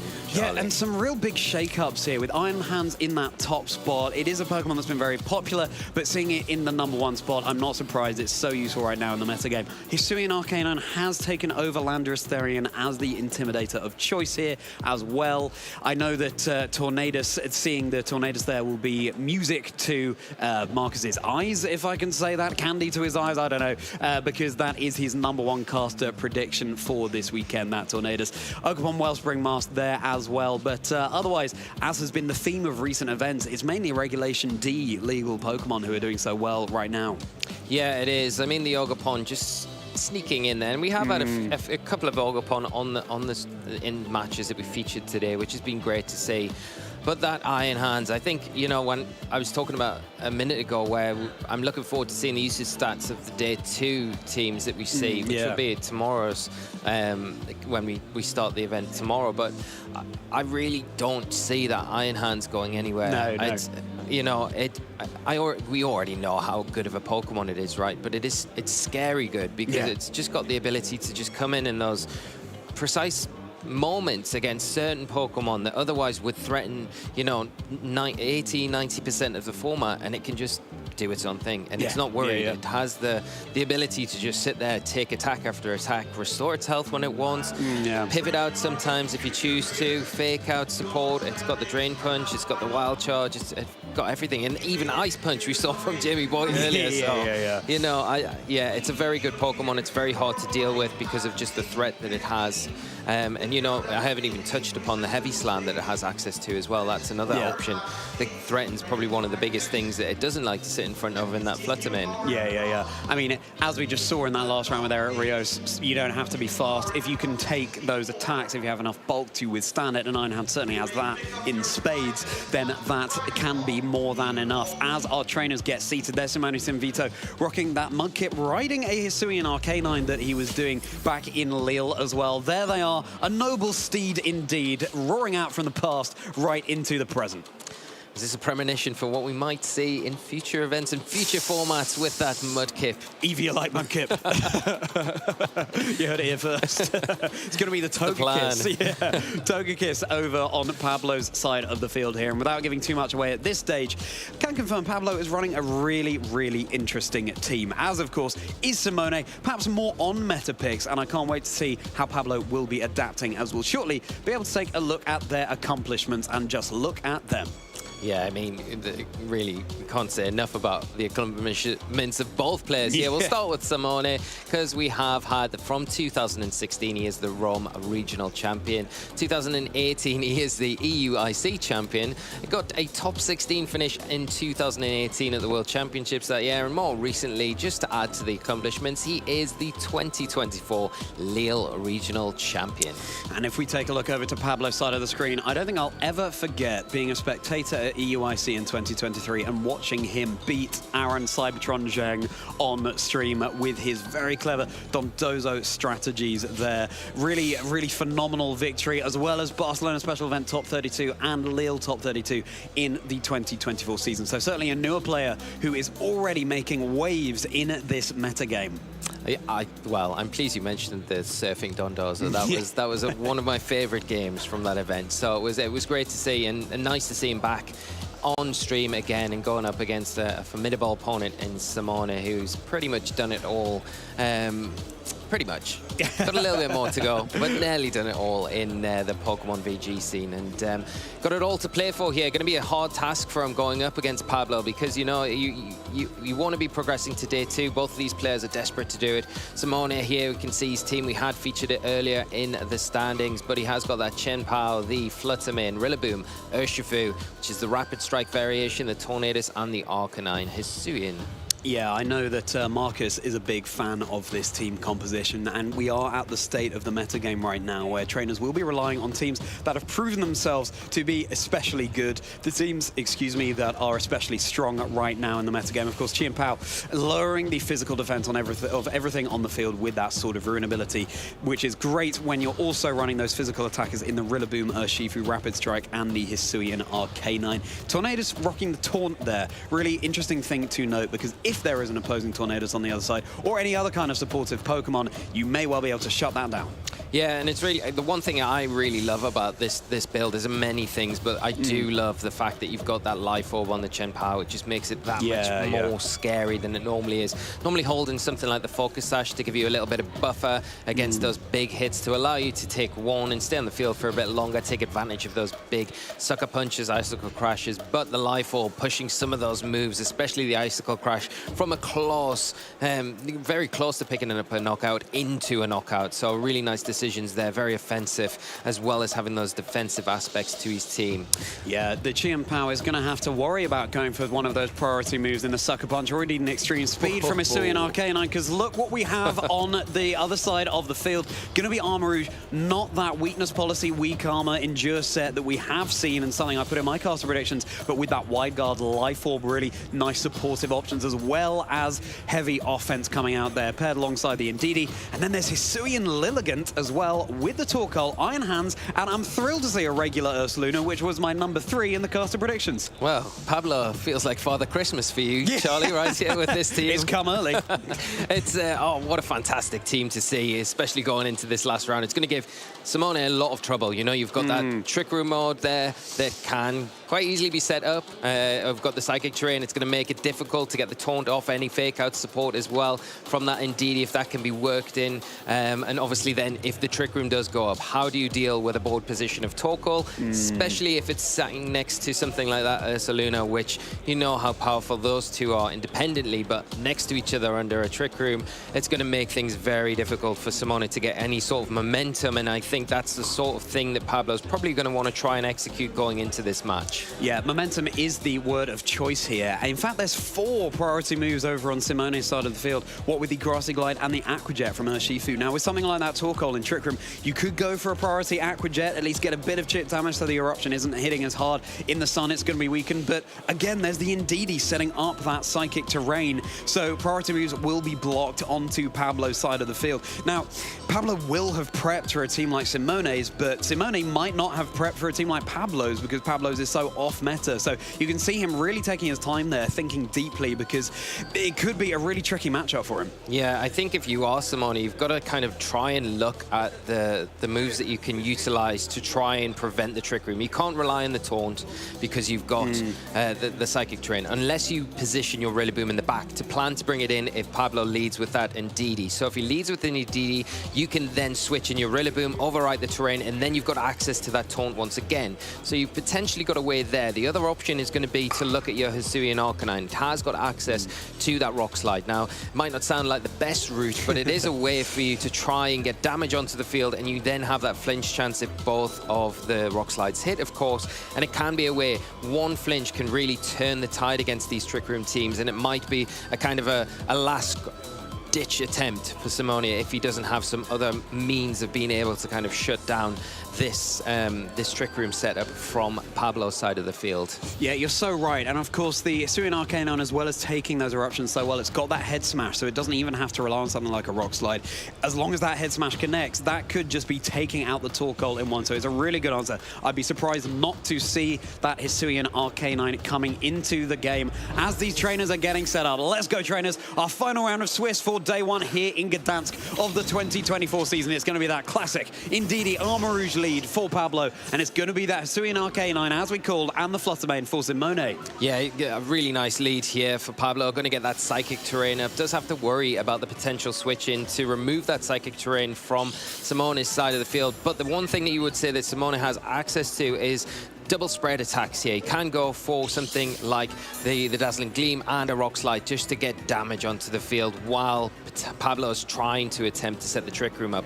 But like you see, you've got the other option of going down the route where you just go for those single target attacks like that big head smash. If you can take advantage of that and maybe get one off into either the Armor Rouge or the Indeedee, you're likely going to be able to pick up the knockout with that choice band that's boosting the attack on the Hisuian Arcanine. But you are seeing Simone kind of thinking about what he's going to do here, whether or not he wants to switch in that Rillaboom to get rid of that Psychic Terrain in this instance, or is he going to lock into that Rock Slide here and just try and go for that flinch early on? We are seeing the Indeedee switch straight out though, Charlie. Yeah, Indeedee getting on out of there, not liking the look of the Pokemon on Simone's side of the field. It will be Ursaluna joining the fray. That's the regular Ursaluna, not the Blood Moon. So it's going to be a very heavy physical attacker coming into the field here, as it's going to be that Terastallization onto Pablo's Armor Rouge into that Grass Terra type.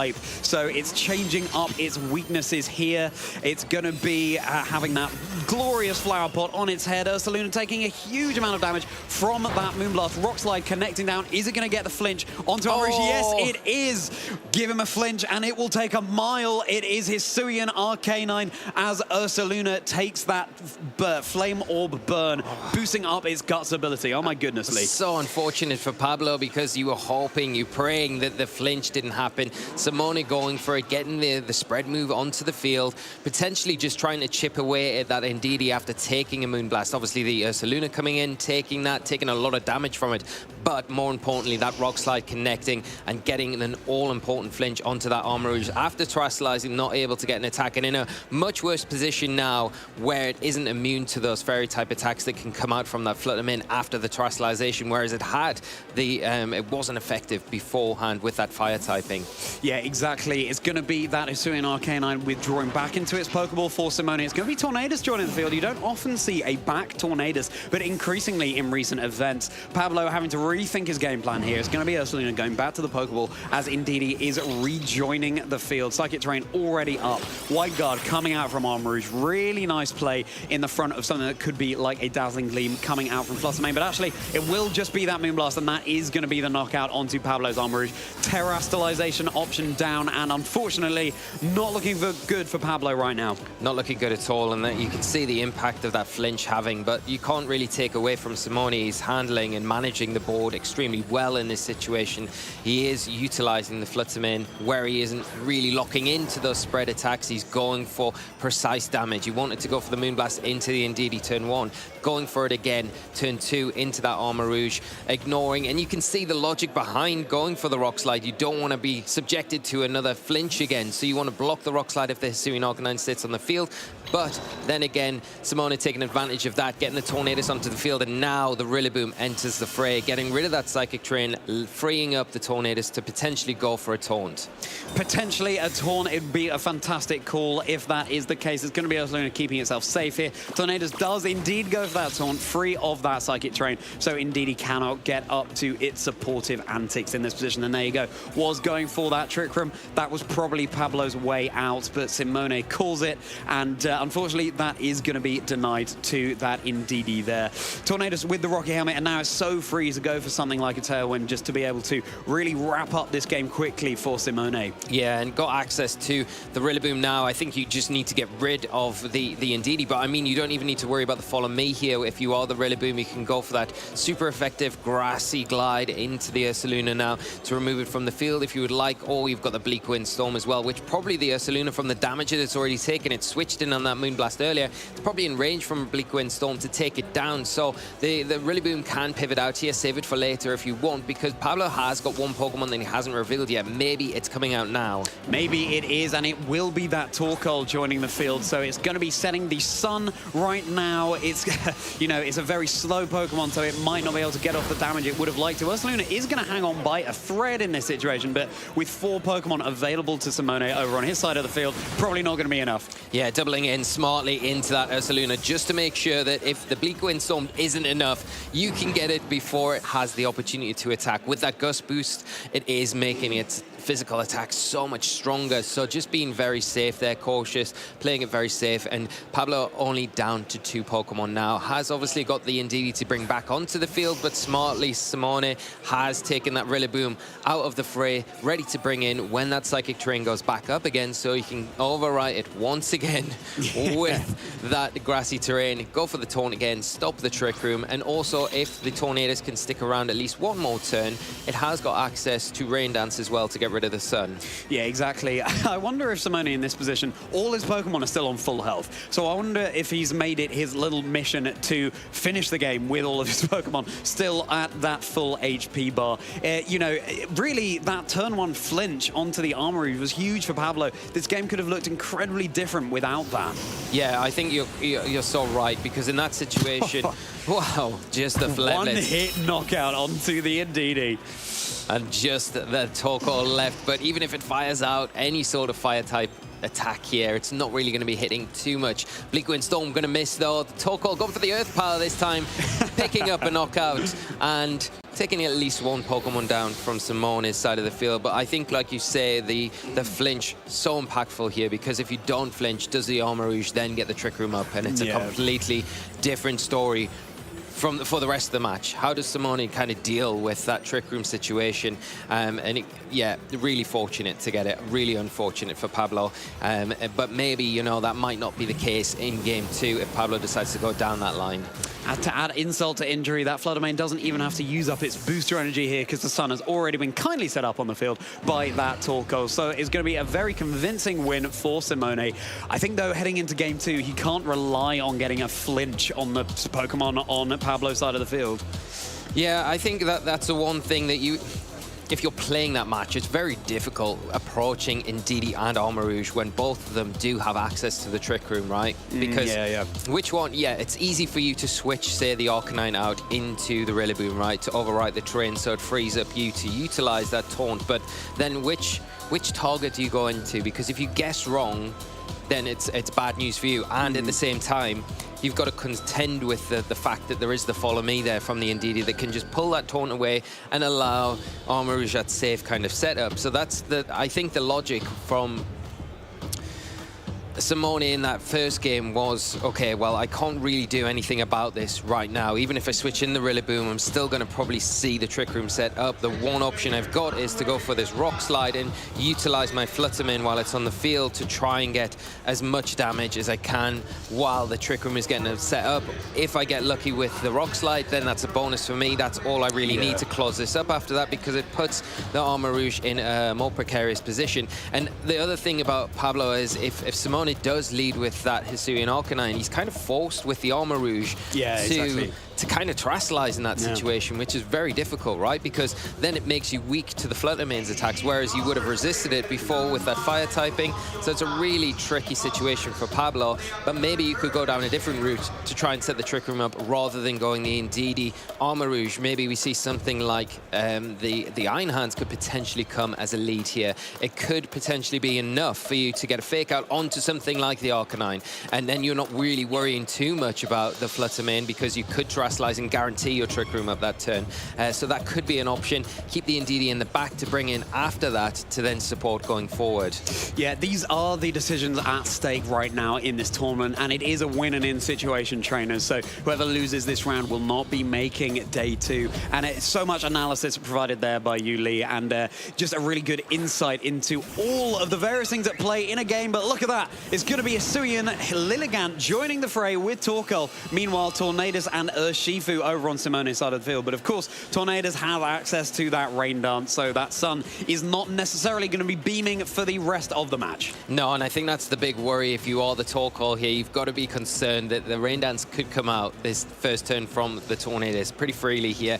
And with the rain on the field and the Urshifu's in a much better position, it still has to be a bit careful against the Hisuian Lilligant because it is part grass typing and it will hit very hard, of course. But then you've got the Bleakwood Storm to kind of contend with after that. So Simone is still not in a very difficult position here. As we see, he is going to withdraw that Torkoal, keep it for later on in this match as the Ndidi hits the field. Ndidi joining the field, providing that psychic terrain, that psychic surge. Going to be activating that on the field when Tornadus and Urshifu are in the face of it. Of course, Psychic Seed will be boosting the special defense of that Ndidi. Not so crucial right now with the physical attacker in the form of the Urshifu over on Simone's side.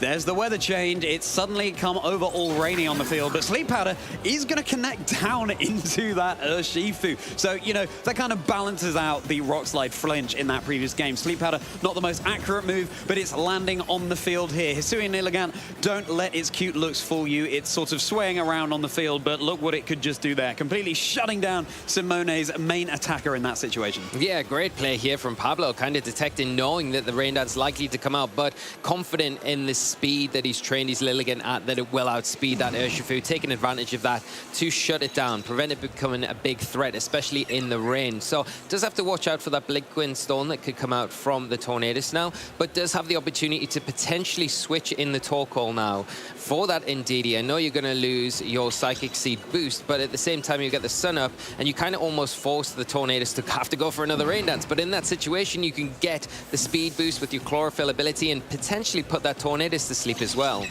Oh, the stakes, the mind games at play here as Rillaboom rejoins the field, ready to provide a little bit of punk rock to proceedings, changing the terrain to that with that grassy surge ability. And there it is. It's going to be the Sleep Powder connect onto the Tornadus as well. So Simone is certainly not having a brilliant day at the office here in game 2. Of course, Rillaboom is going to be that grass type, so it won't be falling to sleep unless it terastallizes away from it. And here it is, Pablo able to set up that Trick Room that he was angling so heavily for in game 1. That is a huge turn for Pablo, and really kind of taking advantage of that speed stat on the Lilligant again, saying, yeah, what do you know, Lee? We don't need the sun. I'm just going to go straight for that Sleep Powder, avoid any attacks, and at the same time take advantage of having my Ndidi on the field to get that Trick Room set up, which is all so important. Now has the chance to switch that Torkoal onto the field, get the sun set up, not have to worry about the priority rain dance, at least for one turn, while this Rillaboom burns a turn of Fake Out potentially. Potentially, it's not going to be the Torkoal joining the field immediately. It will be now with that Armourouge next to it, setting up that sun. A double switch here is fairly safe, unless, you know, Rillaboom on Simone's side, it doesn't even have access to something like a high horsepower, one of those ground type moves. Woodhammer dealing still respectable damage to that Armourouge. Tornadus, of course, remaining asleep here. Not that it would be able to do much in Trick Room anyway. To be honest, it's probably saying, yeah, oh, Trick Room's up. No, I'm just going to keep snoozing. Yeah, that is the problem. And I think, you know, if you are Pablo, you do have to worry about the potential wake-up from the Tornadus, because if it does wake up, it gets the rain dance off, it will weaken those fire-type attacks that are coming out from the Torkoal.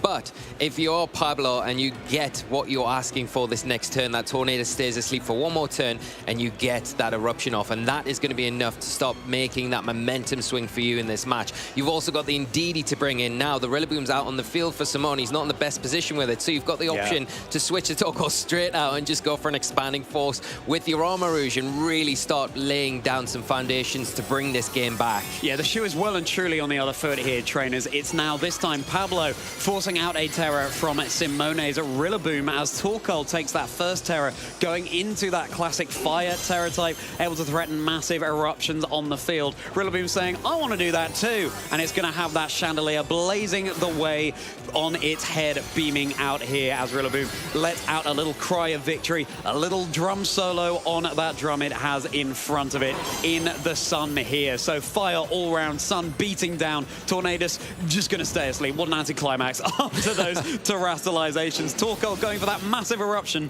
Here it is. There's going to be enough to do the damage needed into that Relic Boom, enough to get that Tornadus. But it's all down to the Armor Rouge now. I don't think the critical hit on the Tornadus mattered one little bit. But can the Armor Rouge pick up the knockout onto this Relic Boom? Expanded Force not boosted by the terrain. Ooh. Not quite enough. Not quite enough. It's going to be that Relic Boom hanging on. U-turn coming out is a neutral hit into that Armor Rouge. Fire Psychic typing. Going back to its Pokeball for its trainer, Simone. And now he has his free reign of Pokemon to bring in. Of course, this Fluttermane, another very speedy Pokemon, is not going to love being in the Trick Room environment.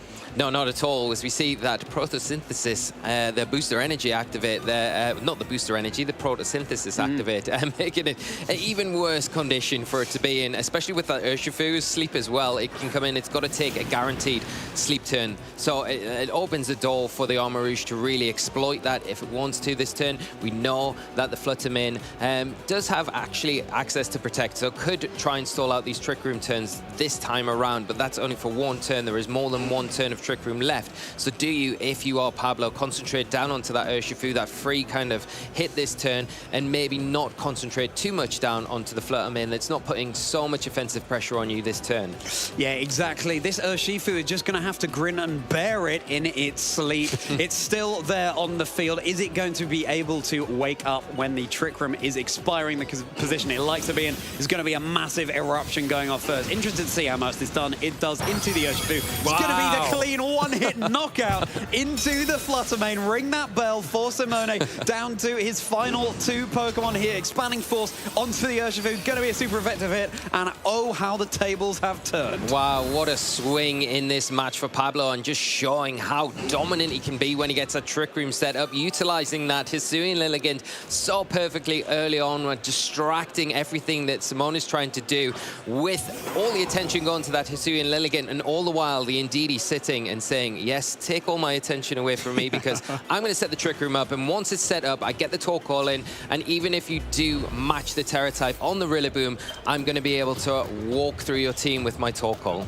Yeah, exactly. A slow walk, but a walk nonetheless from that Torkoal. Pablo finishing that game with all four of his Pokemon intact. Really well played. And again, like we were saying earlier, losing that first game to a player as decorated as Simone Sanvito, I'm so impressed by how he's been able to keep his cool, keep his composure, and just approach this game bringing what he needs to bring. And I think heading into Game 3, it's safe to say he has to get Trick Room up. Yeah, definitely, 100%. I mean, if Pablo gets a Trick Room up, you feel like he's almost clinched the match, right? Because I think you look at Simone's team, yes, he's got the Rillaboom with that Fire Terrestrialization, but I mean, it's not really the Pokemon that you want to be terrestrializing in this game. It's not really offering anything from an offensive standpoint. It does have access to the U-turn, of course, but that is not going to be anywhere near as impactful as you need it to be. It will take an eruption, but at the same time, it's taking an eruption, but how much damage is it taking from that eruption? You know, it's taking too much damage. The Torkoal is probably the key to Pablo being able to win this match. I think the Hisuian Lilligant was phenomenal in that game. Being able to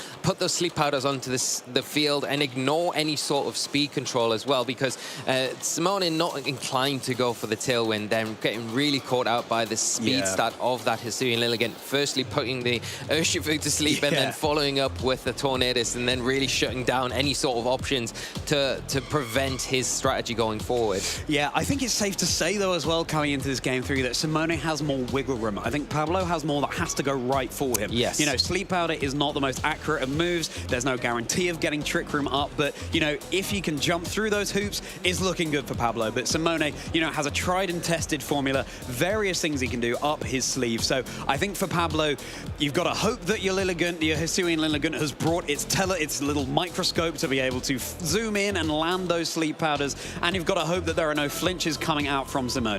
Yeah, definitely. definitely. And I think that's the thing. I still feel very strongly about the Iron Hands from Pablo's side of the field coming to this. And I understand that you're probably limited with the Pokemon that you can bring to this match because you do need the utility of the Torkoal under the Trick Room. You need the Armarouge potentially. You need the Indeedee. And that doesn't leave really much room for much else, especially if you're going to utilize that Hisuian Lilligant again. But changing it up here coming into Game 3, the Indeedee and the Armarouge coming out from Pablo with that Tornadus and the Urshifu from Simone. I gotta say, this is looking fairly good for Pablo here. There is no chance of a flinch over on Simone's side of the field. The Armarouge and the Indeedee are protected from a taunt thanks to that Psychic Terrain going up. The Armarouge can Terrasilize into that Grass Terra type in the face of the heavy Water type damage that could come out from Urshifu. So it's potentially, tentatively looking quite good for Pablo. Yeah, and I mean, all Pablo really has to do here is click that Follow Me button and go for the Trick Room with the Armarouge, and then you've got your Trick Room set up. There isn't really much you can do to get around that. So maybe identifying that from Simone's side of the field, maybe just trying to get as much damage as you can with these two Pokemon. The Bleak Wind Storm is a double kind of attacking move, so you will be able to get damage onto both Pokemon on Pablo's side. And then you've got that Surging Strikes, which will guarantee hit before both of these Pokemon on Pablo's side of the field do move. Yeah, Pablo is going to decide that it's Indeedee has done its job right, gating the damage of those powerful Surging Strikes. Let's go, trainers. It's a Terrasalization in this Game 3 in Swiss Round 9. It's your community choice, and it's going to be Urshifu taking a little dip with that fountain spewing out of its head. Now, has Simone called perhaps a Torkoal switch in here, going for a Rain Dance? We'll have to see after the responding Terror on Pablo's side of the field, and it's going to be that Armarouge. Yeah, going to be able to take those Surging Strikes, potentially coming into that slot on the field a lot better now with that Grass typing. Does have to be a bit wary about the Bleak Wind Storm, but again, we are going to see it. Oh no, it's going to be a super effective hit onto the Armarouge. It's not enough for the knockout. Not enough for the knockout, but has it put it in range for these Surging Strikes to pick up the knockout? It is going to be resisted, and the sun is up, and it does not look like it's going to be enough at all. So is the Armarouge going to be able to survive and get the Trick Room up? It's going to be very close, and it does survive. Is the Trick Room coming out? The critical hit flashing up, and here we go. Is it going to be that Trick Room coming out? Yes, it is. It's going to be a safe Trick Room for Pablo. He's done it. He's in this position now where he could just clinch out this game against Simone Sanvito. Is it going to be as easy as that? Of course not. Simone is going to give him the fight of his life. This is a win-and-in situation, trainers. If you lose this match, you're out of the tournament. Yeah, and this is a big point. I think, you know, the Torkoal hasn't got the opportunity to Terrasilize now. You've used that Terrasalization up on your Armarouge. You have to be careful because the Rillaboom could be in the back for Simone. It can switch in. It can override that Psychic Terrain. And you've also got the Rain Dance potentially on the Tornadus that can override the Sun on the field, weakening those Fire-type attacks and also boosting the power of those Water-type attacks on your Urshifu that you've committed to with that Terrasalization.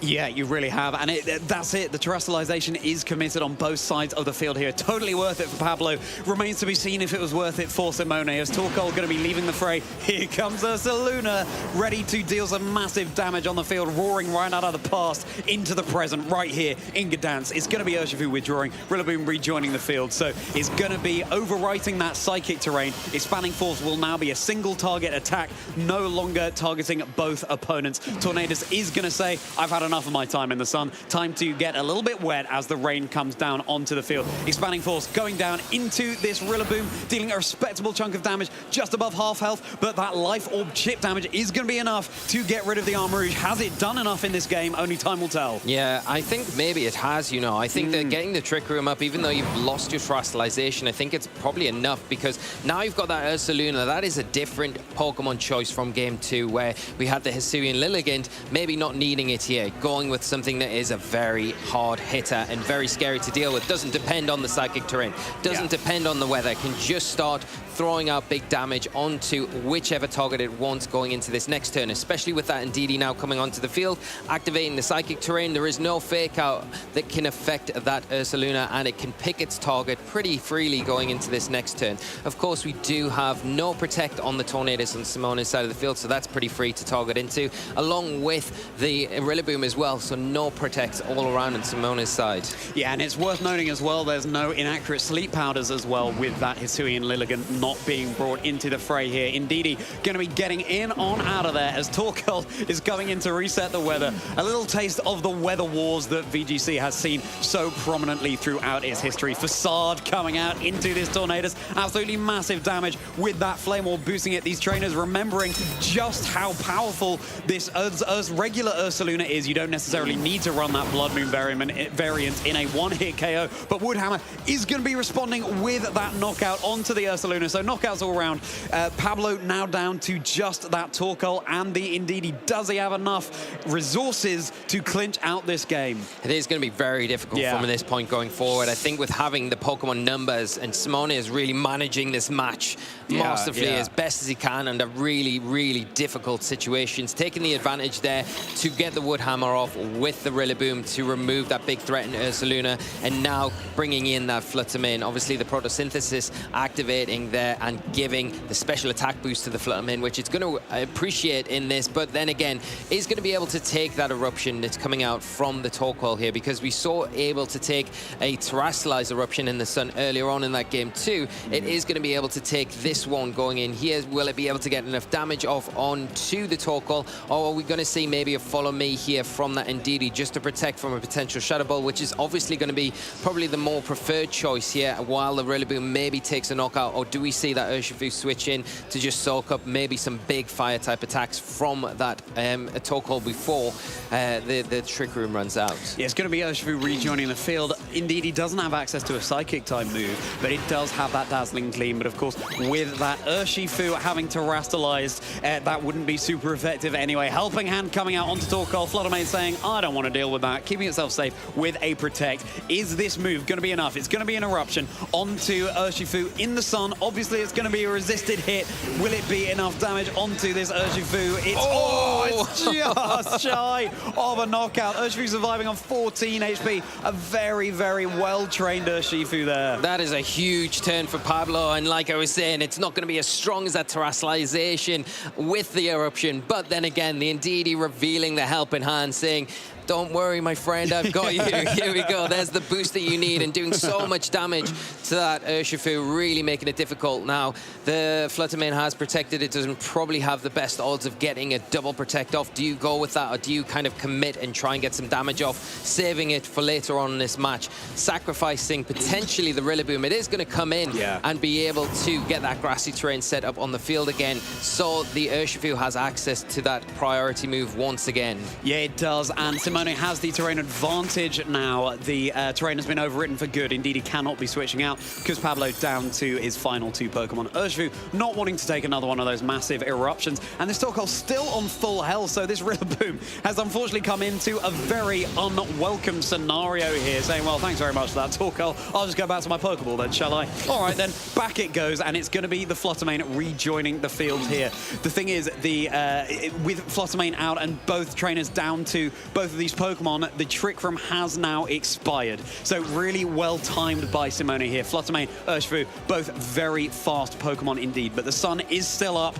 It's going to be close. It is going to be very close, because you're going to have to contend, if you are Simone, the Follow Me now, which is going to redirect attacks from the Urshifu, which is so important to keep that Torkoal healthy. The sun is up, of course.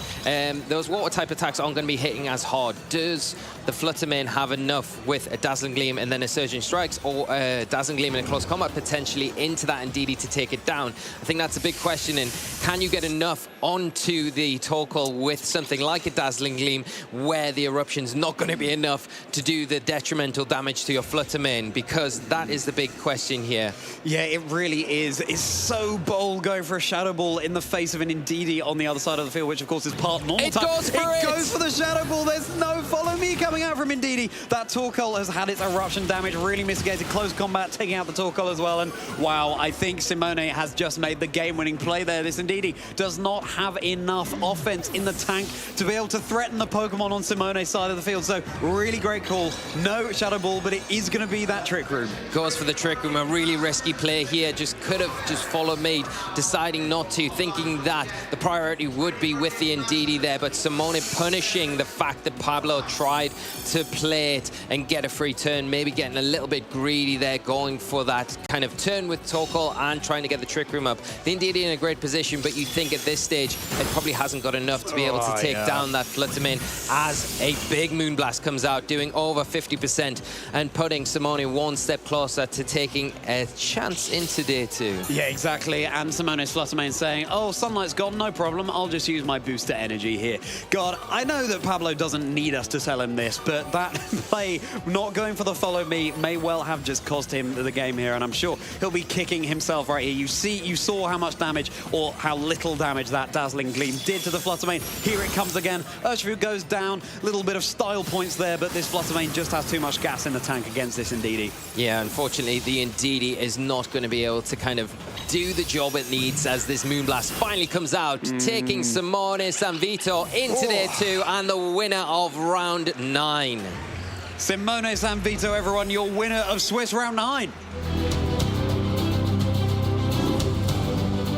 Congratulations to Simone, but my goodness, what a fight Pablo put up against him. And, you know, identifying that win con, unfortunately, and this is exactly what we were talking about earlier, you've just got to keep that mental resolve throughout the game, and it seemed like in that very last turn, maybe it just got the better of him. That follow me could have been really detrimental to Simone's plan, but as it was, Pablo, of course, still made a really fantastic choice as Simone yelps out in victory. Yeah, and just a huge, huge turn of events there for Simone, playing, you know, keeping his cool and composure right until the end, doing everything correct in his power that he could do, hoping that there was maybe a little bit of luck, or maybe there was a mistake.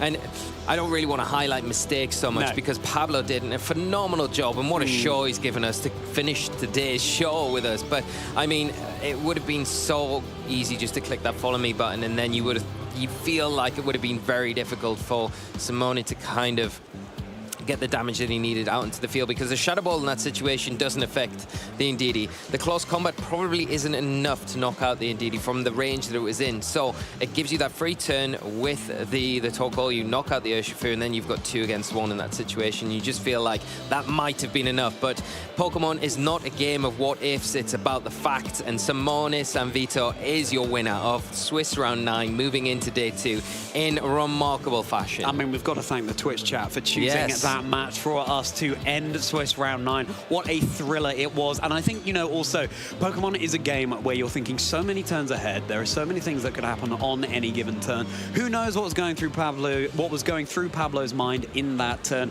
Maybe a play that we hadn't foreseen that would have been keeping his team safe from. So, you know, and as we've been saying, going up against such a formidable opponent as Simone, and being able to eke out that mental fortitude and do so well against him, you know, bringing Simone down to just that final Pokemon, the Fluttermane, hats off to him. Yeah, 100%. And I mean, the way that even in those really difficult positions that he was in throughout that Trick Room setup, where he was able to utilize the Rillaboom to get the knockout onto that Ursaluna, that was such a key moment, because getting rid of that one part of Pablo's plan really made it difficult for him to execute the rest of it, and then set up that end game where it turned out Simone was able to kind of close it down. But Pablo had such a scary team, really executing. I think the Hisuian Lilligant bringing game 2 was brilliant. I mean, the way that he utilized it there to detract, like we mentioned, all the attention onto that, where the Indeedee was just sitting there, just secretly, just kind of, yep, you concentrate over there. I'm just going to do my own thing, set the Trick Room up, and then it was too late, right? The old Indeedee shuffle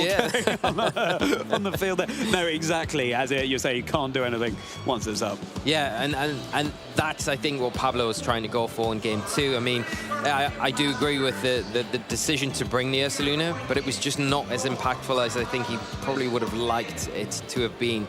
The Rillaboom proving to be a real key Pokemon, not only in the overall set, but in each individual match as well, where it was able to Terrasilize early on in that first game to kind of clinch it. Well, Terrasilize in game 2, sorry, where it wasn't able to clinch it, but it still played a role throughout to disrupt the terrains. And just, yeah, was the thing, the deciding factor really in the end, along with that Fluttermane, the Urshifu as well. Yeah, it certainly was. And speaking of the Hisuian Lilligant again, I think it goes to show how the luck factors that can come into Pokemon can balance each other out. In that first game, without that rock slide flinch on the Armor Rouge and denying the Trick Room, perhaps that game could have gone differently. Equally, in that second game that Pablo won, with a couple of Sleep Powder misses as opposed to a couple of Sleep Powder connections, that could have been a game that Simone won. So, you know, in the end, hopefully it all balances out. Yeah, and I definitely think it did. It came down to the decisions that both trainers made at the end of the day, and I think, like you say, the luck balanced out, and the better player in the end won and is progressing into day two. Just really sad that Pablo can't go any further with the team, because I think, again, he's come on stream and he's done it again. He's give us a showcase, something to talk about, something to get us up off our seats, something to get excited about. And it was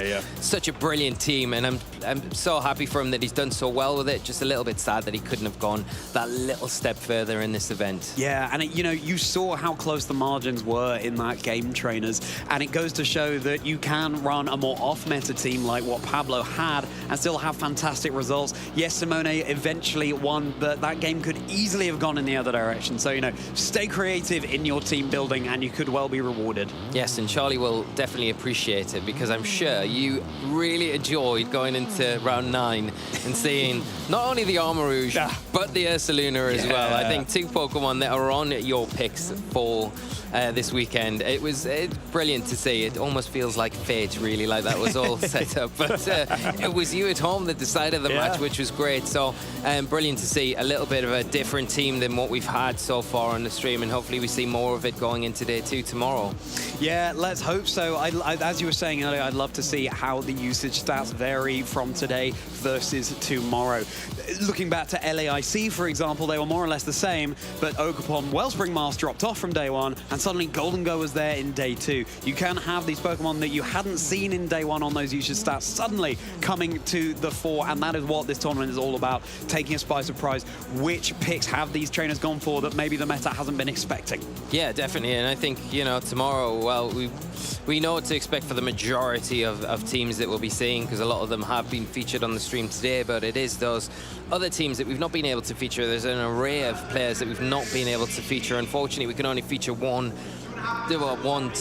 game per round, which is, you know, we always want to try and feature most. There is a lot of players that have done extremely well today, made it into day 2, that we haven't had the opportunity to feature. So, you know, that makes it even more exciting going into the tournament tomorrow. But I think we've got Simone sitting ready on the couch with Marcus for an interview. So we'll throw it over there and we'll hear a little bit more about that last match. Thanks, guys. And now here joined on the stage by our winner, Simone Sanvito. First of all, congratulations, of course, making it through day 1 here in Gdańsk. Thank you. How do you feel about that last set? Really stressful. Not stressful. Going against those kind of teams in the win and in is really scary, especially when it comes down to last turn in the last game. I can't believe I pulled it off. Yeah, especially that third game, you were just talking about it, of course. It was down to would that Indeedee go for the follow me and protect that charcoal, but you decided to go for the shadow ball. So maybe you can talk just a little bit about that turn. What was going through your head? So basically, if like the obvious play for him is to just click. I mean, there's no obvious play for him in that situation, I think, because he can either Helping Hand Eruption or Follow Me Eruption. If I get that wrong, I lose on the spot. I decided to, mainly because nobody is going to click Shadow Ball in front of an Indeedee, right? So he won't click Follow Me expecting a Moonblast or something. I'm glad that paid out. I don't want to play that situation ever again. Well, wasn't quite true. You clicked Shadow Ball in front of that Indeedee, and of course it worked out perfectly fine, and so you made it through. But then maybe you already said that this was a matchup that you were maybe a little bit scared of, or did you prepare it at home before? Somewhat. You can't be 100% sure against this kind of teams because every turn they have a lot of options.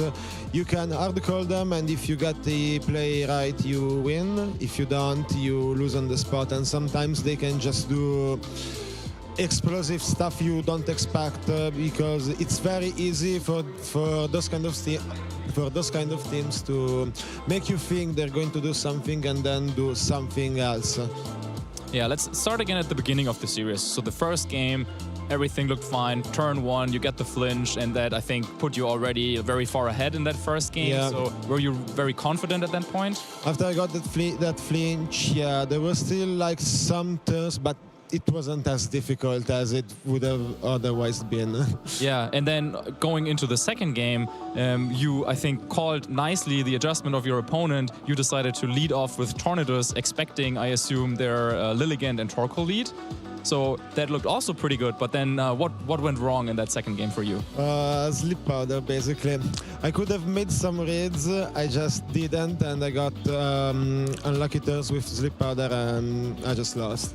I mean, I got a flinch game 1, he got sleep powder, I got sleep powdered on game 2. It's the game. Yeah, it's the game. So then it's 1-1 apiece. So then before the third game, I'm sure you also probably were thinking about what is your opponent to lead off. Is it going to be the Indeedee Armarouge again? Is it going to be the Lilligant again that worked so well for them in the second game?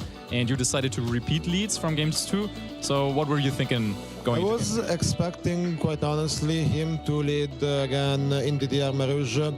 I wasn't expecting him to lead Lilligant Torkoal because I showed him I can lead Tornadus, and he had to get a lot of things right going his way in that second game, and I wasn't expecting him to be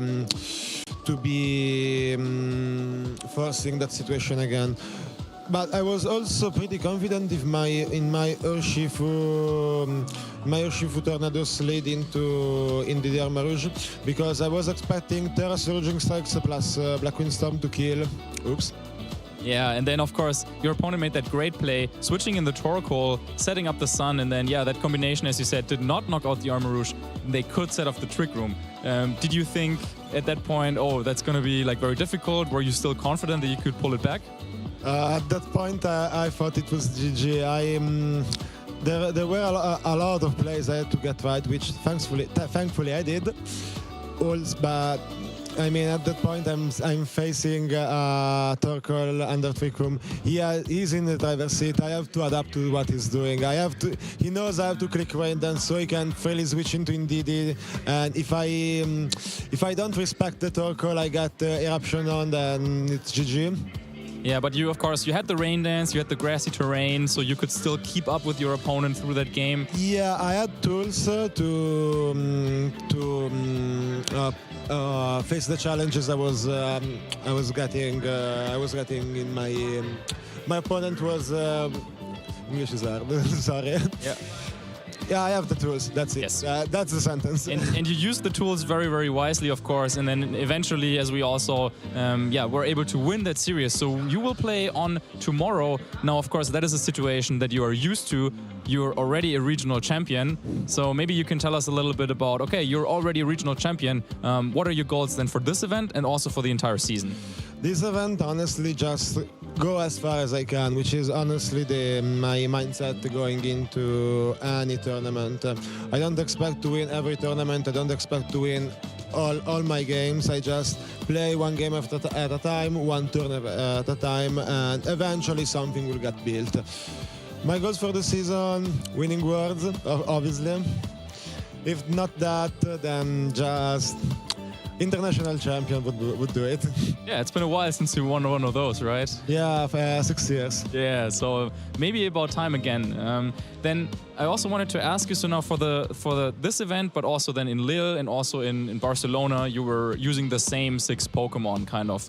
And going into this tournament, the question that I had was really, how do you stop Tornadus teams? Because they're so strong with the Urshifu and the Hisuian Arcanine and all the other Pokemon that deal just so much damage together with Tornadus.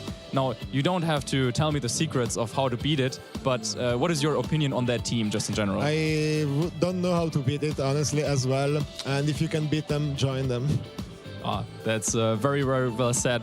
So then, of course, now you had a busy day playing today, but maybe did you also hear something about some other teams that are running around, or is there anything you're looking forward for tomorrow? Not really, because I already got my regional title. So as I said previously, I just want to keep playing. If something good happens, that's great. If it doesn't, I did my best. I have no regrets. Yeah, all right, that's a good sentiment, I think. So then, yeah, do you have any final shout-outs or anyone you want to thank you, maybe who's supporting you at home? Yeah, sure. Shout-outs to, of course, everybody who supported me. Davide Fazio, my girlfriend, and also shout-outs to Federico Camporesi.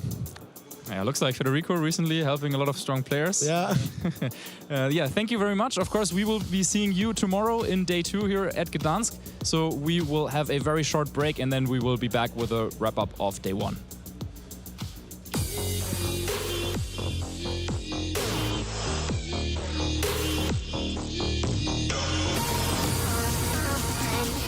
Welcome to the 2023 Pokémon World Championships.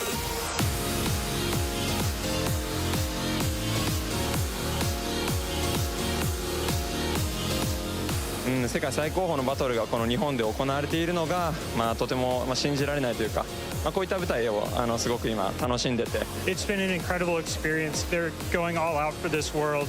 The opening ceremony with the drums, like everything was beating, my whole body was into it. You've seen the show, you've seen the decoration, everything, like it's definitely worse in Japan, like it's everything I wanted it to be. So exciting just to walk down the street and see all your favorite Pokemon everywhere, and to watch your children's faces as well when they light up as they see everything. Pokemon just brings such joy to everyone's lives when it's things like this. It's amazing.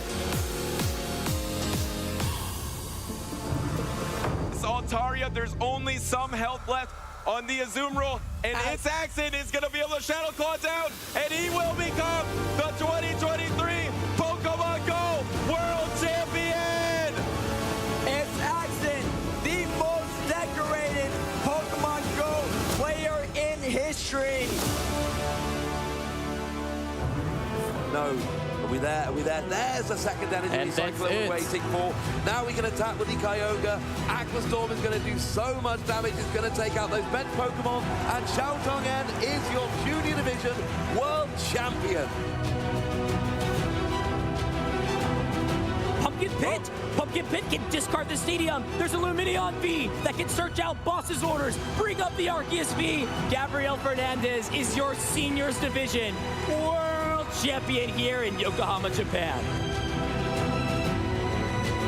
He's got a ton of cards in hand. Power Tablet. Vance is playing quickly. Does he have the pieces? Switch card. Moving the Mew VMAX into the active spot. And boss's orders brings up the Zacian V.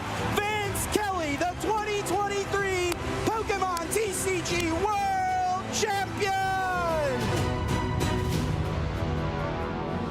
Out here, it's only really got that Pollen Puff or the Clear Smile, but it gets the knockout. Sora Ebisaur is your 2023 Pokemon World Champion.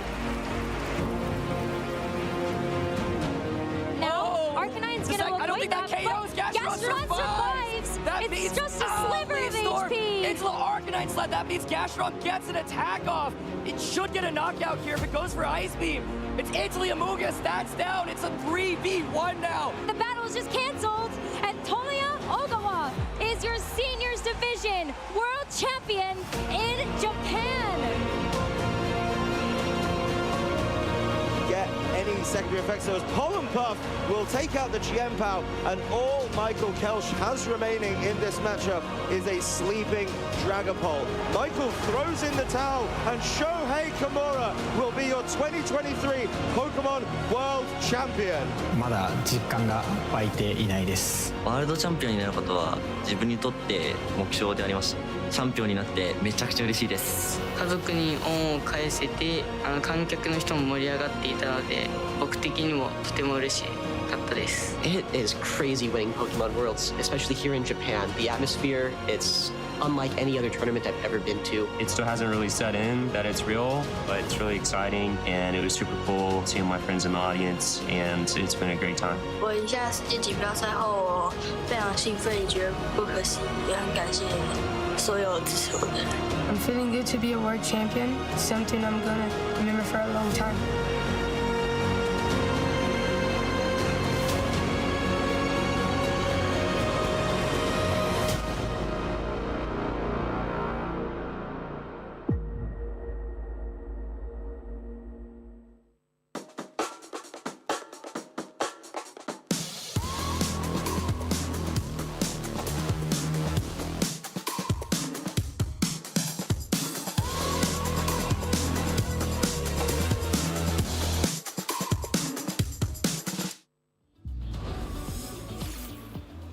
That is day one of Gdansk. Good done. It's your caster team here. Charlie Merriman, Lee Provost, David Partington and Marcus Statter. And what a tournament we've had already. Let's reflect on some of our highlights. What do you want to start with, Lee? Oh, the Jamie Boyd match that we had round 2 against Albert Boss. I mean, that was just an exceptional game.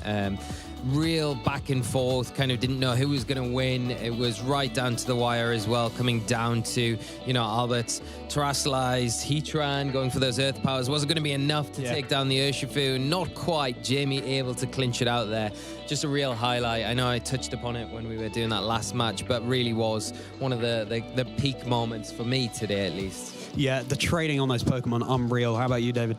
Well, actually, it's got to be that last match, to be honest, like with Simone, because we had like this hard trip room kind of matchup versus like the normal kind of balance stuff, and it was a bit of a battle of like, can this really solid balance stuff really kind of outlast like something as like well planned and like thought out as this kind of hard trick room stuff, and it did. Like, it came down to Simone playing really well, calling like the leads when he needed to, and even when it didn't go his way in game 3, he still played around it. And that final call, as you chatted to him, Marcus, clicking Shadow Ball in front of an Indeedee female that could have gone Follow Me, takes a lot of guts, but he has it.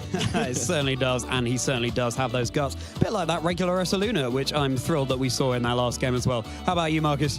Yeah, for me, as you know, I'm here on my quest to really understand how to stop Tornadus. And that last game came very, very close. But one game that really sticks in my mind still is when Eric Rios positioned his defensive team so nicely against the Tornadus-based composition with that Ogre Pawn going for the terrestrialization, the Wellspring form, having that Heatran, the Rillaboom, and the Salamence, of course. Yeah, I mean, Eric Rios, such a formidable trainer and a player who can play in those sorts of scenarios and just get those consistent results. And since you all ask, my favourite highlight would have been probably that the Basculegion with the Choice Scarf team that you and I commentated over, Marcus, with that Armor Rouge as well, going for those endure, weakness policy, weak armor strategy, something that's been cropping up of late. I mean, if you've missed any of these matches, where have you been? Tune into the channel, definitely tomorrow, but also go back and review the action from today, because we have some absolutely cracking things going on here in Gdansk. Let's take a look at the standings heading into day 2, Pokemon trainers. Which trainers have done especially well here in Gdansk? Well, here we go. It's going to be Oliver Eskelin up there. He was at 8-0 before the last round that we had. Remains to be seen whether he's gone undefeated. Richard Hodge there as well. I mean, some names that we've seen ubiquitously and some that we're less familiar with, David. Yeah, there's the ones that we do know, like Niels Dunlop we saw earlier, Eric Rios, obviously Simone, he's just got in, Francesco Razzini also getting through to Jamie Boyd as well. I think he got the winner in last round as well, straight in there. Florian Henry as well, and Francesco Piobero, we also had him too. He makes some excellent calls as well, like kind of going for the wild charge into a switchy in Tornadus. That was pretty cool. Yeah, Leonardo Bononomi, like so many names to name here. Yeah, absolutely, and great to see players like Bartosz there representing the Polish scene as well, Marcus. Yeah, absolutely, and one thing that I don't see on here, maybe there are some more players that advanced here on the next page. Let's see, I'm still looking if there's someone from Germany who made it. I think the German players had a high number of attendance and had a lot of fun today, but it looks like tomorrow the crown will be awarded without them. Got to give a special shout out there to Jack Clark as well, making day 2, who's, he's had the community really helping him out of late, getting that team in game. And Hengwei Zhang, some other players that we featured today here, Lee. Yeah, I mean, you can look at the UK in particular. I'm not being biased or anything, but we've got quite good representation, which we haven't had recently at some of these regional events. You've got Calvin coming in there, as well as Sam, familiar face, doing well alongside Jack to kind of come in and represent the UK. So doing well, but alongside that, you've got some really other great names known. You've got Javier there as well coming in, Matty Morgan as well representing Timo, who we mentioned earlier in the stream that is coming through, and David Carrera as well, a very well-known player, as well as David Barker as well coming in and making that day 2. Yeah, names are plenty of the players who have made it through, but you know, if you didn't make it through to day 2 and you're here in the venue today competing, well, congratulations to you still. You gave it your best shot, and ultimately we are all here to have fun. Now, if you're at home wanting to get involved in the action, then you definitely can follow along on the Pokemon socials, and remember to use that hashtag #PlayPokemon in anything you post, and we might just be able to feature what you post on our stream. It's been fantastic seeing so many of you getting involved, and make sure you're watching along on Twitch and YouTube as well, especially on Twitch, so that you can get involved in those community choice games, voting in the Twitch poll there. And Lee and I certainly were able to benefit from a fantastic community choice in that last round, weren't we? I was just about to say how well the audience chose those matches today, because we did have 2 really great games. One to kick us off this morning when the event started, and then what a way to finish with that match with Simone and Pablo. I don't think we could have had a better way to kind of top off today, which has just been phenomenal. The matches that we've been able to showcase throughout the day, the players we've been able to show. It's been a brilliant day all in all. Yeah, it really has. And let's give ourselves a little reminder of where we're at now in the season on our EU Regionals calendar journey.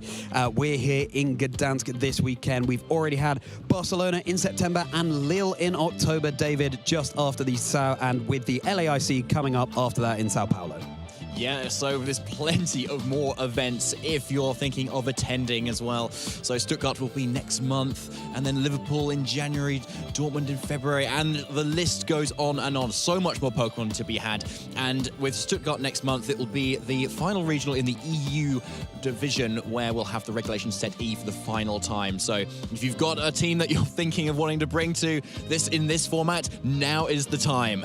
Now is absolutely the time. There is going to be one more NA Regulation Set E event in that San Antonio just after Stuttgart. But if you want to get involved, I believe tickets for Liverpool are being released very shortly coming up this week. And so you can definitely get involved in some of those upcoming events. And if competing isn't so much a thing, why don't you check out some of the other Pokemon action that we've got going on the Pokemon channels on YouTube and Twitch. Here's our schedule. Episodes from the Shining Sinnoh series, episodes set in that Sinnoh region, 2015 US National Championships for the TCG, and Pokemon the Movie 2000 on Saturday. What a throwback. I remember when that came out, getting some kind of tie-in free gift. It was a Lugia watch. It was really, really cool. And just take a note there, trainers, all times there are in Pacific. So do your calculations and work out when you're able to tune in to that Twitch channel. We're nearly going to be wrapping up the action here in Gdańsk because, you know, Snorlax, he's nodded off again. He's gone back to sleep, and who can blame him? It's been such a thrilling day so far. And we're going to be showing you what time we're going to be kicking off the action for day 2 tomorrow. You don't want to miss it, trainers. If you've been missing any of the action today, then commiserations, but hopefully you'll be able to join us tomorrow, 9:45 a.m. CEST or 12:45 a.m. PST. And they'd be mad to miss it, wouldn't they, Marcus? Yeah, there's going to be a lot of great games tomorrow, of course. We will continue with the day 2 portion of the Swiss rounds, and then eventually we'll have that top 8 bracket, playing it down until only one last trainer remains, and we will crown a new regional champion tomorrow. Yeah, last player standing. These trainers have earned their well-earned break right now here, ready to take a night off before we get into day 2. And make sure you're following along that channel, Twitch TV, Pokemon, and also on YouTube too. Don't miss any of the action. Who knows, we might be seeing some more spicy picks like that Choice Scarf Basculegion, some Armor Rouge coming in, regular Ursaluna. We shall have to find out. One thing's for sure, we will be having some fantastic Pokemon action tomorrow, just as we did today. And if you missed any today, why not this evening go back and check out some of what we've seen. So, just before we sign off, one Pokemon you're looking forward to seeing tomorrow from each of you, Marcus? It's got to be Tornadus still. Still want to understand how to beat it. This really is the hero building you're doing here, isn't it, Marcus? On a quest to take this down. How about you, David? The Indeedee female is my #1 caster choice, and unfortunately Pablo couldn't make it, but I'm hoping there's somebody else who's made it through. Yeah, fingers crossed for you, David. How about you, Lee? I'm going to go off the beaten track a little bit. I'm not going to pick something that I picked. I want to see more Armor Rouge tomorrow. After that showcase from Pablo, I would really love to see it, and it will help your choices out as well. So for those reasons, hopefully more Armourouge tomorrow. It'll be great to see. They're very exciting games to watch. Yeah, you've got my back, Lee, and I appreciate that very much indeed. As for me, I'd love to see more regular Ursaluna. Yes, it's in my caster predictions, but also, again, I just love this stage of the metagame where trainers are going back to things that have worked for them previously, not necessarily leaning into the shiny new toys in the form of something like that Blood Moon Ursaluna. Still a fantastic Pokemon, but having that balance in the metagame. So there you have it, trainers. That is the end of day 1 here in Gdańsk. We can't wait to see you tomorrow for day 2. Have a fantastic evening and take care.